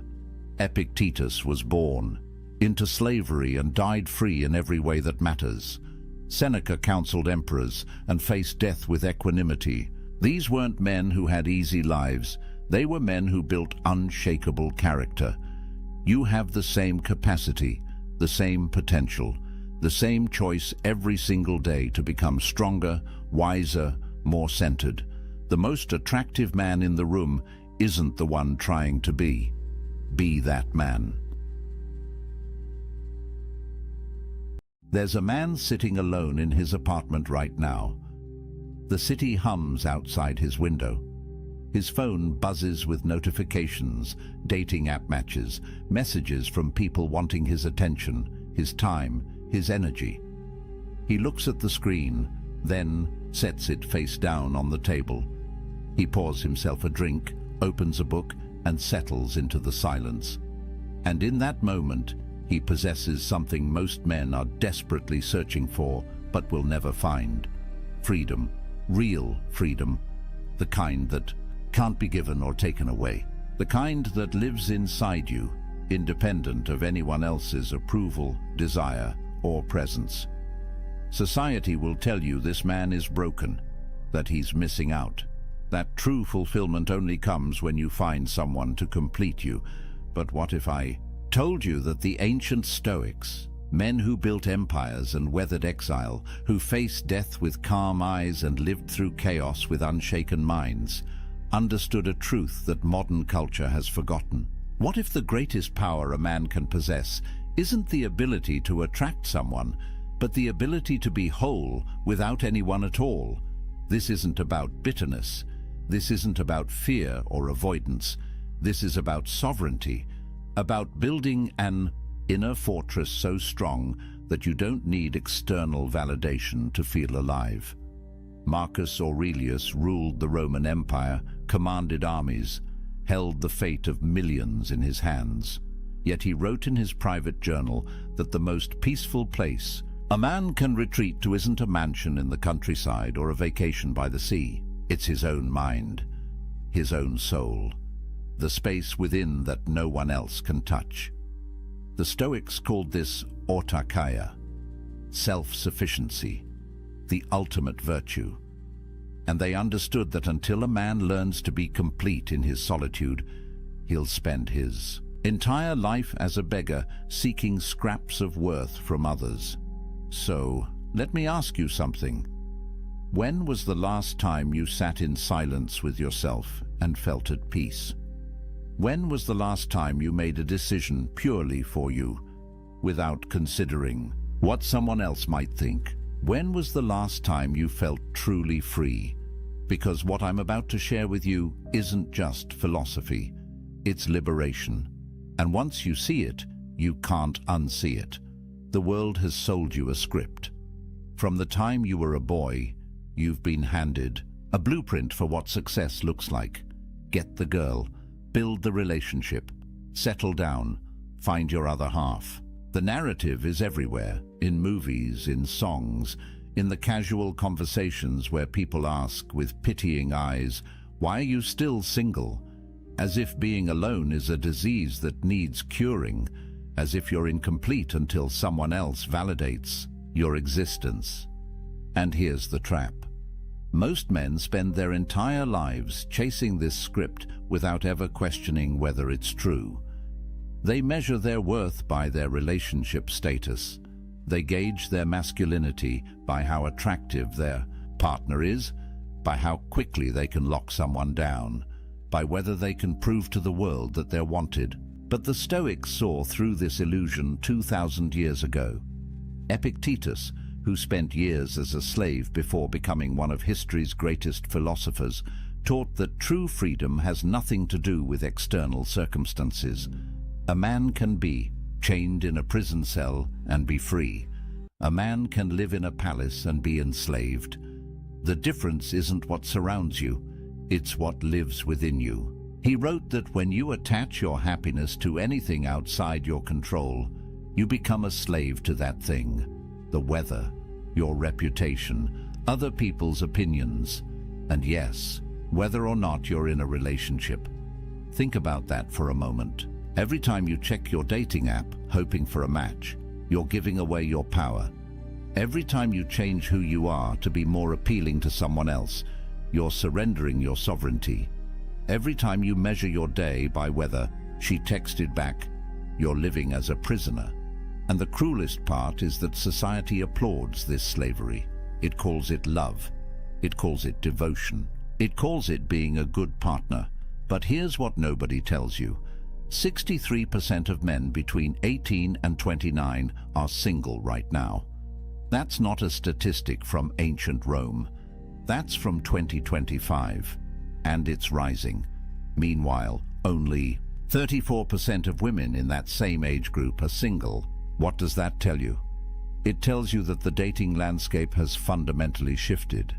It tells you that the old rules don't work anymore. And it tells you something even more important. You're not alone in feeling like the game is rigged. But here's where most men make their fatal mistake. They look at these numbers and feel inadequate. They internalize the message that something is wrong with them, that they're not good enough, attractive enough, successful enough. They double down on the chase, working harder to prove their value in a marketplace that treats them as disposable. And with every rejection, every ghosting, every situation where they compromise their values just to keep someone interested, they lose a little more of themselves. The Stoics would look at this and see madness. They'd ask, why are you seeking your worth in the opinions of others? Why are you measuring your happiness by whether someone else chooses you? Why are you giving away the one thing that truly belongs to you, your inner peace, in exchange for scraps of external validation? Marcus Aurelius wrote, "You have power over your mind, not outside events. Realize this, and you will find strength." Read that again. You have power over your mind, not over whether she likes you back, not over whether your relationship works out, not over whether you end up alone. You have power over how you interpret these things, over what meaning you assign to them, over whether they disturb your peace or leave you untouched. And that, brother, is everything, because here's the truth that will set you free. Being single isn't a problem to solve, it's a power to harness. And the moment you understand that, the moment you stop seeing solitude as something to escape and start seeing it as something to embrace, everything changes. You stop being a man who needs someone. You become a man who chooses connection from a place of fullness, not emptiness. You stop being the beggar at the table. You become the king who decides if and when he shares his throne. But society doesn't want you to know this, because a man who is complete on his own is dangerous. He can't be controlled. He can't be manipulated. He doesn't need the validation that keeps the whole system running. He's free, and free men change the world. So let me show you what that freedom looks like. The ancient Stoics had a word that most people have never heard: autarkia. It's Greek, and it means self-sufficiency. Not in the sense that you live in the woods, chopping your own wood and filtering your own water, but in the deeper sense that your well-being, your peace, your sense of worth comes from within. It's the understanding that you need nothing outside yourself to be complete. That happiness isn't something you find in another person. It's something you cultivate in the fortress of your own mind. Marcus Aurelius understood this at the deepest level. Here was a man who had everything society says should make you happy. Emperor of Rome, immense wealth, beautiful family, power that stretched across the known world. Yet he wrote in his meditations, "Nowhere can man find a quieter or more untroubled retreat than in his own soul, not his palace, not his empire, his own soul." And he added, "It is in your power to retire into yourself whenever you choose." Think about what he's saying. The greatest sanctuary you'll ever know isn't a place. It's a practice. It's the ability to withdraw into your own mind, to find peace there regardless of what's happening around you, whether you're surrounded by chaos or sitting in silence, whether you're with someone or alone.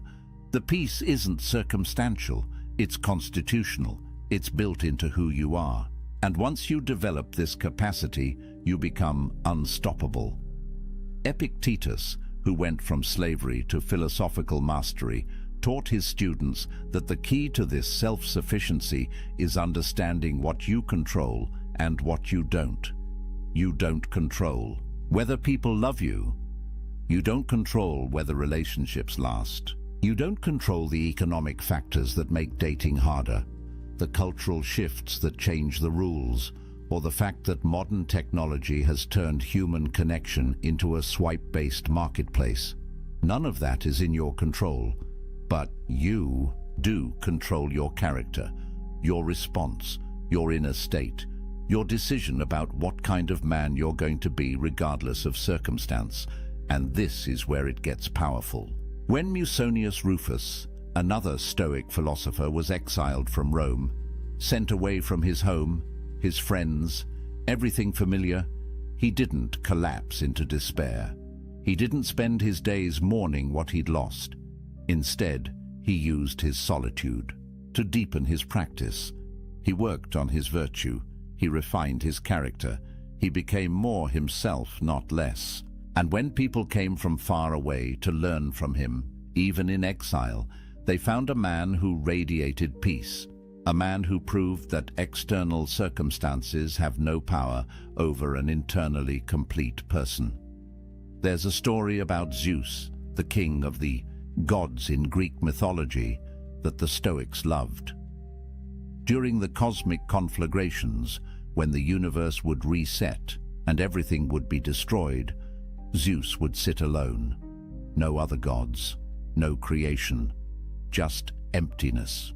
And yet, he remained content, at peace, because his completeness didn't depend on what existed outside him. The Stoics used this image to teach that true self-sufficiency means you could lose everything, everyone, and still have yourself. And if you've built that self well, if you've made it a fortress of virtue and reason, then you have everything you need. Now, I know what you might be thinking. This sounds lonely. This sounds like isolation. But here's where the Stoics make a crucial distinction. There's a difference between loneliness and solitude. Loneliness is the pain of being disconnected. It's what happens when you're surrounded by people but feel empty inside. It's what happens when you're in a relationship but realize you don't actually know yourself anymore. Loneliness comes from lacking connection with others or with yourself. But solitude?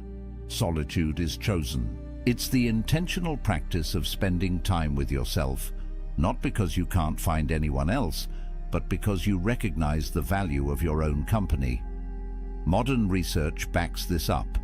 Studies show that when people choose to be alone, when they see solitude as an opportunity rather than a punishment, their stress levels drop. Their sense of autonomy increases. They report feeling more like themselves. But when solitude is forced, when it comes from rejection or circumstance beyond their control, that's when the negative effects show up.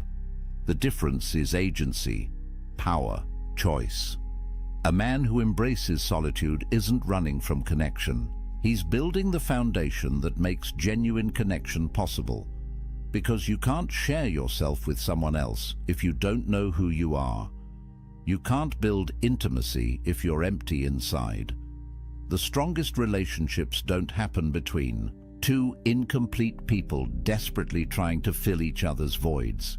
They happen between two whole people who choose to walk side by side, not because they need to, but because they want to. And this brings us to something crucial. Self-sufficiency doesn't mean you become cold or isolated.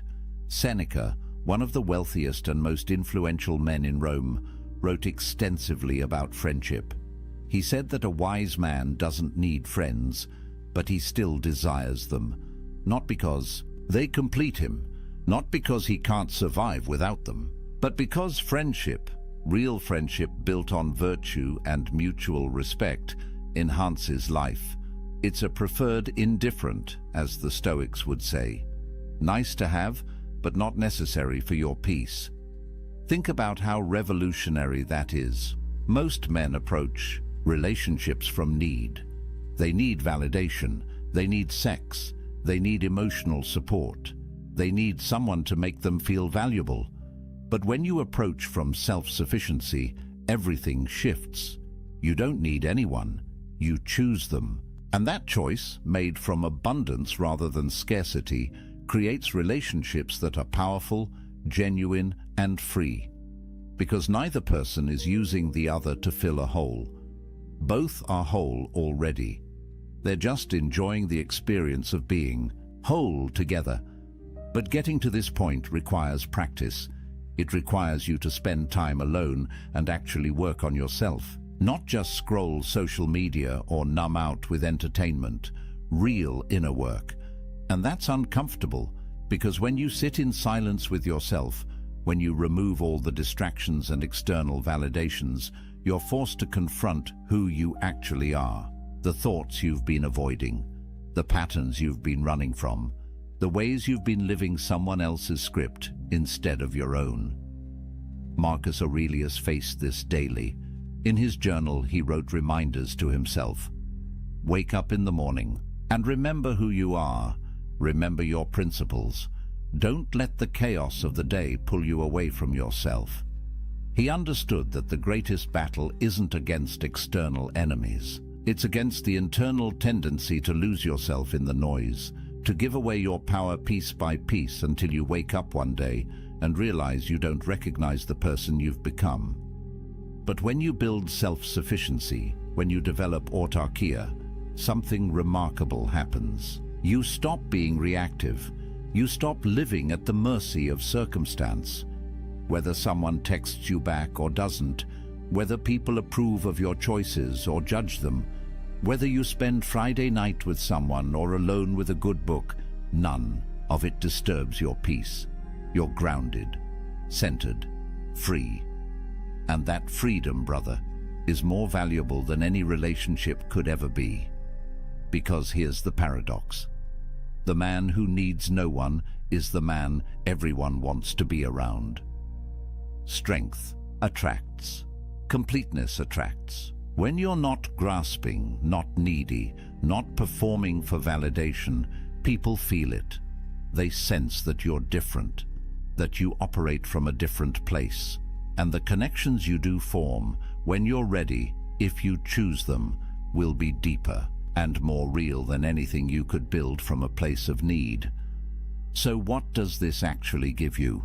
What changes when you embrace solitude instead of running from it? The Stoics believed that external goods come in two categories: things that are genuinely good, like virtue and wisdom and character, and things that are preferred indifference, wealth, health, relationships. Nice to have, but not essential to your well-being, not determinative of your worth. The moment you internalize this distinction, a weight lifts, because you stop attaching your happiness to things you can't control. Let's get practical. When you're single and you embrace it, you have financial sovereignty. No expensive dates where you're performing, trying to impress someone. No shared expenses where you have to negotiate every purchase. No compromise on how you spend your money. Every dollar you earn is yours to allocate as you see fit. You can invest in yourself, build your skills, travel, save, create, and you don't have to justify these choices to anyone. Modern research shows that single men, particularly those who embrace their status rather than fighting it, report lower financial stress. They have more control over their economic futures.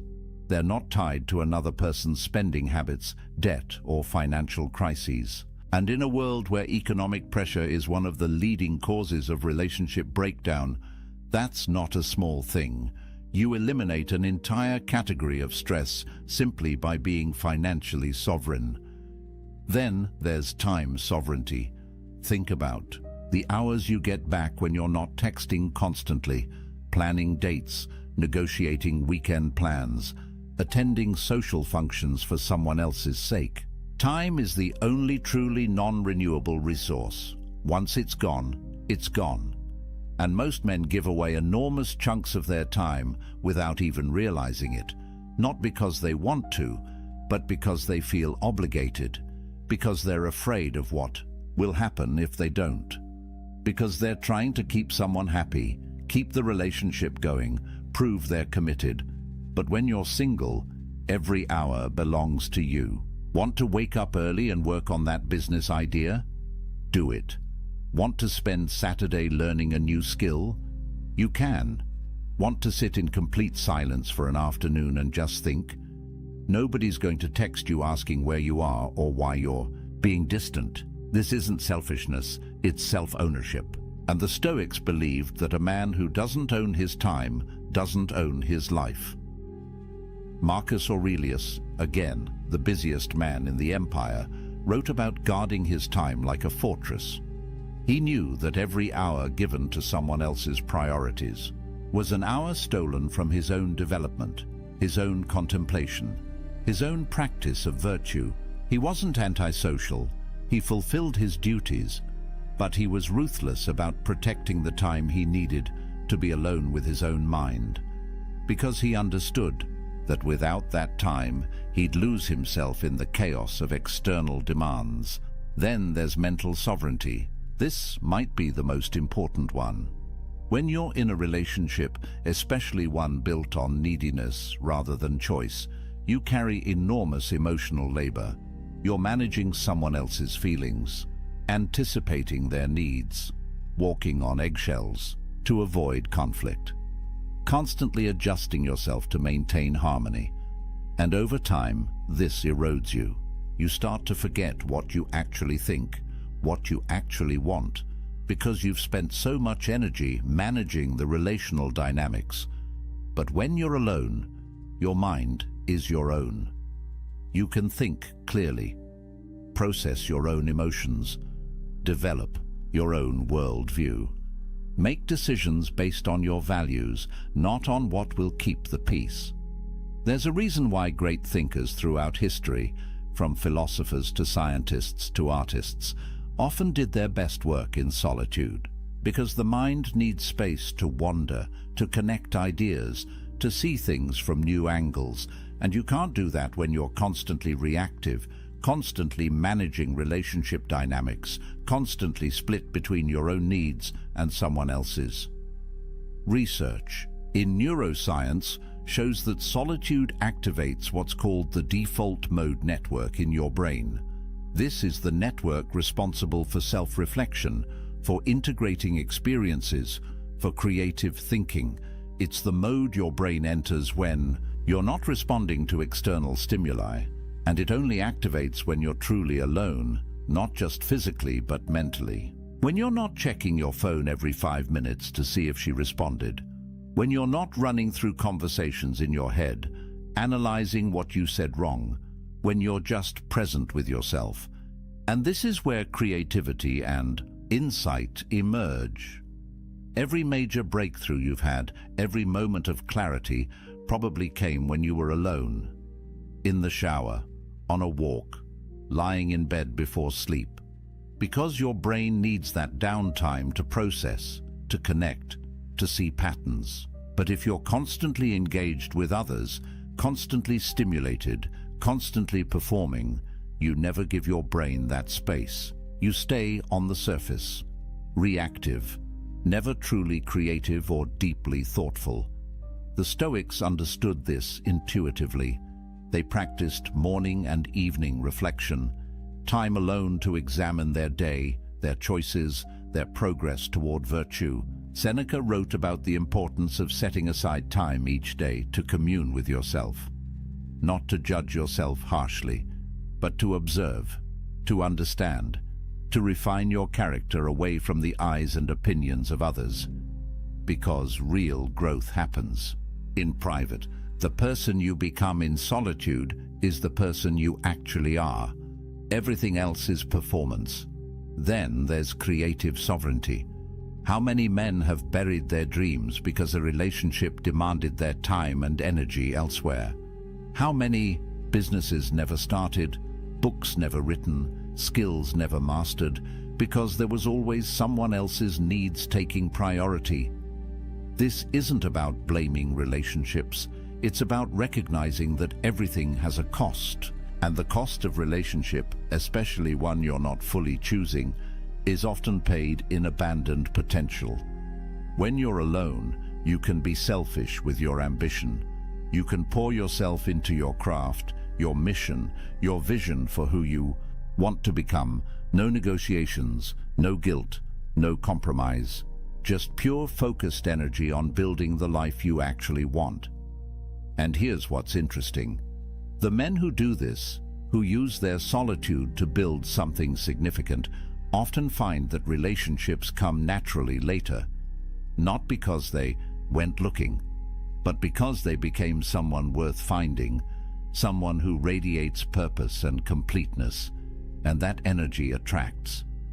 But there's something even deeper here, something the Stoics saw clearly. When you build your life on your own terms, when you develop skills and pursue excellence and create value, you build self-respect, real self-respect. Not the fake confidence you try to project to impress people, but the genuine, unshakable knowledge that you're living with integrity, that you're becoming who you're meant to be, that you're not wasting your life trying to meet someone else's expectations. And self-respect, true self-respect, is the foundation of everything else.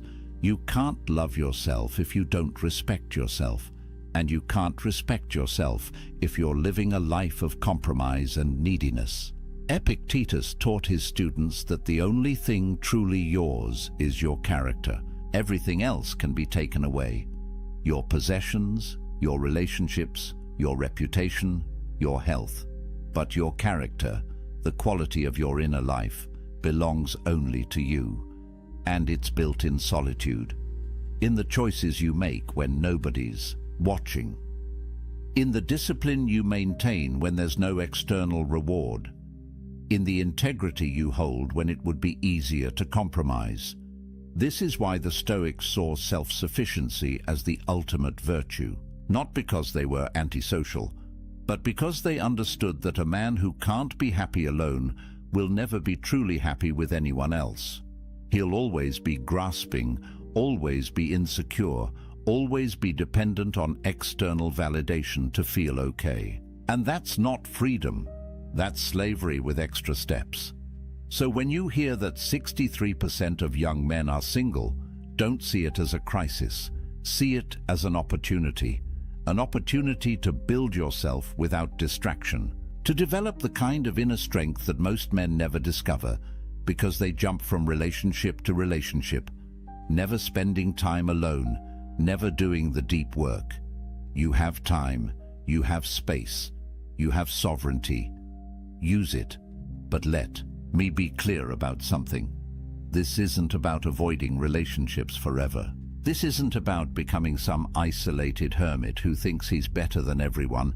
The Stoics didn't advocate for that. Seneca had a wife and family. Marcus Aurelius had a wife and children. They participated fully in social life, but they did it from a place of inner completeness. They engaged with others not because they needed to, but because they chose to. And there's all the difference in the world between those two positions. The goal isn't to stay single forever. The goal is to become the kind of man who doesn't need to be in a relationship to feel complete.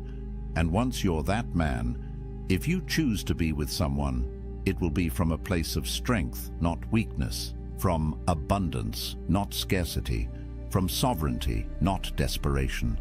And those kinds of relationships, rare as they are the only ones worth having. But here's what most men miss. They think being single means they're incomplete.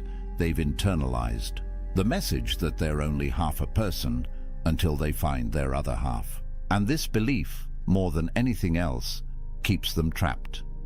Because when you believe you're incomplete, you'll do anything to feel whole. You'll compromise your values.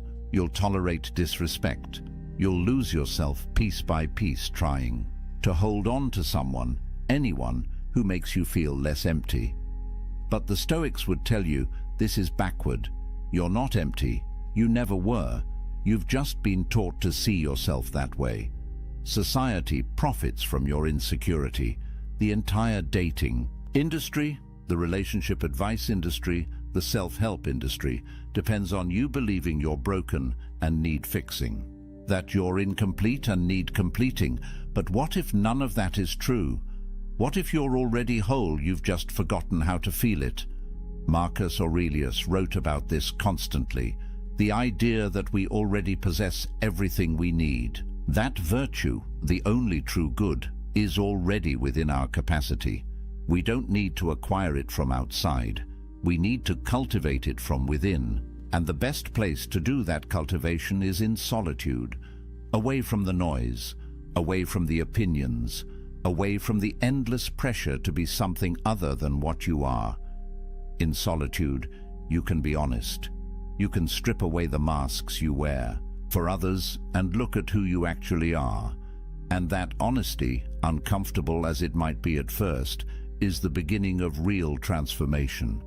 There's a concept in psychology called self-determination theory. It says that humans have three basic needs: autonomy, the sense that you control your own life; competence, the feeling that you're capable and growing; and relatedness, connection with others. Most people think relatedness is the most important, but research shows that autonomy is actually the foundation. Without it, without the sense that you're living your own life on your own terms, the other needs can't be truly satisfied. You might have relationships, but you'll feel trapped in them. You might be skilled, but you'll never feel like it's enough because you're measuring yourself by external standards. But when you build autonomy, when you develop true self-sufficiency, everything else flows naturally. You pursue competence for its own sake, not to impress anyone. And when you do connect with others, it's genuine, because you're not performing, you're not pretending, you're just being yourself, and you're okay if people accept that or don't. That's the power position, that's freedom. And here's something crucial. The Stoics believed that you had to be careful about who you spent time with. They weren't elitist about it, but they understood that you become like the people you surround yourself with. Spend time with complainers, you become a complainer. Spend time with people who lack integrity, your own integrity erodes. Spend time with people who see relationships as transactions, who manipulate and play games, and you start to see the world that way too. But when you're selective, when you use your solitude to clarify your values and then only engage with people who align with those values, your life transforms. You're no longer tolerating relationships out of loneliness. You're cultivating connections based on mutual respect and shared virtue. And those connections, even if they're fewer, are infinitely more valuable than 100 shallow relationships. Built on convenience or need, Seneca wrote extensively about this. He said that you should associate with people who will improve you and avoid people who will corrupt you. And he added that you should also be someone worth associating with, someone who adds value, someone who embodies the virtues you want to see in the world. That's the work of solitude. Becoming that person, not for anyone else, for yourself, because you want to look in the mirror and respect who you see. And this brings us to perhaps the most important point, the validation trap.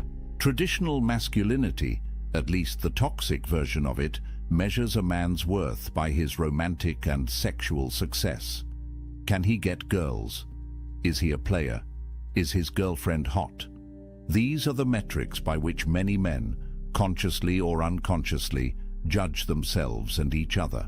And it's poison, because it makes your self-worth dependent on factors largely outside your control. Physical attractiveness, which is mostly genetic; social status, which is often circumstantial; the approval of others, which is fickle and unpredictable. But the Stoics would say this is insane. Why would you tie your sense of value to things you can't control? Why would you give others that much power over your inner state? Epictetus taught that the only thing you truly control is your will, your capacity to choose your response, your commitment to virtue. That's it. Everything else is fortune, and fortune is unreliable. So when you measure yourself by relationship status, you're basically saying that your worth depends on luck, on being born with certain features, on meeting the right person at the right time, on 1,000 variables you have no control over. And that's a recipe for lifelong insecurity, because even if you do get into a relationship, you'll never feel secure. You'll always wonder if you're good enough. You'll always fear losing what you've tied your identity to. You'll be jealous, controlling, needy, because deep down, you know your worth isn't real. It's contingent on her staying. But when you build your worth on virtue, on character, on the man you're becoming, nobody can take that from you. Relationships come and go, circumstances change, but who you are, the integrity you've built, the self-respect you've earned through right action, that's permanent. That's unshakable. And paradoxically, when you stop seeking validation from relationships, when you develop genuine self-worth, you become more attractive. Because people can sense desperation, they can feel neediness, and it repels them, but they can also sense strength, completeness, self-possession, and that draws them in.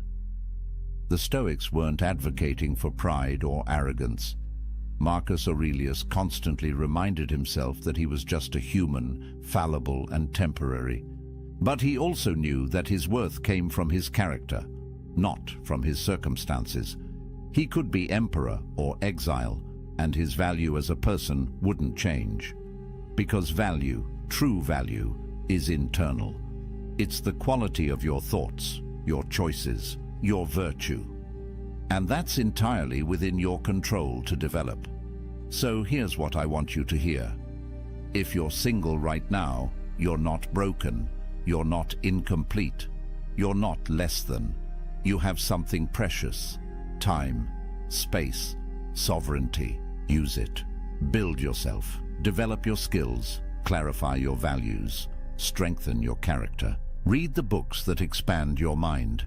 Pursue the projects that ignite your passion. Train your body. Master your emotions. Become so complete in yourself that you don't need anyone else's validation to feel whole. And when you do that, one of two things will happen. Either you'll discover that you actually prefer solitude, that you've built a life so rich and meaningful on your own that adding a relationship would be a downgrade. And that's fine. That's a valid choice. The Stoics would respect it. Or you'll eventually meet someone and choose to build something with them. But it will be from a place of strength, from wholeness, from sovereignty.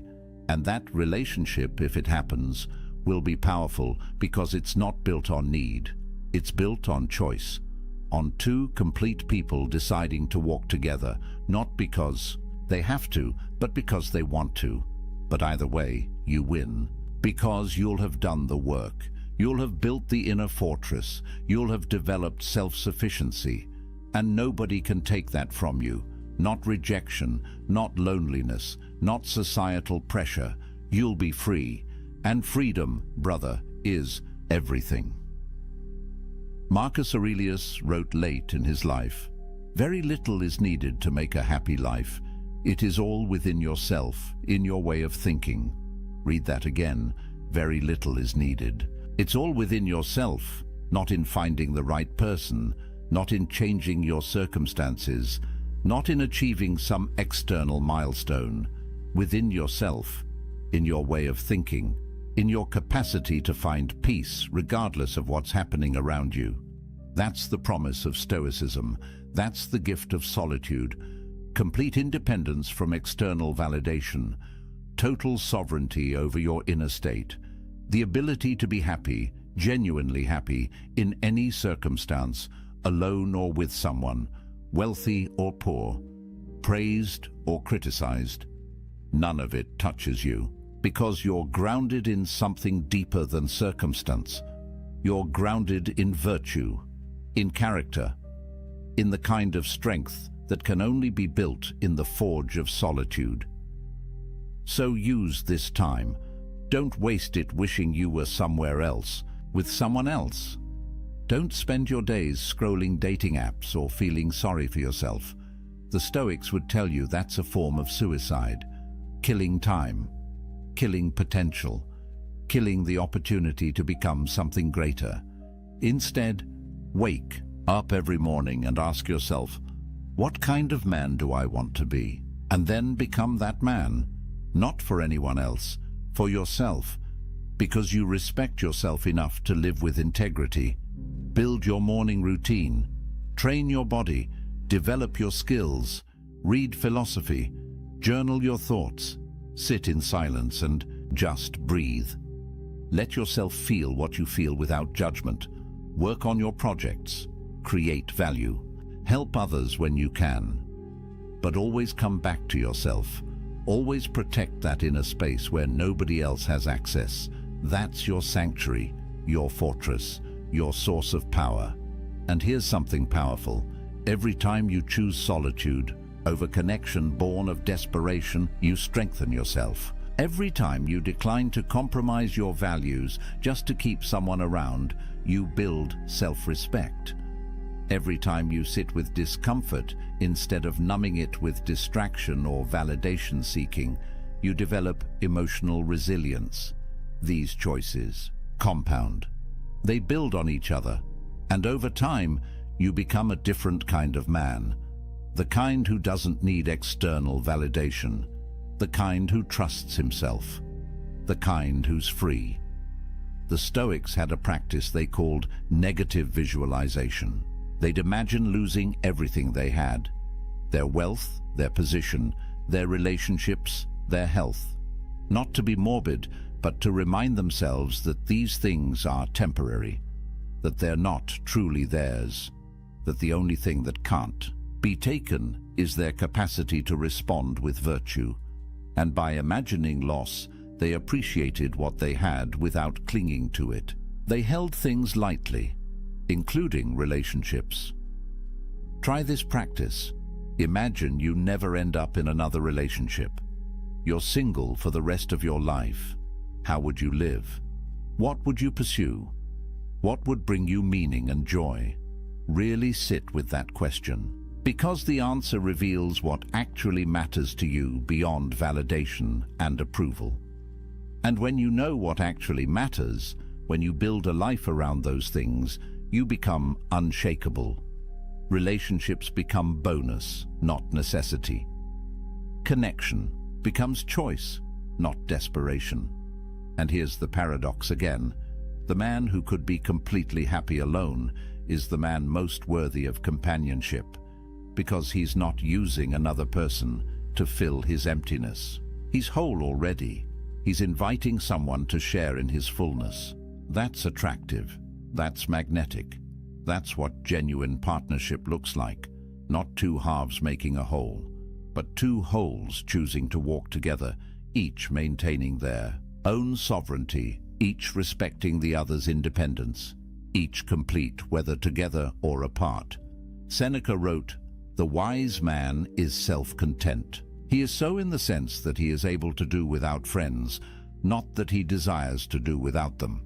That's the balance. You develop the ability to be happy alone. You build self-sufficiency, but you remain open to genuine connection when it appears. You don't avoid relationships, you just don't need them. And that makes all the difference. So where does this leave you? Right here, right now, with a choice. You can keep buying into the narrative that you're incomplete without someone, that your value depends on relationship status. That being single is something to escape as quickly as possible. And if you choose that path, you'll spend your life chasing, compromising, losing yourself piece by piece in the pursuit of external validation. Or you can embrace what the Stoics knew 2,000 years ago. That true power comes from within. That self-sufficiency is the highest virtue. That a man complete in solitude is free in every circumstance. And if you choose that path, if you do the work, you'll build something that nobody can take from you. An inner fortress, a sovereignty that transcends circumstance, a peace that doesn't depend on anyone else's approval or presence. Marcus Aurelius ruled an empire. He had wealth, power, family, everything society says should make you happy. Yet he spent his evenings writing in his journal, reminding himself of what actually mattered: virtue, character, inner peace. He knew that everything else was temporary, that the only lasting value was the kind of person he was becoming, and he did that work in solitude, away from the crowds, away from the demands, in the quiet space of his own mind. You don't need an empire to do this. You don't need perfect circumstances. You just need to make the choice, to use your solitude as a gift, not a curse, to see being single not as a deficit, but as an opportunity, to build yourself so completely that you don't need validation from anyone. And when you do that, you become dangerous, not to others, but to the systems that profit from your insecurity. You become a man who can't be controlled, can't be manipulated, can't be sold something he doesn't need. You become free. And freedom is what the Stoics were teaching all along. Not freedom from circumstances, those will always change, but freedom within circumstances. The ability to maintain your peace, your integrity, your sense of self, regardless of what's happening around you, alone or with someone, successful or struggling, praised or criticized. None of it touches your core, because you've built something unshakable inside. And that, brother, is power. Real power. The kind that transforms not just your life, but the lives of everyone you touch. Because strength is contagious. Completeness inspires. Freedom spreads. So let me leave you with this. A man who needs no one is free to choose everyone. A man who needs someone is slave to his need. Which man do you want to be? The choice is yours. It's always been yours. And it starts right now, in this moment, with this decision, to stop seeking yourself in others and start building yourself in solitude, to stop measuring your worth by external validation and start grounding it in internal virtue, to stop running from being alone and start embracing it as the ultimate gift, the space where you become who you're meant to be. The Stoics are waiting for you: Marcus Aurelius, Epictetus, Seneca. They walked this path. They proved it works. They left you a blueprint. All you have to do is follow it. Build your inner fortress. Cultivate self-sufficiency. Embrace solitude not as a punishment, but as a privilege. And watch what happens. Watch how your life transforms when you stop living for others and start living for yourself. Not in a selfish way, but in the way that honors your potential, your values, your unique path. That's what the Stoics called living according to nature, being fully yourself, and there's nothing more powerful than that. So if you found value in this, if these ideas resonate with something deep inside you, if you feel that pull toward building a different kind of life, do me a favor. Hit that like button. It tells me this message matters. It helps this reach other men who need to hear it. Subscribe to the channel because we're building something here. A community of men who refuse to live by society's script, who are doing the work, who understand that real strength comes from within. Drop a comment and tell me, what's one thing you're going to do this week to build your inner empire? One practice, one choice, one step towards self-sufficiency. And remember, this isn't the end, it's the beginning. Every journey toward freedom starts with a single step, a single decision. The decision to stop seeking worth in external validation and start building it through internal virtue. You've taken that step by being here, by listening, by opening your mind to a different way. Now keep walking, keep building, keep becoming. The man you're meant to be is waiting in the silence. Go find him. Until next time, stay strong, stay sovereign, stay free. The room is quiet. 2 glasses of wine sit untouched. A woman leans forward, eyes sharp, voice steady. Do you even care about me? The question cuts deeper than it sounds. It isn't about love. It isn't about romance. It is about power. Most men stumble here. They rush to explain. They laugh nervously. They pile up words like a wall. But the wall crumbles instantly. Respect slips away. This is how the test begins. A test older than text messages, older than candle-lit dinners, older than modern love itself.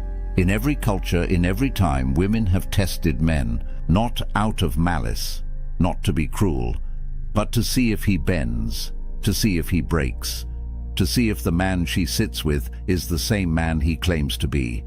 And these tests are subtle. They hide behind simple questions, questions that seem innocent, but they are anything but innocent. Each one is a strike at the foundation of a man's composure. Here's the truth. When she asks these questions, she isn't waiting for the perfect answer. She's watching for the reaction. Does he stay calm? Does he hold his frame? Or does he panic? The Stoics faced greater trials than this. Emperors, generals, and slaves alike endured storms of fate. They lost kingdoms. They faced death. And still, they stood unshaken. Their philosophy was simple. Control yourself. Do not be ruled by the chaos outside you. Be anchored. Be still. Be immovable. What if you could bring that same calm to these modern tests? What if every question, every trap, became an opportunity to show strength instead of weakness? In this film, we reveal the 5 questions women use to test men. 5 traps hidden in plain sight. 5 moments where most men collapse. But where the Stoic finds his chance to rise. Stay with me. Because question 3, that one is the silent killer, the one that strips a man of dignity before he even knows it happened. And if you fail it, you may never get it back. Why do women test men? It is a question that makes some men angry. Others shrug it off. But if you ignore the reason, you will never pass the test. The truth is simple.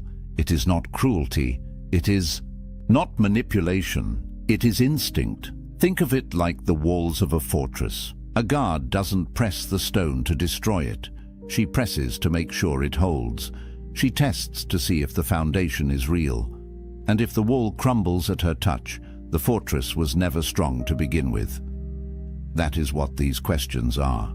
A press against the wall. A test of strength, of composure, of truth. Now picture this.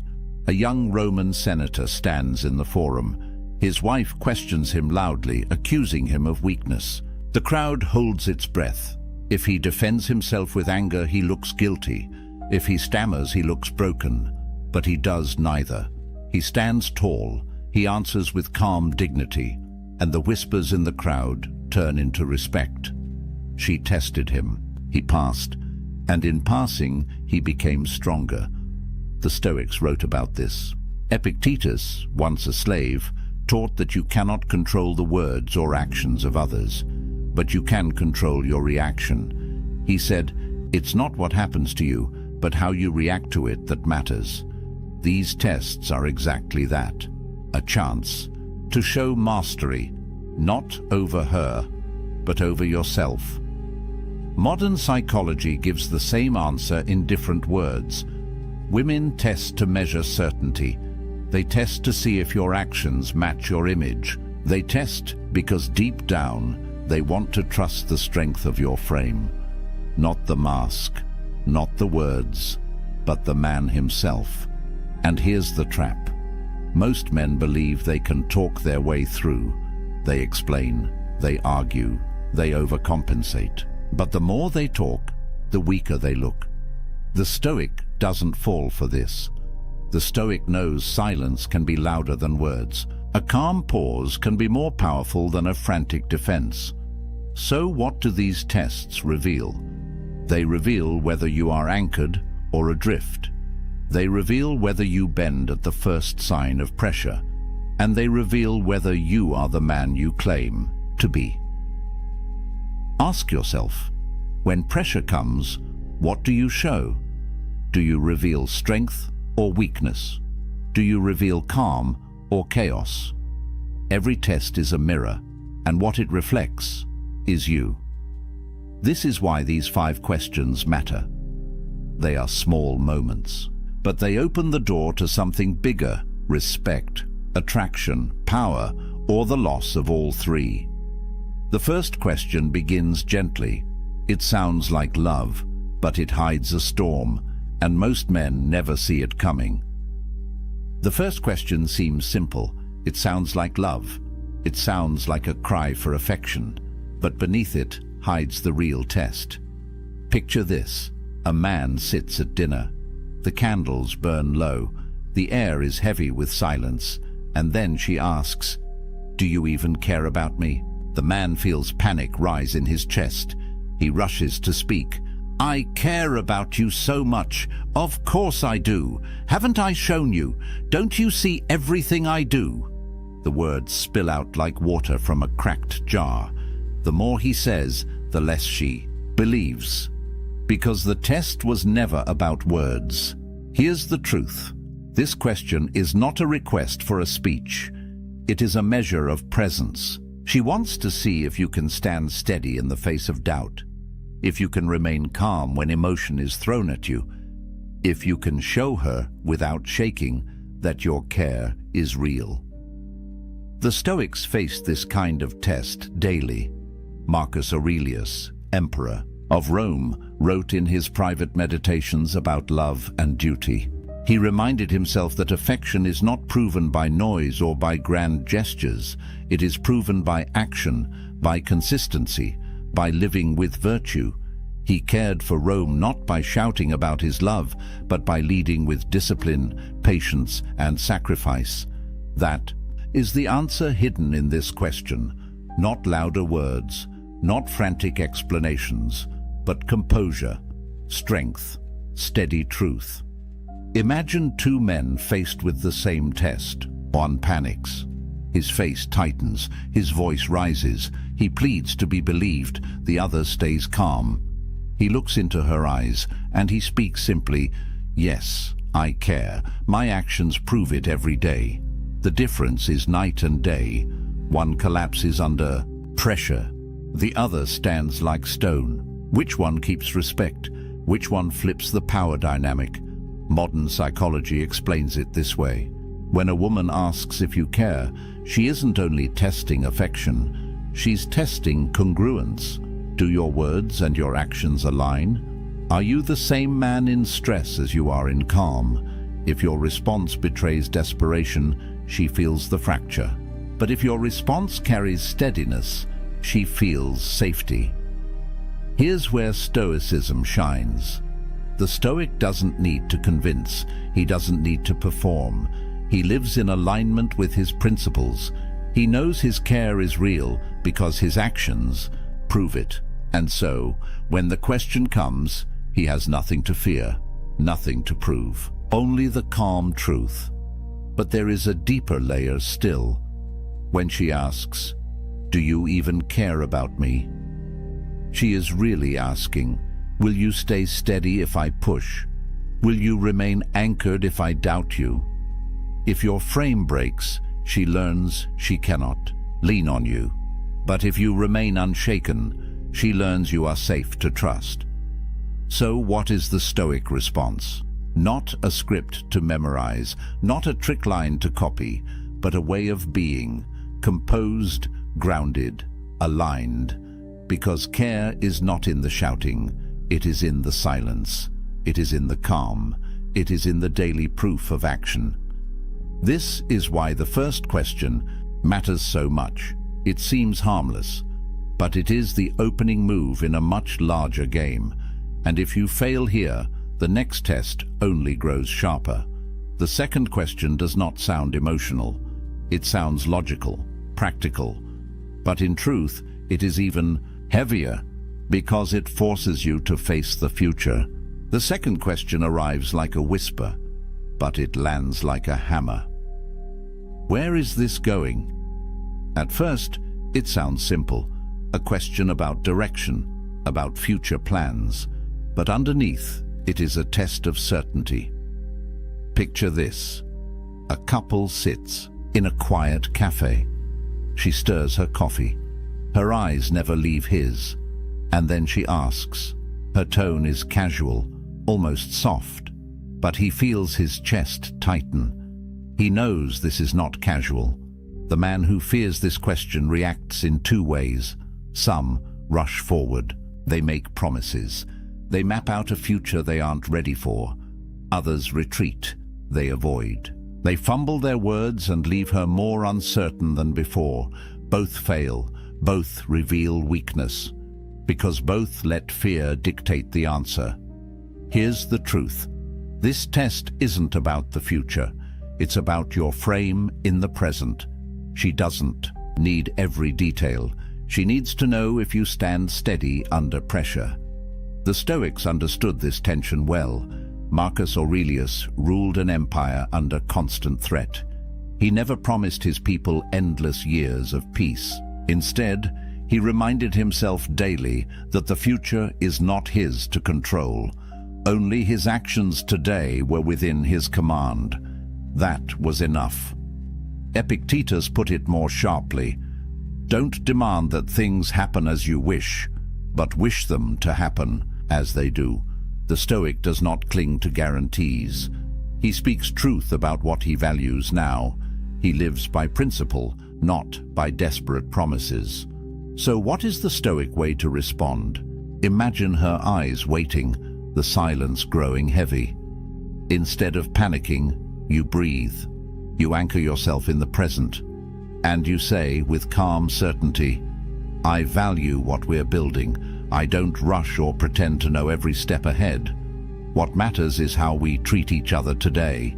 That's what I can promise. No over-promising, no retreat, just steady ground. Notice what happens here. The answer shifts the frame. You are not a boy scrambling for approval. You are a man speaking from principle. The power dynamic flips. But there's more. Modern psychology shows that women often test for stability, not for perfect plans. Stability means, does this man know himself? Does he collapse under pressure or remain composed? If he cannot stand steady in a simple question, how will he stand steady when life grows harder? That is the unspoken meaning of, where is this going? It is less about the map, and more about the anchor. Now imagine the two responses again. One man blurts out timelines, dates, grand vows. She nods, but inside she doubts. The other man is calm, centered, certain. He does not rush, but he does not run. And in his steadiness, she feels safety. This is why Stoicism matters here, because it keeps you from panic. It keeps you from overreach. It keeps you grounded in what you can control, your actions, your principles, your presence. And yet, if this question feels heavy, the third test is sharper still. It comes not at dinner, not in a cafe, but in the silence of a buzzing phone. And most men fail it before they even realize they've been tested. The third question doesn't arrive in person. It arrives through silence, through the glowing screen of a phone, through the long pause between message and reply. And then it comes. Why didn't you answer my text? It sounds harmless, it sounds small, but don't be fooled. This is one of the sharpest tests of all.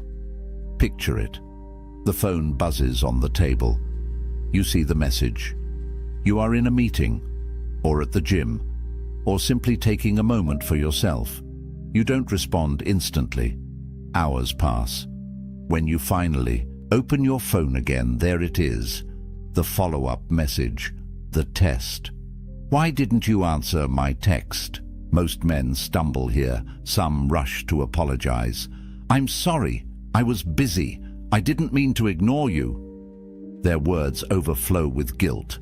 Others swing the other way. They become defensive. Why do you always need an answer right away? Can't you relax? Both responses fail. One shows weakness, the other shows anger. The Stoic sees something different. He sees that this question is not about the phone. It is about control. It is about composure. It is about whether you can remain steady when accused of neglect. The ancients faced their own version of this. Imagine a soldier in the Roman army. He marches for days without sending word home. When he returns, his lover asks why he did not write. His answer is not panic, it is calm. My duty demanded my focus. I was where I needed to be. The message is clear. His actions spoke louder than the absence of words. Modern psychology confirms this.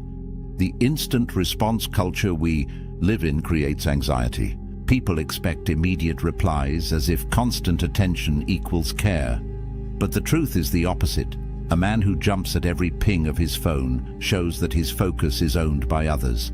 A man who responds in his own time shows self-possession. So, what does the Stoic response look like? It is short, it is calm, it carries no shame. Something like, I was busy, I don't live glued to my phone. Notice the difference. No apology, no defensiveness, just clarity. A calm truth spoken without fear. This is the heart of Stoicism in relationships. The Stoic does not collapse into guilt when tested. He does not explode in anger either. He remains anchored. His time is his own. His focus is his own. And here lies the deeper meaning. When she asks why you didn't answer, she isn't counting minutes. She is counting steadiness.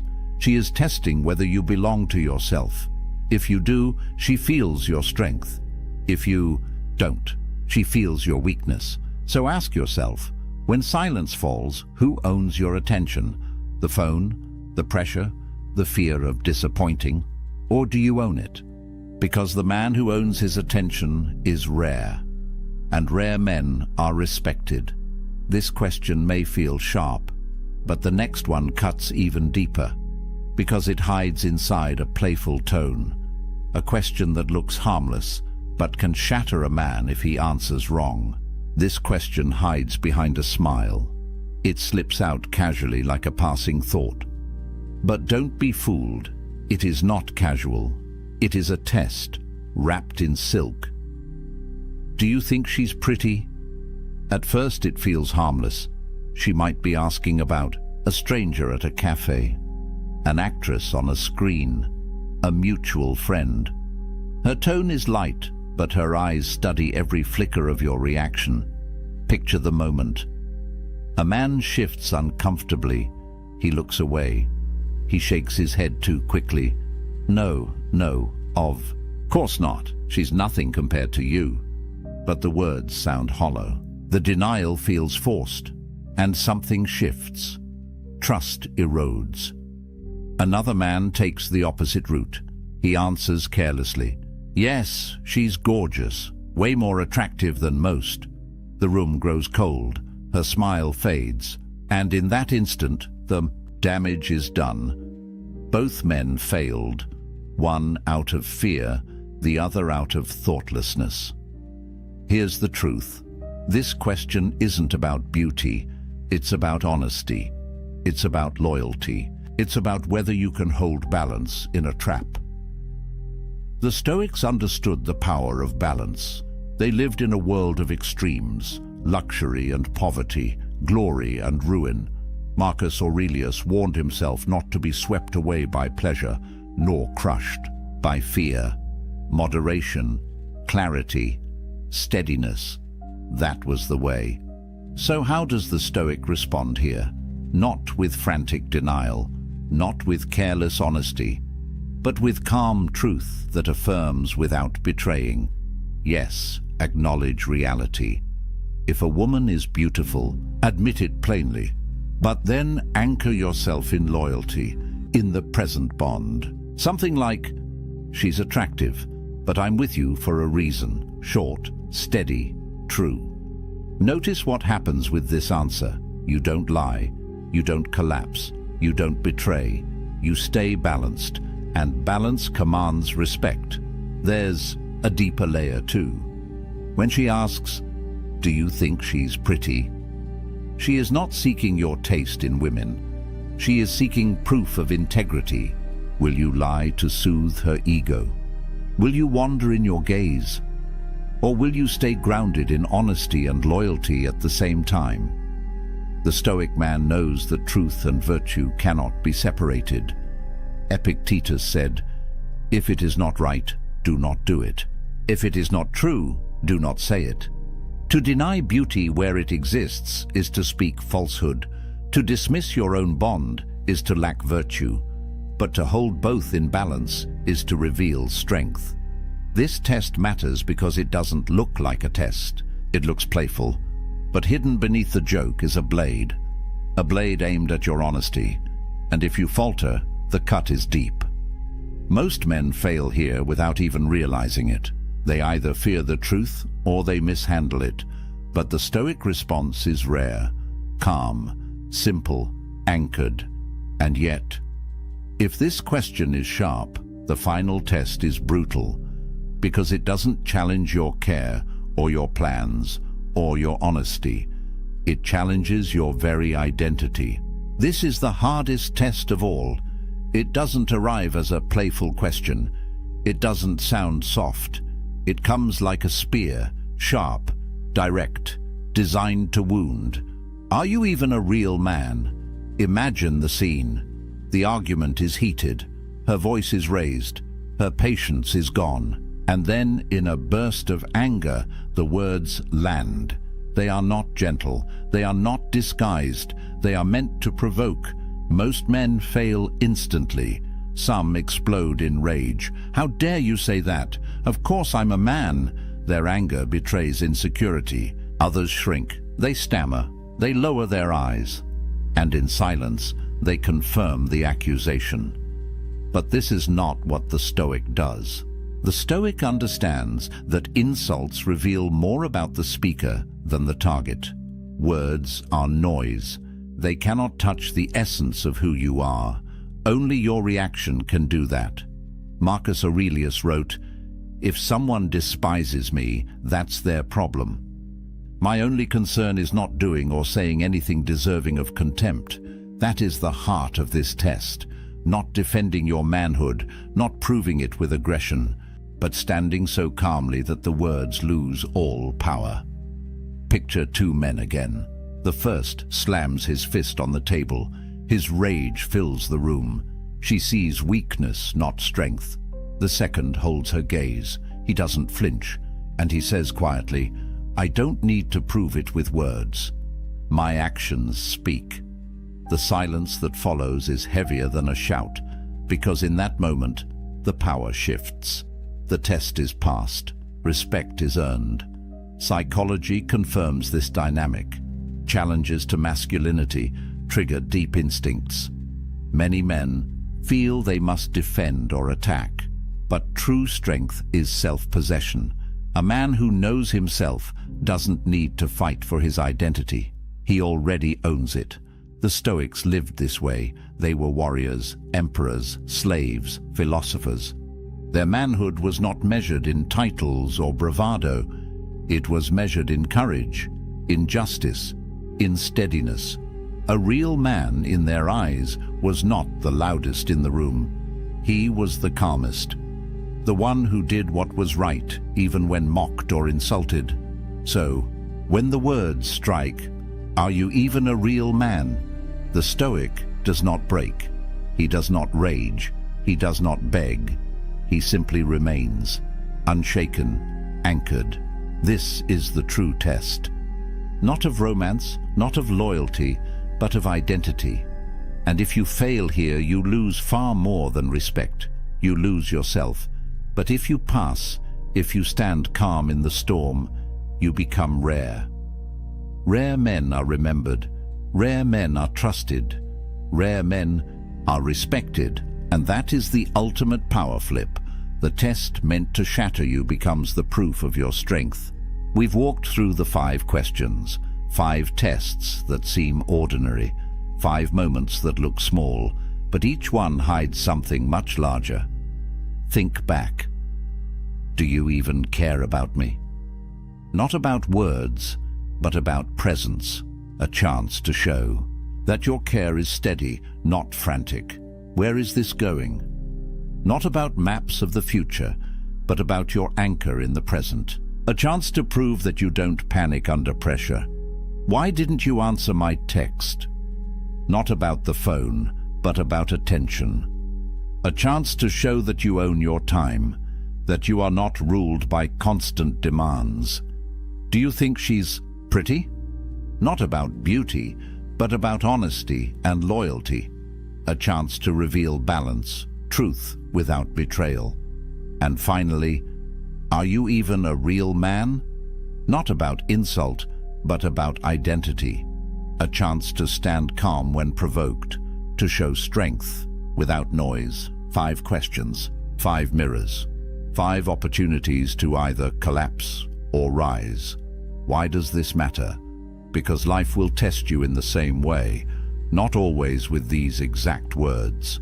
Sometimes with silence, sometimes with rejection, sometimes with pressure from the world itself.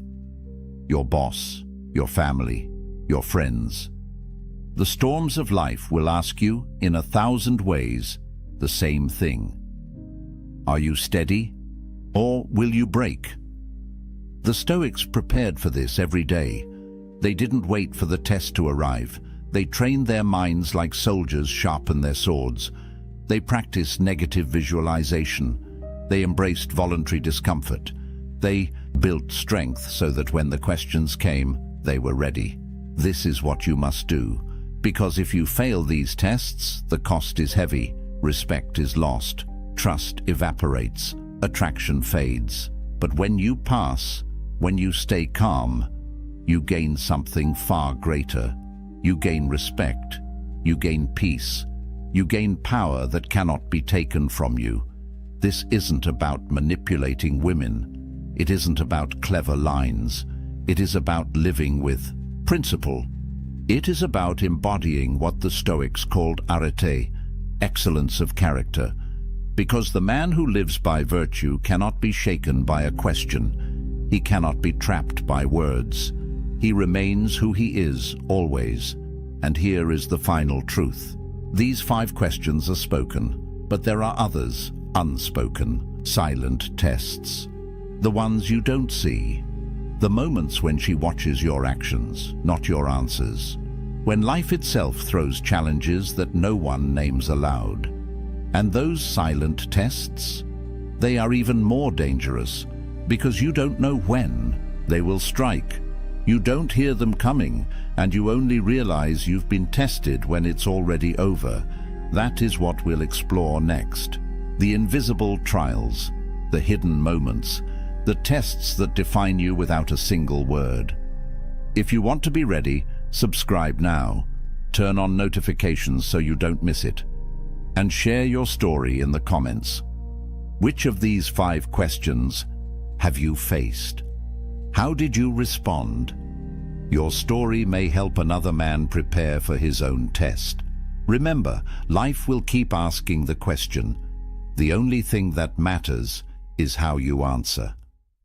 3 in the morning, your eyes snap open, and immediately it starts. The replay, that conversation from yesterday. What you said, what you should have said, what they might be thinking about you right now.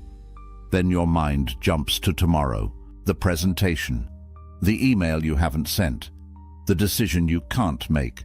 Round and round it goes, this endless, exhausting loop of thoughts that won't stop, won't slow down, won't give you a single moment of peace. You're not alone in this. Research shows that 85% of the things we worry about never actually happen. 85%. Think about that. Your mind is torturing you over futures that will never exist, conversations that will never happen, catastrophes that will never come.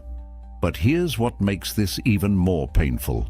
While you're lying there, trapped in your racing thoughts, somewhere out there is a man sleeping soundly, Not because his life is easier than yours, not because he has fewer problems, but because he discovered something that emperors and slaves, warriors and philosophers have known for 2,000 years. A set of ancient techniques so powerful that they can silence the loudest mind, calm the most chaotic thoughts, and transform overthinking from your greatest weakness into your greatest strength.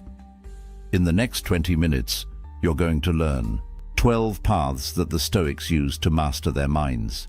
These aren't motivational speeches or empty affirmations. These are battle-tested techniques that Marcus Aurelius used while commanding armies, that Epictetus used while enslaved, that Seneca used while advising emperors. And I'm going to show you exactly how to use them, starting today, starting right now. Because by the time we're done, you'll never look at your racing thoughts the same way again. But first, you need to understand why your mind won't shut up, and why everything you've tried so far hasn't worked. Your brain was designed to keep you alive. 10,000 years ago, that meant constantly scanning for threats, the rustling in the bushes, the stranger from the rival tribe, the food that might be poisoned. Overthinking wasn't a problem back then. It was survival. Your ancestors who worried the most, who thought through every possibility, who stayed up at night mentally preparing for danger, they were the ones who lived long enough to pass on their genes to you. But here's what changed. The threats your brain evolved to protect you from, they're mostly gone. No saber-toothed tigers, no warring tribes, no immediate danger lurking around every corner.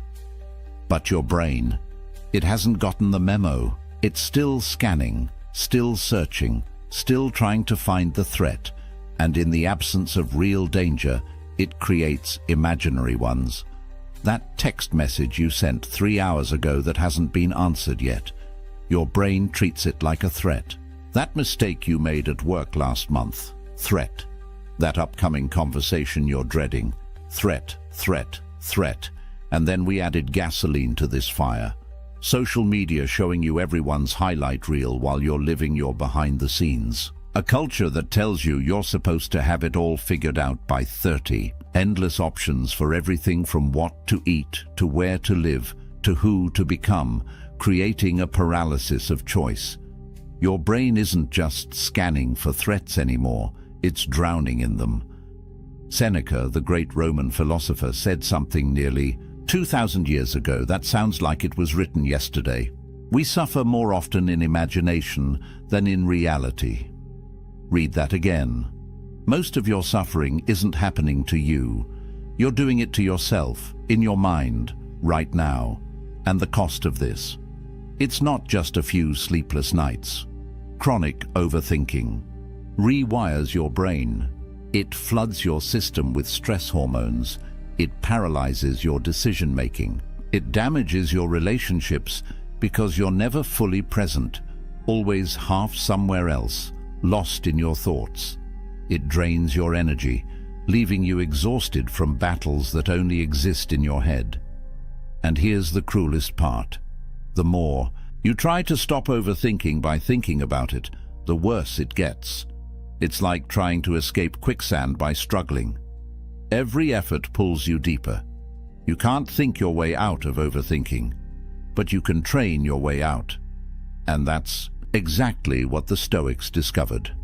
The first path begins with a question that will change everything. A question so simple, so obvious, yet so rarely asked that when you finally understand it, your entire relationship with worry transforms in an instant. Epictetus, a philosopher who spent his early life as a slave, understood something that most free men never grasp. He said, "Some things are up to us, and some things are not." That's it. That's the foundation. But don't mistake simplicity for weakness. This single distinction, this one clear line, is the most powerful mental tool you'll ever possess. Because right now, your mind is wasting enormous energy trying to control things that cannot be controlled. And that's not just futile. It's the source of almost all your overthinking. So let's get specific. What's actually in your control? Your thoughts, how you interpret what happens to you, your actions, the choices you make right now, in this moment. Your responses to whatever life throws at you. That's it. That's the list. Everything else? Your body and what it does or doesn't do. Your reputation and what people think or say about you. The past, which is already written. The future, which hasn't happened yet. Other people and their choices, their moods, their opinions. The weather, the economy, traffic. Whether that email gets a response, whether that job offer comes through, whether that relationship works out. None of it, not a single piece of it, is in your control. Imagine you have a job interview tomorrow. Right now, your mind is probably spinning through 100 scenarios. What if they ask me that question I can't answer? What if I say something stupid? What if they've already decided on someone else? What if I blow my one chance? But here's what's actually in your control. You can prepare. You can practice your answers. You can get a good night's sleep. You can show up on time. You can be honest and present during the interview. That's it. Whether they hire you, not in your control. Whether they like you, not in your control. Whether another candidate is more qualified, not in your control. Whether they even read your resume carefully, not in your control. And here's where it gets liberating. Once you truly see this distinction, once you genuinely accept it, something remarkable happens. You stop wasting energy on the 90% of things you can't influence and pour everything into the 10% you can. Your overthinking doesn't just decrease, it targets correctly. Because real thinking, productive thinking, strategic thinking, it only works on things you can actually affect. Try this right now. Take whatever's been keeping you up at night, whatever worry has been looping through your mind, and ask yourself honestly, is this within my control? Not partially. Not maybe if I try hard enough. Actually, truly, in my control. And if it's not, your job isn't to figure it out. Your job is to let it go. Not because you don't care, but because caring about things you can't control is just another word for suffering. That's the first path, the foundation. But now we're going to do something that seems completely backward, something that will make you question everything you've been told about positive thinking. Most people run from their fears. They avoid thinking about what could go wrong. They distract themselves. They try to stay positive. And then, when something bad actually happens, they're devastated, blindsided, unprepared. The Stoics did the opposite. They had a practice called premeditatio malorum, the premeditation of evils. Deliberately, systematically, they would imagine everything that could go wrong. And this wasn't pessimism. This was preparation. Marcus Aurelius, the most powerful man in the world, would sit each morning and imagine his empire crumbling, his armies defeated, his loved ones dead, not to torture himself, but to prepare his mind, so that if these things happened, he wouldn't be destroyed by surprise. He would be ready. And here's what's fascinating. Modern psychology has discovered that this actually works. When you deliberately visualize a worst-case scenario in a controlled way, something changes in your brain. The fear loses its power, because fear feeds on the unknown, on the what-if. But when you look directly at the worst possible outcome, when you play it out fully in your mind, you realize something profound. You could handle it. You'd survive. Let's say you're terrified of that difficult conversation you need to have. Your boss, your partner, your parent. Your mind keeps spinning, avoiding it, building it up into something catastrophic. Here's what a Stoic would do. Sit down, close your eyes, and imagine it going as badly as possible. They yell at you, they reject you, they end the relationship. Play it all the way through. Don't stop at the fear. Go past it. What happens next? You'd be hurt. You'd feel pain. And then? You'd pick yourself up. You'd move forward. You'd survive. You'd maybe even grow stronger. This isn't catastrophizing. That's when you spiral out of control, lost in worst-case scenarios, with no purpose, no direction. This is different. This is deliberately walking through the fear to the other side. And once you're there, once you've seen that you can handle the worst, the overthinking stops. Because what's left to worry about? You've already faced it. Marcus Aurelius used this before every battle. Seneca used it before every political confrontation. They weren't trying to manifest disaster. They were removing its power to paralyze them. Try it. Give yourself 5 minutes. Pick your biggest current fear and imagine it happening. All the way through.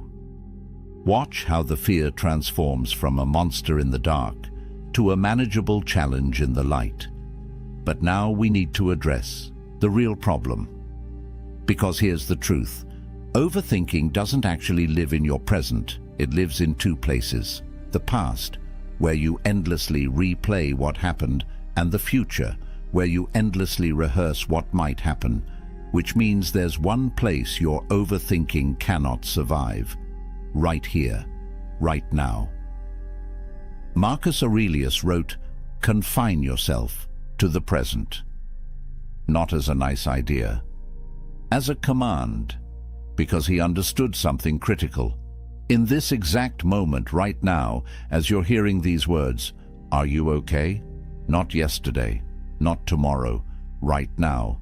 Your body is breathing, your heart is beating, you're here, you exist. And in this moment, stripped of past and future, most of your problems disappear. They don't exist here. The past is gone. It's literally not real anymore. It's a memory, a story you tell yourself. And the future? It hasn't happened. It's imagination, fiction. The only thing that's real, the only moment you ever actually live in, is now, this one.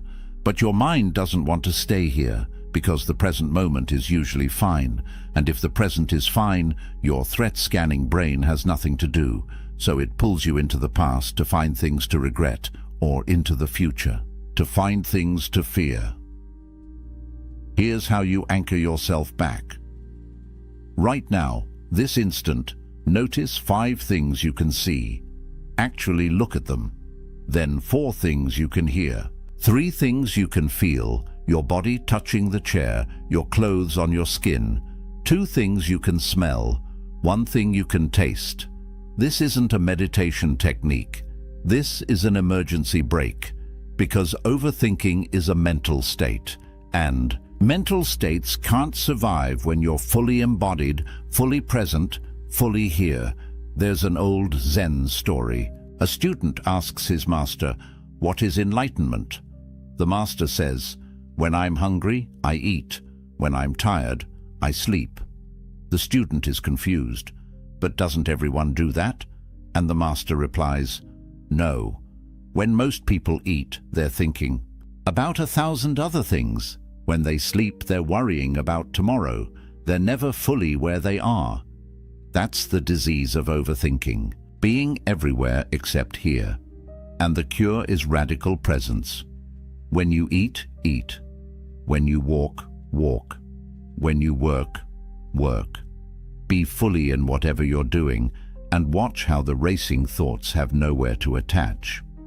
This moment right now is enough. It's always been enough. Your overthinking is just your mind's way of refusing to believe that. But sometimes, even when you're present, even when you've separated what you can control from what you can't, the problems still feel massive, overwhelming, all-consuming. That's when you need to change your perspective. Literally, you need to zoom out, way out.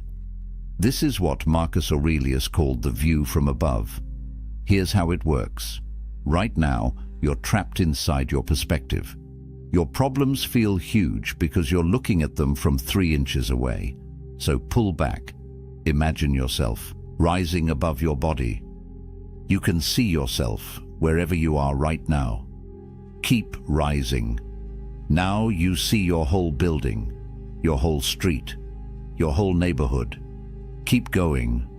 Your city, your state, your country, the whole planet spinning in space. Millions of people, all dealing with their own problems, all convinced their worries are the most important thing in the universe. Keep rising. The solar system, the galaxy, billions of stars, each with their own worlds. Keep going until the Earth is a speck, until our sun is just one light among countless lights. Now from up here, from this cosmic perspective, find your problem. Where is it? Can you even see it? And here's the question that breaks everything open. In 100 years, will anyone remember this thing you're overthinking? In 1,000 years? In 1,000,000? From this view, your problem doesn't disappear, but it becomes right-sized, manageable, appropriately small. This isn't about making you feel insignificant. It's about freeing you from the tyranny of ego, because ego is what makes you think you're the center of the universe, that your problems are cosmic events, that everyone is thinking about you, judging you, watching you. They're not.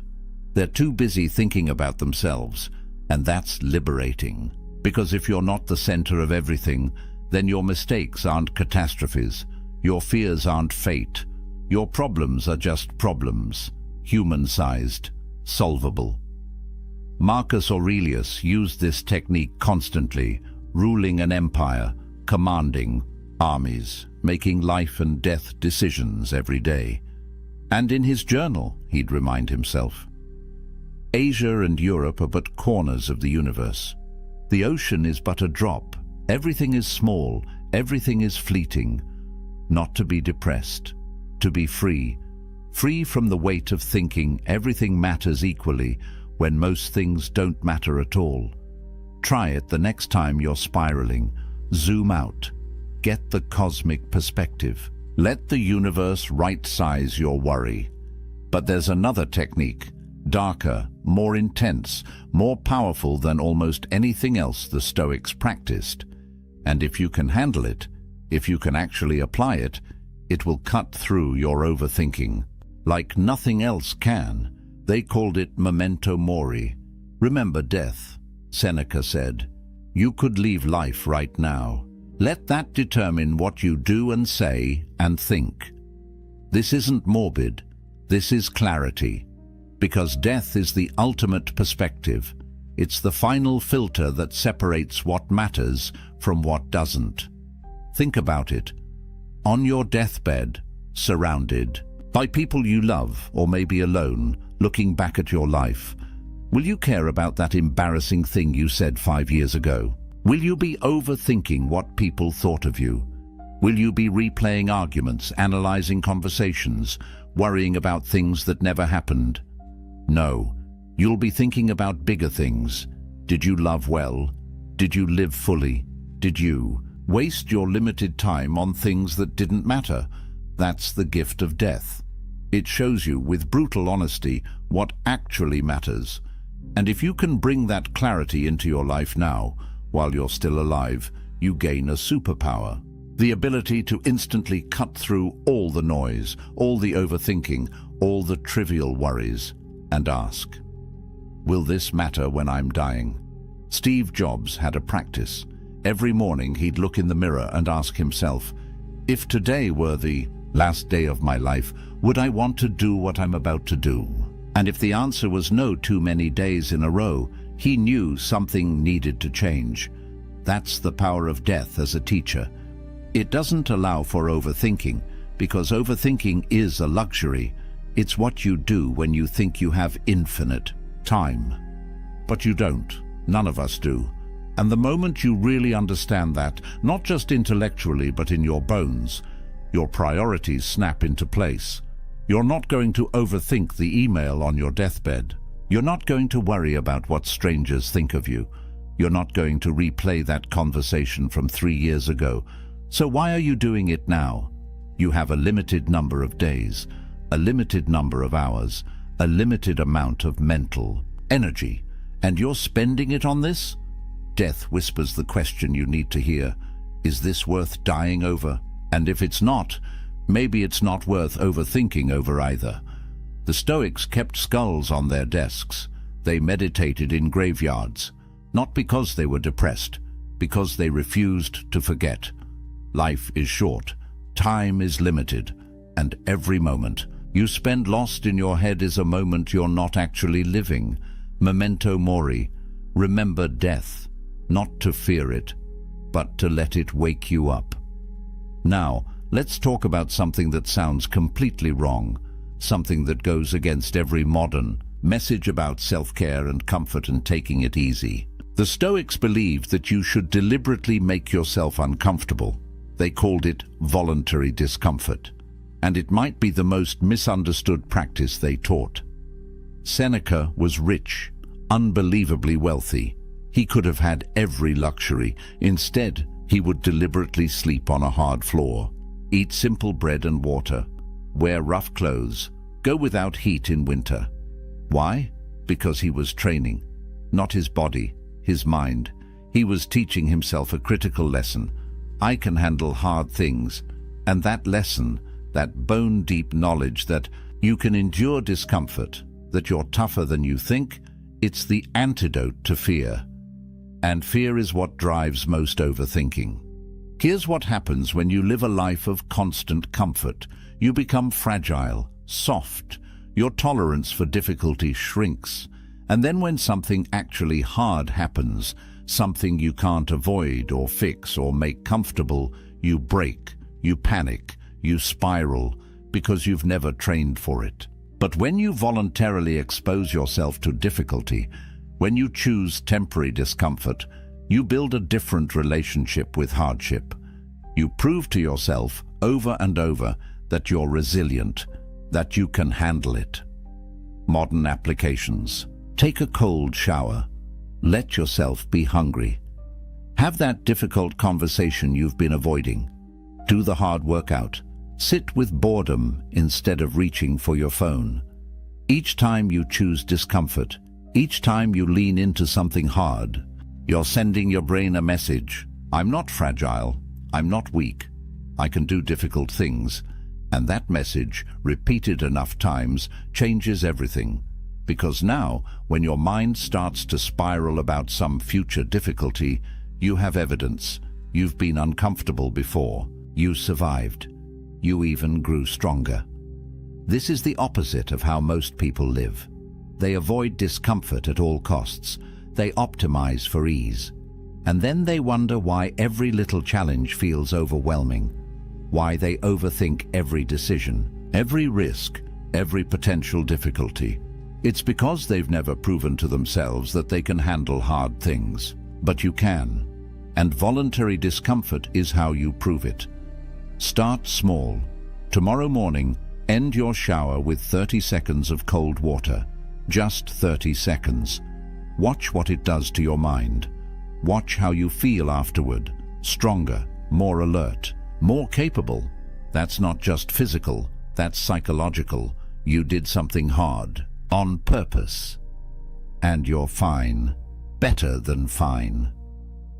The Stoics knew this. They knew that comfort is a trap, that ease makes you weak, that the path to mental strength runs directly through voluntary difficulty. So stop running from discomfort. Start running toward it, and watch your overthinking lose its grip. But here's something you can do that almost no one does anymore. Something so simple, so accessible, yet so powerful that when you actually do it consistently, your entire inner world transforms. The Stoics wrote every day, not blog posts, not social media, private journals, personal reflections. Marcus Aurelius's Meditations wasn't a book he intended to publish. It was his private journal, his way of working through his thoughts, of talking to himself, of gaining clarity. And you need to do the same thing. Here's why journaling is different from just thinking. When thoughts stay in your head, they loop, they repeat, they get tangled with other thoughts, they spiral endlessly with no resolution. But when you write them down, when you force them out of your mind and onto paper, something shifts. They become external. You can see them, examine them, challenge them, complete them. There's a psychological phenomenon called the Zeigarnik effect. It means your brain obsesses over unfinished tasks. And overthinking, it's your brain trying to complete thoughts that never get completed. They just loop and loop and loop. Journaling completes them. It gives them closure. Here's a simple practice. Every evening before bed, answer 3 questions. What worried me today? What was actually within my control about those worries? And what did I learn? That's it. 5 minutes. But in those 5 minutes, you're doing something profound. You're processing your day. You're applying the dichotomy of control. You're extracting wisdom from experience. And most importantly, you're telling your brain, we dealt with this. It's done. You can stop spinning now. Marcus Aurelius would do this in his tent during military campaigns, surrounded by war, by death, by constant pressure, and writing gave him clarity, distance, perspective. You don't need to be eloquent. You don't need to write beautifully. You just need to get the thoughts out, because as long as they're bouncing around in your skull, they own you. But once they're on paper, you own them. You can see them for what they are, often smaller than you thought, sometimes silly, occasionally important. But now they're external, manageable, finished. Stop trying to think your way to clarity. Start writing your way there. Let the page hold the weight your mind can't carry. Now we come to one of the most famous Stoic ideas, and it's probably the most misunderstood, because when people hear the obstacle is the way, they think it's some motivational cliché, some empty phrase about turning lemons into lemonade. But that's not what Marcus Aurelius meant at all. He was teaching something much more radical. He was saying that the obstacle isn't just something you overcome. It is the path forward. The impediment becomes the advantage. The problem contains its own solution. Here's what this actually means. Every difficulty you face, every challenge, every setback, it forces you to change, to adapt, to grow, to find a new way. And that process of changing, that's what develops you. That's what makes you stronger, more skilled, more resilient, more capable. Without the obstacle, you stay the same, comfortable, weak. The obstacle is what shapes you. It's not blocking your path. It is your path. Think about it. That job